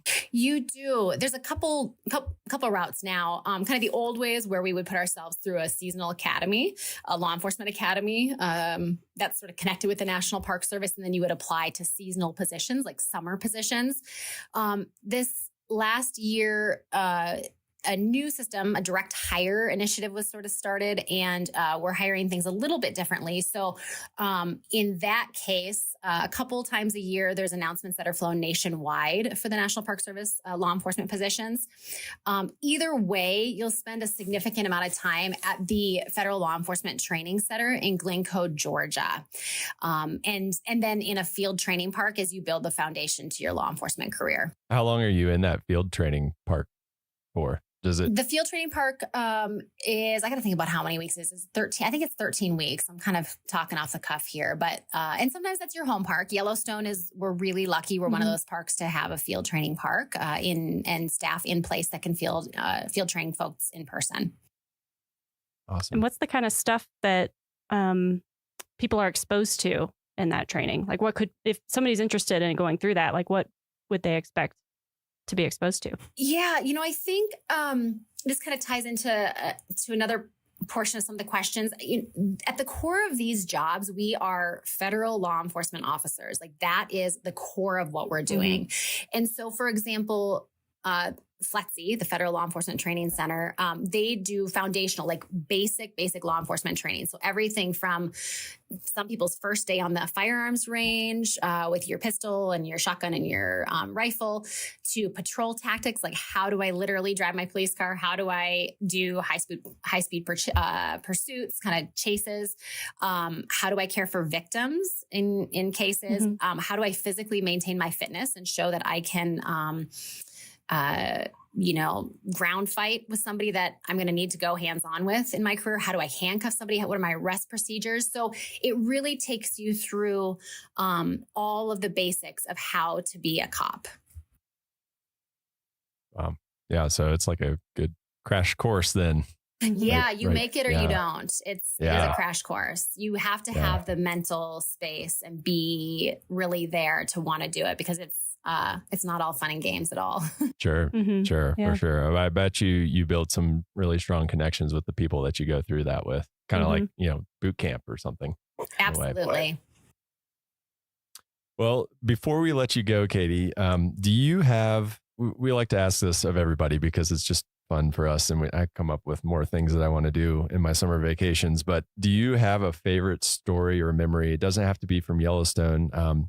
Any National Park Service unit that you visited or worked at. Do you have a favorite story? It's going to come from Yellowstone. And I don't know if it's a specific story. I think what I would say is this kind of speaks to the specialness of living in these places. Living in Yellowstone is like being a National Geographic episode every day. And I would say it's amplified when you live in the interior, which I've lived in several times, and I don't now. But what I would say is you can almost gauge the rhythms of the year, like the seasons of the year, by the flow of the wildlife and the thoroughfares and the tracks that they are walking. And, just this season right now, as I'm not in Yellowstone, I'm in Glacier and I don't have the bison out my window. I'm starting to wonder if the cow bison right now with their big swollen bellies, if they're starting to make their way towards Mammoth Hot Springs and down to their calving grounds. And that always is like my sure sign that spring is coming. And I just think that's just one of the most incredible parts about living in Yellowstone is that you can just, it feels very prehistoric to be living there with them and just watching these old rhythms just float by. Like we are truly just there in somebody else's world. And we're just guests. It's amazing. Yeah. Yeah. That's pretty special. Yeah. I love being in a place where it's like you said, those connections to like the natural world. Like the bluebirds are like, I heard a bluebird, spring is coming and everyone's just as excited as you are. Yeah. Where some places people will be like, what? So what? So that's awesome. Well, thank you so much for joining us and taking the time. I know I speak for all of us, but we thank you all for your service and thank you for keeping us safe. I know I live like literally all of my neighbors are law enforcement rangers, so I just feel like the safest person whenever I'm out and about my home. So thank you all for what you and your team do day in and day out. Yeah. Thanks so much for having me. Thank you. All right, that's it for this week's episode of What We Do. Thanks again to our guest, Katie Anderson. If you like what we do, rate and review the show wherever you listen. Every positive review really helps new listeners find the show, so thanks for doing that. If you have a question or want to learn more about a particular job, contact us using the form at go.nps.gov/whatwedopodcast.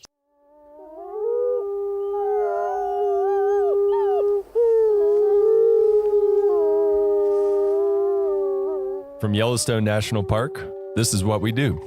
I'm Brett Rayburn. And I'm Miles Barger. So I have a quick question for you before we get started on this week's episode. Have you ever hiked with a llama before? I have not hiked with a llama before. Is that because you don't want to, or is that because you've never had the opportunity? I think it would be awesome. I've never had the opportunity. I've definitely seen them around at other parks, but I've always wanted a trail goat.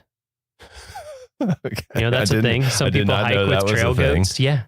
So wait, hold on. So what? All right, explain this really quickly before. No, I've seen people in like national forests. They'll have, you usually need at least two because they're herd animals, and they can carry up to like 50 pounds each. So you can use them as kind of mini pack animals, but you don't have to put them on a string, and they just gather at night. Anyway, what a chick magnet that would be. That'd be a conversation starter right there. Well, so my trivia question today doesn't have to do with goats. It does have to do with llamas. So do you know how many llama outfitters currently have contracts to do business in Yellowstone National Park? I do not. I will guess 11. It's actually 3. So you had a string of doing really well on these trivia questions that might have come to an end here. Failure. So there are 3 outfitters currently that would let you go hiking with a llama. So it's possible. Maybe a bucket list item here. Our guest this morning is someone who probably would have known the answer to that question. So she's Becky Wyman, a concessions management specialist here at Yellowstone National Park. Becky, have you ever hiked with a llama? I have not. No. So it sounds like we need like a work trip. I think so. To come out of this summer, because I love nothing more than hiking and not carrying my own stuff. It makes it quite nice. That sounds awesome. Well, it's awesome having you here today. So we didn't invite you here to just talk about goats and llamas exclusively. Although, if they come up more, I'm totally fine with that. We invited you here because you have a super important job in the Park Service that most visitors would know nothing about. You work a lot behind the scenes. And before we get into the details about what you do, as a concessions management specialist, actually, could you give us like an overview of what concessioners and what CUAs, commercial use authorization holders, like what are all of those things? Because a lot of listeners probably just have no clue what that is. So our office oversees all of the commercial operators in the park. We have category 1, 2, and 3 contracts, plus our commercial use authorization program. The category 1 contracts include our large concessioners, currently Xanterra, Yellowstone General Stores. They do the lodging and retail type of operations in the park. We also have our service stations. Our CUA program oversees or has our fishing guides, photo tours, environmental education tours, that sort of scope. And then we have our category 2 and 3 contracts, which include our over snow operators in winter. We have a bear spray rental. We have stock outfitters that do day and overnight trips in the park. Llamas. That include our llamas, as well as a ski camp in winter that is located at Canyon. Awesome. So the Park Service doesn't actually have, like, we don't run hotels or things like that. That is correct. We have contracts that allow other operators to run those, and we oversee those contracts. That is a lot. How many are there? Just like a rough ballpark. It's always changing, right? The number. Well, all of our contracts pretty much stay the same. We have the 3 large category 1 contracts. Like I said, the hotels and retail general stores, and our service stations. We have 38 stock contracts that include the 3 llamas. We have 23 over snow contracts and 1 bear spray rental. And then I believe the number of CUAs exceeds 400. Yeah, that's a lot. So yes. That's a lot that you're overseeing out of the concessions office. It is. Okay. Well, thank you. Yeah, I just thought that would be a good overview of like what your job entails before we kind of dive into the background, and then we'll kind of come back to a typical day of what it's like working as a concessions management specialist. So do you mind telling us a little bit about where and when you got your start in the National Park Service? So I came to Yellowstone in 1998. I was a bright-eyed, bushy-tailed fisheries technician. So I started my career with the Park Service at Lake in Yellowstone, and I have never left. So it hooked you. It hooked me. No pun intended. Anyone get it? And how did you hear about that job? I think I heard about it through USA Jobs. Awesome. Yeah, we have, and for those of you who don't know, who are listening to this and don't know what USA Jobs is, we do have an intro episode that kind of explains that, as well as some of the other jargon that we might talk about here. So just refer back to that if you have any questions. So you saw it on USA Jobs, you applied and you got it, and the rest is history. And I drove my car out from South Carolina, and I've never left. Wow. Okay, so you're from South Carolina. So you're an East Coaster. I am. Okay, that's me too. And then you found the mountains, and then I found the mountains. Gotcha. Same. So how did you get from that job, which is very different from what you do now? What was that transition like? It is. So I worked for fisheries for 3 years. Then I moved to the bison office to follow my husband up to Mammoth.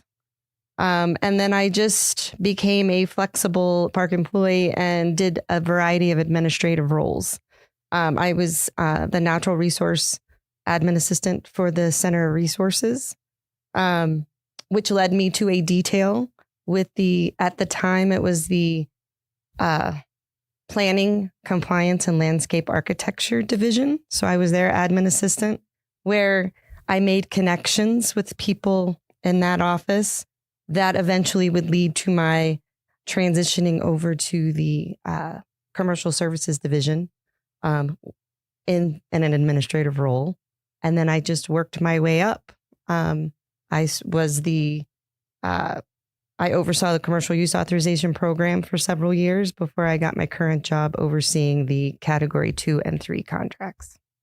Wow. So you've done a little bit of it. I'm a jack of all trades. Yeah. That's awesome. That's really cool. I feel like that's a theme across these episodes. We've either had like people who decide this park is for me, and then you make it work within that park, or some people say this is my job path I want to follow and go wherever they need to go to make that happen. Yeah. Or I guess the third type, which is they just want to work in as many parks as possible. Yeah. Yeah. But yeah, there's a lot of different ways you can spin an NPS career, I think. Yeah. Yeah. So you've been here and you've been at Yellowstone. I don't want to do the quick math. What did you say? 98? 25 years. Okay. And, and I am in a dual career family. Mm-hmm. So the fact that my husband also works for Yellowstone National Park has contributed to me being here Sure. as long as I have. Yeah. So how many like dinner table conversations are just focused on Yellowstone? All the or are time. you guys just like, no, too All the much time. Yellowstone. We got to talk about something else. I live vicariously through his job.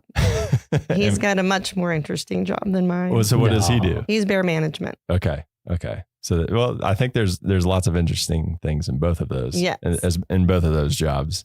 So what does a typical day in your job look like? Is there a typical day? Yeah. Typically I'm in the office on the computer, answering phone calls and emails. It's a lot of paper pushing, I guess you could call it.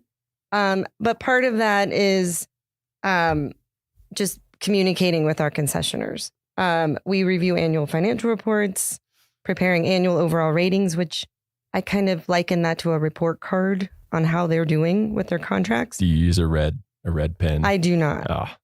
I have one in my hand, but That's what I was. You look like you're good at writing like F. Yes.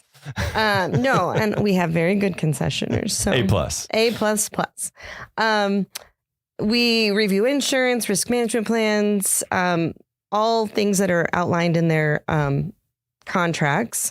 Part of my job requires periodic valuations of the concessioners, and this lets us get out into the park to monitor how they're doing, making sure they're meeting service standards as outlined in their operating plans, making sure they're providing a quality visitor service, making sure the facilities are well maintained, and just ensuring the safety of the visitor and their employees.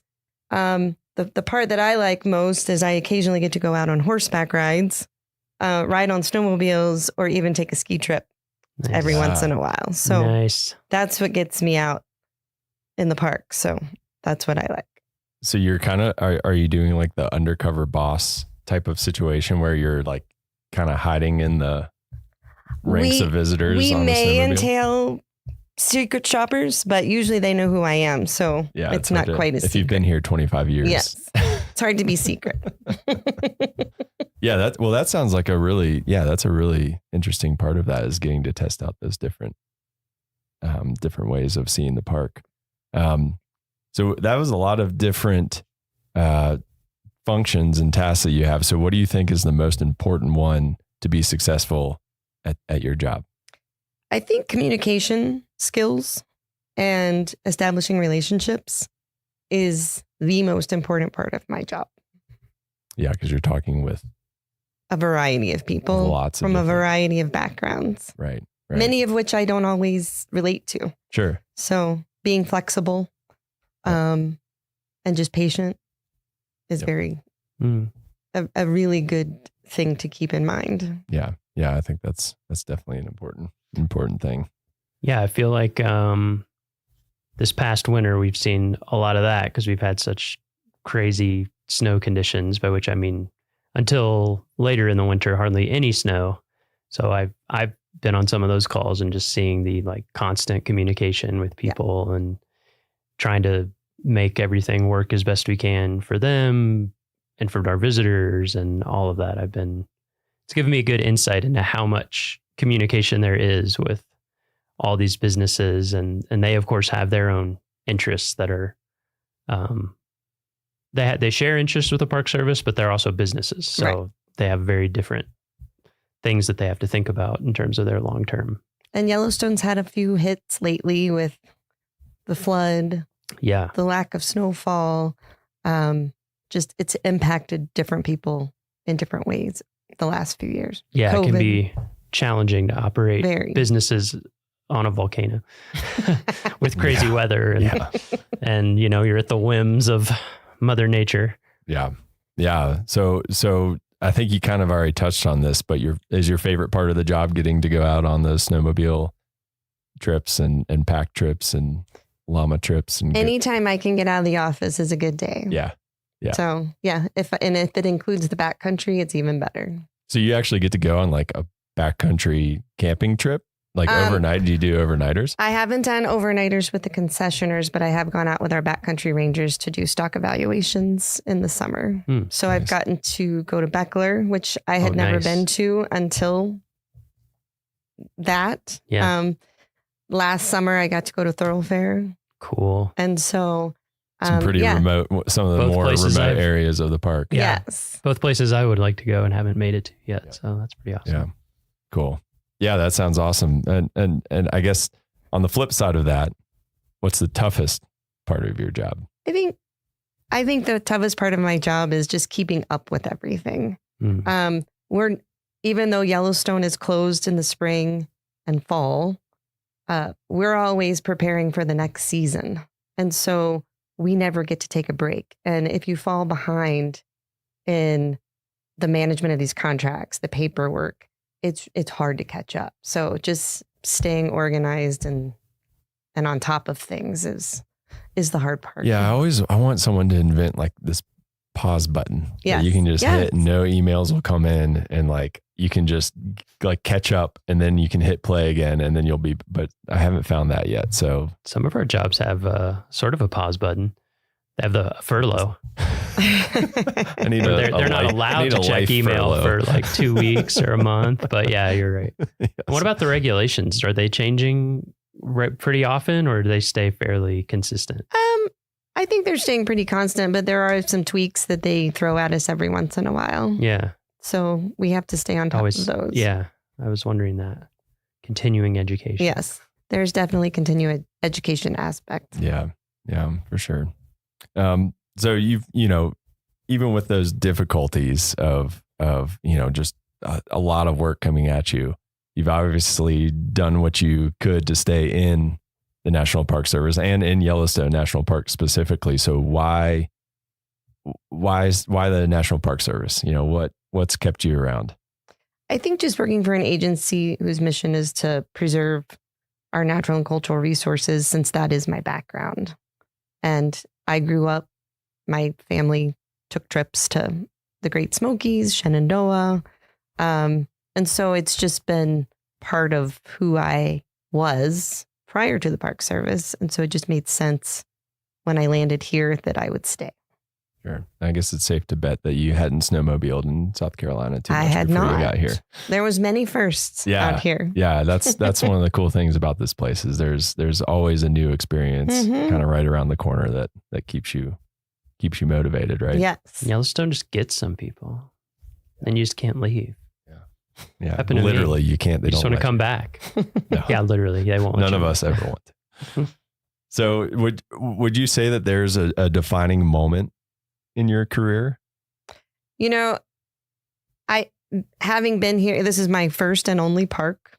And I think meeting my husband here and knowing that he wanted to stay here kind of defined my path. And so then I just had to redefine what my goals and ambitions were and find my place. Yeah. So yeah. I mean that makes sense. Do you guys spend time in the park on the weekends and that, or are you guys? We used to do that a lot more. Yeah. Now we have 2 teenagers, so they keep us pretty busy. Yeah, volleyball games and basketball games. That's the challenging part living in a remote area is that aspect of it. So can you kind of touch on that really quickly? Like that's an interesting perspective, raising a family in a remote location like this. Yellowstone has been a fabulous place to raise kids, especially if you like the outdoors. But with that comes some sacrifices. We're an hour away from the nearest town, like big town for some recreational activities. But you just kind of have to roll with the punches. And if that's what you want to be involved with, you do it. We used to have them in ski school at Bridger Bowl every weekend, and we drive the hour and a half up there every Sunday. Soccer was in Livingston, which is an hour away. We had basketball tournaments and all of that, but we also threw in family trips, hiking, backpacking, fishing, rafting. I mean, you've got it all here. It's just you have to. I mean, we're an hour away from the closest vet for your pets. Mm-hmm. So it takes a special person to live here. But if you love the outdoors, I think this is a great place to be. Yeah. Yeah. That was the biggest. Miles, you've lived on the East Coast too. So like that was the biggest adjustment for me, is just how like no one bats an eye when they're driving an hour and a half somewhere. That's like nothing to them. And I'm like, whoa, that's very far to me. When I first came here, that was like a weekend trip. Yep. Was an hour and a half. And so doing that just to go to the store is definitely an adjustment. And I think, like all of the parents that I know and have grown up with here, we all pitch in. We have daycare, we have preschool, we have grade school. Mm-hmm. And we all just probably have to do more here to be involved than you would on the East Coast or in larger metropolitan areas. But it creates that community as well. Yeah, you probably don't find community like this in a lot of.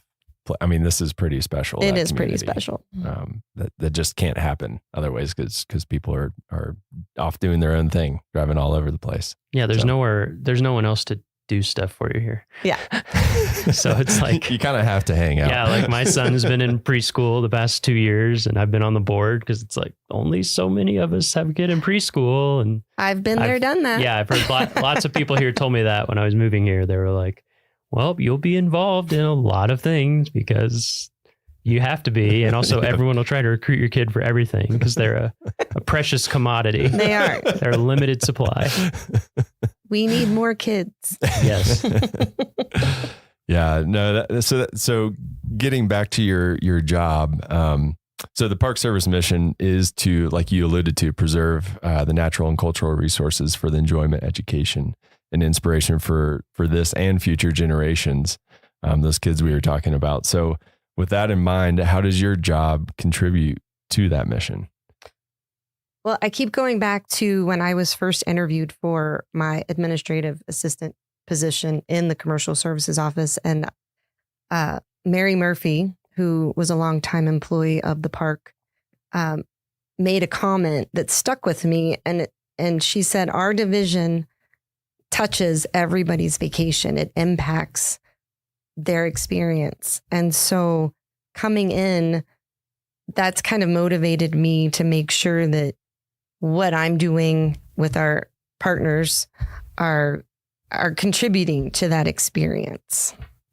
Yeah, for sure. I mean, if someone has a bad experience, that they associate that with Yellowstone National Park and the National Park Service potentially. And then also we work with our interpretive division to help educate our guides to be better educators for their clients that they take through the park. So it's a group effort. Yeah. Yeah. I mean, something I've thought about a lot. I don't know how to quantify it, but I would guess that all of our concessioners spend more, certainly like longer term hours with visitors than any National Park Service employee.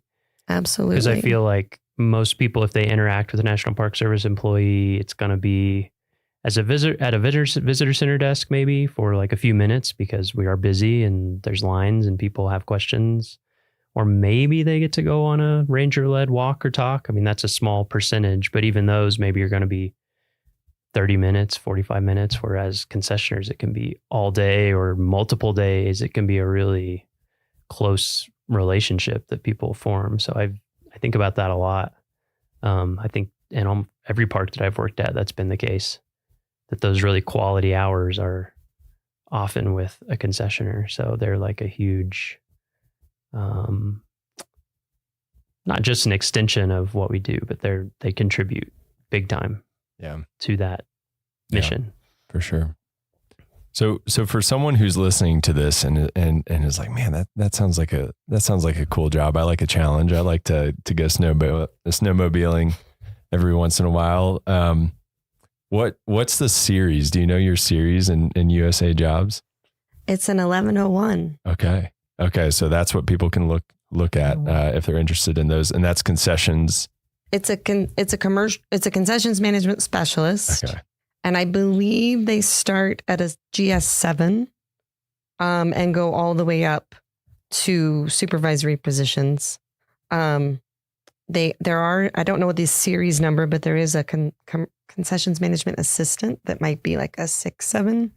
But yes, we're all over the Park Service in every park. Okay. Yeah. And that's the other great thing is that every park has those types of jobs. So if you want to move around the country, you can do that pretty easily. Absolutely. That's another great part of that job. And every park is different in the contracts and commercial use authorizations and activities that they offer.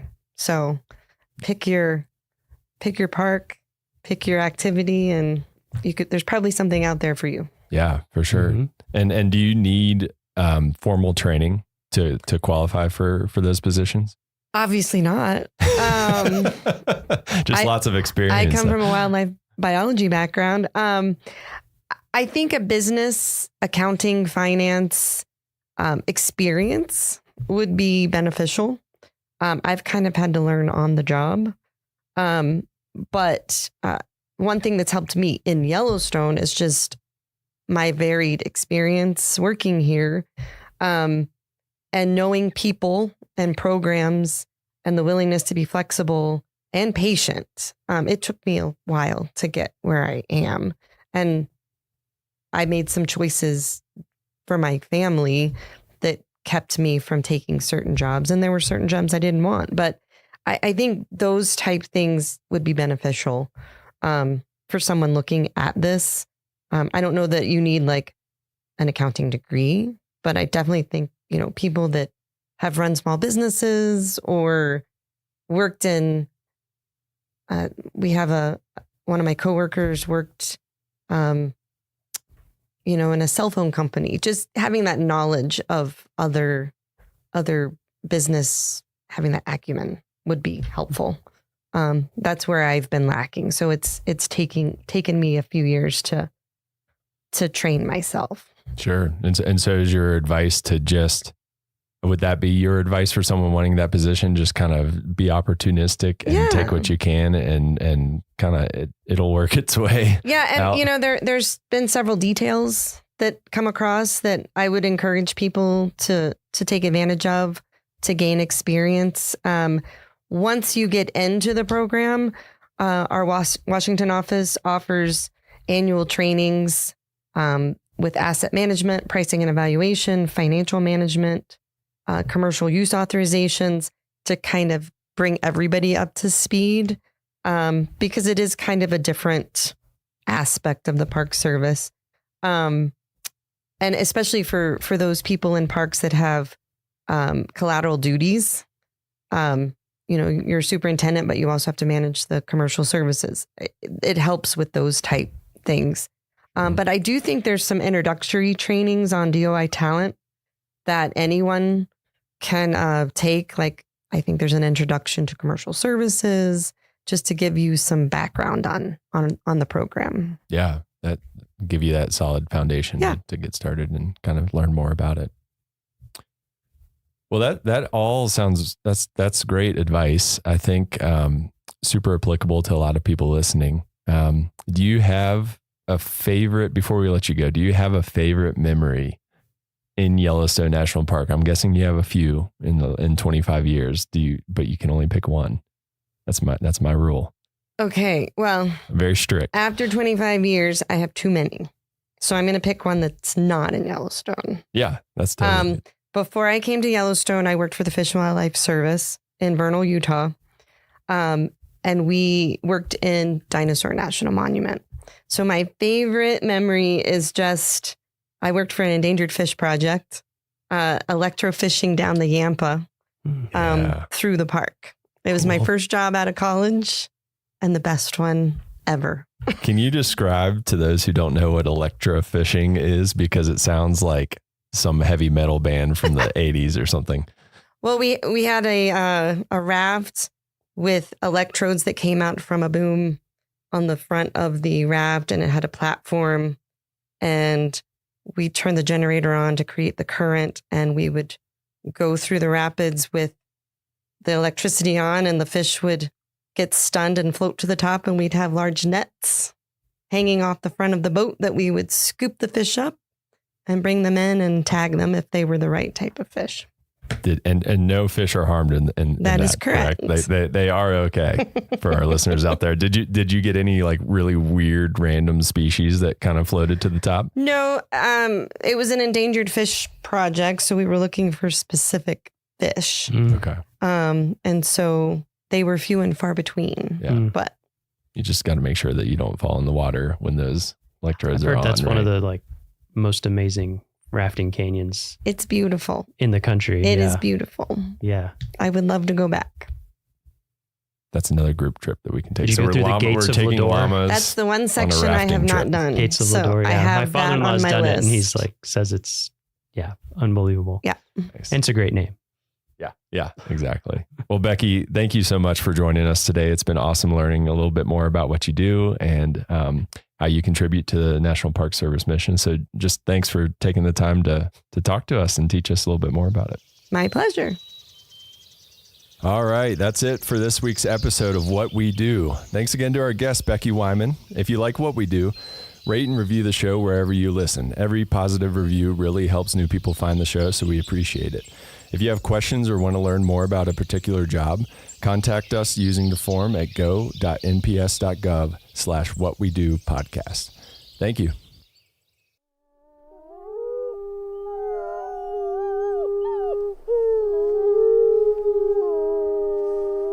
From Yellowstone National Park, this is What We Do. I'm Miles Barger. And I'm Jake Frank.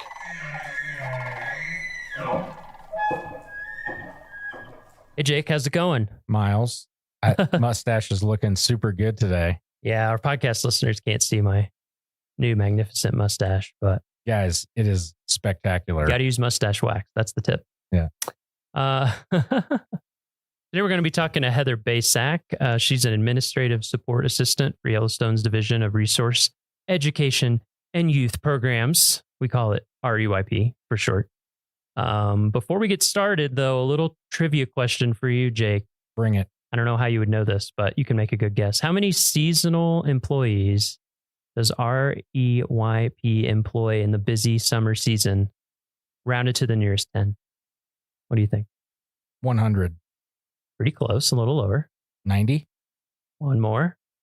70. 80. I did that on purpose. Nice. I think the full positions would be 83, but somewhere around 80. That's a lot. It is a lot. There's a lot that goes into that, including hiring all those people and doing paperwork and doing budgeting and all sorts of fun things. Gotta pay the people. We got to pay them. We like to. And then one note, if you notice a difference in sound quality for this episode, there's a good reason for that we're going to get into during this episode. Heather is a fully remote employee, so we're doing our interview via video chat. So the sound might be a little bit different, and that's on purpose. So, you ready, Heather?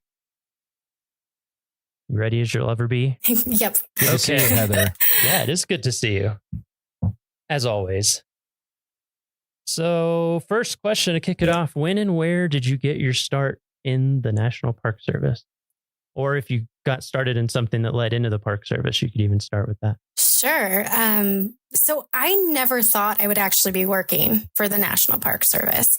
When I grew up, my family, we didn't really visit national parks. We didn't really do that type of thing. We did other types of vacations, but never the parks. So that was never on my radar. And it wasn't until I was in college that I visited my first national park, Big Bend National Park in Texas. And it was a wonderful trip. I had a blast. It was beautiful. But again, didn't put two and two together. Never thought that I would work for them. And it was getting towards the end of college, and I didn't have a job lined up. I wasn't exactly sure what I wanted to do. I was thinking about going the museum studies route because I was an anthropology major. But I just didn't have anything lined up. And so I actually saw a poster on one of the buildings in my college, and it was for the Student Conservation Association, or SCA. And it talked about internships on public lands. And I thought, that could be something to look into. I don't really have anything lined up. I'll look into it. So I went on their website, and it was a ton of internships. It was with like U.S. Forest Service, Bureau of Land Management, National Park Service, doing a lot of the park servicey, park ranger type jobs. But then there were other internships like archaeologist or curatorial intern that was really interested. I was really interested in, because that's the route that I thought I was going to take. So I did my first internship with a National Park Service site in Kansas called Fort Scott National Historic Site as a curatorial intern. And I was working a lot with their museum collections, taking care of that. And I really enjoyed it. But other part of that internship was doing guided walks around this old military fort. And I got to do a little bit of living history. And I thought, this is pretty cool. This is pretty fun. Maybe this is something I want to look into more. So then I decided to do a second internship after that through the SCA, this time with Denali National Park and Preserve in Alaska, actually where I met Jake. We worked together. And it was really there that I thought, okay, this is something I might want to do for the rest of my life. There were amazing people to work with.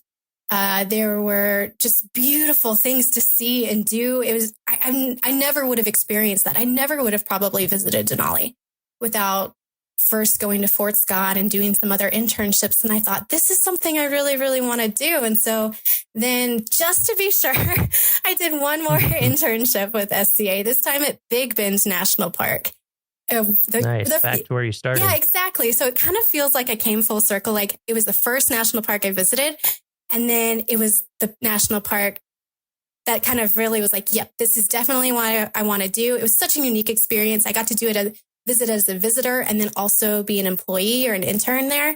And so I thought, this is it. This is what I want to do. And then from there, I made the jump to actually Fish and Wildlife Service and then National Park Service. Worked a couple seasonal positions at different national parks, and then eventually made the slide into a permanent position in Yellowstone, and now as an administrative support assistant. So I have a few. That was a varied background. So a couple things. You mentioned living history. Did you get to wear like period appropriate? Like, I don't know, is it costumes is the right word, or clothes? Yeah, it was a while ago, so I'm trying to remember everything that happened, but it was this very special service. It was called Fort Scott by Candlelight, and it was close to Christmas time. And they had like different vignettes in all these different military buildings where we would act out scenes of what would have happened in these different buildings. And I got to be a military laundress. And so I got to be wear kind of more or 19th century garb and pretend to be doing the soldiers' laundry. So that was pretty fun and unique. It was really great. Yeah. And then the other thing, she mentioned that the people she worked with in Denali were really great. I just want to concur that I am very great to work with. That is true. Get that on the record. I think, when were you guys there? I was there 2008, 9, 10. 2012 was when you were there, right, Heather? Yes, it was my 2012. second summer there. Yeah. Okay, so I missed you. I was a little earlier than. Yeah, there is like all the best people for our in Denali. listeners. There is like a legit. If you've worked in Alaska, you have like a camaraderie with the people in Alaska because it gets into your bone. Like such a cool place. Like, yeah, you can tell from Heather. She's like, I went to Alaska and then I realized this is what I wanted to do. Like, it's really cool. Yeah. Yep. So, I resemble that remark. So out of all those jobs that you did to get you to Yellowstone, all the seasonal jobs, was there Did you have any repeat jobs, or did you move like every season? Was it a different job? So good question. I worked for Fish and Wildlife, had a very similar job. I was a park ranger, interpretive park ranger for them. And I worked with preschool kids and did a preschool program for them, and then kind of translated that into the National Park Service. I did interpretive park ranger jobs. So a lot of the guided hikes, the guided, talks and walks, that type of thing, working in the visitor center, helping plan people's programs. But then I worked also as a campground ranger in Great Smoky Mountains National Park. Got to help people check into their campsites, go over campground rules, walk around, talk to them, educate them about the park. And then I went to Yellowstone and worked as a remitter. So I worked in what's called the cash room, and counted all the money that comes in from the entrance stations and the visitor centers, reconciled all that money, and then got it ready for deposit.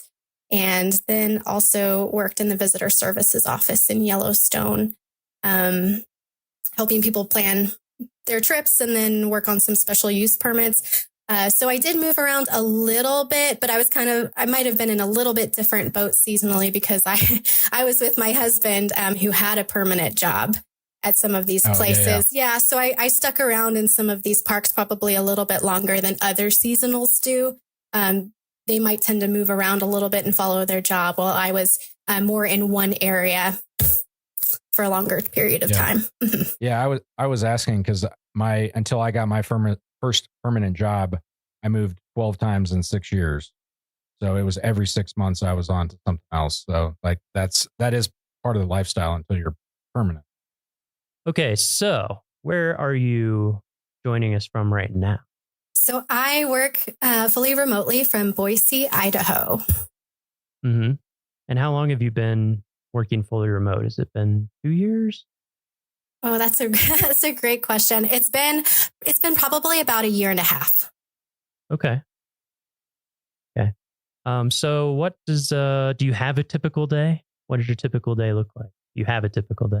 So I don't think there ever really is a typical day for an administrative support assistant, because so many things get thrown at us, and there's so many things that pop up last minute that we have to take care of, that I don't think any one day is completely the same. But we do have a lot of reoccurring tasks that happen every 2 weeks. And so we'll do a lot of the same stuff. Every 2 weeks, but it may not just be every day. Like we have to get payroll done. That's kind of the big one. Everybody wants to get paid. It's pretty important. So that's kind of one of our, Thank you. You're welcome. One of the biggest tasks that we have. But we also arrange travel for a lot of our NPS employees. If they have to go to meeting that's outside of the park, any trainings, go to other parks to assist with anything, we help arrange that travel. You can think of us kind of like a travel agent in that regard. We deal a lot with HR. So we're kind of an HR liaison. So anytime there's personnel actions for hiring somebody, all those 83 seasonals, we put in hiring actions for them. If anybody resigns or moves to a different position, that kind of all starts with administrative support assistance. And then depending on the park or even the division, you might even help with some budget work, reconciling accounts or tracking expenses and expenditures. Mm-hmm. Do you also have a credit card? I do. Not all do, but I do have a purchase card, and I make purchases for some of our division. Yeah, I know that I've never owned a purchase card as a government employee, but that's another thing that administrative folks are worth their weight in gold for managing the purchasing process. It's very complicated, and there are a lot of rules. There are a lot of rules with it. Yes. Yes.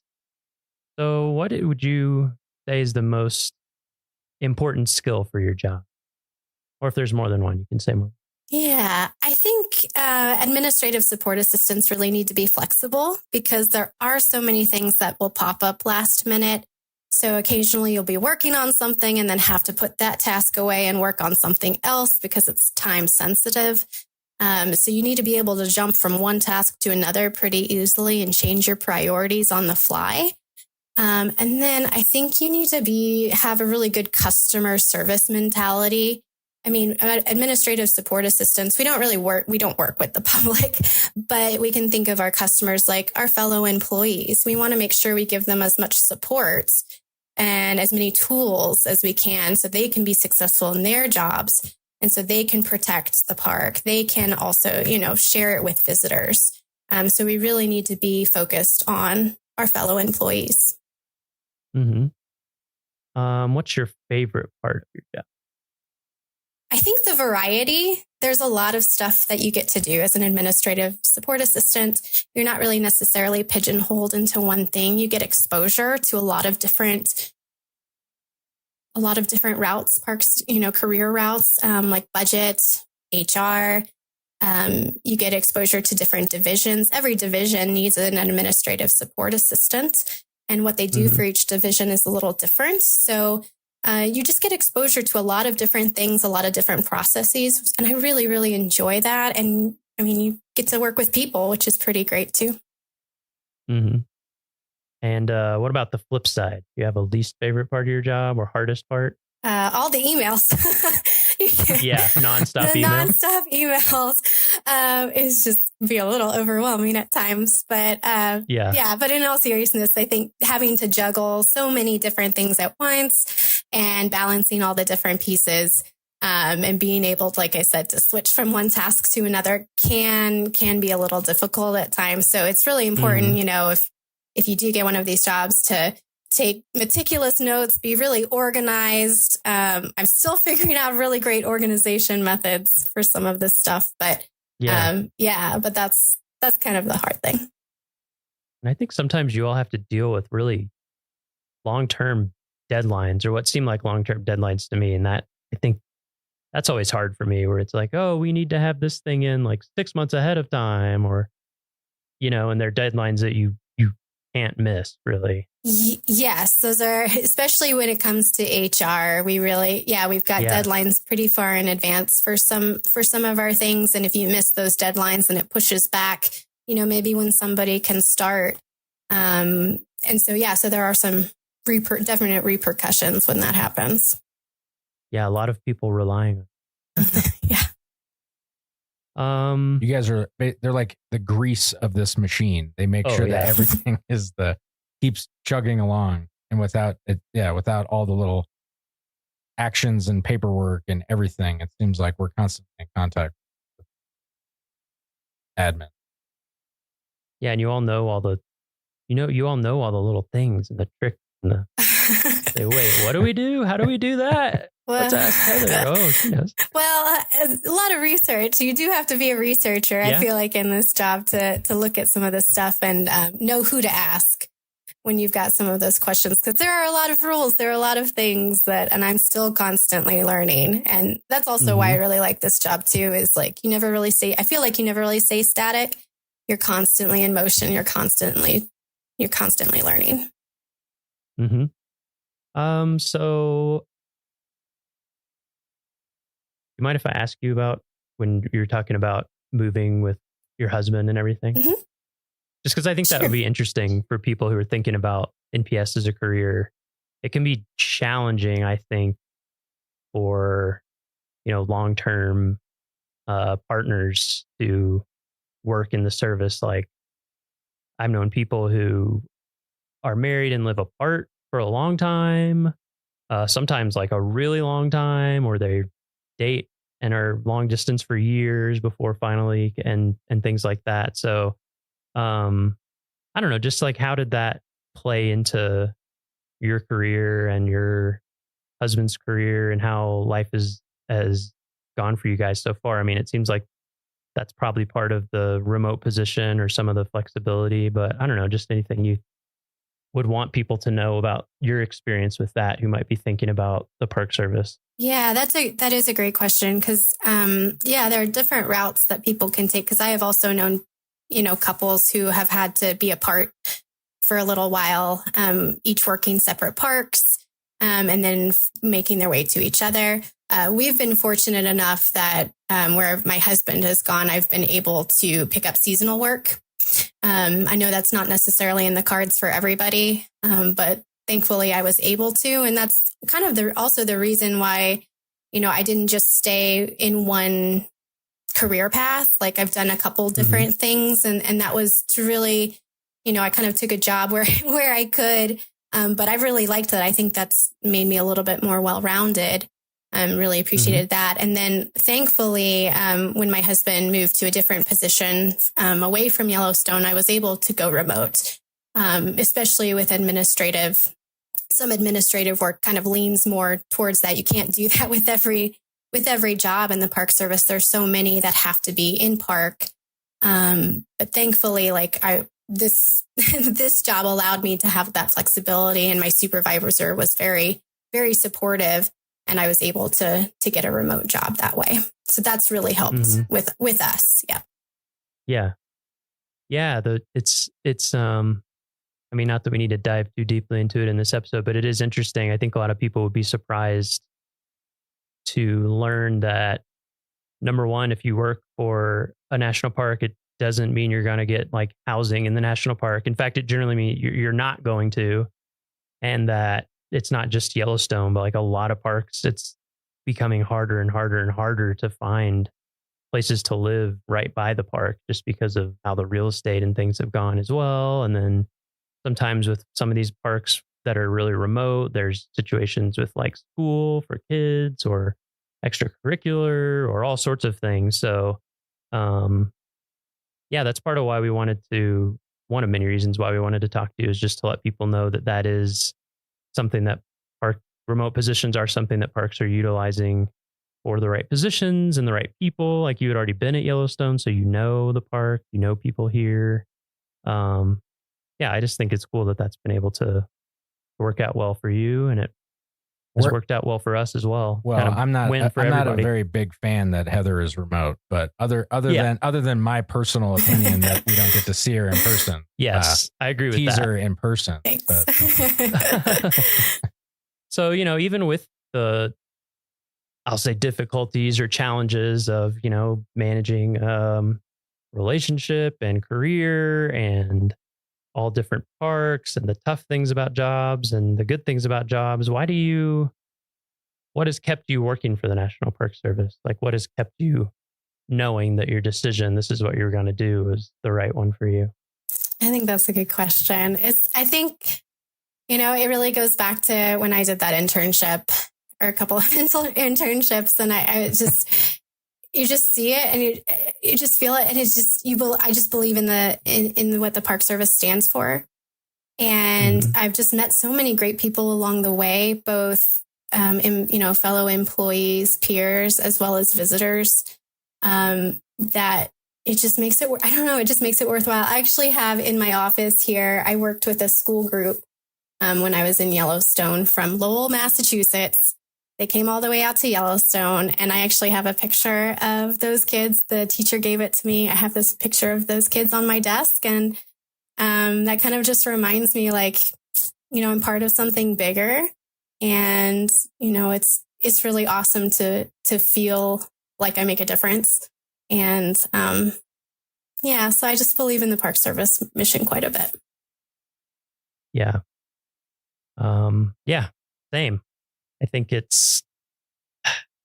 kind of had a similar experience. I think a lot of us do, where it's like, I think my first summer in a park was here in Yellowstone making beds at Canyon. But then, I did a couple SDA internships, and at some point you're like, can I go back to a normal lifestyle? I don't know if I can.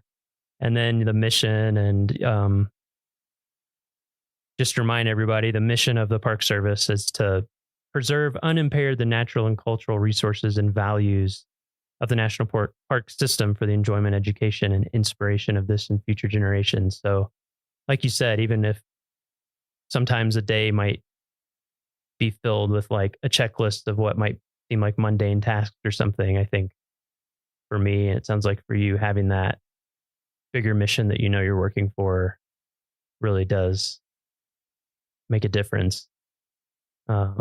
So a question that I have, like with that mission, I think a lot of us, when we have the rough days that like physically work here, you have the rough days, but then you go outside and you hear the wolf howl or you see Old Faithful erupt. Like, how's that transition been for you going remote? Like, and, you know, keeping yourself, like, how do you remind yourself that, you know, when it's not in your face, like it was when you were physically working in the park? Yeah, so it has been a little bit of a transition to remote. I very much enjoy it, and the flexibility it has given me to be, you know, still continue to work for the Park Service and be with my family. I think it becomes more about the people, and than necessarily. I do feel a connection to the place, but I feel a connection to the people even more. And so to me, Yellowstone has not just become like the first national park, an amazing place to experience geysers and hot springs and wildlife. It's really become like a community. And it's about a people connection now for me as well. And so that's kind of helped. Yeah. Yeah. Hashtag Team Yellowstone. Well, and I think that's a good point too, because I know I've talked to people in my family or friends about working for the Park Service. And I think as people will get the impression pretty quickly while they're listening to this podcast over all the different episodes and all the different people that we talk to, you just get to be surrounded by interesting, brilliant people in like every job, basically doing all these things for the park.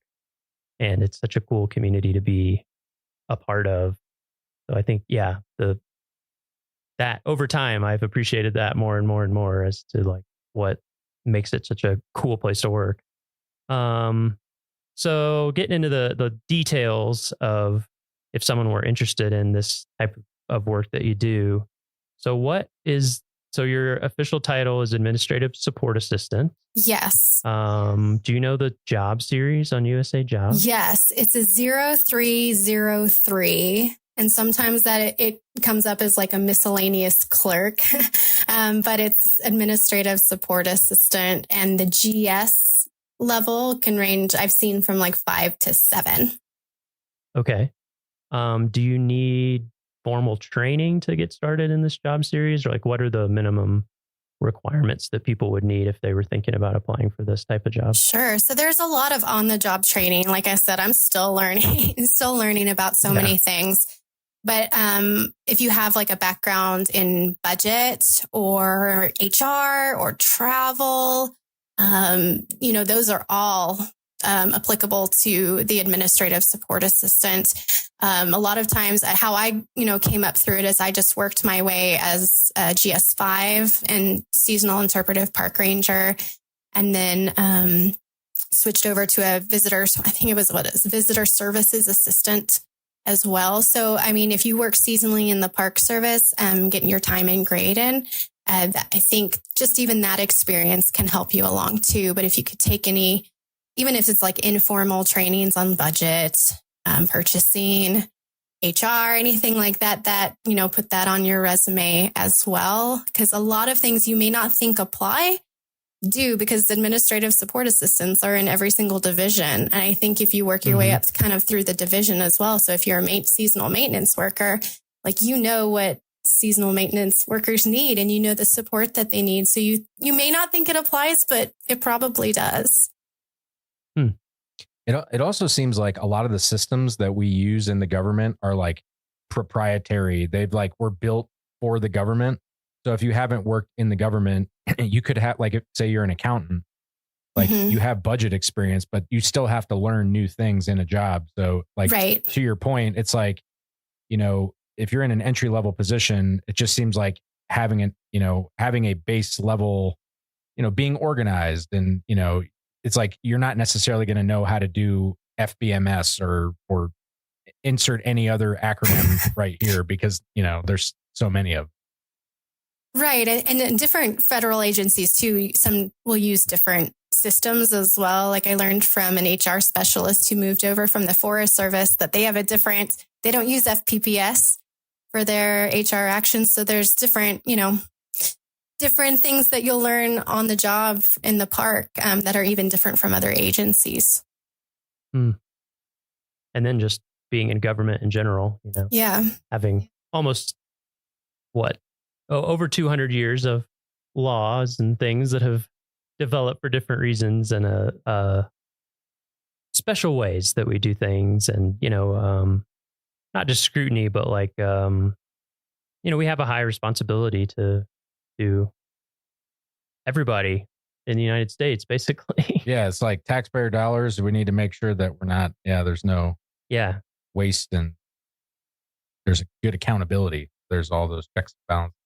Exactly. All right. So last question. Do you have a favorite story or memory in Yellowstone or any other national park that you would want to share? This is a hard one. Yeah, because they're all, it's like asking to choose your favorite child, because they're all unique and they're all special. But I think my favorite one that sticks out the most happened in Yellowstone. And I was driving down into the interior. It was late in the season. There was snow on the road. I was the only one on the roadway, in between Norris and Canyon. I think that's where we were. My son, who's like 1, was in the back seat, and we went around, I think, a curve, and all of a sudden there were wolves all over the road. I had never seen so many wolves in my life. And I've got a video because I slowed down, pulled over, and I whipped out my phone and I took a video because I was like, this will never, ever happen to me again. And the wolves, I remember it was a black wolf walked within 3 feet of my car door, and it looked at me and I could see its eyes, and it just kind of continued walking off. And I was like, oh my God, I get to experience this with my son in the backseat. Of course, he's 1. He's not going to remember this. He has no idea what's going on. But I was like, oh my God, we got to do that together. And I know he won't remember it. I mean, of course he won't remember it. He was 1. But to think that he got to be there and I got to share this special moment with him that will never, ever happen to me again in my life. And to be able to experience Yellowstone in that type of way and feeling that wild with him was really neat. And it's something I'll be able to show him the video of and tell him about when he's older. And then hopefully, when we go back to visit Yellowstone, he could have a similar experience. So I still can't believe it actually happened. It was just absolutely incredible. Very cool. Okay, well, I think that's it for this week's episode. Yeah, thanks for joining us, Heather. Thanks so much for joining us. Thank you for having me. When are you coming back for a visit? When are we going to see you in person again? Not soon enough. I don't know when, but hopefully soon. Righty. Well, we'll keep in touch virtually until then. Sounds good. Thank you.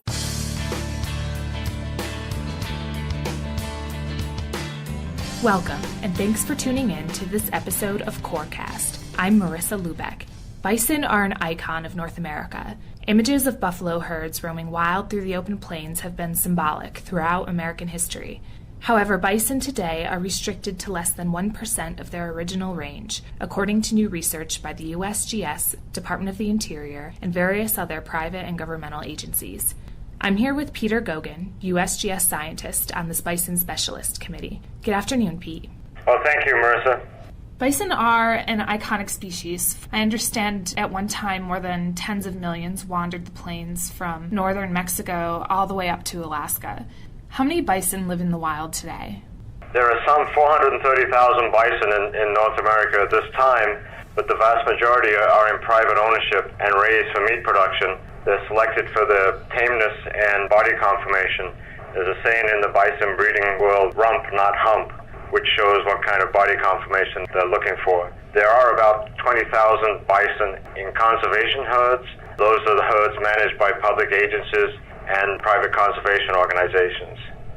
Is there only one species of bison in North America, and where are these animals mostly located? There is only one North American species of bison, but there are two subspecies, the plains bison of the continent's grasslands and the wood bison of the boreal forests. Most bison are located in the western half of the continent, with herds extending from northern Mexico to Alaska. Are bison in any danger of extinction, and what are some of the major threats that they face today? American bison are not in danger of extinction. However, plains bison do show evidence of introgression of cattle genes, which means they've been hybridized with cattle, and this has been found even in many of the Department of Interior herds. Also, some of the larger herds, including plains bison in Yellowstone and Grand Teton National Parks, and wood bison in Canada's Wood Buffalo National Park, have been infected with livestock diseases. This creates special challenges in management of the animals. Why is it important to maintain genetic diversity in these populations? Because it seems to me that 20,000 are quite a fair number. That is a fair number if they were all in one herd. However, the isolated nature and small size of many of the bison herds makes them potentially vulnerable to inbreeding depression, and this has already been documented in the Texas state bison herd. The animals started to show very low reproductive success and very low calf survival, which are both characteristics of inbreeding depression. And it was getting to the point, because there were no young animals being brought into the herd, that most of the herd was becoming quite old. Recently, the state worked with a private bison owner to bring in some animals from a different location to reverse the problem there in Texas. In a recent report on bison that you co-authored, you talk about how bison shaped the landscape of North America. What do you mean by this? Over their original distribution, bison influenced the structure, composition, and stability of the plant and animal communities. This is such that they would eat some of the vegetation, mostly grasses, and leave forbs and other plants for other species such as pronghorn antelope. There were an estimated 100 million bison wallows all over the plains of the continent that had a major effect on the hydrology and runoff of water from rains or snowmelt. In some cases, the ponds created by the wallows were used by a couple of species of toads as breeding areas. Also, there are a number of grassland bird species that, in the combination of bison grazing and fire, created the habitat that these species needed for nesting success. What were some of the major findings of this report? The report recognizes that international cooperation across federal, state, and provincial governments and North American tribes and First Nations are necessary to enhance the conservation of the species. Also, that special attention is needed to maintain the allelic diversity or genetic diversity in bison herds with no evidence of cattle hybridization. Especially, these herds need to have satellite herds established so the genetic material is protected from any catastrophic events. Some herds with history of cattle hybridization do contain unique genetic material, and those also warrant conservation. Also, the known and potential livestock diseases pose a particular challenge to management and conservation of bison throughout the continent. Pete, can you explain about the Bison Management Working Group that has been developed by the Department of the Interior and the USGS role within this group?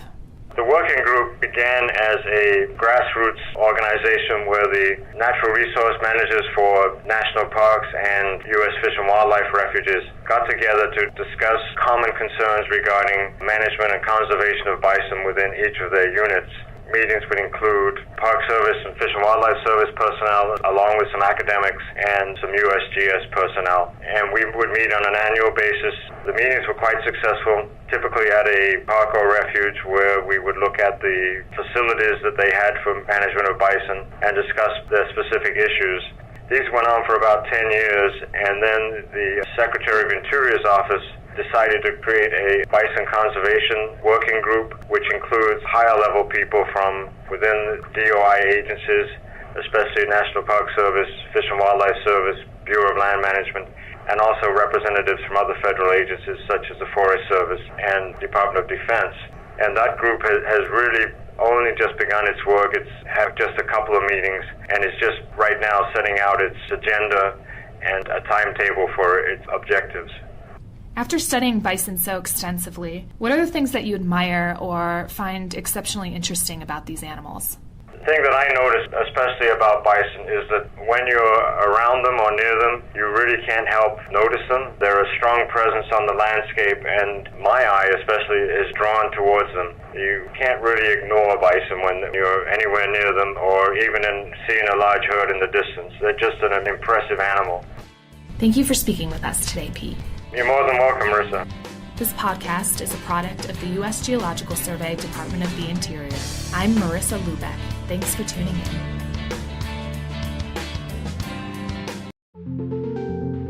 in. Yellowstone is a long dormant but restless volcanic system. Lots of earthquakes, significant ground deformation, magmatic gas emissions, heat emissions. This geologic restlessness, which at almost any other volcano would be alarming, this is the norm. That's just Yellowstone being Yellowstone. Hello, everyone, and welcome to another episode of Eyes on Earth, a podcast produced at the USGS Aeros Center. Our podcast focuses on our ever-changing planet and on the people at Aeros and around the globe who use remote sensing to monitor the health of Earth. My name is Jane Lawson, and I'll be hosting today's episode, where we're talking about the use of thermal remote sensing in the Yellowstone National Park area and other science benefits of thermal remote sensing. Greg Vaughn with the USGS is the remote sensing lead for the Yellowstone Volcano Observatory and research geologist for the Astrogeology Science Center. Greg uses nighttime thermal views from both the Landsat TIRS sensor and TIRS ASTER sensor to monitor for changes in temperature at thermal features in the Yellowstone National Park. Greg is here today to tell us more about his work and why it's important. And then we'll hear more about Landsat's thermal uses from Terry Soule, Head of Science at Aeros. To begin, welcome, Greg, to Eyes on Earth. Hi, thank you for having me. Just to be clear, you don't work for the National Park Service, but rather the USGS Yellowstone Volcano Observatory. What does the observatory do, and what does your role involve? Yes, that's right. I work very closely with the National Park Service, but I work for the USGS Yellowstone Volcano Observatory, and my duty station is at the Astrogeology Science Center in Flagstaff. The USGS has 5 volcano observatories that are tasked with monitoring the approximately 170 active or potentially active volcanoes in the U.S. and in U.S. territories. The Yellowstone Volcano Observatory monitors the Yellowstone magmatic and hydrothermal system. Yellowstone is a virtual observatory. There is no physical central office location. We have people located in many different places. YVO is a consortium of 9 different organizations, including the state geological surveys of the 3 states that Yellowstone touches, Montana, Wyoming, and Idaho. We have partners at Montana State University, University of Wyoming, University of Utah, EarthScope, and of course the National Park Service and the USGS. Additionally, the USGS arm of YVO is also responsible for monitoring and reporting on any volcanic activity in the Intermountain West. For example, if there were ever renewed volcanic activity or unrest at one of the 4 corner states. But obviously the main focus of YVO is to provide monitoring and hazard assessment of the volcanic hydrothermal system in Yellowstone and earthquake activity in the Yellowstone region. And we conduct research on volcano monitoring methods and techniques and fundamental scientific research just to better understand the volcanic and hydrothermal system in the Yellowstone region. In my job, in addition to spending a lot of time looking at Yellowstone, I also support other volcano observatories. If there's ever any activity at volcanoes in Hawaii or Alaska, I also will look at data to help support monitoring efforts at those volcanoes as well. My role as the remote sensing lead at YVO is to conduct scientific research using remote sensing tools, and specifically in the area of mapping, measuring, and monitoring Yellowstone's thermal areas. And secondly, should there ever be an event that we need to respond to, I help facilitate use of remote sensing data and share remote sensing data products and interpretations that will aid in event response. But my day-to-day task is to use various remote sensing tools to characterize and monitor Yellowstone's thermal areas. And I can add that there are multiple remote sensing data sets that I use. I use the Landsat 8 and 9 thermal infrared data, also thermal infrared data from the ASTER instrument. I'm particularly interested in data acquired at night. I also use high-resolution visible near-infrared commercial satellite data. and high-resolution visible and near-infrared data acquired from aircraft, such as from the NAPE program. That's the National Agricultural Imagery Program. I use data from that program, which are also available from AROS. And over the years, the National Park Service has conducted airborne thermal imaging surveys, and recently they've started to use drones to acquire some remote sensing data over specific areas in the park.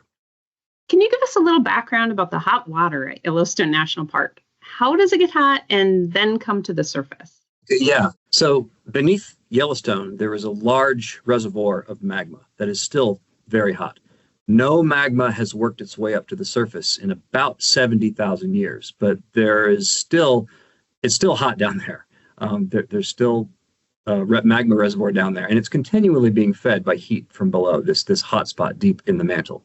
And don't think of this magma reservoir as a big ball of liquid rock sitting down there. It's more like a crystal mush, a hot crystal mush that's really about 85% solid with only about 15% melt. And those melt zones sort of exist as little isolated lenses within this rigid but very hot magma reservoir. And it sits about 5 or 10 kilometers down there. And it's the heat source for this big hydrothermal system. It's what heats up the rocks at depth and drives this hydrothermal system. So rainwater and snow melt infiltrate into the ground, and they percolate deep down into the groundwater system. And this cold groundwater circulates down, and it gets heated up by the magma reservoir and the hot rocks that the magma heats up to pretty high temperatures. And this heated water also picks up some chemicals from the rocks that it reacts with at depth. It also mixes with some magmatic gases that are venting from the magma reservoir. And this hydrothermal fluid rises buoyantly back up to the surface. Now, if the hot water reaches the surface, we see it as hydrothermal features like hot springs and geysers. And as the hot fluid emerges at the surface, it cools, and some of the minerals that it has dissolved into it, like silica, it has a lot of silica dissolved into it, picked up from the rocks below, it precipitates out, and you get these silica center deposits and silica mounds around geysers. We're familiar with the fact that Old Faithful is a geyser. What are the other types of hotspots that you see at Yellowstone? So Yellowstone contains the world's largest concentration of thermal features. There are hot springs, geysers, mud pots, and gas vents, which are also called fumaroles. And there are more than 10,000 of them scattered throughout the park, spread out over a pretty huge area. Now, geysers are a special type of hot spring where there is a constriction in the underground plumbing system that allows pressure to build, and sporadically it gets released in an eruption of hot water and steam. And so these hot springs and geysers are the places where the hot water up to boiling temperatures makes it up to the surface. And by the way, there are only about 1,000 geysers on Earth. Half of them are in Yellowstone, which is pretty amazing. And also, geysers like Old Faithful that erupt on a sort of a regular, sort of predictable schedule, those are pretty rare. Most geysers erupt episodically. It's the ones that erupt regularly that are kind of unique. In other places in Yellowstone, usually higher elevation areas, the hot water that's coming up boils deeper underground before it reaches the surface. And so it's just the gas phases that get separated from the liquid at depth that work their way up to the surface. And these hot gases, mostly water vapor, also have a lot of carbon dioxide and hydrogen sulfide, that stinky rotten egg smelling gas. These gases tend to be acidic, and they react with the rocks below, altering the minerals in the rock. It really beats up the rock and breaks them down into clay minerals. So at the surface, where you have these gases making it up to the surface, if there's a little bit of water there, you get mud pots, these boiling mud pots. And if it's more dry, you tend to get these gas vents, which we call fumaroles. And these are all generally very hot, boiling temperatures at the surface. And sometimes you see bright yellow sulfur crystals forming around these fumarole vents. Do you mind explaining a little more about thermal imaging so people who might not be as familiar? I use available thermal infrared remote sensing data sets to assess and update thermal area maps in the park and identify changes to thermal areas. I also use these data to make thermal anomaly maps and identify differences in heat output within and between different thermal areas. And I also use these data to quantify the radiant geothermal heat output from different thermal areas for the entire region and how it changes with time. And by the way, the total radiant geothermal heat output of Yellowstone from all the thermal areas combined ranges from about 2 to 3 gigawatts. And that's been pretty consistent over the last decade. Do you want to tell us why Landsat is good for looking at these kind of features and how it's important to your work? Yeah, sure. So how do we take the temperature of Yellowstone, right? So one way to take the temperature of Yellowstone's thermal features is just to walk up to a feature and stick a temperature sensor in it, like a thermometer or a thermocouple. But like I said before, there are thousands of these thermal features that are spread out over a large, mostly inaccessible area. So it's not really feasible, nor would it be very attractive to have little temperature sensors and data loggers stuck into every single one of these thermal features out there. Fortunately, there is another way, thermal infrared remote sensing. So every object that has a temperature emits energy into its surroundings in the form of electromagnetic radiation. And the characteristics of this emitted radiation are primarily a function of the object's temperature. And this dependence on temperature can be described mathematically and is used to estimate the temperature of objects remotely. And without realizing it, we've all kind of observed this before, this phenomenon. If something is hot enough, like an active lava flow or an electric stovetop, it glows with light that we can see with our eyes. This is called incandescence. But if the temperature is lower, like it's not hot enough to glow with visible light, it can still be hot enough to burn you. If you've ever held your hand over a stove that's cooling off, you can feel the heat with your hand, even though you can't see it glowing anymore. You can tell with your hand that it's still warm enough to burn you, so you know not to touch it. And that's because at those high temperatures, it's still emitting light, but it's not emitting visible light. It's emitting light in the infrared region of the electromagnetic spectrum. And so a pot of boiling water or a hot spring in Yellowstone is also glowing, but it's glowing in the thermal infrared region of the spectrum. We can't see it, but we can feel the heat with our hand. And even though we can't see thermal infrared radiation with our eyes, we can build instruments that can see it, like thermal infrared cameras. And these instruments act as extensions of our eyes and allow us to see the world in a new light, literally. And we have handheld thermal infrared cameras, and we can build thermal infrared sensors that we can put on aircraft and spacecraft. And using those technologies is how we can measure the temperature of the surface remotely. There are a number of satellite instruments in orbit that measure emitted radiance in the thermal infrared. Many of these instruments are looking at very large areas, and they have really big pixels, 1 kilometer pixels, 750 meter, maybe half kilometer pixels. And these instruments produce images that cover very large areas, and they're really great at measuring the surface temperatures over these very large areas and or very hot things like fires and lava flows. In places like Yellowstone and hydrothermal systems at other volcanoes, thermal areas can be small and isolated, and at most, they're boiling at the surface. And the amount of heat being emitted from the surface is pretty subtle by comparison to something like a fire or a lava flow. And so they're much more difficult to detect and characterize. So instruments with higher spatial resolution thermal infrared channels are really needed. Landsat 4's thematic mapper instrument, which was launched in 1982, was the first, I think, moderate spatial resolution thermal infrared imager in orbit. And it had one channel measuring thermal infrared radiance with 120 meter pixels. So about an order of magnitude finer detail than some of the other satellite thermal infrared sensors that were available. And then a couple of years later, it was followed by the nearly identical Landsat 5 thematic mapper instrument. And so one of the things that I have done is I've gone through the Landsat archives and I've looked. The first several thermal infrared images acquired over Yellowstone were cloudy. But on May 8th, 1984, this was the first clear thermal infrared image that was acquired. And then on January 6th in 1985 was the first clear nighttime thermal infrared image that was acquired. And in both images, you can really clearly see thermal emission from many of the larger thermal areas in Yellowstone. And so that's where it all kind of started.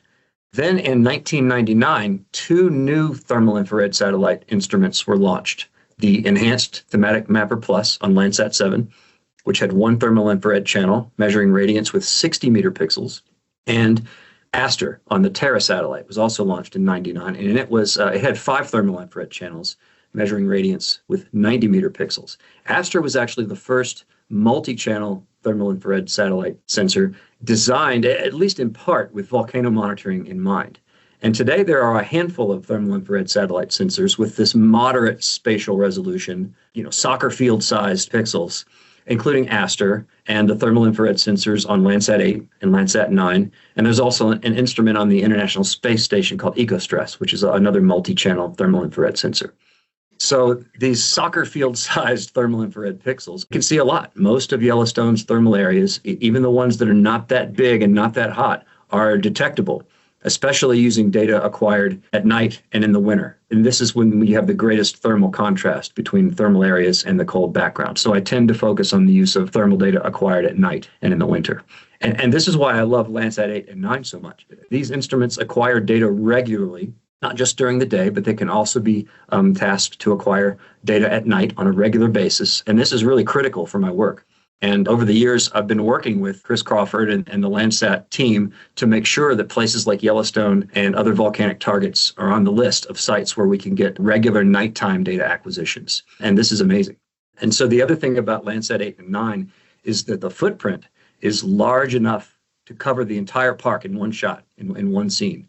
And also the geometric calibration and the geolocation of the pixels for these data sets is really outstanding in its accuracy. And that's really also really important. So have you found anything surprising or interesting in monitoring the thermal features of Yellowstone with remote sensing? Well, yes, I have. I was sitting in my office looking at a Landsat 8 nighttime thermal infrared data. It was data that was acquired in April 2017. And I was looking at it and I was comparing previously mapped thermal areas to warm spots that were detected with the Landsat 8 thermal data and matching them up. And I noticed this big blob of bright, warm pixels that didn't really match any previously mapped thermal areas. So I figured, well, maybe it's a lake. Sometimes in the spring when things start to warm up, thawing lakes can look like thermal anomalies because thawed parts look warm at night compared to the still ice-covered, snow-covered places. But no, it wasn't a lake, it was land. And so I looked at some recent high-resolution visible data, and sure enough, it was a pretty good-sized thermal area with bright, hydrothermally altered soil and a bunch of stressed, dead, and dying trees. And I thought, how come nobody noticed this before? Well, it's in the backcountry. It's not near any trails, so it's doubtful that anybody had ever stumbled upon it before. And it was also because it was new. Again, looking at archived data going back to the 90s, this area was a forest, a healthy forest with a thick stand of trees. And it wasn't until the early 2000s that you start seeing stressed and then dying trees and a tree kill area that started to grow and grow. And by the mid-2000s, you started to see a thermal anomaly there. And the area grew to about 8 acres in size. That's about 4 soccer fields. I like to use soccer fields as my unit of area. And so by around 2015, it was the size of about 4 soccer fields or 8 acres. And so I could have found it sooner, but Yellowstone's a big place and it just takes time to investigate all the subtle details and subtle changes that you see in the geothermal system. So as I systematically go through more and more data to assess and update these thermal area maps, I may find more places like this, more newly emerging thermal areas. It seems exciting. Yeah, it was really cool. So just to be clear, the emerging thermal area was killing off the trees. That's why you were seeing the heat was killing off the trees. Mm-hmm. And it's not the first or only time that's ever happened. There are a number of other places where there have been large tree kills due to a new thermal area popping up. That's one of the intriguing things about Yellowstone. It's how dynamic the thermal areas are. Thermal areas can heat up, they can cool down, they migrate as fluids find new pathways to the surface, and sometimes new thermal features appear, sometimes quietly and sometimes with a bang. And because Yellowstone is such a dynamic place, it's important to try to figure out what causes these changes, because these changes may be related to other processes, maybe natural seasonal cycles of groundwater recharge, maybe changes in the magmatic volcanic system. They could be related to cycles of ground deformation or swarms of earthquakes, changes in the hydrothermal plumbing system, or they may be related to human activity. So that's one of the reasons we look for changes. So what intrigues you about Yellowstone? You've worked with it for a while, it sounds like, and still seem to enjoy it. Yeah, I do enjoy it. Yellowstone is a long dormant but restless volcanic system. It's basically doing everything you expect an active volcano to do except erupt. And it hasn't had a volcanic eruption in about 70,000 years. But it still has lots of earthquakes, significant ground deformation. The ground moves up and down, magmatic gas emissions and heat emissions through this very large geothermal system. And like I said before, it's the largest concentration of geothermal features in the world. And this geologic restlessness, which at almost any other volcano would be alarming, this is the norm for Yellowstone. This is just what Yellowstone does. The hydrothermal system sometimes displays really spectacular changes on a local level, but that's just Yellowstone being Yellowstone. And I find that intriguing and kind of amazing. Absolutely. Greg, is there anything else our listeners should know or realize about using remote sensing to monitor Yellowstone? It's pretty easy to find a lot of hype about Yellowstone on the internet. There are a lot of exaggerated claims and misinformation. You don't need to exaggerate Yellowstone to make it sound cool or amazing. It's amazing just as it is. And so the best place to get information about Yellowstone really is the Yellowstone Volcano Observatory website. If you ever have any questions about what's going on at Yellowstone, that's the place to go. That's the place to start. We'll now hear more insights about Landsat from Terry Soule, who is the head of the Integrated Science and Applications branch at AROS. Terry, what are some other uses people have found for Landsat's thermal data? One of the most basic is something that touches on a lot of the projects that use Landsat in the building, and that is the use of the thermal data along with the optical to get a good cloud mask. So, a lot of our approaches use Landsat data depend on cloud-free pixels. And we don't need cloud-free scenes, but we do need to identify which scenes are contaminated with clouds and which ones are not, both clouds and cloud shadows. And most of the algorithms that can do a really good job of that really rely on the simultaneous acquisition of both thermal data and optical data. And that's really what makes Landsat unique. It's the one instrument that allows us to collect thermal and optical at the same time. And it's really critical for us to eliminate those clouds, and that supports a lot of the projects across the building. A good example of that is the National Land Cover Database. And so for the National Land Cover Database, we are looking literally through every cloud-free observation throughout the Landsat archive, going all the way back to 1984. And, having something like Landsat and having an algorithm that's able to identify those cloud-free pixels, which we do, is really vital for that project. And that's something that only Landsat can provide. And then there are other uses too, right? Like evapotranspiration? Yeah, so thermal data from Landsat is something that's really critical for helping us to evaluate evapotranspiration and agricultural water use. If you think of the Earth's surface and that balance between the energy that comes in from the sun and the energy that's radiated back out from the land surface, that's really dependent upon a lot of physical factors about what's going on at that land surface interface. And the thermal data is really valuable for characterizing one component of that, and that's water use by plants.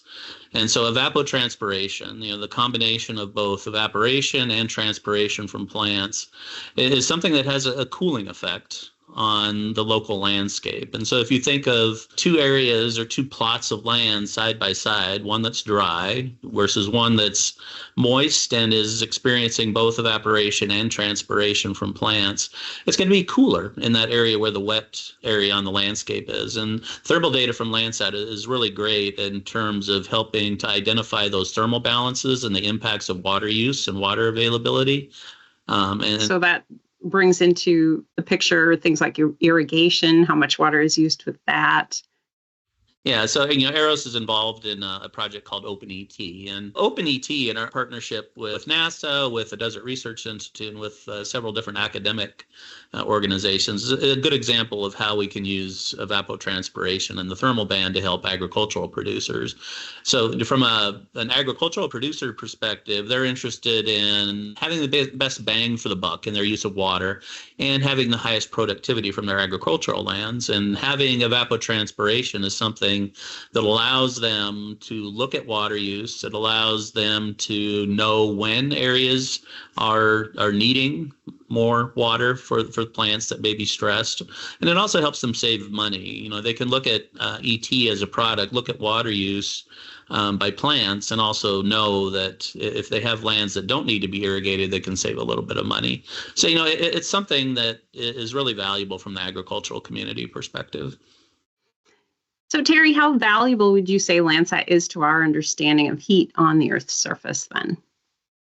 It's a unique instrument, and you can recreate Landsat data in aggregate from other systems, collecting optical and thermal from different sensors and trying to, put those observations together to recreate what Landsat provides. But there are two factors that Landsat has that aren't going to be touched by that kind of approach. First of all is just the data quality. Landsat is still the gold standard, both from a calibration perspective, from a radiometric standpoint, and from a geometric standpoint. And that's really valuable from a scientific perspective, particularly if you're trying to identify change over time. Those subtle changes over in time are really captured well by Landsat. But the other component that's really valuable is that simultaneous observation. When you're trying to tie the energy balance for something like ET to what's happening with the optical and the thermal data, you really need those data to be collected, not even minutes apart, but within just a second or two of each other. And that's the big advantage of Landsat, is that simultaneous collection. Thank you, Greg and Terry, for joining us for this episode of Eyes on Earth, where we have explored the use of thermal remote sensing, especially Landsat data, to monitor Yellowstone National Park's unique features. And thank you to the listeners. Check out our ARROS Facebook and X pages to watch for our newest episodes. And you can also subscribe to us on Spotify and Apple Podcasts. This podcast is a product of the U.S. Geological Survey, Department of the Interior.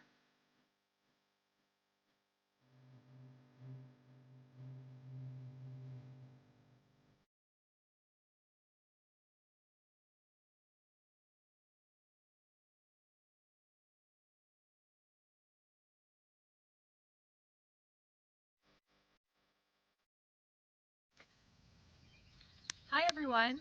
Welcome to Yellowstone National Park. I am Ranger Allison, and I want to thank you for joining us here today. We are currently in the Mammoth Campground, which is in the northwestern corner of our 2.2 million acre park.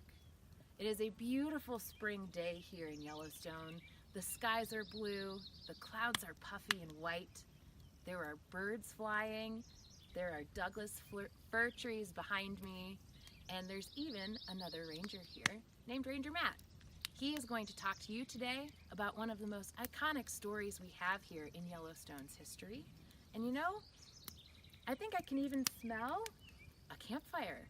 Ranger Matt, do you mind if we join you? Please do. Awesome.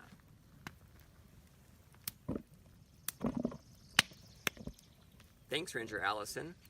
I would like to share with you today my favorite story from Yellowstone's past. It's the story of how this mountain behind me got its name. And the story is of a mountain and a man named Everts. And like all stories, it's a little bit better by a campfire. So this story takes place in the year 1870, 2 years before Yellowstone was designated as the world's first national park. And back in those days, of course, the people most familiar with this area were the native tribes who lived in and around Yellowstone, and they knew all about the wonders that lay at the headwaters of the Yellowstone River. The mountain men, or fur trappers, were also quite familiar with this area, but the wider world was unfamiliar with what amazing things might be in this region of the country. The mountain men liked to tell tall tales and exaggerate little nuggets of truth. Jim Bridger was the teller of the tallest tales. In his funny accent, he told of a petrified forest that was filled with petrified birds singing petrified songs. He also told of waterfalls in Yellowstone, some of which began at the ground and went up. He also told of a cliff in Yellowstone of obsidian, and in his story, the obsidian was perfectly clear, and without even realizing it, you could look right through that cliff of clear obsidian, and something 20 miles away would look to you like it was just across the meadow. And he also told of a canyon so deep in Yellowstone that at night, when he camped near it, he would yell, "Wake up, Jim!" And his echo would take so long to come back from the depths of that canyon that he would hear his own voice, waking him up the next morning. Well, at first, people didn't believe these stories of the mountain men, but eventually they were repeated enough that a few people thought that there might be a little nugget of truth in them, and if there was some truth, it would be amazing to make these wonders more known to the outside world. And back in those days, Montana, Wyoming, and Idaho were just territories. They needed more fame and more population to become states. So if some of these things could be made known to the wider world, it may help the territories become states. One of the people who thought this went by the name of Henry Washburn, and he wanted to get together an expedition to leave from Helena, Montana, and come explore this area. And Helena is a bit over 100 miles as the crow flies to the northwest of what is now the northern border of Yellowstone. So Henry Washburn got together his expedition, and they were meant to have a triumphant departure from downtown Helena in August of 1870. As it turns out, the departure may not have been quite as triumphant as they hoped. They gathered in downtown Helena where everybody could watch at 9 o'clock that morning. It took them 6 hours to pack up all their stuff. Probably not the departure they were hoping for, but by the time 3 o'clock rolled around that afternoon, finally the expedition was ready to depart.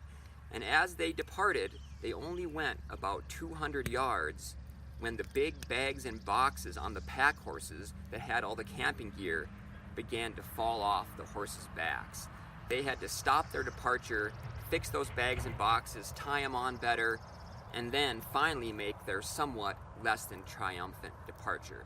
But nonetheless, they did finally leave Helena and began heading towards the south-southeast. Well, after traveling for a couple of days, they were not far from what was then the tiny town of Bozeman, Montana. And on this expedition, there was a man named Truman Everts. And one morning, he found some berries alongside the trail, and he ate one, and it tasted great. He ate a second and a third, and it tasted even better. It turns out that same type of berry was growing all along the trail that day, and he gorged himself, eating as many berries as he possibly could. The next morning, he was so sick from eating all those berries that he could not even get out of bed. So here was the famous Washburn expedition. They had not even made it to their destination, and now they had to wait for Truman Everts to get better after making himself sick. They were surely not happy with him, probably thinking, Truman Everts, why would you eat so many berries and make yourself sick? They were certainly wondering if he would be a good member of the expedition, if he really did know how to travel through the wilds of Yellowstone. But nonetheless, they slowed down, they waited for Truman Everts to get better and catch back up with them. So at first, his reputation was not so great amongst the other members of the expedition. But later on, Truman Everts did manage to recoup his reputation. He was stuck and lost in a very thick forest one day, and he managed to find his way all by himself right back to camp, and everybody thought, maybe Truman Everts will be a good woodsman. Maybe he will be a good part of this expedition. And they grew much more confident about his ability to travel through the wilderness, which ironically may have come to be a detriment for Truman Everts later on in his adventures. Well, once the expedition did get into what is now Yellowstone National Park, they began to explore, and they were meant to be gone for about a month's time. So after a couple of weeks of exploring, they found themselves on the eastern shore of Lake Yellowstone, a very remote place even today, hoping to make their way down to the south of the lake. And they were getting into a forest that was difficult to travel through. People were getting grumpy and tired, and the horses were having a difficult time of it. And as they rounded the eastern shore down to the south, the forest became even more difficult to travel through. There was a storm that had blown down many trees over a patch of forest miles wide. The trunks were all tangled together, and the branches were propping the trunks up off the ground, making it impossible for the horses to get up and over those tangled trees. As was their habit, the expedition decided to each split up and try and find their own way around that patch of forest. And then they knew of a spot on the shore of Lake Yellowstone where they could camp that night. So everybody split up, taking their own horse, and it worked pretty good. Everybody arrived on that spot on the shore of Lake Yellowstone.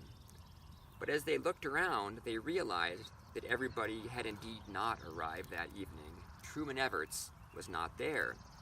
But nobody worried. They thought back to a few days prior when he had found his way through that thick forest and made it back to camp with no difficulties. So they were confident that he would make it back the next day. Well, he didn't make it back the next day, nor did he make it back the day after that. They finally got to be a little bit worried about what had happened to Truman Everts. Well, that first day when Truman Everts split up from everybody else, it started to get dark, and he realized he was not going to make it back to camp that night. But he wasn't too worried. He had his camping gear that was on his horse. He had his guns attached to the saddle of his horse and his matches. So he made himself a fire and spent a lonely but a comfortable night in the wilds of Yellowstone. And his plan the next day was to pack up and find his way back to camp. But instead, a pattern began for Truman Everts, and that was a pattern of very bad luck. As he was exploring the next morning, looking for his way back to camp, he came to a big vista, and he looked out over that vista to try and find a spot where he could recognize and make his way back to camp. And as he was doing this, he had put his horse back in the forest. Well, the forest spooked the horse, and it ran off, never to be found again. It brought with it his guns attached to the saddle, all of his camping gear, and his matches. Later that day, he realized that he had a knife with him, which he soon lost. He had the clothes on his back and his boots. Before long, though, his feet were so frostbitten that his boots no longer fit, so he cut them into makeshift sandals, which he soon lost. And he also had a small set of opera glasses, which were like mini binoculars, and he could unscrew the lens of one of those and let the sunlight go through it and magnify that heat and eventually start a fire by using some pine needles or grass. But things were not looking too good for Truman Everts. Well, back with the rest of the expedition, they began to look for him after he was gone for a couple of days. They would walk grid patterns in the forest, hoping to find a clue as to what had happened to him. They would fire their rifles off, hoping that he would hear the sound. They even lit a bonfire on one of the bigger hills nearby, hoping he would see the smoke or the light. And that even turned into a full-on forest fire, and that didn't help find him. They searched for an entire week and found no shred of evidence as to what had happened to Truman Everts. And after that week of searching, it was now September of 1870, and as they were resting in camp one night, an early winter blizzard blew into Yellowstone, as often happens in September. And when they woke up the next morning, there was over a foot of snow on the ground, and the snow was still coming down. They were concerned about what might happen to them because they were running low on food, and they thought they might get trapped by the blizzard and then starve to death. So for their own good, they decided that they had to try and escape the blizzard and make it back to Helena. Well, Truman Everts, of course, he had been trying to find his way back to camp for that entire week as well, but he wasn't having much luck of it. And after a week or so, it begins to snow down on him as well. And he needed to find some shelter and warmth fast before he froze to death.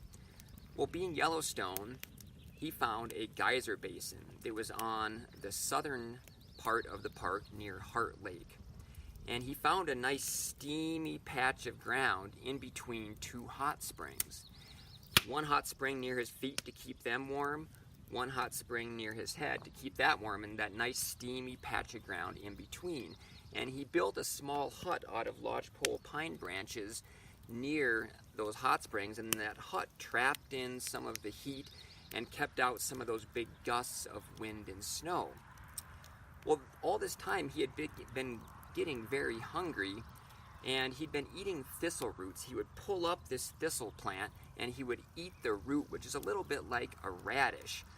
Well, in this geyser basin, he found that he could cook those thistle roots in the hot springs near his hut, and it softened it up, and it made it nice and soft, and made it a lot easier for him to eat. And to this day, we call that plant the Everts thistle here in Yellowstone in honor of Truman Everts. Well, after a week or so of this storm was going by, It was starting to break up, the clouds going off to the east, the sun coming out, and he was lying on his side, and crack, whoosh, this big gust of superheated steam comes up out of the ground just as a crack formed underneath his leg. It would have been a horribly painful injury all up and down that thigh. So in addition to all the other things that had gone wrong for him, the horse running off with his matches, he had very poor vision and he eventually broke his glasses, his boots being turned into sandals, his guns being gone. Now he's been living on top of a fumarole and eating thistle roots for a week, and he has this horrible burn all up and down one leg. And Heart Lake, being in the southern part of Yellowstone, is well over 100 miles from his home back in Helena. So things were very bleak at best for Truman Everts. Well, the rest of the expedition, they did make it back to Helena, where they told of all the amazing things they had found.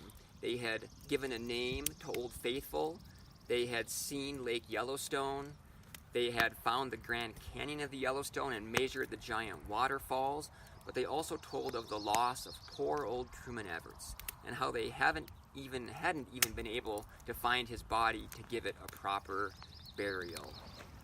Well, a few friends of Truman Everts heard this story, and one of them put some money forth to be given to anybody who could come down to this area and figure out what had happened to Truman Everts. Well, one of the people who wanted to take advantage of that reward, his name was Jack Baronet, and he had traveled through this area before, and he knew the lay of the land and thought that may help him try and find Truman Everts. So Jack Baronet comes down to the area that's now Yellowstone, and there was no park yet, so he could hunt as he was going along. And that one day he was going, and he came to a big meadow with a small canyon in it. And on the far side of that meadow and canyon, he saw a black bear slowly working its way along the edges of the trees. And he wanted to shoot that bear to get the hide and the meat. So he hid his horse back in the trees on his side of the meadow, crept out to the edge, and took careful aim down the open sights of his rifle.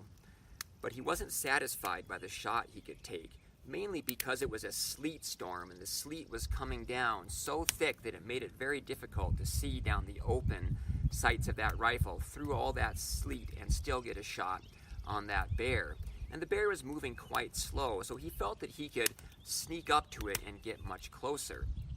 So Jack Baronet begins to sneak across that meadow and canyon, going from shrub to the rocks, occasionally looking over the top to get an idea of where that bear was and adjust his course a little bit, every so often taking aim with his rifle, but still not being satisfied by the shot he could take. Soon he found himself over halfway across that meadow, and all of his senses were on high alert, tracking that bear. His muscles were tense, making sure he didn't misplace a foot and make a twig crack and let that bear hear him and run off into the forest. And as he gets even closer, he begins to hear that bear, and it was making kind of like a mix between a moan and a growling sound. He goes a little bit further, and he begins to second guess himself. He begins to think it wasn't a bear at all. It was some kind of creature which he had never seen in all of his wide travels before. And as he goes to that last one or two bushes, and he's looking through those cracks in the branches, he realized that his second guess was correct. He had never seen a creature like that before. And as he peered around that last bush, he realized that that creature was Truman Everts. He had been lost for 37 days and was still alive, but barely alive. And to this day, that is still the record for being lost the longest in Yellowstone and surviving. As Jack Baronet looked down at Truman Everts, he noticed that his clothes were ripped to shreds from going through stickers and brambles, and he had fallen into his own campfire twice, making his clothes all covered with soot. His hair had been singed in black, and he had a wild black beard and a rather crazy look about his eyes. Jack Baronet described his leg as having all that wounded flesh worn down to the hip. He had lost those makeshift sandals, and his feet had worn down to the bone.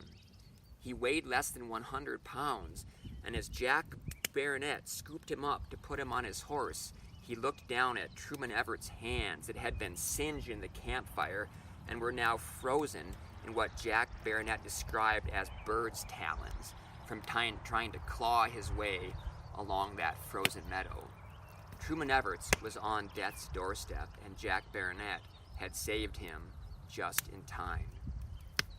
Jack Baronet brought him back to a prospector's cabin in the area and began to warm him up and fed him some bear grease or bear fat to help his stomach start working again after being bound up from all that thistle root, and then sent another man who happened to be in the area back to civilization to get an ambulance.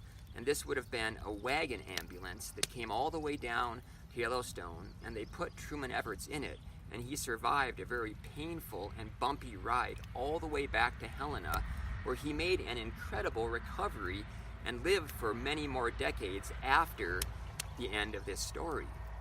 Well, everybody back in Helena was talking about the amazing survival of Truman Everett, and they were still talking about it the year after that, when in the summer of 1871, the Hayden expedition came down to Yellowstone to explore, and they heard of this story, and they wanted to name the mountain near where he was found Mount Everett. So behind me, you can see the eroded slopes of the sedimentary rock on Mount Everett, and on the back side of that mountain, there is a creek called Rescue Creek, named in honor of the very place where Truman Everett was rescued.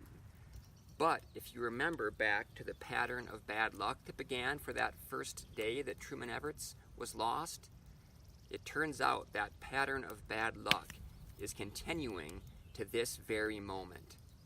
It turns out the Hayden expedition named the wrong mountain. Through a series of miscommunications, they got it wrong by about 10 or 12 miles. So Truman Everett did get a mountain named for him, but true to his bad luck, it will forevermore be the wrong mountain. So thank you for joining me. I hope that you enjoyed the story as much as I enjoyed telling it, and I hope you learned a little bit as well. You probably learned different things or took away different things than I take away from it. Maybe something as simple as how people used to travel through the wilderness, or the gear they used to use, or how to prepare, or not prepare perhaps, for travel in the wilds of our country. Truman Everett, the things that he took away from his story was the power of perseverance and positive thinking. He wrote later on that he often debated in his mind during his ordeal about whether he should give up, about whether he really had the inner strength to continue on. And he learned that if he turned his thoughts to positivity, that he, like all humans, have a very strong heart, a very strong inner source of strength that can get you through enormous challenges. So if you found that if you have lost your path, you're not on the way you want, especially during these challenging times, think back to that story of Truman Everett, how he found the same thing we all have, that inner core of strength that we can draw on. Thanks.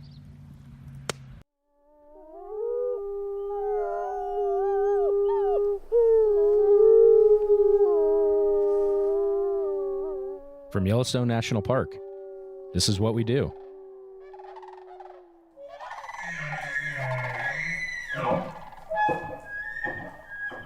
Hey, everyone, and welcome to the What We Do podcast. I'm Jake Frank. Our team of 4 will be interviewing 10 people over the next 10 weeks to take you behind the scenes to share stories from people who work for the National Park Service in the world's first national park. So first things first, hi, team. Hey, Jake. Hey, Jake. How's everybody doing? Awesome. Good. Why don't we do some quick team intros? So if we do, let's say, your name, your title, maybe your division, how long you've been in Yellowstone, what your favorite hobbies are. And maybe if there's any other parks you've worked at. Miles. All right. I'm Miles Barger. I'm the Publications Program Manager here at Yellowstone in the Division of Resource Education and Youth Programs. I've been in Yellowstone for about 3 years this time around. I worked here earlier in my career as well, and I've also worked at Denali National Park and Black Canyon of the Gunnison National Park and at Harper's Ferry Center. You can look that up if you want to know what it is. Brett, what about you? Yeah, so I'm the newbie here. I've only been at Yellowstone for about 2 years so far. Before that, I was at Shenandoah National Park for 12 years. And I'm the digital media specialist here, which basically deals with the website, social media, the NPS app, and digital exhibits in the visitor centers. Ashton, how long have you been here? Well, Yellowstone's actually my first park, and I've been here for about 4 years now as a digital communications specialist for the superintendent's office. So working on similar types of things as Brett, web, social media, and the like. So what about you, Jake? I'm the old guy here, apparently. I've been here a little less than 8 years, got here in 2016. I've worked at a handful of parks. I started in the Tetons and then went to Glacier, then Carlsbad Caverns, then up to Denali. Miles, me and you, whoop whoop. Yep. And then worked for Rocky, also Miles, whoop whoop. That's right. So Miles is following, I've been following Jake. Yeah. And then Yellowstone, and then I got my first permanent job in Glacier doing media, and then came here permanently. I also am a digital communication specialist like Ashton. I also work in the superintendent's office with Ashton. But it seems like everybody here on the team, we're all involved in media, web, social, photography, videography, kind of a little bit of everything. Podcasting now. Our resume is getting longer the longer we're here, so it's good stuff. Yeah, so now that you know who we are, let's give you some of the highlights of the park. So as far as the employees and the money, Yellowstone has about 750 employees each year, and 350 of those are year-round permanent employees. And in addition to our paid staff, we also have about 450 volunteers that help with various things throughout the park. We have a federal appropriation, so the money that we get from Congress, when a budget's passed, is around $40 million. But it takes at least double that to operate the park each year. So I think last year it was around $81 or $82 million. And, if you're a budget person, you're like, how does it work, to run a park on 80 million if you only get 40 million? And basically we make up the difference through other revenue streams, like, when you come to the park and pay an entrance fee, or if you're a commercial tour operator in the park. And then we also have philanthropic donations. So people who donate to the park or our nonprofit, Yellowstone Forever. And all that money is not even including the major infrastructure project dollars, because some years with projects included, we spend upwards of like $125 million each year. Yeah. And let's talk about Yellowstone's resources. Yellowstone itself is a pretty big park. We're at 2.2 million acres. Not the largest park in the lower 48. I think we're second. Death Valley is 3 million or something, but we are pretty big, 2.2 million acres. And even more than that, Yellowstone is at the heart of the surrounding area, which is known as the Greater Yellowstone Ecosystem, which is, if we didn't have these made up straight line boundaries of the park, it's where our wildlife migrate and where we share a lot of our processes and things like that. So it's a huge area. Geologically speaking, Yellowstone is an active volcano, and it sits atop a cooling magma chamber. And when water is heated by the cooling magma chamber, we get hydrothermal features like geysers and hot springs. So that's, I'd say, wildlife, and those are what we're most famous for. And the geysers and hot springs are what Yellowstone was originally set aside to protect. And Yellowstone's actually home to 10,000 hydrothermal features and over half the world's active geysers. Yeah, so if the volcano goes off, we'll be the first to let you all know. I don't think we'll be able to let them know. We'll broadcast live as soon as that happens to let you guys know. So make sure that you subscribe so that you can find that out. Yeah, so Miles talked about wildlife. Obviously, if you want to see wildlife and those predator-prey relationships, Yellowstone is one of the best places in the world to see some of those interactions play out. So, we got wolves, we got grizzly bears, we got cougars, we got bison, elk, bighorn sheep, even wolverines, which I haven't seen, but hopefully, fingers crossed, I will soon. All sorts of wildlife. But it's also, this is a super special place because of the history. So for over 10,000 years before Yellowstone became the first national park, which happened in 1872, It was a place where American Indians lived and hunted and fished and gathered plants and quarried obsidian and used the thermal waters. And even today, there are 27 tribes with historic and modern connections to the land and resources within the area that we now know as Yellowstone. Yeah, and in addition to tribal history, Yellowstone is also home to a combined 25 historic sites, landmarks, and districts on the National Register of Historic Places. There are a lot of really neat historic buildings and landmarks and things like that all throughout the park. So we have a lot of cool natural and cultural resources, and that's what brings a lot of people to visit the park. On average, we receive about 4.5 million visits every year, and about 95% of that is in a 6-month period between May and October. So a lot of visitation in the summer, not so much in the winter, but I think that's the best time to visit, in my personal opinion. I concur. Yeah, winter is pretty awesome. Yeah. A report showed that tourism to Yellowstone contributes about 6,000 jobs in our gateway communities. So those are the communities that exist just outside the park at all our entrances, and about $600 million to the local economy in 2022. That's a lot. That is a lot of money. A lot of money and a lot of people. And so we, of course, have to have all the infrastructure that you need for all that huge amount of people. And because of that, we have tons of stuff in the park. Of course, we have over 400 miles of roads. We have lots of lodging, buildings, places to eat, bathrooms, of course, trails, all sorts of stuff. And our portfolio of all that stuff totals over $4 billion worth of infrastructure. Billion, Roads, like with a B? Billion with a B. That's a lot. Roads, bridges. Then there's the things you don't even think about, like water and wastewater systems. Of course, campgrounds, hotels. Then there's all the employee housing and all the facilities needed for the employees. So we're basically our own little mini state up here. Since 2020, we have invested over $1.5 billion with a B dollars into improving Yellowstone's infrastructure for you and also for future generations of visitors. And there's even more projects in the pipeline. Yeah, so that is a lot going on, and obviously we can't manage all that alone.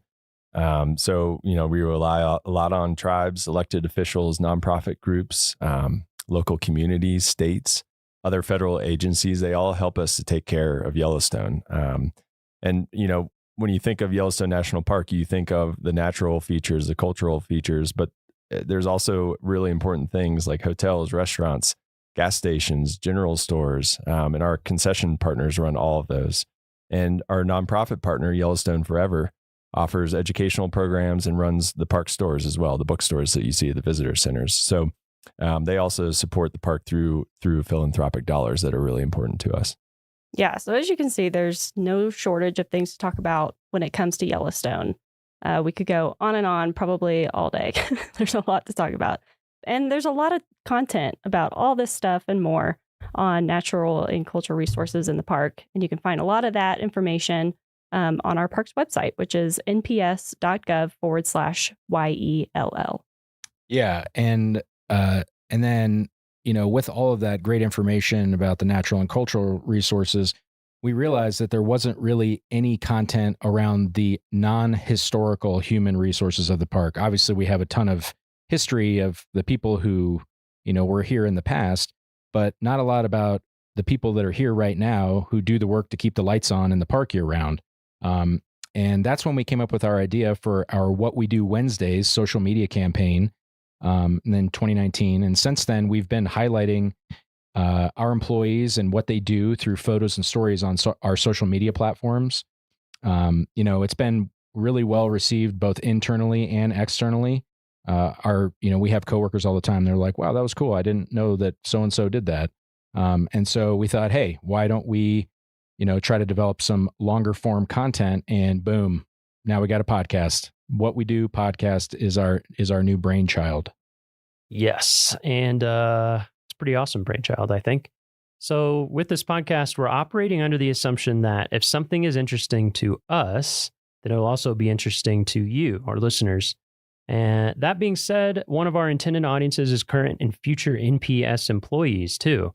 So we intend to cover some information that may get a bit jargony, like how to get jobs in Yellowstone and, all the things that make Yellowstone work. And if you know anything about government agencies, we love acronyms and special terms. TLAs. That's right. Exactly. TLAs. Yeah. 3-letter acronyms.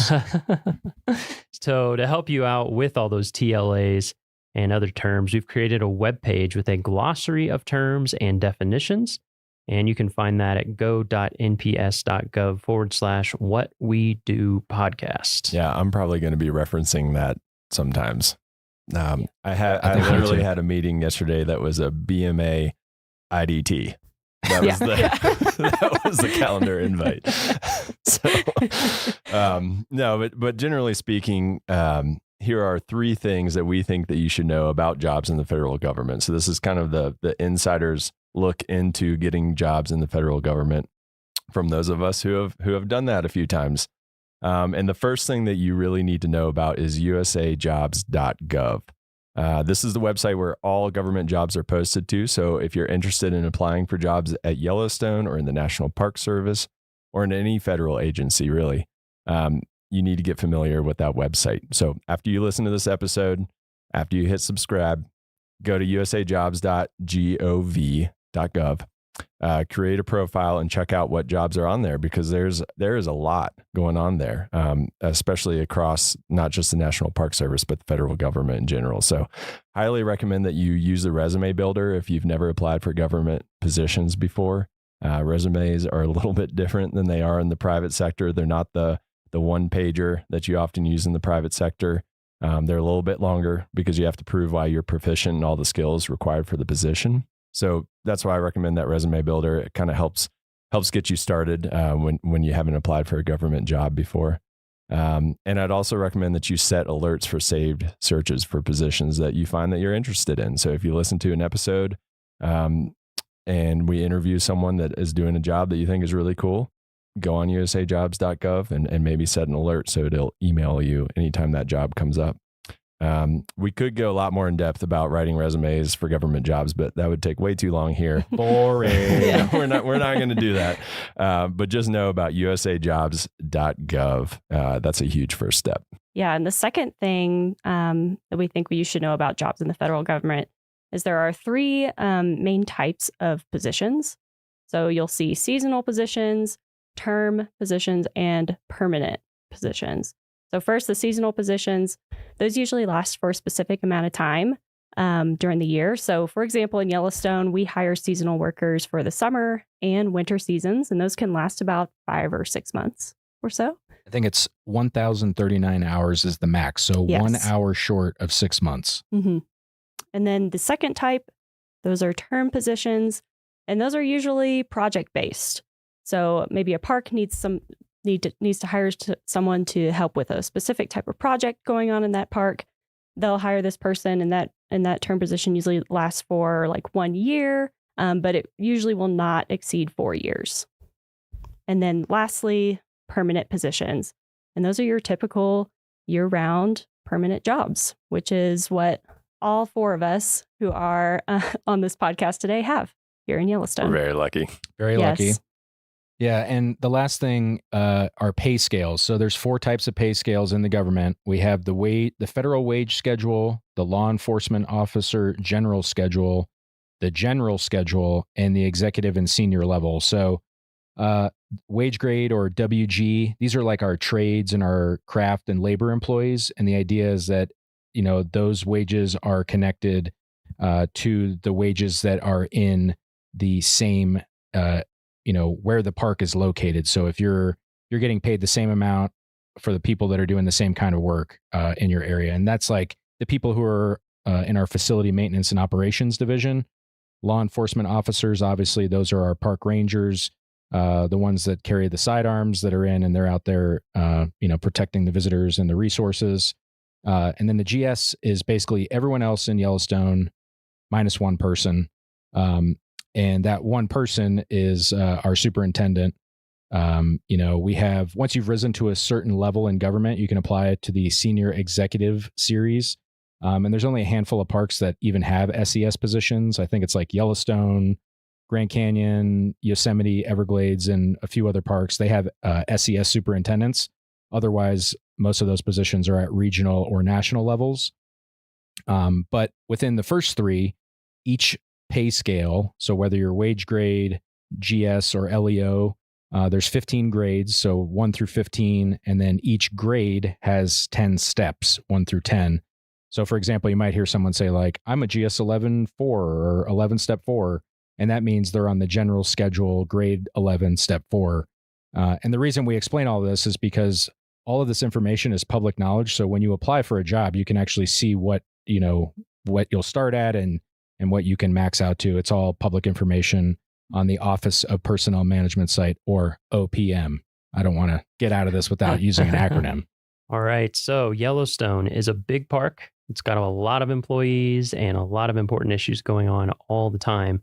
That's part of the fun of this podcast. Even the people who work here, we don't know everything that's going on. That is definitely true. I feel like I learn about new projects or jobs or things on a regular basis. Absolutely. Yeah, and with 750 employees, I've already met a few coworkers that I didn't even know I had doing this podcast. So it's been a lot of fun. We hope you enjoy those conversations as much as we have, and kind of develop an appreciation for what it takes to keep Yellowstone, this huge national park, up and running. And, maybe some of our listeners will be our future coworkers. Who knows? That would be awesome. That would be cool. Anything else, team? I don't think so. Nope. No. I think that does it. All right. Well, thank you for listening, and we hope you... We're going to take you down to listen to the lake sing. Come on down.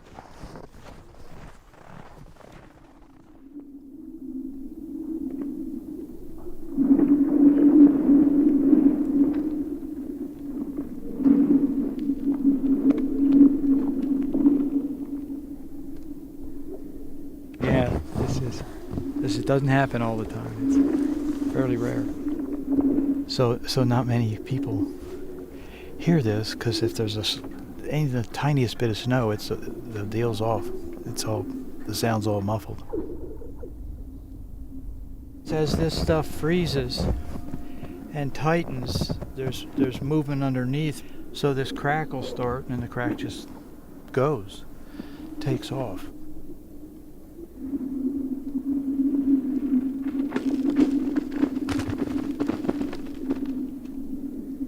You'll hear these things that'll sound just like an F-16 just coming right at you.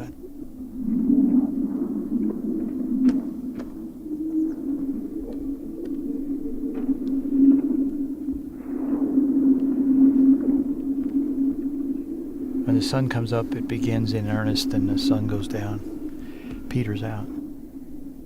The activity will subside and stop, get quiet.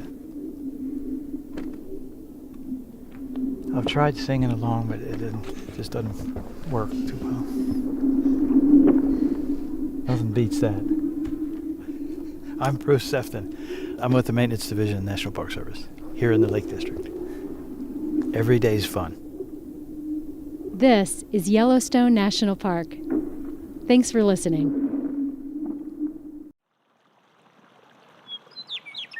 For Yellowstone National Park and the Acoustic Atlas at Montana State University, this is telemetry.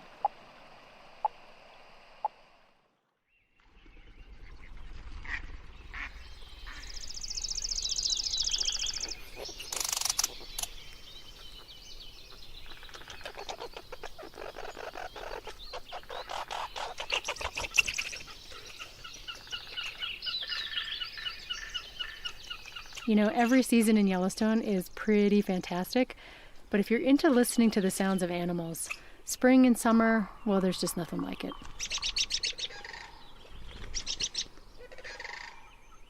And while most creatures in Yellowstone are busily singing their hearts out this time of year, there's one animal that actually gets a little quieter in the spring and summer. And that's the wolf. You see, there's a seasonal cycle to wolf howling. Howling ramps up through the fall and it peaks in late winter. Then comes springtime. Howling abruptly drops off, and this is caused by the female choosing a place to den that they really want to keep secret, if at all possible. That's Kira Cassidy, research associate with the Yellowstone Wolf Project. choosing a den site is extremely important for a wolf pack. It's going to be their hub for the entire summer. It's the house of the entire next generation. And it has to be protected, of course, because the tiny, helpless pups are going to be there for several months. We've had cases where a pack has attacked another wolf's den and even killed the pups in some cases. They don't really want to let other packs know where they are and what they're doing. And in order to avoid that, they keep quiet. Now, it's not only the frequency of howling that changes throughout the year, but the type of howling shifts too. Wolves howl for a couple of different reasons. Some of that would be within the pack, so to keep track of each other, say if they've been separated. And even though they're doing a lot less of it, this is the kind of howling that tends to dominate in the spring and summer. Wolves communicating with their own pack mates. They also howl to let other packs know where they are and to kind of establish a territory. Wolves will often have these howling bouts with other packs. The two packs will howl back and forth as if to say, this is our turf, our territory. And it's that howling for territoriality that grows in the months leading up to the winter breeding season. Howling really tracks the hormones. As the wolves are getting ready for the breeding season, testosterone will start to spike. Howling starts to increase. It's kind of a stressful time in some ways. They do a lot of howling during the breeding season.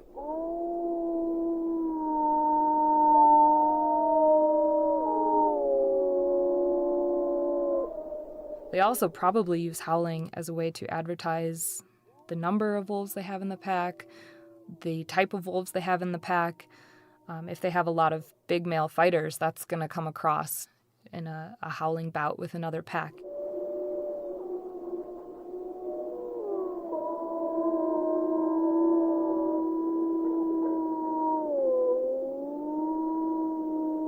And in some ways, wolves may be able to use it to avoid a fight with another pack too.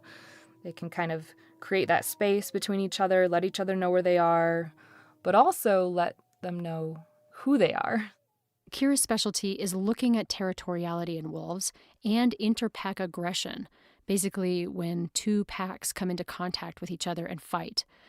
Sometimes wolves will fight until one pack or one animal displaces the other, and sometimes they'll fight to the death.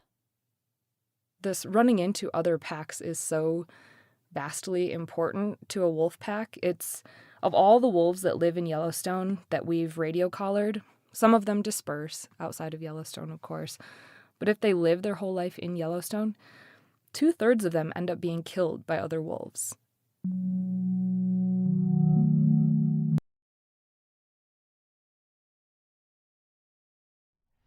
Good morning, everyone. This is Ranger Jake here in Yellowstone National Park, and today we're filming in Mammoth Hot Springs area. Over my shoulder, we have Mount Everett in the background, and I'm joined today by our bear management biologist, Carrie Gunther, and that's because today we're going to be talking about the past, present, and future of bear management in Yellowstone. So I want to thank you for joining us in this next installment of our 150th anniversary virtual video series.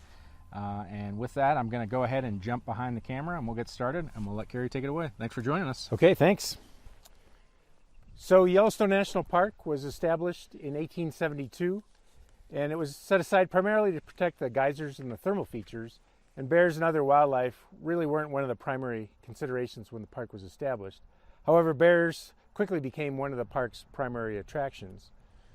Early in the park's history, hotels were built in some of the geyser basins, and garbage management was quite a bit different back then, and so the garbage from the hotel kitchens was just dumped right out back behind the hotel.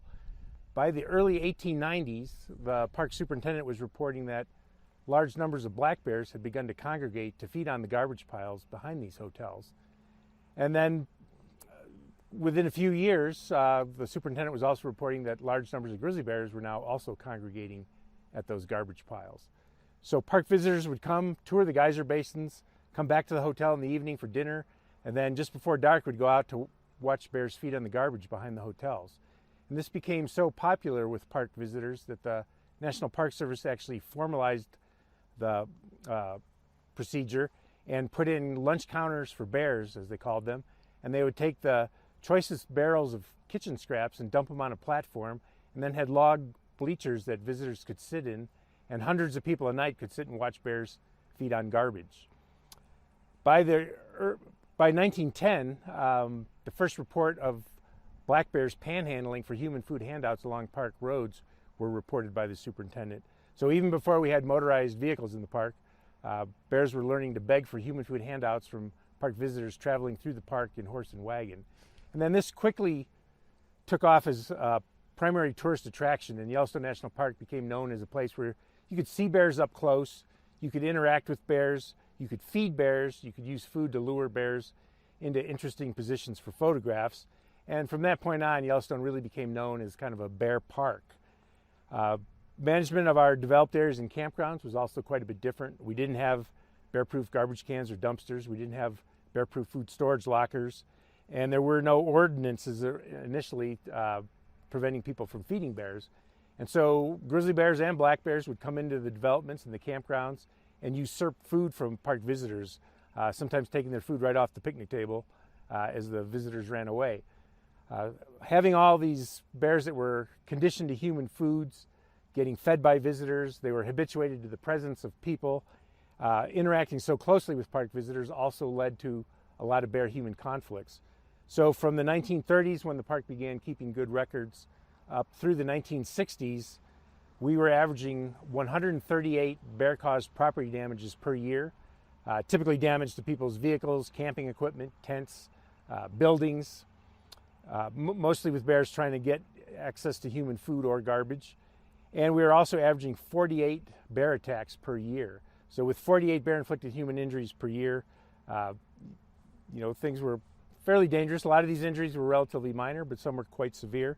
And so the park began looking into efforts to try to reduce the number of bear-human conflicts and the number of bear-inflicted human injuries that were occurring in the park.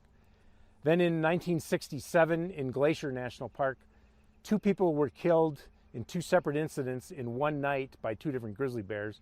And that was really a wake-up call for the National Park Service that all the bear parks had to clean up the parks so that bears weren't getting into so many conflicts with people.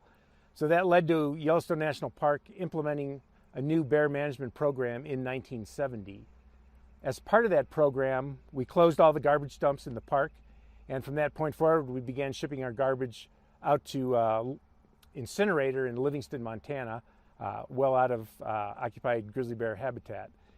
We also bear-proofed all our garbage cans and dumpsters in the park. We began strictly enforcing regulations that prohibited recreational hand feeding of bears. We also converted our backcountry campsite system from dispersed camping, where you could pretty much camp anywhere you wanted in the backcountry. We converted to a designated backcountry campsite system where you got a permit for a specific campsite, and in each designated campsite we provided either a food storage pole or a food storage locker. And that really cleaned up our backcountry campsites of any conflicts with bears. We also began campground food security patrols each evening to make sure everybody put their food away, locked up in their car in a bear-proof manner. And we did several other things. We began carcass management, where we move carcasses. If an ungulated elk or a deer dies in a development or a campground, we'll move that so it doesn't attract bears into our developments and campgrounds or right next to the road, to try to reduce the number of interactions between bears and people. Now, bears had a tough time coping with the loss of the human food handouts and garbage, and so a lot of bears persisted in trying to obtain human food and garbage, and often damaged property in the process. So a lot of those bears were removed in management actions, and so that 1970 management program initially led to very high human-caused mortality, as these bears that had grown up mostly eating garbage were removed from the population if they couldn't figure out a way to persist on the native foods found in the park. We also saw that our cub production declined, so average litter size went down.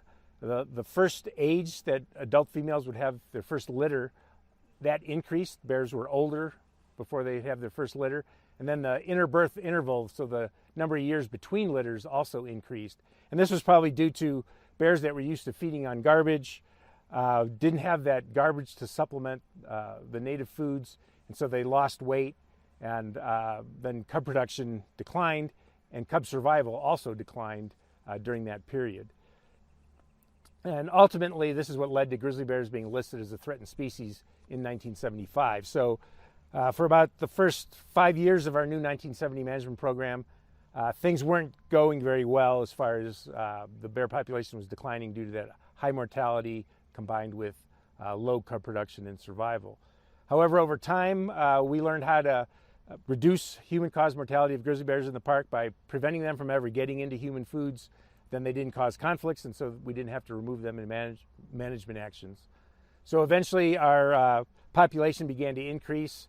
Our females figured out how to more efficiently survive on the natural foods found in the park, and so cub production went back up to about what it was. Average age of first reproduction declined again down, so bears were having their first litters at a younger age, and then that interbirth interval also got shorter. So females were producing more litters and having better survival of those cubs. Was that something that you guys predicted, thinking that once we do this, we are going to see these effects, but they're going to be somewhat short term and then they'll turn around? Or was it like, oh no, what did we do? We did believe that there'd be high initial mortality. I think the mortality, though, was higher than anybody actually expected, even higher than what people expected. And so the Craighead brothers, who were doing research here at the time, believed that prior to the dump closures, there was about 222 to 245 grizzly bears in the greater Yellowstone ecosystem, with most of those centered in Yellowstone National Park. After the high mortality associated with the dump closures, the Craighead brothers estimated that the population declined down to just 136 grizzly bears. So that mortality was higher. Even though people expected slightly higher mortality, they didn't predict that it would be as high as it was. And then once grizzly bears were listed as a threatened species, all the land and wildlife management agencies in the greater Yellowstone ecosystem began working together to conserve bears and reduce human-caused mortality and protect habitat. And so over time then, the population began to increase, and today population estimates are about 1,000 to 1,100 grizzly bears in the ecosystem, up from possibly as few as 136 in the mid-1970s. And when grizzly bears were listed as a threatened species in 1975, it was estimated that they occupied an area of about 6,000 square miles in the greater Yellowstone ecosystem, so Yellowstone National Park and some of the wilderness areas surrounding the park. Today, the population occupies an area of over 26,000 square miles, so significant range expansion, to the point now where grizzly bears in the greater Yellowstone ecosystem are only about 65 kilometers from grizzly bears in the northern Continental Divide ecosystem. So in the next generation or two, we might get connectivity between the two populations. And what's the benefit of that? Genetically, you're always worried about an island population due to effects of inbreeding. So if we can get these two populations connected, where bears can pass from one to the other, it would really help the population genetics on a long-term basis. And do they think, like, I'm guessing the 65 kilometers is documented, and do we know, like, can you make an assumption or infer, like, if we're documenting them this close, it's possible that they may even be closer or wandering in and out that we're just unaware of? Yes, it'll take us time to discover once bears do interbreed between the two populations. So genetically, we can tell if they do. We are getting some reports of grizzly bears in between the two populations now, within that 65 kilometers. We can't always confirm those, but we're starting to see signs of it. So, it likely will happen depending on how high the human-caused mortality is in that area. Gotcha. Cool. So what else is going on today as far as, what are, with all those things that we were doing in the past and then what we're doing today? I mean, what's a typical day for you out in the park, regarding bear management? What's it look like these days? Yeah, these days we have conflicts at a very low level. We'll have only 2 to 4 grizzly bear human conflicts in a year now, and some of those are pretty benign, where we used to have 138 conflicts a year. So we've really reduced the number of conflicts. We really jump on our management right away. So if a bear shows up in a development or in a campground, our dispatch will call us and we'll come haze the bear out. using rubber bullets, beanbag rounds, or cracker shells. And we do a lot of food storage management. We're still doing food security patrols. We're installing bear boxes in all our roadside campgrounds. So we have almost 2,000 campsites. And we used to require that people just store their food in their car. But the more easy and convenient we make food storage regulations for park visitors, the more likely they are to comply. So by putting in a food storage box in every campground, it makes it real easy. So people can just throw all their food in the bear food storage box, and they can go out and tour the park. And it keeps bears safe, and it also makes it easy and convenient for visitors to comply with that regulation. We're still doing a lot of carcass management. Nowadays, if an elk or a bison dies near a road or a campground, it might attract anywhere from half dozen to a dozen grizzly bears. So we move carcasses to places where bears can feed on them undisturbed by people. So the bears still get the nutrition, they still get the food, but not with 100 people within 10 or 20 yards trying to take pictures of them. And this keeps visitors safe as well. And what about just like typical, like even when there's not a grizzly or not a carcass on the side of the road and bears are moving around, what's it like for a visitor coming, viewing bears these days? What's some good practices that they should follow? Yeah, seeing bears is very common today. So we'll get, thousands of reports a summer of people seeing bears. Some bears still get very used to people, but they're not getting human food. So they'll be feeding in the meadows right next to the road. And, those will create big bear jams where all kinds of people stop to view and photograph and just appreciate bears. And so what we ask in those situations, be considerate of the bear. The bear really just wants to be left alone. But, you can take your pictures and stuff. We just ask that all visitors maintain at least a 100-yard distance from bears. So if the bear is moving towards the road to cross it, don't get in front of it. Move away so you maintain that 100 yards. That makes it safe for the visitor, safe for the bear. Don't follow, approach, or encircle bears. A lot of times everyone wants a front row seat for a picture, so they'll form a big circle around a bear. Bears might get a little agitated and nervous if they feel enclosed in by that many people. So, treat the bear with respect. Think about the poor bear that's out there. He's a bear. He just wants to be left alone. He needs to be feeding in those meadows. So, don't be running. A bear that might cause a bear to chase you. Don't be yelling and making a lot of noise. When you're at a roadside traffic jam, be respectful of the bear and maintain that 100-yard distance. And what about people in the backcountry? Is there any particular, or if you're hiking, if you're getting away from the road, is there any particular thing that we, want to impress on people? Yeah, so backcountry hiking, we like to reduce injuries as much as possible.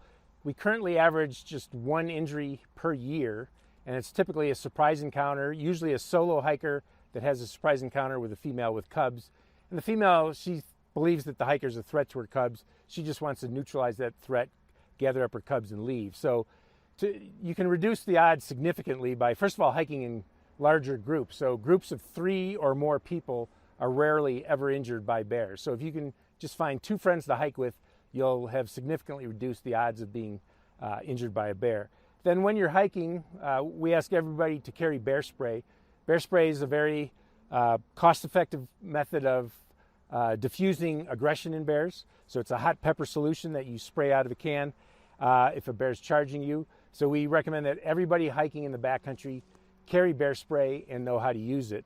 And then another very cost-effective way of reducing the odds of being attacked by a bear in the backcountry is to make noise, especially in blind spots on the trail. So if you're coming up over a hill or around a tight corner in dense vegetation regrowth, give a couple shout outs, hey bear, just so the bear hears you coming so it has time to leave and disperse before you come around the corner and surprise it.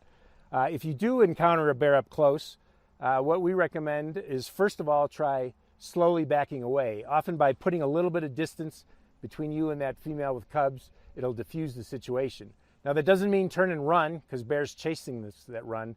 They're very predacious on elk calves, so they're used to running down things that run away from them. So you want to just slowly back away, and again, that distance you're putting between yourself and the female will often diffuse the situation. If the bear becomes agitated and charges, then you want to stop and stand your ground. By standing your ground, you're showing the bear that you're willing to defend yourself, And most of the time, if you stand your ground, the bear's going to either stop the charge short or veer off to the side at the last minute. And it usually won't follow through and make contact.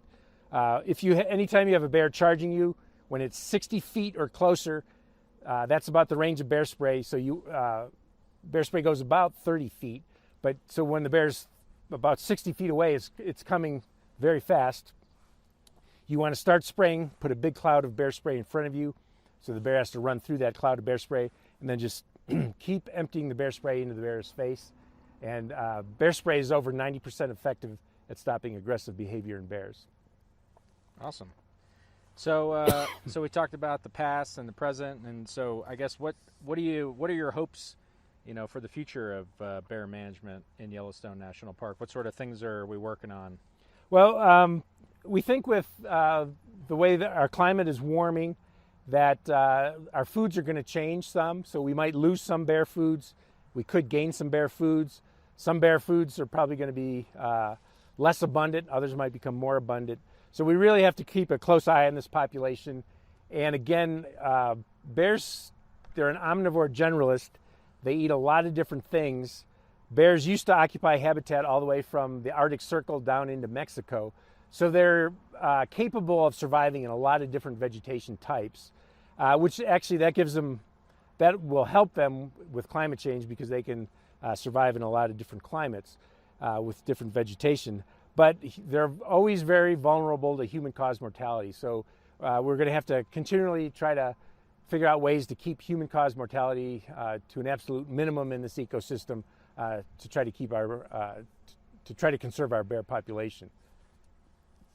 And how far away are we from all of the food storage containers in the park right now?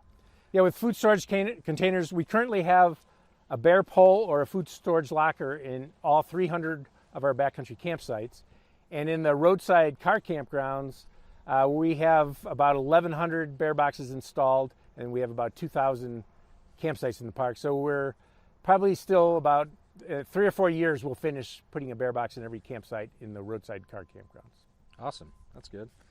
So before we sign off, as someone who has worked in Yellowstone with bears for nearly 40 years, I feel like there might be some sort of a cool story or anecdote that you tell with friends when you're sitting around a campfire or something like that. I was curious if you have a story off the top of your head that you might share with our audience. Well, yeah, boy, in 40 years I have a lot of stories.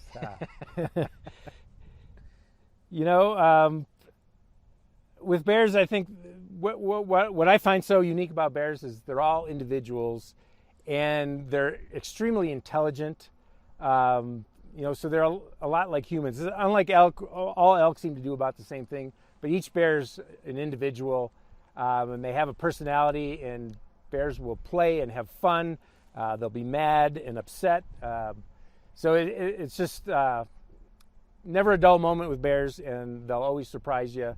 And in a lot of ways, they're actually very predictable, though, in how they respond to humans. I think park visitors are much more unpredictable than bears are. All right. Well, we'll jump back on here. With that, I want to thank Carrie for joining us today for the next installment of our 150th anniversary video series. Thanks for talking to us about the past, present, and future of bear management. And thank you for your support for Yellowstone National Park, and we'll see you at the next video.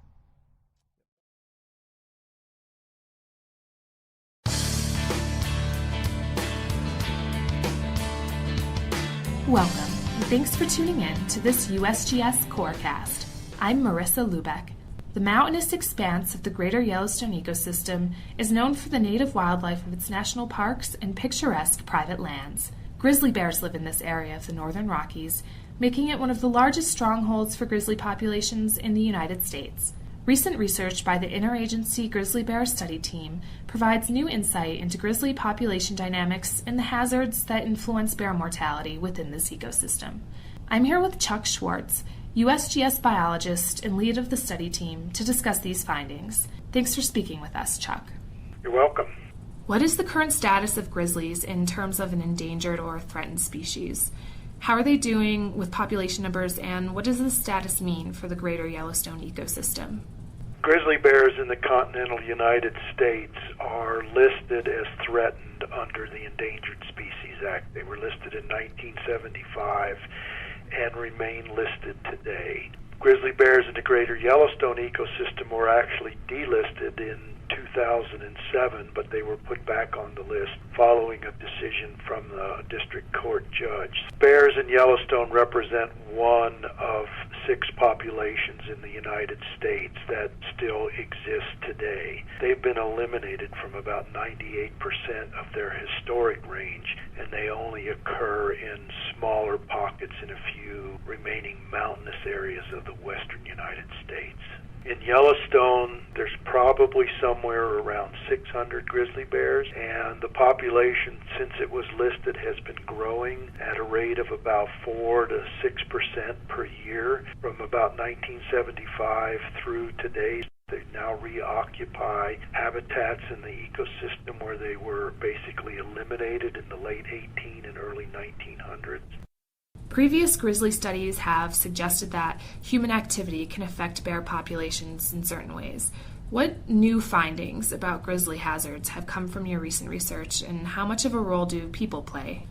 One of the things that we know for grizzly bears in general, and this is pretty consistent across all of North America where grizzly bears or brown bears live, is that if you're a bear and you're no longer dependent upon your mother for care, so excluding cubs and yearlings, there's about a 90% chance that your cause of death will be directly associated with humans. Bears die in accidents on roads.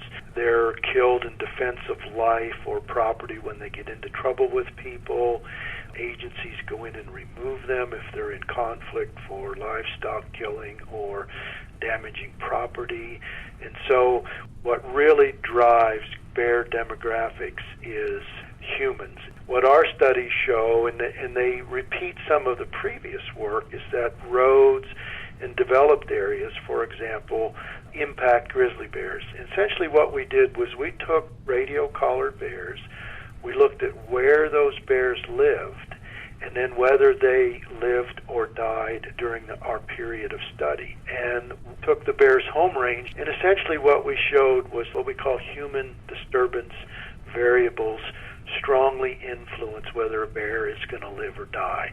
And so bears that live in very secure areas that have little or no road density or very few developed sites in the form of campgrounds or lodges or facilities that have attractants for bears. Bears that live in areas that don't have these human developments typically have very, very high rates of survival. As the amount of human development increases, it becomes more hazardous, and they tend to die at higher rates. Some of the new findings that we have shown is that ungulate hunting also is hazardous to bears. We know, for example, that an important food of grizzly bears is ungulate meat. And so in one way, when a hunter kills an elk and cleans that elk, bears use that as a food source. So that brings bears into close proximity with hunters, and on occasion they do get into trouble. They are killed in defense of life. Rural development in the form of ex-urban or outside of urban areas also increases the hazards for bears. And so when we have large ranches, for example, that have been maintained as open space for agriculture, but the human activity on that land is very low, when those lands are developed into ranchettes divided into 40-acre parcels that each get a house, it also becomes much more hazardous for grizzly bears to survive in areas like that. There's a saying that biologists have is a fed bear is a dead bear, and so these kinds of developments just increase the probability. As far as natural hazards are concerned, is cubs and yearlings, which are dependent upon their mother for care, face a different suite of mortality agents. And what we typically see is if you're a young bear and you're going to die, you're more than likely going to die from natural causes. There's starvation or predation. And in the instance of starvation, in some years when we have poor food production, these little cubs don't get enough nourishment and they starve to death. The other thing that we see is more predation. And in the world of bears, cubs and yearlings are vulnerable to being preyed upon by large adult males. You mentioned that you used years of bear tracking information from collared bears to come to your conclusions. Can you tell me more about how this information was acquired? The grizzly bear study team is responsible for monitoring the grizzly bear population in the greater Yellowstone ecosystem. And one of the ways that we do our monitoring is we capture and radio collar a sample of bears. So we trap every year and we try to catch a sample of random bears from the population. We then put radio collars on those individuals and we track them through time. That's what allows us to get a very clear understanding of how bears use the environment, what factors influence rates of reproduction and survival. And so we can look at a female in the fall and determine whether she's weaned her offspring, and then determine the following year if she's produced a new litter of cubs, how large that litter might be. That's basically how we track the demographics of the Yellowstone bear. Can such bear mortality data from the past contribute to insight on future grizzly populations? Can it be used for predictions? We can't really predict, but we can project what the future might look like based on information from the past. And as long as systems don't change dramatically, those projections provide some insight and guidance to managers on what they might need to do or consider for maintaining a healthy bear population in the future. How do grizzly population dynamics in the somewhat remote greater Yellowstone ecosystem affect people and places on a national level? The Yellowstone ecosystem is one of the last remaining intact temperate systems in the continental U.S. And as such, it has a large amount of wild lands where we still have healthy populations of large carnivores, including grizzly bears, black bears, gray wolves, cougars. And one of the things that we know about bears is bears are very popular animals.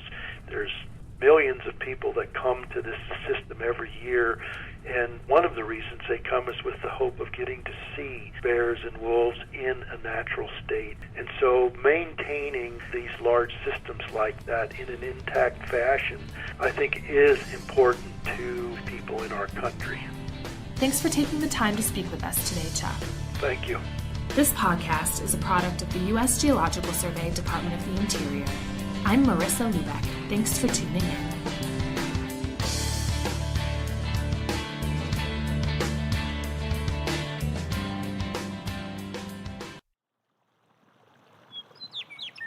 For Yellowstone National Park and the Acoustic Atlas at Montana State University, this is telemetry. It's a cold October morning on Yellowstone Lake. Heavy frost covers the dock and the last few boats in the marina, while fresh snow blankets the Absaroka Mountains in the distance. Yellowstone National Park Fisheries Supervisor Todd Kuhl starts up a cold aluminum boat and scrapes frost off the windshield. Cold? Yeah. We'll let it warm up a little bit, huh? We're headed out to join fisheries crews working on the lake.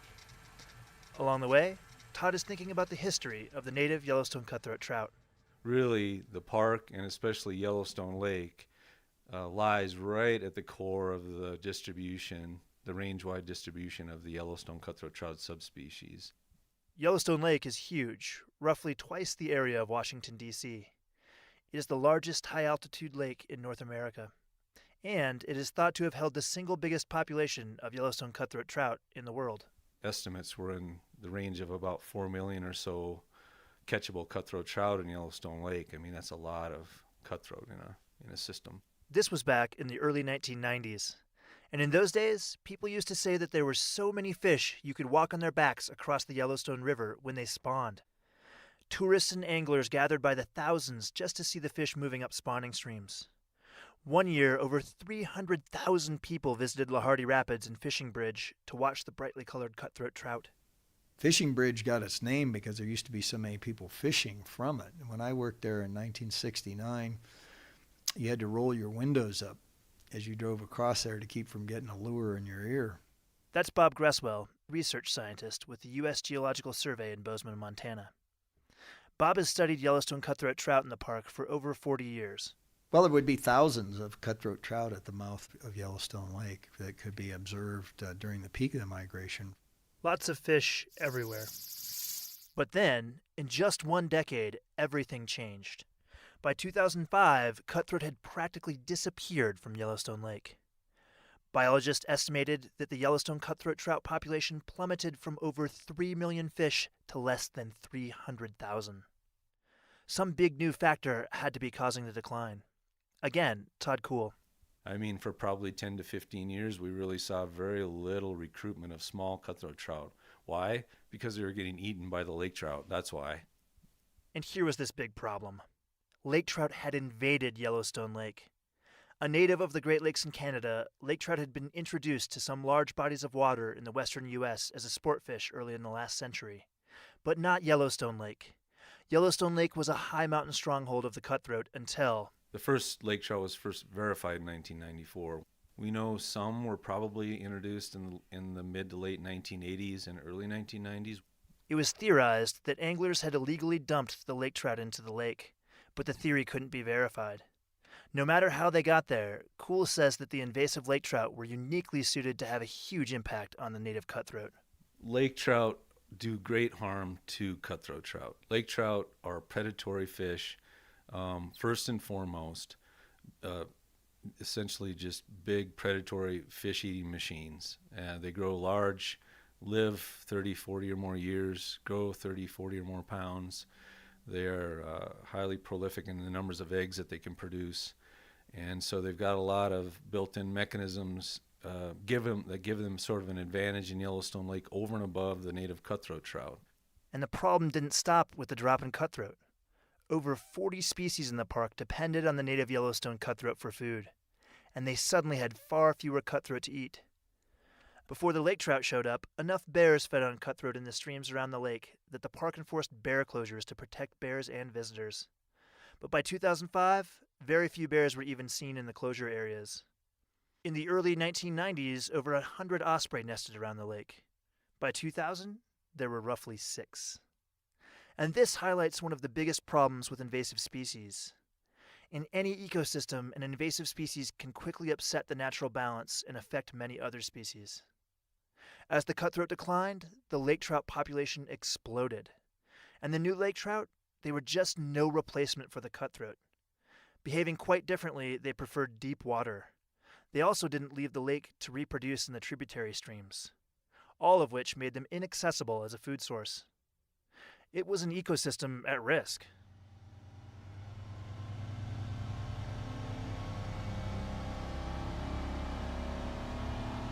Todd Kuhl drives the workboat out of the Bridge Bay Marina headed towards the southeast arm of the lake, over 15 miles away. So we're lucky that most of the boats are in the same general region of the lake today, so hopefully we won't have to travel too far and wide to see gill netting boats operating today out there. And then the Park Service started controlling the lake trout population soon after they were found in 1994. Taking a page from commercial fishermen, fishery staff deployed gill netting boats to catch the invasive fish, an effort that still continues today. Currently, the park has somewhere between 30 and 40 miles of nets set in the lake to catch lake trout every day during the fishing season. Buoys mark the locations the nets are set, and then workboats haul the nets full of lake trout up. As the net comes in, the crews pick the fish from the net. They note their size, weight, and sex, and then they slit them open and dump them back in the lake. And here is the next big challenge with invasive species. Once installed, it often takes a ton of work to control them. They can also be nearly impossible to eradicate. In 2016, more than 350,000 lake trout were caught in the gill nets, the highest catch yet in a single year. And this is the main effort to save the cutthroat. The effort to catch the invading lake trout until their population crashes. But because of the massive amount of work that effort takes, biologists are also looking at new ways to knock down the lake trout population. In the fall, lake trout group up in large numbers, sometimes thousands of fish, to lay their eggs at specific locations, making both the lake trout and their eggs vulnerable. To find these sites, scientists have implanted radiotelemetry tags in some lake trout. And by tracking the fish, they've identified over a dozen lake trout spawning areas in Yellowstone Lake. And then we're doing research on methods to kill the lake trout eggs on these spawning sites. To stop the lake trout at the start, one experimental technique involved shocking the eggs with electricity. Another attempted sucking the eggs up with a small suction mining dredge. But by far the most promising new method is surprisingly simple. Fisheries technician Mike Simientowski stands on the deck of a gill netting boat with a large lake trout in his hands. Got all the lake trout that we just caught in the last couple gangs of net. And so right now we're over one of our dumping sites, and we're taking the lake trout and putting them through this fish grinder here, so that way we know that all the pieces of the fish are sinking all the way down to the bottom.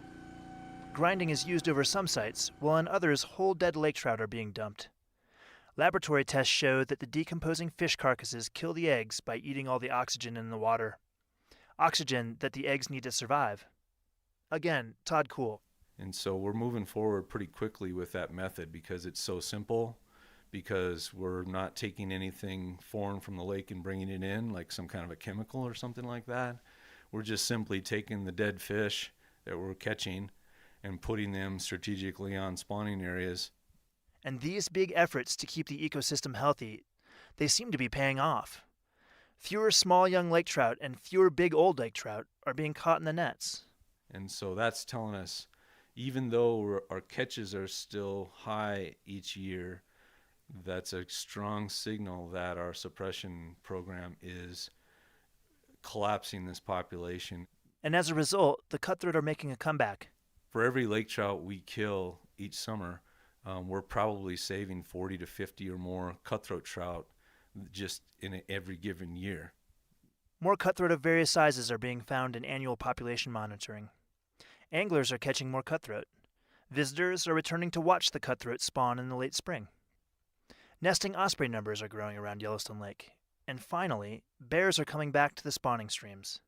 Kuhl has even seen this firsthand. I was on that spawning stream trying to collect a water sample in June with some of my crew, and that grizzly bear showed up.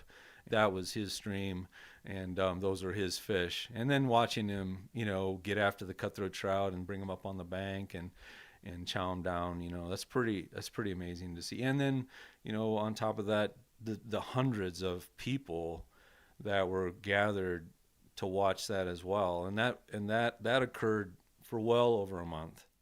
All encouraging signs. For the Park Service, whose mission is to preserve our natural resources unimpaired for future generations, the effort to repair the damage done by invasive lake trout is worth it. Yellowstone is one of the few remaining relatively intact ecosystems left in North America, and restoring the Yellowstone cutthroat, it helps it stay that way. For Yellowstone National Park, I'm Scott Christie.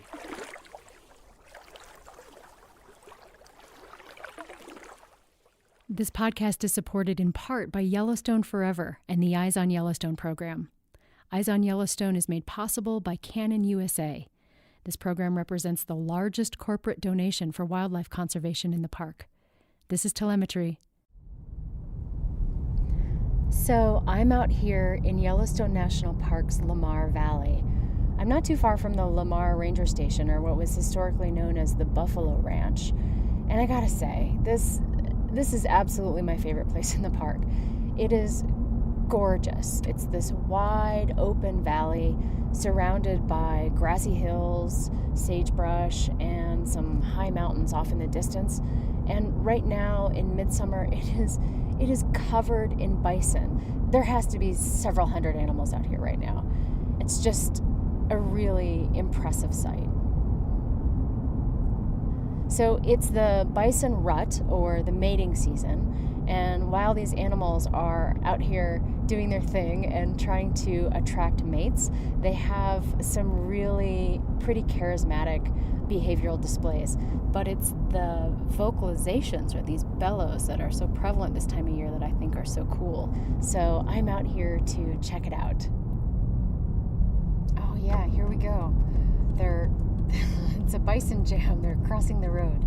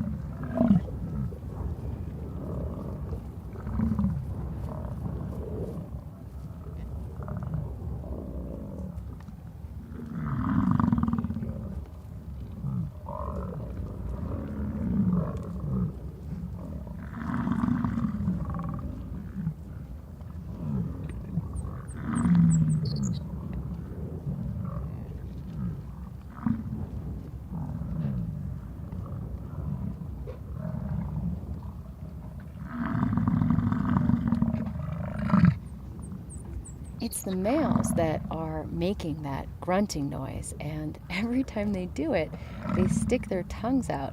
So it's just the wildest thing to watch.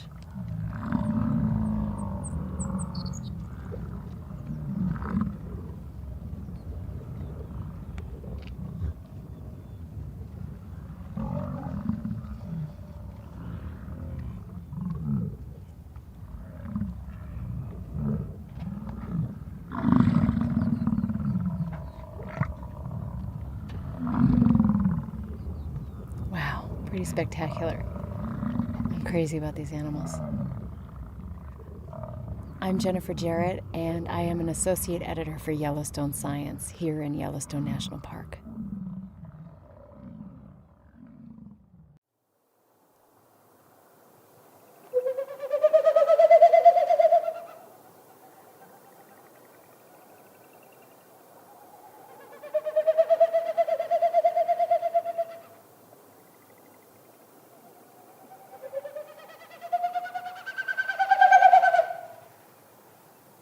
So it's not really a vocalization. It's not a call. What you heard is a Wilson snipe doing its territorial sound, but it's made with its wings and its tail. What male Wilson snipe do this time of the year, in the spring, they do this flight. These winnowing flights is what they're called. So each time they flap their wings, it pushes air through the stiff outer tail feathers, and it makes that woo, woo, woo, woo, woo kind of sound. They make that sound to establish their nesting territory and attract a female. It's a courtship sound.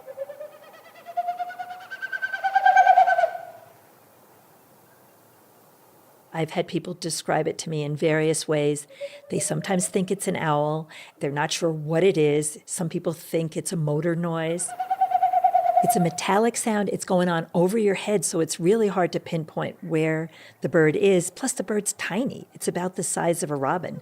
They're actually very delicately beautiful when you get to see them up close. It's a really neat bird. It's a bizarre little bird. It's eerie, it's strange, because it's often happening at dusk or at night, so it's coming out of the darkness. That's what's fascinating, is that it happens at a time that's sort of magical. I always think of dusk as magical, because almost anything can happen. Your imagination kind of goes wild, and when you hear sounds out of this, semi-darkness, they seem ethereal, otherworldly, wild, and they are. And it's neat. We use other senses. I love when we use more than just our eyes.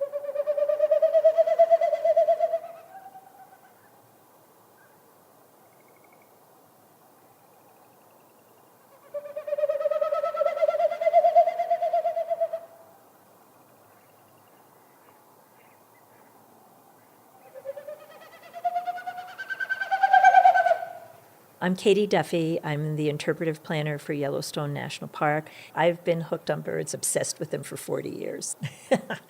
I'm an addicted birder. This is Yellowstone National Park. Thanks for listening. They're howling at 7:32.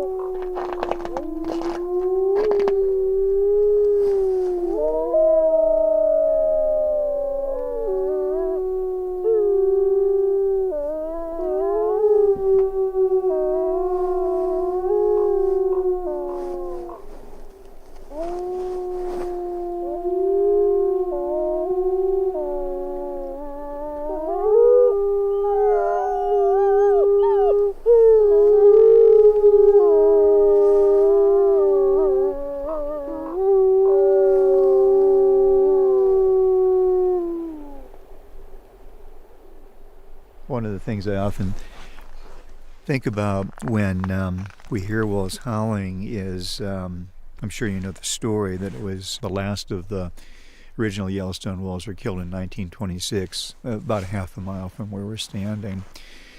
And so for any visitor that had come to Yellowstone from 1926 to 1995, when wolves were brought back and reintroduced and reestablished, I'm sure they had a great experience visiting the world's first national park, and they would have seen a lot of great stuff. But there's one thing that they missed out on. There would have been an unnatural silence here. But luckily we realized what a big mistake that was and figured out how to rectify it. So we're experiencing that right now. That silence is over.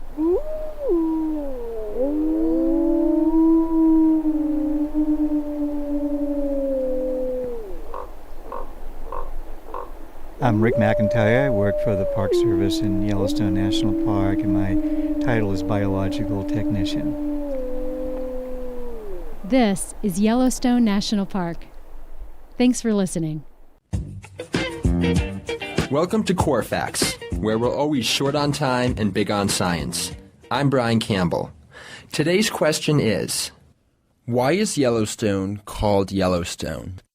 Contrary to popular belief, Yellowstone was not named for the abundant yellow-colored rhyolite lavas in the Grand Canyon of Yellowstone that have been chemically altered by reactions with steam and hot water to create vivid yellow and pink colors. Instead, the name was attributed as early as 1805 to Native Americans who were referring to yellow sandstones along the banks of the Yellowstone River in eastern Montana, several hundred miles downstream and northeast of the park. And now you know. Join us again every week for a new Core Fact. For other Core Facts, or for CoreCast, our in-depth science podcast, go to usgs.gov/podcasts.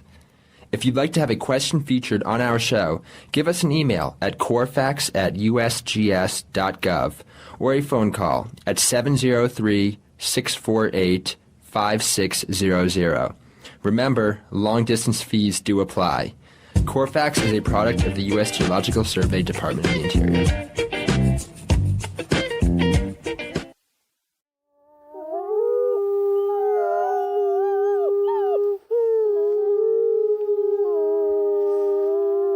From Yellowstone National Park, this is what we do.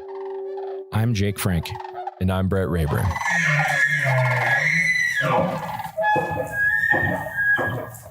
Hi, Brett. Hey, how's it going?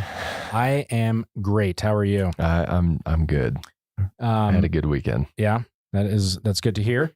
Hey, how are your pipes in your house doing? You like that transition? Have you flushed your toilet today? My pipes, I think they're good. Do you know something I don't that I don't know? No, I just wanted to. That was the best transition that I could come up with. That was terrible. I'm not gonna lie. So no, what I have a trivia question. I want to ask you. Okay. All right. So Yellowstone, we're a big park, 2.2 million acres, 4.5 million people roughly visit the park every year. We have a lot of infrastructure in the park that's hidden to support all that visitation. Part of those systems are water and wastewater systems in the park. So how many combined between the making clean water and then making dirty water clean? If you combine those two systems, how many of those are in the park? Like pipes? The number of systems of total systems. Yeah. So you don't have to. It's not like miles of pipe or anything. Okay, it's just that's like what I was a complete trying system, to anticipate. because they're located all throughout the park. So if you were to count the total number, how many are there across the park? 15. There are 23 wastewater systems and 21 water systems. So a combined 44. So it wasn't even close. It's a lot. It's and this is like something that I had no clue about until I started, working with the facilities team to document all of our infrastructure, from like the GOA projects and putting in money to improve our infrastructure. It is unbelievable how much infrastructure there is, and it's all hidden. Like no one sees it, but it's by design. It's all behind the trees and whatnot. So do we know how many feet of pipe there are in this park? I really want to know that now. I have no idea, but maybe our guest today, Jason Murphy, he's the utility systems facility manager for our water and wastewater systems. Do you know that answer? The exact number off the top of my head, I do centimeter to the millimeter. No, thousands though. Yeah. Between water and sewer, it's thousands. Yeah. There's over 500 manholes. That one sticks in my head from from that spec sheet. But wow, yeah, that is crazy. That's a lot. Water and sewer. That's a lot. Well, speaking of water and wastewater and manholes, how are you today? Another great transition. It is a very great transition. I am fine. Yeah. Well, thank you for joining us today. How are your pipes? My pipes are good. Yeah. Toilets are flushing. Great. That's a win. So, why don't we just kind of dive in? How did you get into the Park Service? Did you start in the Park Service, or did you even before then? Just how'd you get here? My first Park Service job, I applied as a summer seasonal in 2001, and I was picked up as a wage grade 3 garbage truck operator, and not the driver, but I rode the garbage truck. We had ride-along garbage trucks in Canyon then. We had about 300 of those swinging bear cans, and I rode the garbage truck for that summer, picking up garbage in Canyon. That seems like a fun job. It was a very fun job. So on the outside, you're the one hanging on the outside. That is cool. Mm-hmm. That's like the one that all the little kids want to be when they grow up. Correct. Yeah. Yeah. We've taken that away. Now they have mechanical arms that do that, but it was a very fun job. They always got to ruin all the fun stuff. Yeah. So can't hang on the back of a truck driving around town. Yeah. Anymore. There's somebody probably got seriously injured, and then So, how did you find that job? How did you hear about, how did you even know to apply? Friends at University of Montana who came down here and worked for YCR as seasonals. Okay. And they were like, you should apply for these jobs. And so are you from the area, or did you go to school here, or? We were living in Missoula at the time. I grew up in Buffalo, New York, but we had moved out in 98 to Missoula, and just met some folks that, had been coming down and working seasonally for the Park Service. And the housing was a very big draw at that point, that you could get a job that came with housing. Yeah. So in Yellowstone. Yeah, that's pretty cool. Mm-hmm. Yeah. Yeah. So, between hanging off the back of a garbage truck and your current position, there's probably a few jobs in between those two things. There's a few jobs in between. Yep. What, you want to walk us through that? Well, my father was in the utility stuff, so I kind of grew up with some of that, at least in the collections and distribution side of things. So I'd known about it. And then in between that summer season and kind of, still as a seasonal, working for, doing the ski school thing in the winter and then coming back. It was, even back then, it was recruitment and retention for water and wastewater operators was tough. People came and went pretty regularly, even going all the way back into the late 90s. So I kind of saw that there was a way to get in there then. I did then do a little stint for the Department of Defense in Germany, working for the Army for a few years in early 2002 through 2004 or 5 when we came back. And I've been here ever since then. And it was kind of that on-the-job training you could get and do some correspondence courses, grab some certifications, and then get in the door that way. That was pretty much the easiest way to get a permanent job in Yellowstone. Yeah. So we've done a handful of these interviews now, and the consistent thing is I think John Cataldo said, move at the speed of opportunity, is that it's just kind of being in a place and being willing to learn some new thing and then take advantage of it. So I didn't leave. Yeah. Yes, that is another way. It's just plant your roots. So, so in your current job, so as the utility systems facility manager, do you have a typical day and or a time of year, or what does your job look like? Well, let's be honest. There hasn't been any quite typical days since June 2023. What happened then? There was a flood. Oh, yeah, there was a big flood. Yeah. Yeah. So been pretty wrapped up in that project, getting the wastewater plant up and running here in Mammoth, which it's been up and running since July of. Yeah. So did I get the date mixed up? Was that 22? 22. Yeah. So for Um, folks that don't know, we had a big flood in June of 22 that washed away one of our roads. And in that road was a wastewater line that would take our sewage from Mammoth out to the town of Gardner where it was processed. And then when that line severed, we basically had to build a temporary wastewater facility in Mammoth. We resurrected a facility from that was last used probably in the late 60s, within a matter of 48 hours after we lost the main line down to Gardner. It was like a zombie facility. Yeah. Came back from the dead. Mm-hmm.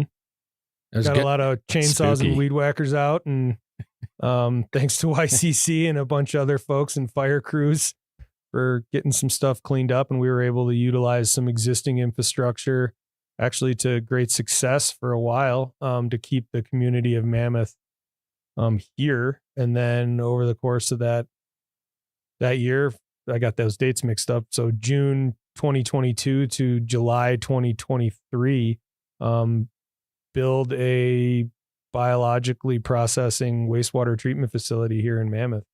It's been that crazy. wasn't on your radar either. It was That like was- just like, oh, by the way, I know Yeah, you not have on this the to do, radar. but this is a new thing that you have to do starting now. Yeah. And, living in Lower Mammoth, looking down and seeing that thing go up and just how fast, there's always speed bumps in the road, but I mean, with the government building things like building a wastewater facility in like less than a year isn't a typical timeline. No. Yeah. So I'm guessing that all of the things that you're mentioning, is there like a skill set that you have that you found that has like kind of allowed you to be the most successful in your position? I feel like I'm pretty adaptable, flexible, kind of got to roll with the punches. And you need to be creative and use what you have around you. Like I said, there's some folks here who have been here for a while. So when the flood happened, we reached out to a few people that have been here for a while, and they were like, if you do this, and you got to have a good network of people to get all that information across and then implement. So being able to strategize quickly and then implement that plan. And that's kind of the general thing with utilities is stuff's going to happen and you're going to need to figure it out kind of on the fly. And you don't always have those parts on the shelf, or even whatever it is. If it's a water main break or something like that, you've got to really be able to react quickly, but yet systematically and approach to keep everyone safe and to get the job done. Yeah, it's one of those things too that's like everyone's looking at you, waiting for you to figure it out too, because they're like just holding their pee over there, waiting to use the toilets again. Like, yep. It's a high stress. I think situation. The park had a great team response too from the whole flood. That I don't think anyone was holding it too much. I had my wag bags ready. Yeah, right. You bust out the groover. We're going on a raft trip. But no, that's pretty much it. And then generally work a lot with outside partners, EPA, rural water associations for both Montana and Wyoming, Wyoming DEQ. This position here, and with Molly and the civil engineer for the park, we work a lot with Denver Service Center, and it is kind of that kind of position where you're balancing between the regulatory agencies. Wyoming is the only state in the nation that did not take primacy over drinking water, so we get the fun of, we work with EPA for drinking water Region 8, and then Wyoming DEQ for wastewater. But yeah, and Wyoming DEQ also has everything to do with construction and permitting and things like that. So, well, that's also the benefit. But the majority of our infrastructure is in Wyoming, right? Like we do have a little bit like that does bleed into Montana, but the majority of it's Wyoming.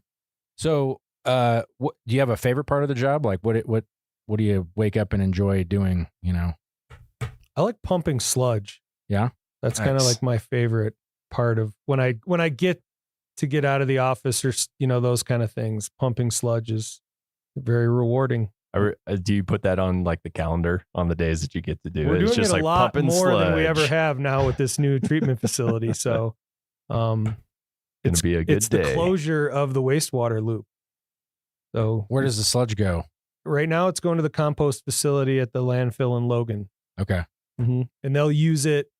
They use it in the landfill. They mix it with wood chips, and most of the municipal wastewater treatment facilities in the area, Livingston, Bozeman, even Three Forks, and some of the other ones, they all use the compost facility too. So they use it in the as they layer things in, and when they close cells and in between intermediate stuff in the cells, they put that layer of that material. They mix it with wood chips and other things like that.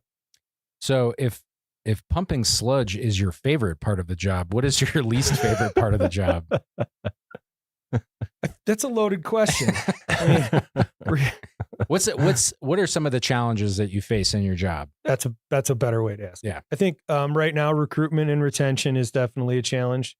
Finding certified operators nationwide is a challenge. I think through that whatever happened a couple of years ago, we don't want to talk about the pandemic, but yeah, we did lose a lot of that knowledge base and some of those older operators, and we're struggling as a profession nationwide from coast to coast. Well, and you mentioned it even in your, when you were at Canyon doing garbage, that you noticed that it was hard to recruit and retain people back then. Is that just like, does anybody have an idea as to why that is? Is that just like the hazards of the profession, or is it like? Yeah, and I think, it seemed kind of clear back then that, people with families, being someone who's experienced that, staying in the interior of the park and that remote duty station is difficult. No pun intended. No pun. Yeah. DOODI. That's just a struggle, even when we had children, and that was kind of my exodus from the interior after being out there for 8-9 years was, you want to be home, and that makes it difficult. Can you kind of go into why? Like, what are some of those difficult things that you have to school? Yeah. I mean, what does that look like, getting your kids to school? We didn't. Or homeschooling. Yeah, that was not an option. Yeah. I could see like kindergarten, we could do blocks and, music and all the fun stuff, but no. Teach me trigonometry. My wife worked for the park for years, for 20 years, homeschooled. Yeah. So we decided not to do that. She was here in Mammoth at the time. And I was able to come into Mammoth and work out of the plumbing shop for about 10 years, doing some HVAC stuff and just all kind of project work and things like that before this position came up. So now that you're, in your facility manager position, and I'm guessing you supervise a handful of people, with all those challenges and trying to recruit and retain people, I mean, why do you stay here? What keeps you with the National Park Service? Well, I've always loved being here. That I feel like that's, as far as recruitment goes, when you're looking for people who want to be here, you want wherever they are, whatever job it is. If you're in, Michigan or Florida or North Carolina, I would think anybody who you're recruiting for any job, you want the person to want to be where they're at least at that time. So I've always wanted to be here. I was in love with the park. Be honest, I was in love with the skiing in the park for a long, long time. I still am, but you just don't have that kind of time. I was going to say that anymore. sounds past tense. Well, life, adulting, kids, there's adulting. So yeah. And just the idea of, and I always thought this, it might sound a little cliche, but you get to do some of that mission statement stuff, the stewardship model. Take Canyon Wastewater Treatment Plant, for example. It's the only treatment plant in the park that discharges directly into the Yellowstone River. So I always thought, even going back to 20 years ago, that you had a part of that kind of responsibility and stewardship. And plus you're doing a little bit of science. There's some science to it. And I just thought that was the best part of working in the park. And you can only, I was never going to be in REYP or anything like that. So it was just, for me, it was part of that. You could see that in the mission. Yeah. Well, relate to it. And, 2001 is when you said you got your first job here. Mm-hmm. Is there, between then and now, has there been some point in your career that you kind of identified as like a turning point or a defining moment that you're just like really stands out to you? I think there's a lot, and not to talk, the flood was definitely one last 2 summers ago now. I think a defining moment was, getting that first permanent job, because that was a roller coaster. And then even progressing up and moving from the interior to Mammoth. That was a big deal. And that, yeah, because that's like the whole, everything other than work. It is improved by being up here, not the logistics of with your kids and, Mm-hmm. Things like that. Yeah. Yeah. That was when the skiing stopped. Yeah. So I guess in some ways improved and in some ways. Fun, right? Yeah. Mm-hmm. Yeah, I do get that. And that's a cutting edge. It cuts both ways. Like it's super fun to be in the interior in the winter. You have access to all this stuff. But then on the flip side of the coin, you got to get on the snowmobile and drive to the store. So, I think it's important though, that we make sure that people know that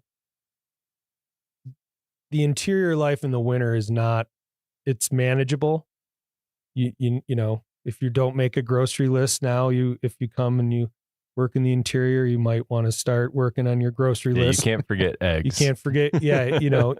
There's just a little bit, there's another level of logistics, and organization that goes to it. But I loved it. And that was a hard part of moving. Yeah. I kind of felt like I was abandoning something that, I really wanted. I always wanted, even when we were in Germany working, I was always like, oh, okay, this is great. Yeah. Europe, we're traveling. Eating schnitzel. Yeah.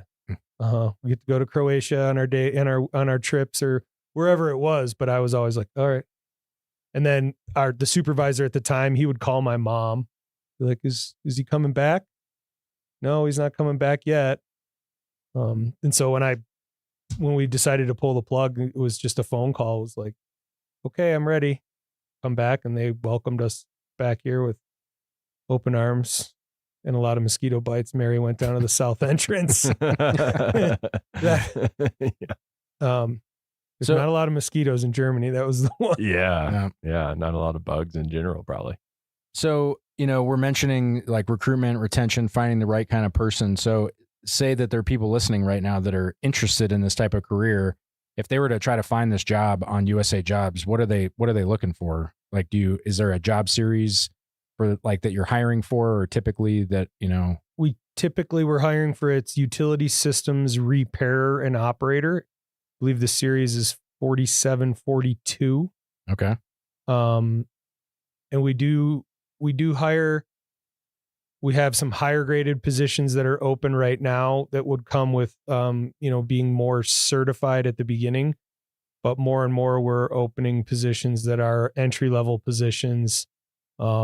We hope to do, in this recruitment push, we hope to do some other things. I don't want to, say things and never be able to implement them. So yeah, this is recorded. So then right, it's like, no, you said you would do this. Say-do gap is huge in this one. Yeah. But I think we want to get creative and work and talking to Wyoming Rural Water last Friday, and just reach out and try to come together with other organizations that are having the same problem and try to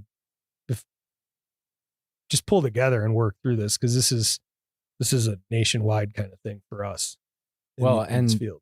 And it's one of those things, it's one of those professions that no one notices it until something isn't going right. Mm-hmm. And when it is going wrong, it's really bad. Right. Like it's like an emergency type of a thing. Do you have any advice for people? Like if they wanted to get started in this, like if they have their certifications and everything, it sounds like they would just apply for a job. But Correct. if somebody is brand new, like what do they start with? I think you could start with, like this is going to get edited.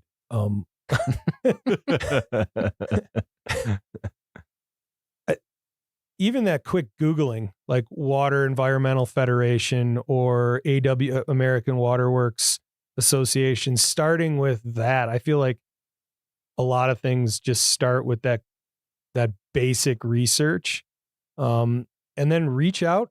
Every community has people that do this. Everyone has wastewater. Everyone has water and wastewater, and I'm sure you've noticed somewhere driving around your town, you've seen somebody in a truck, Department of Public Works truck.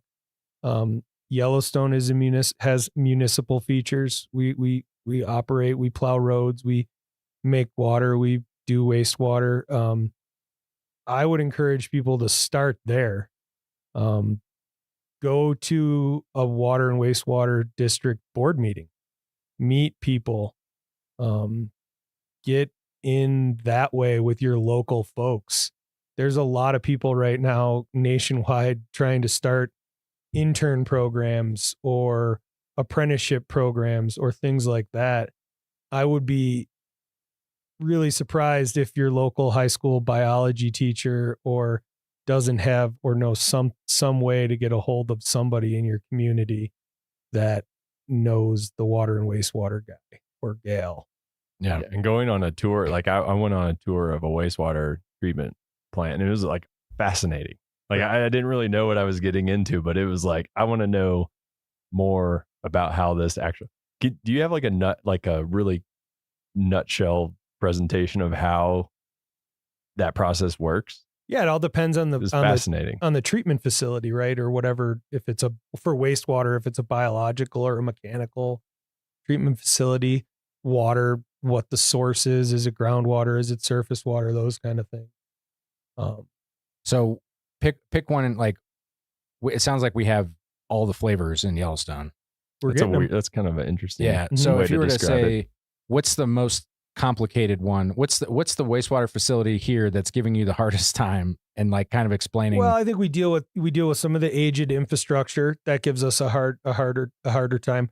I think some of the ideas behind, you turn it off and you turn it on every year, that wears on a system more than the thought of maybe, well, you only use it 6 months out of the year. It should last double the time. Yeah. No. And just in the learning of bringing this facility here in Mammoth online, it's a more modern treatment process than we have anywhere in the Park Service. Teton, we went down to Teton. Patrick Larson down at Teton has an MBR there at Moose that they've had probably maybe inside 10 years. We went down there and we talked to him and we learned about some of that. And I think what was good for us is we had that Great American Outdoors Act push already going. So we had a lot of this stuff we had a year under our belts of planning for building Old Faithful and Grant Village and Canyon. So we had some of that experience with the engineering firms already to kick this off the ground. And one of the things I learned, going out with you guys is when you said aging infrastructure, a lot of our facilities were put in like 40 or 40 plus years ago, right?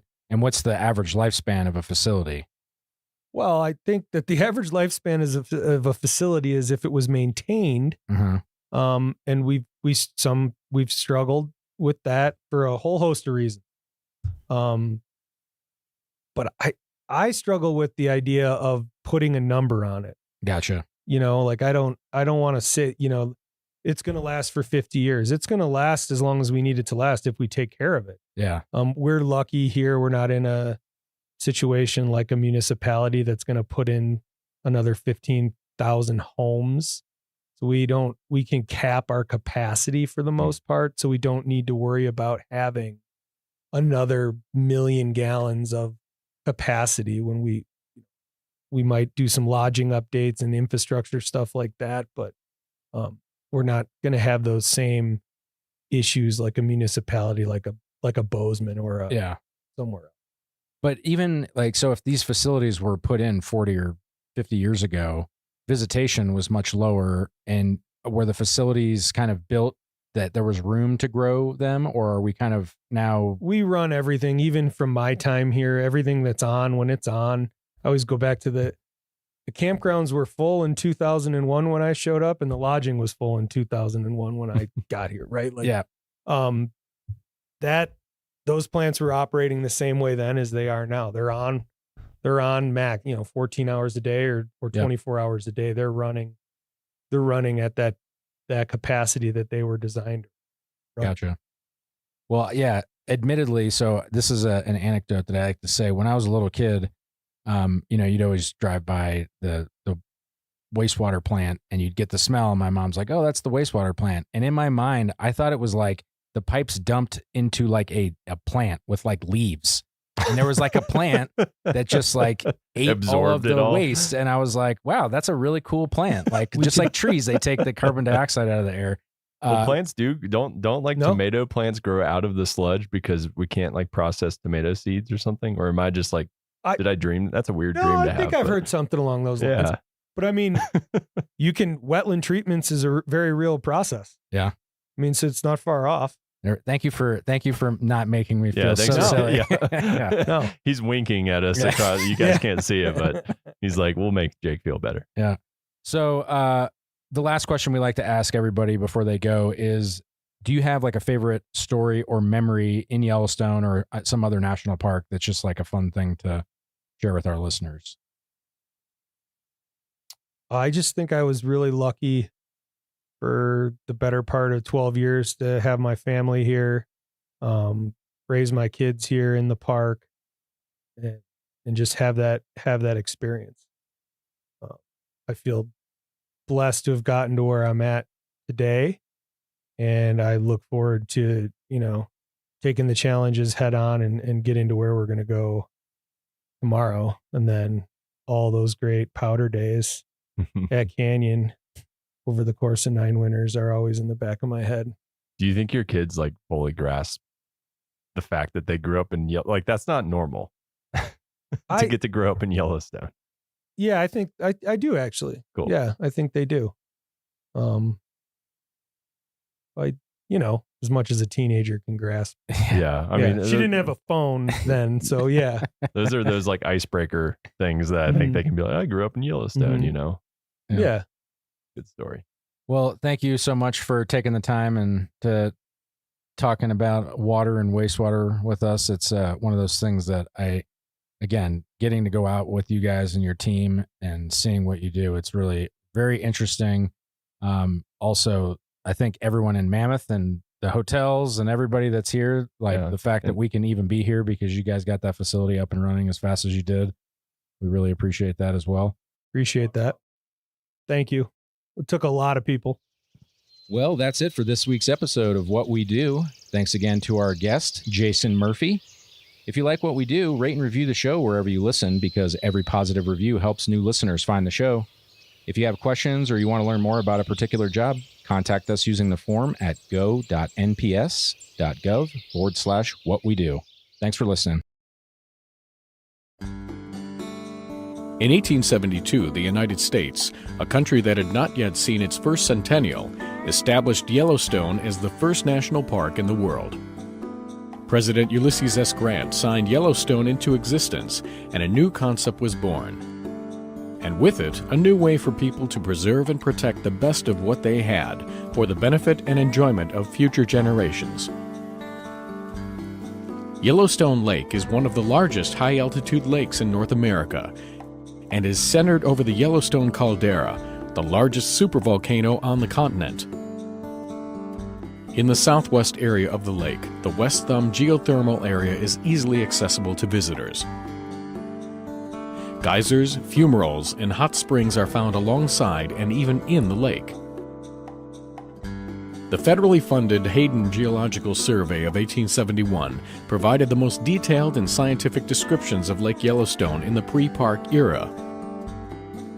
The Hayden Party, 34 men in all, launched Annie, the first boat to sail on Yellowstone Lake, and began exploring the islands and shoreline. The first photographs of the lake were taken by William Henry Jackson, and paintings by Thomas Moran, along with the Geological Survey, played a prominent role in convincing the U.S. Congress to pass legislation creating Yellowstone Park. Yellowstone Lake is the foundation of the greater Yellowstone ecosystem, the largest remaining nearly intact ecosystem in the Earth's northern temperate zone. It provides the key ingredients to a large and complex food chain that sustains many of the animals for which Yellowstone is so famous. In 1894, the Lacey Act was passed by Congress, giving full protection to wildlife in Yellowstone Park, with the exception of wolves and coyotes. This act paved the way for future wildlife and environmental movements.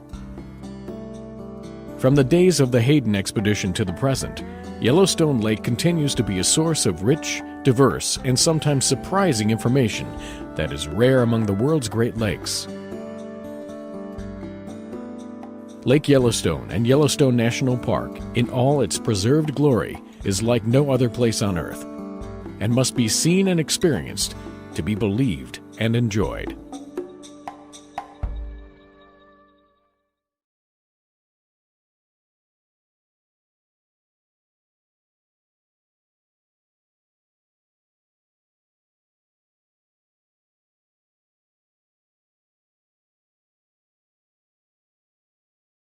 Yellowstone is the world's first national park, and everybody in America is very proud of that. But there's been a struggle to figure out what a national park should be like. And probably one of our founding philosophies is it should be natural. It should be a natural system that functions the way the Earth did before humans altered it. And so it was written into our policy that we're going to restore and protect natural systems. And the early managers of Yellowstone didn't really know what natural looked like. So we've been struggling towards natural our entire history, and that definition has evolved. And that definition, the modern one, now includes you need to have natural predators. And so we tried to eradicate them: wolves, cougars, coyotes, bobcat, lynx. We did that in the early part of the 20th century because we thought that was the ideal. We didn't have a complex mindset about policy in terms of natural. And so we restored wolves because the Park Service policy changed towards what is a natural system that includes large carnivores like wolves. We also had the Endangered Species Act come about as law in 1973 that says we cannot wipe some species off the face of the planet. And wolves are very much under that umbrella too. So the best answer as to why wolves were restored to Yellowstone is it makes it a natural system. It was the law, but finally people wanted it. The public's view of nature has changed and evolved. So creatures that were previously considered bad, scapegoats, have now had image alteration, and a lot of the public demanded that we bring some of these animals back.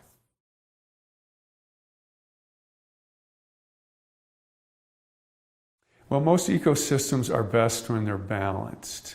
And I think it's safe to say that Yellowstone, without wolves and other carnivores, now keep in mind, cougars were also eliminated and they came back on their own, and bear numbers declined, and that affected the balance of the ecosystem.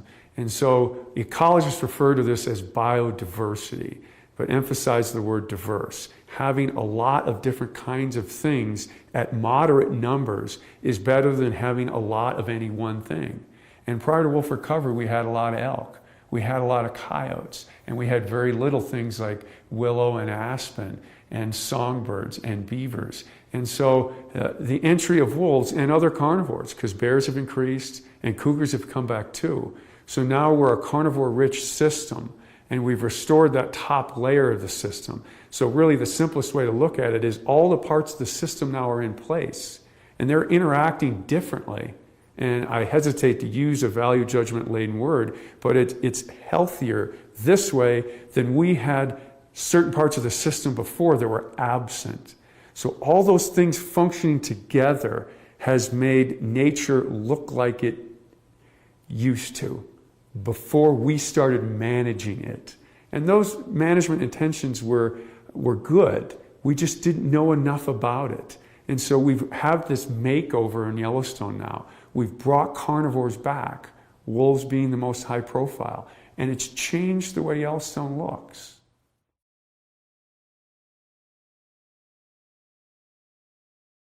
Elk are perhaps the most controversial and talked about aspect of wolf recovery. And that's odd because elk are a species unto themselves, but many people equate Yellowstone with elk.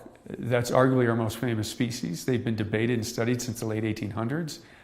Elk are iconic in the West as a huntable species. And so elk are very important, and wolves eat elk.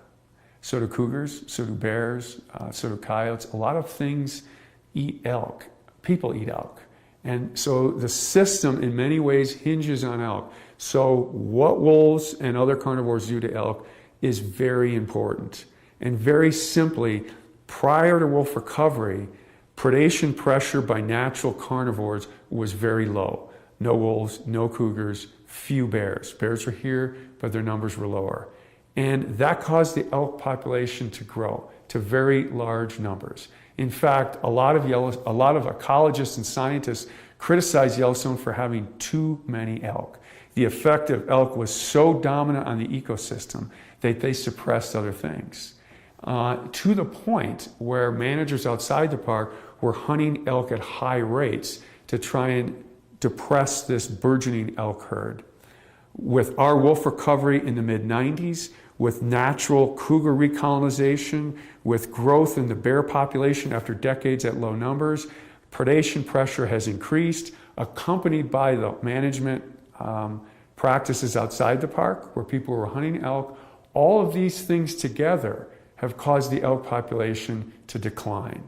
And the Park Service considers that a success story.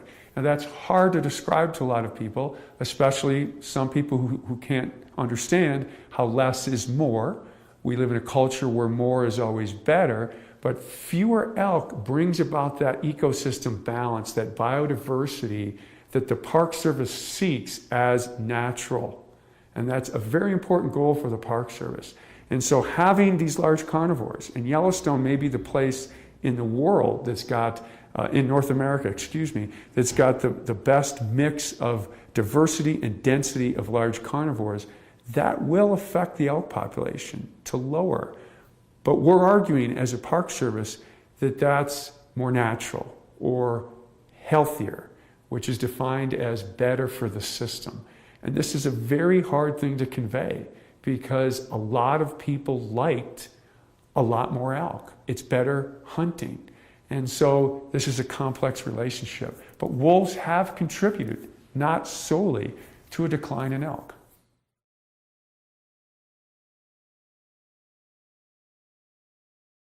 Perhaps the most commonly asked question about wolf recovery is that, did we reintroduce the wrong wolf?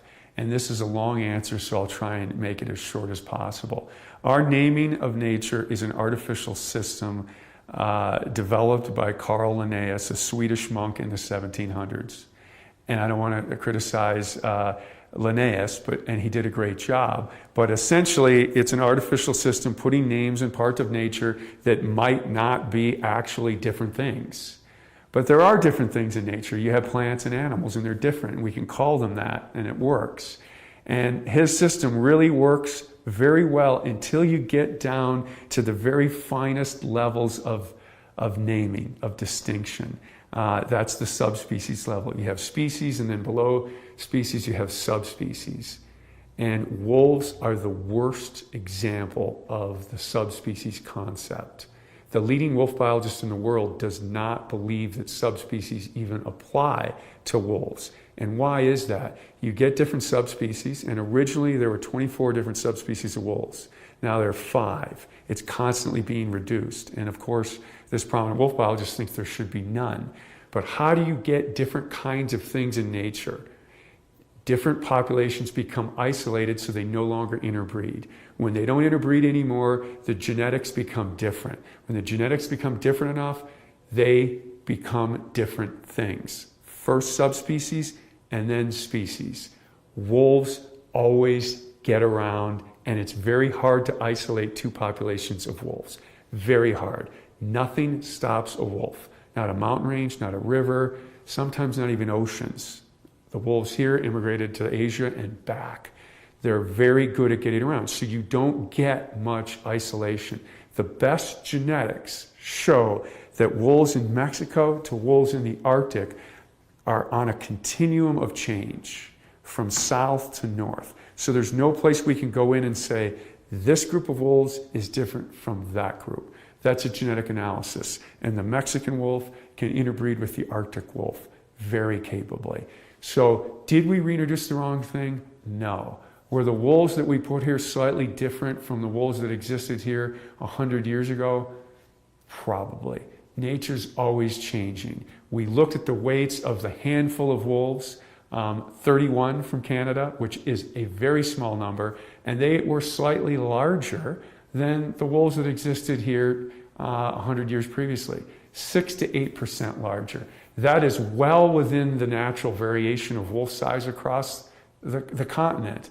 So despite this frequently asked question, these Canadian wolves are unnaturally large and they're therefore at a very big advantage to killing these elk because these elk aren't used to such a large predator. Of all the arguments not to have wolves, and there are some good ones, they're tougher to live with. That's an absolutely good argument. The idea that we put something in here that's exotic or different is perhaps one of the weakest.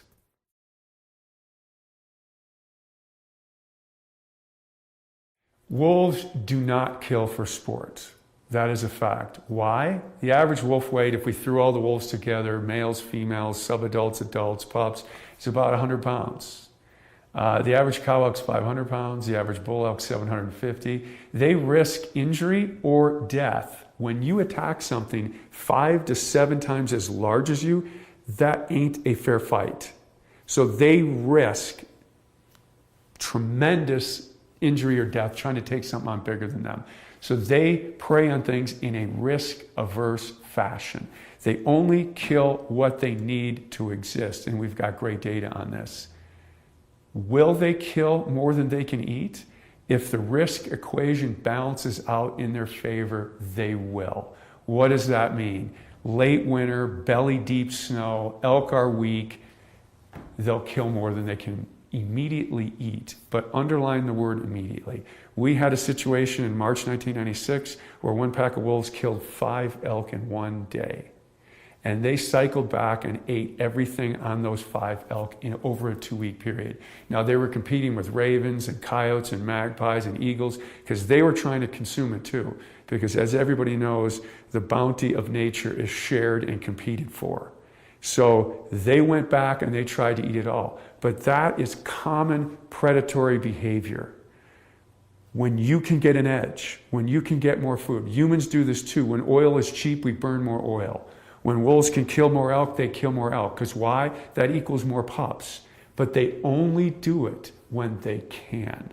So on average, wolves do not kill healthy elk.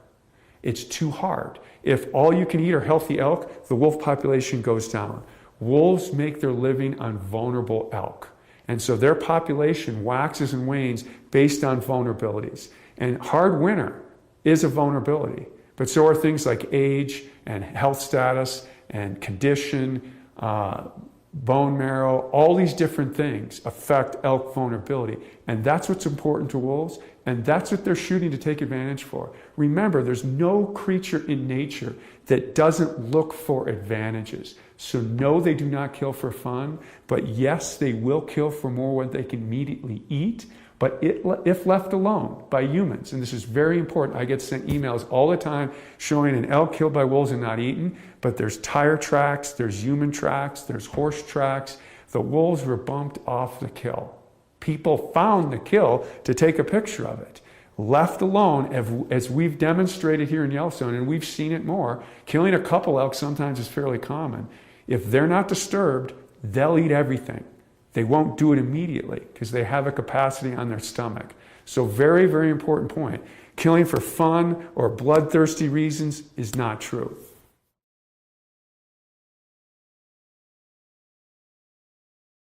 People should not be afraid of wolves. There are 3 primary reasons that people are against having wolves on a shared human landscape. One is they compete with us for wild prey. That's valid. That's true. Two, they occasionally kill livestock. It's rare, but it does happen, and then that's valid too. The third reason is there's a human safety threat, and that is largely overblown. During the entire 20th century in North America, there were about, and I'll be off by one or two, 20 attacks on humans. None of them were fatal. All of them dealt with habituated animals, usually fed food. And we're very concerned about that in the park. When you feed an animal food, it loses its natural fear of people and it become dangerous. But very different for wolves compared to bears or cougars. They never attack a person on their first encounter with a human. So the first time a bear encounters a person, a sow with a cub, or a cougar encounters a person, they might attack. And bear fatalities and cougar fatalities are much greater than wolves.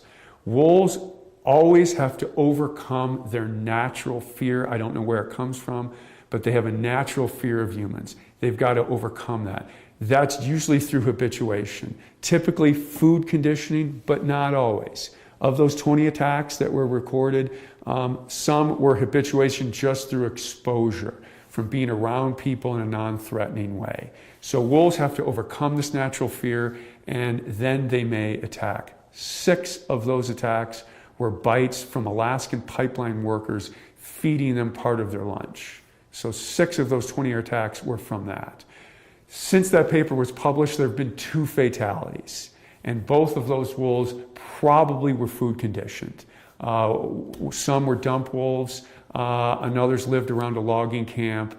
And so those animals, those are examples of wolf fatalities. So it can happen, but it's extremely rare and less likely for other carnivores.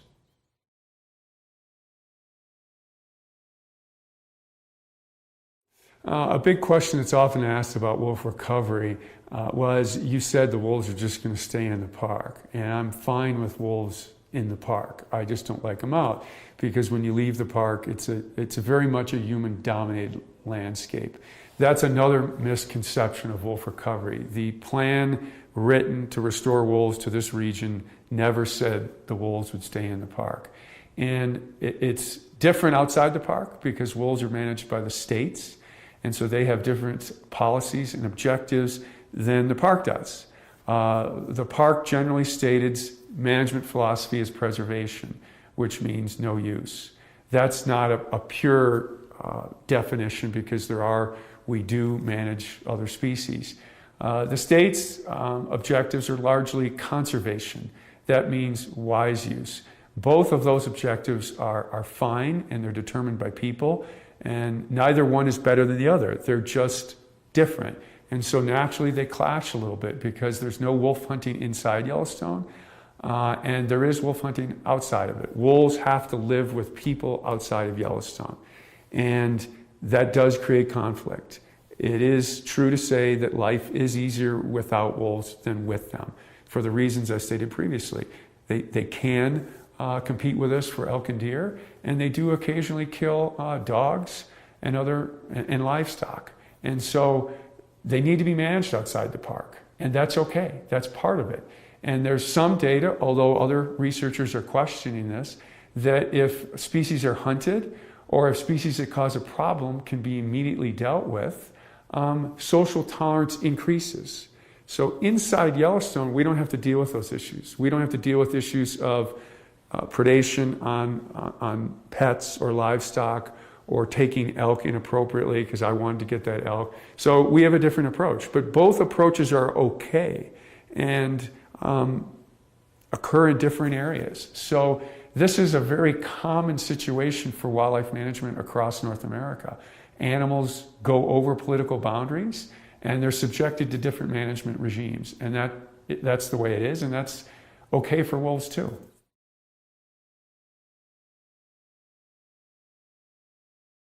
Yes, wolves that live primarily in Yellowstone have been killed outside the park. This probably has not affected the population much numerically. One year we lost 12% of our population in 2012. This year we lost only 4 wolves.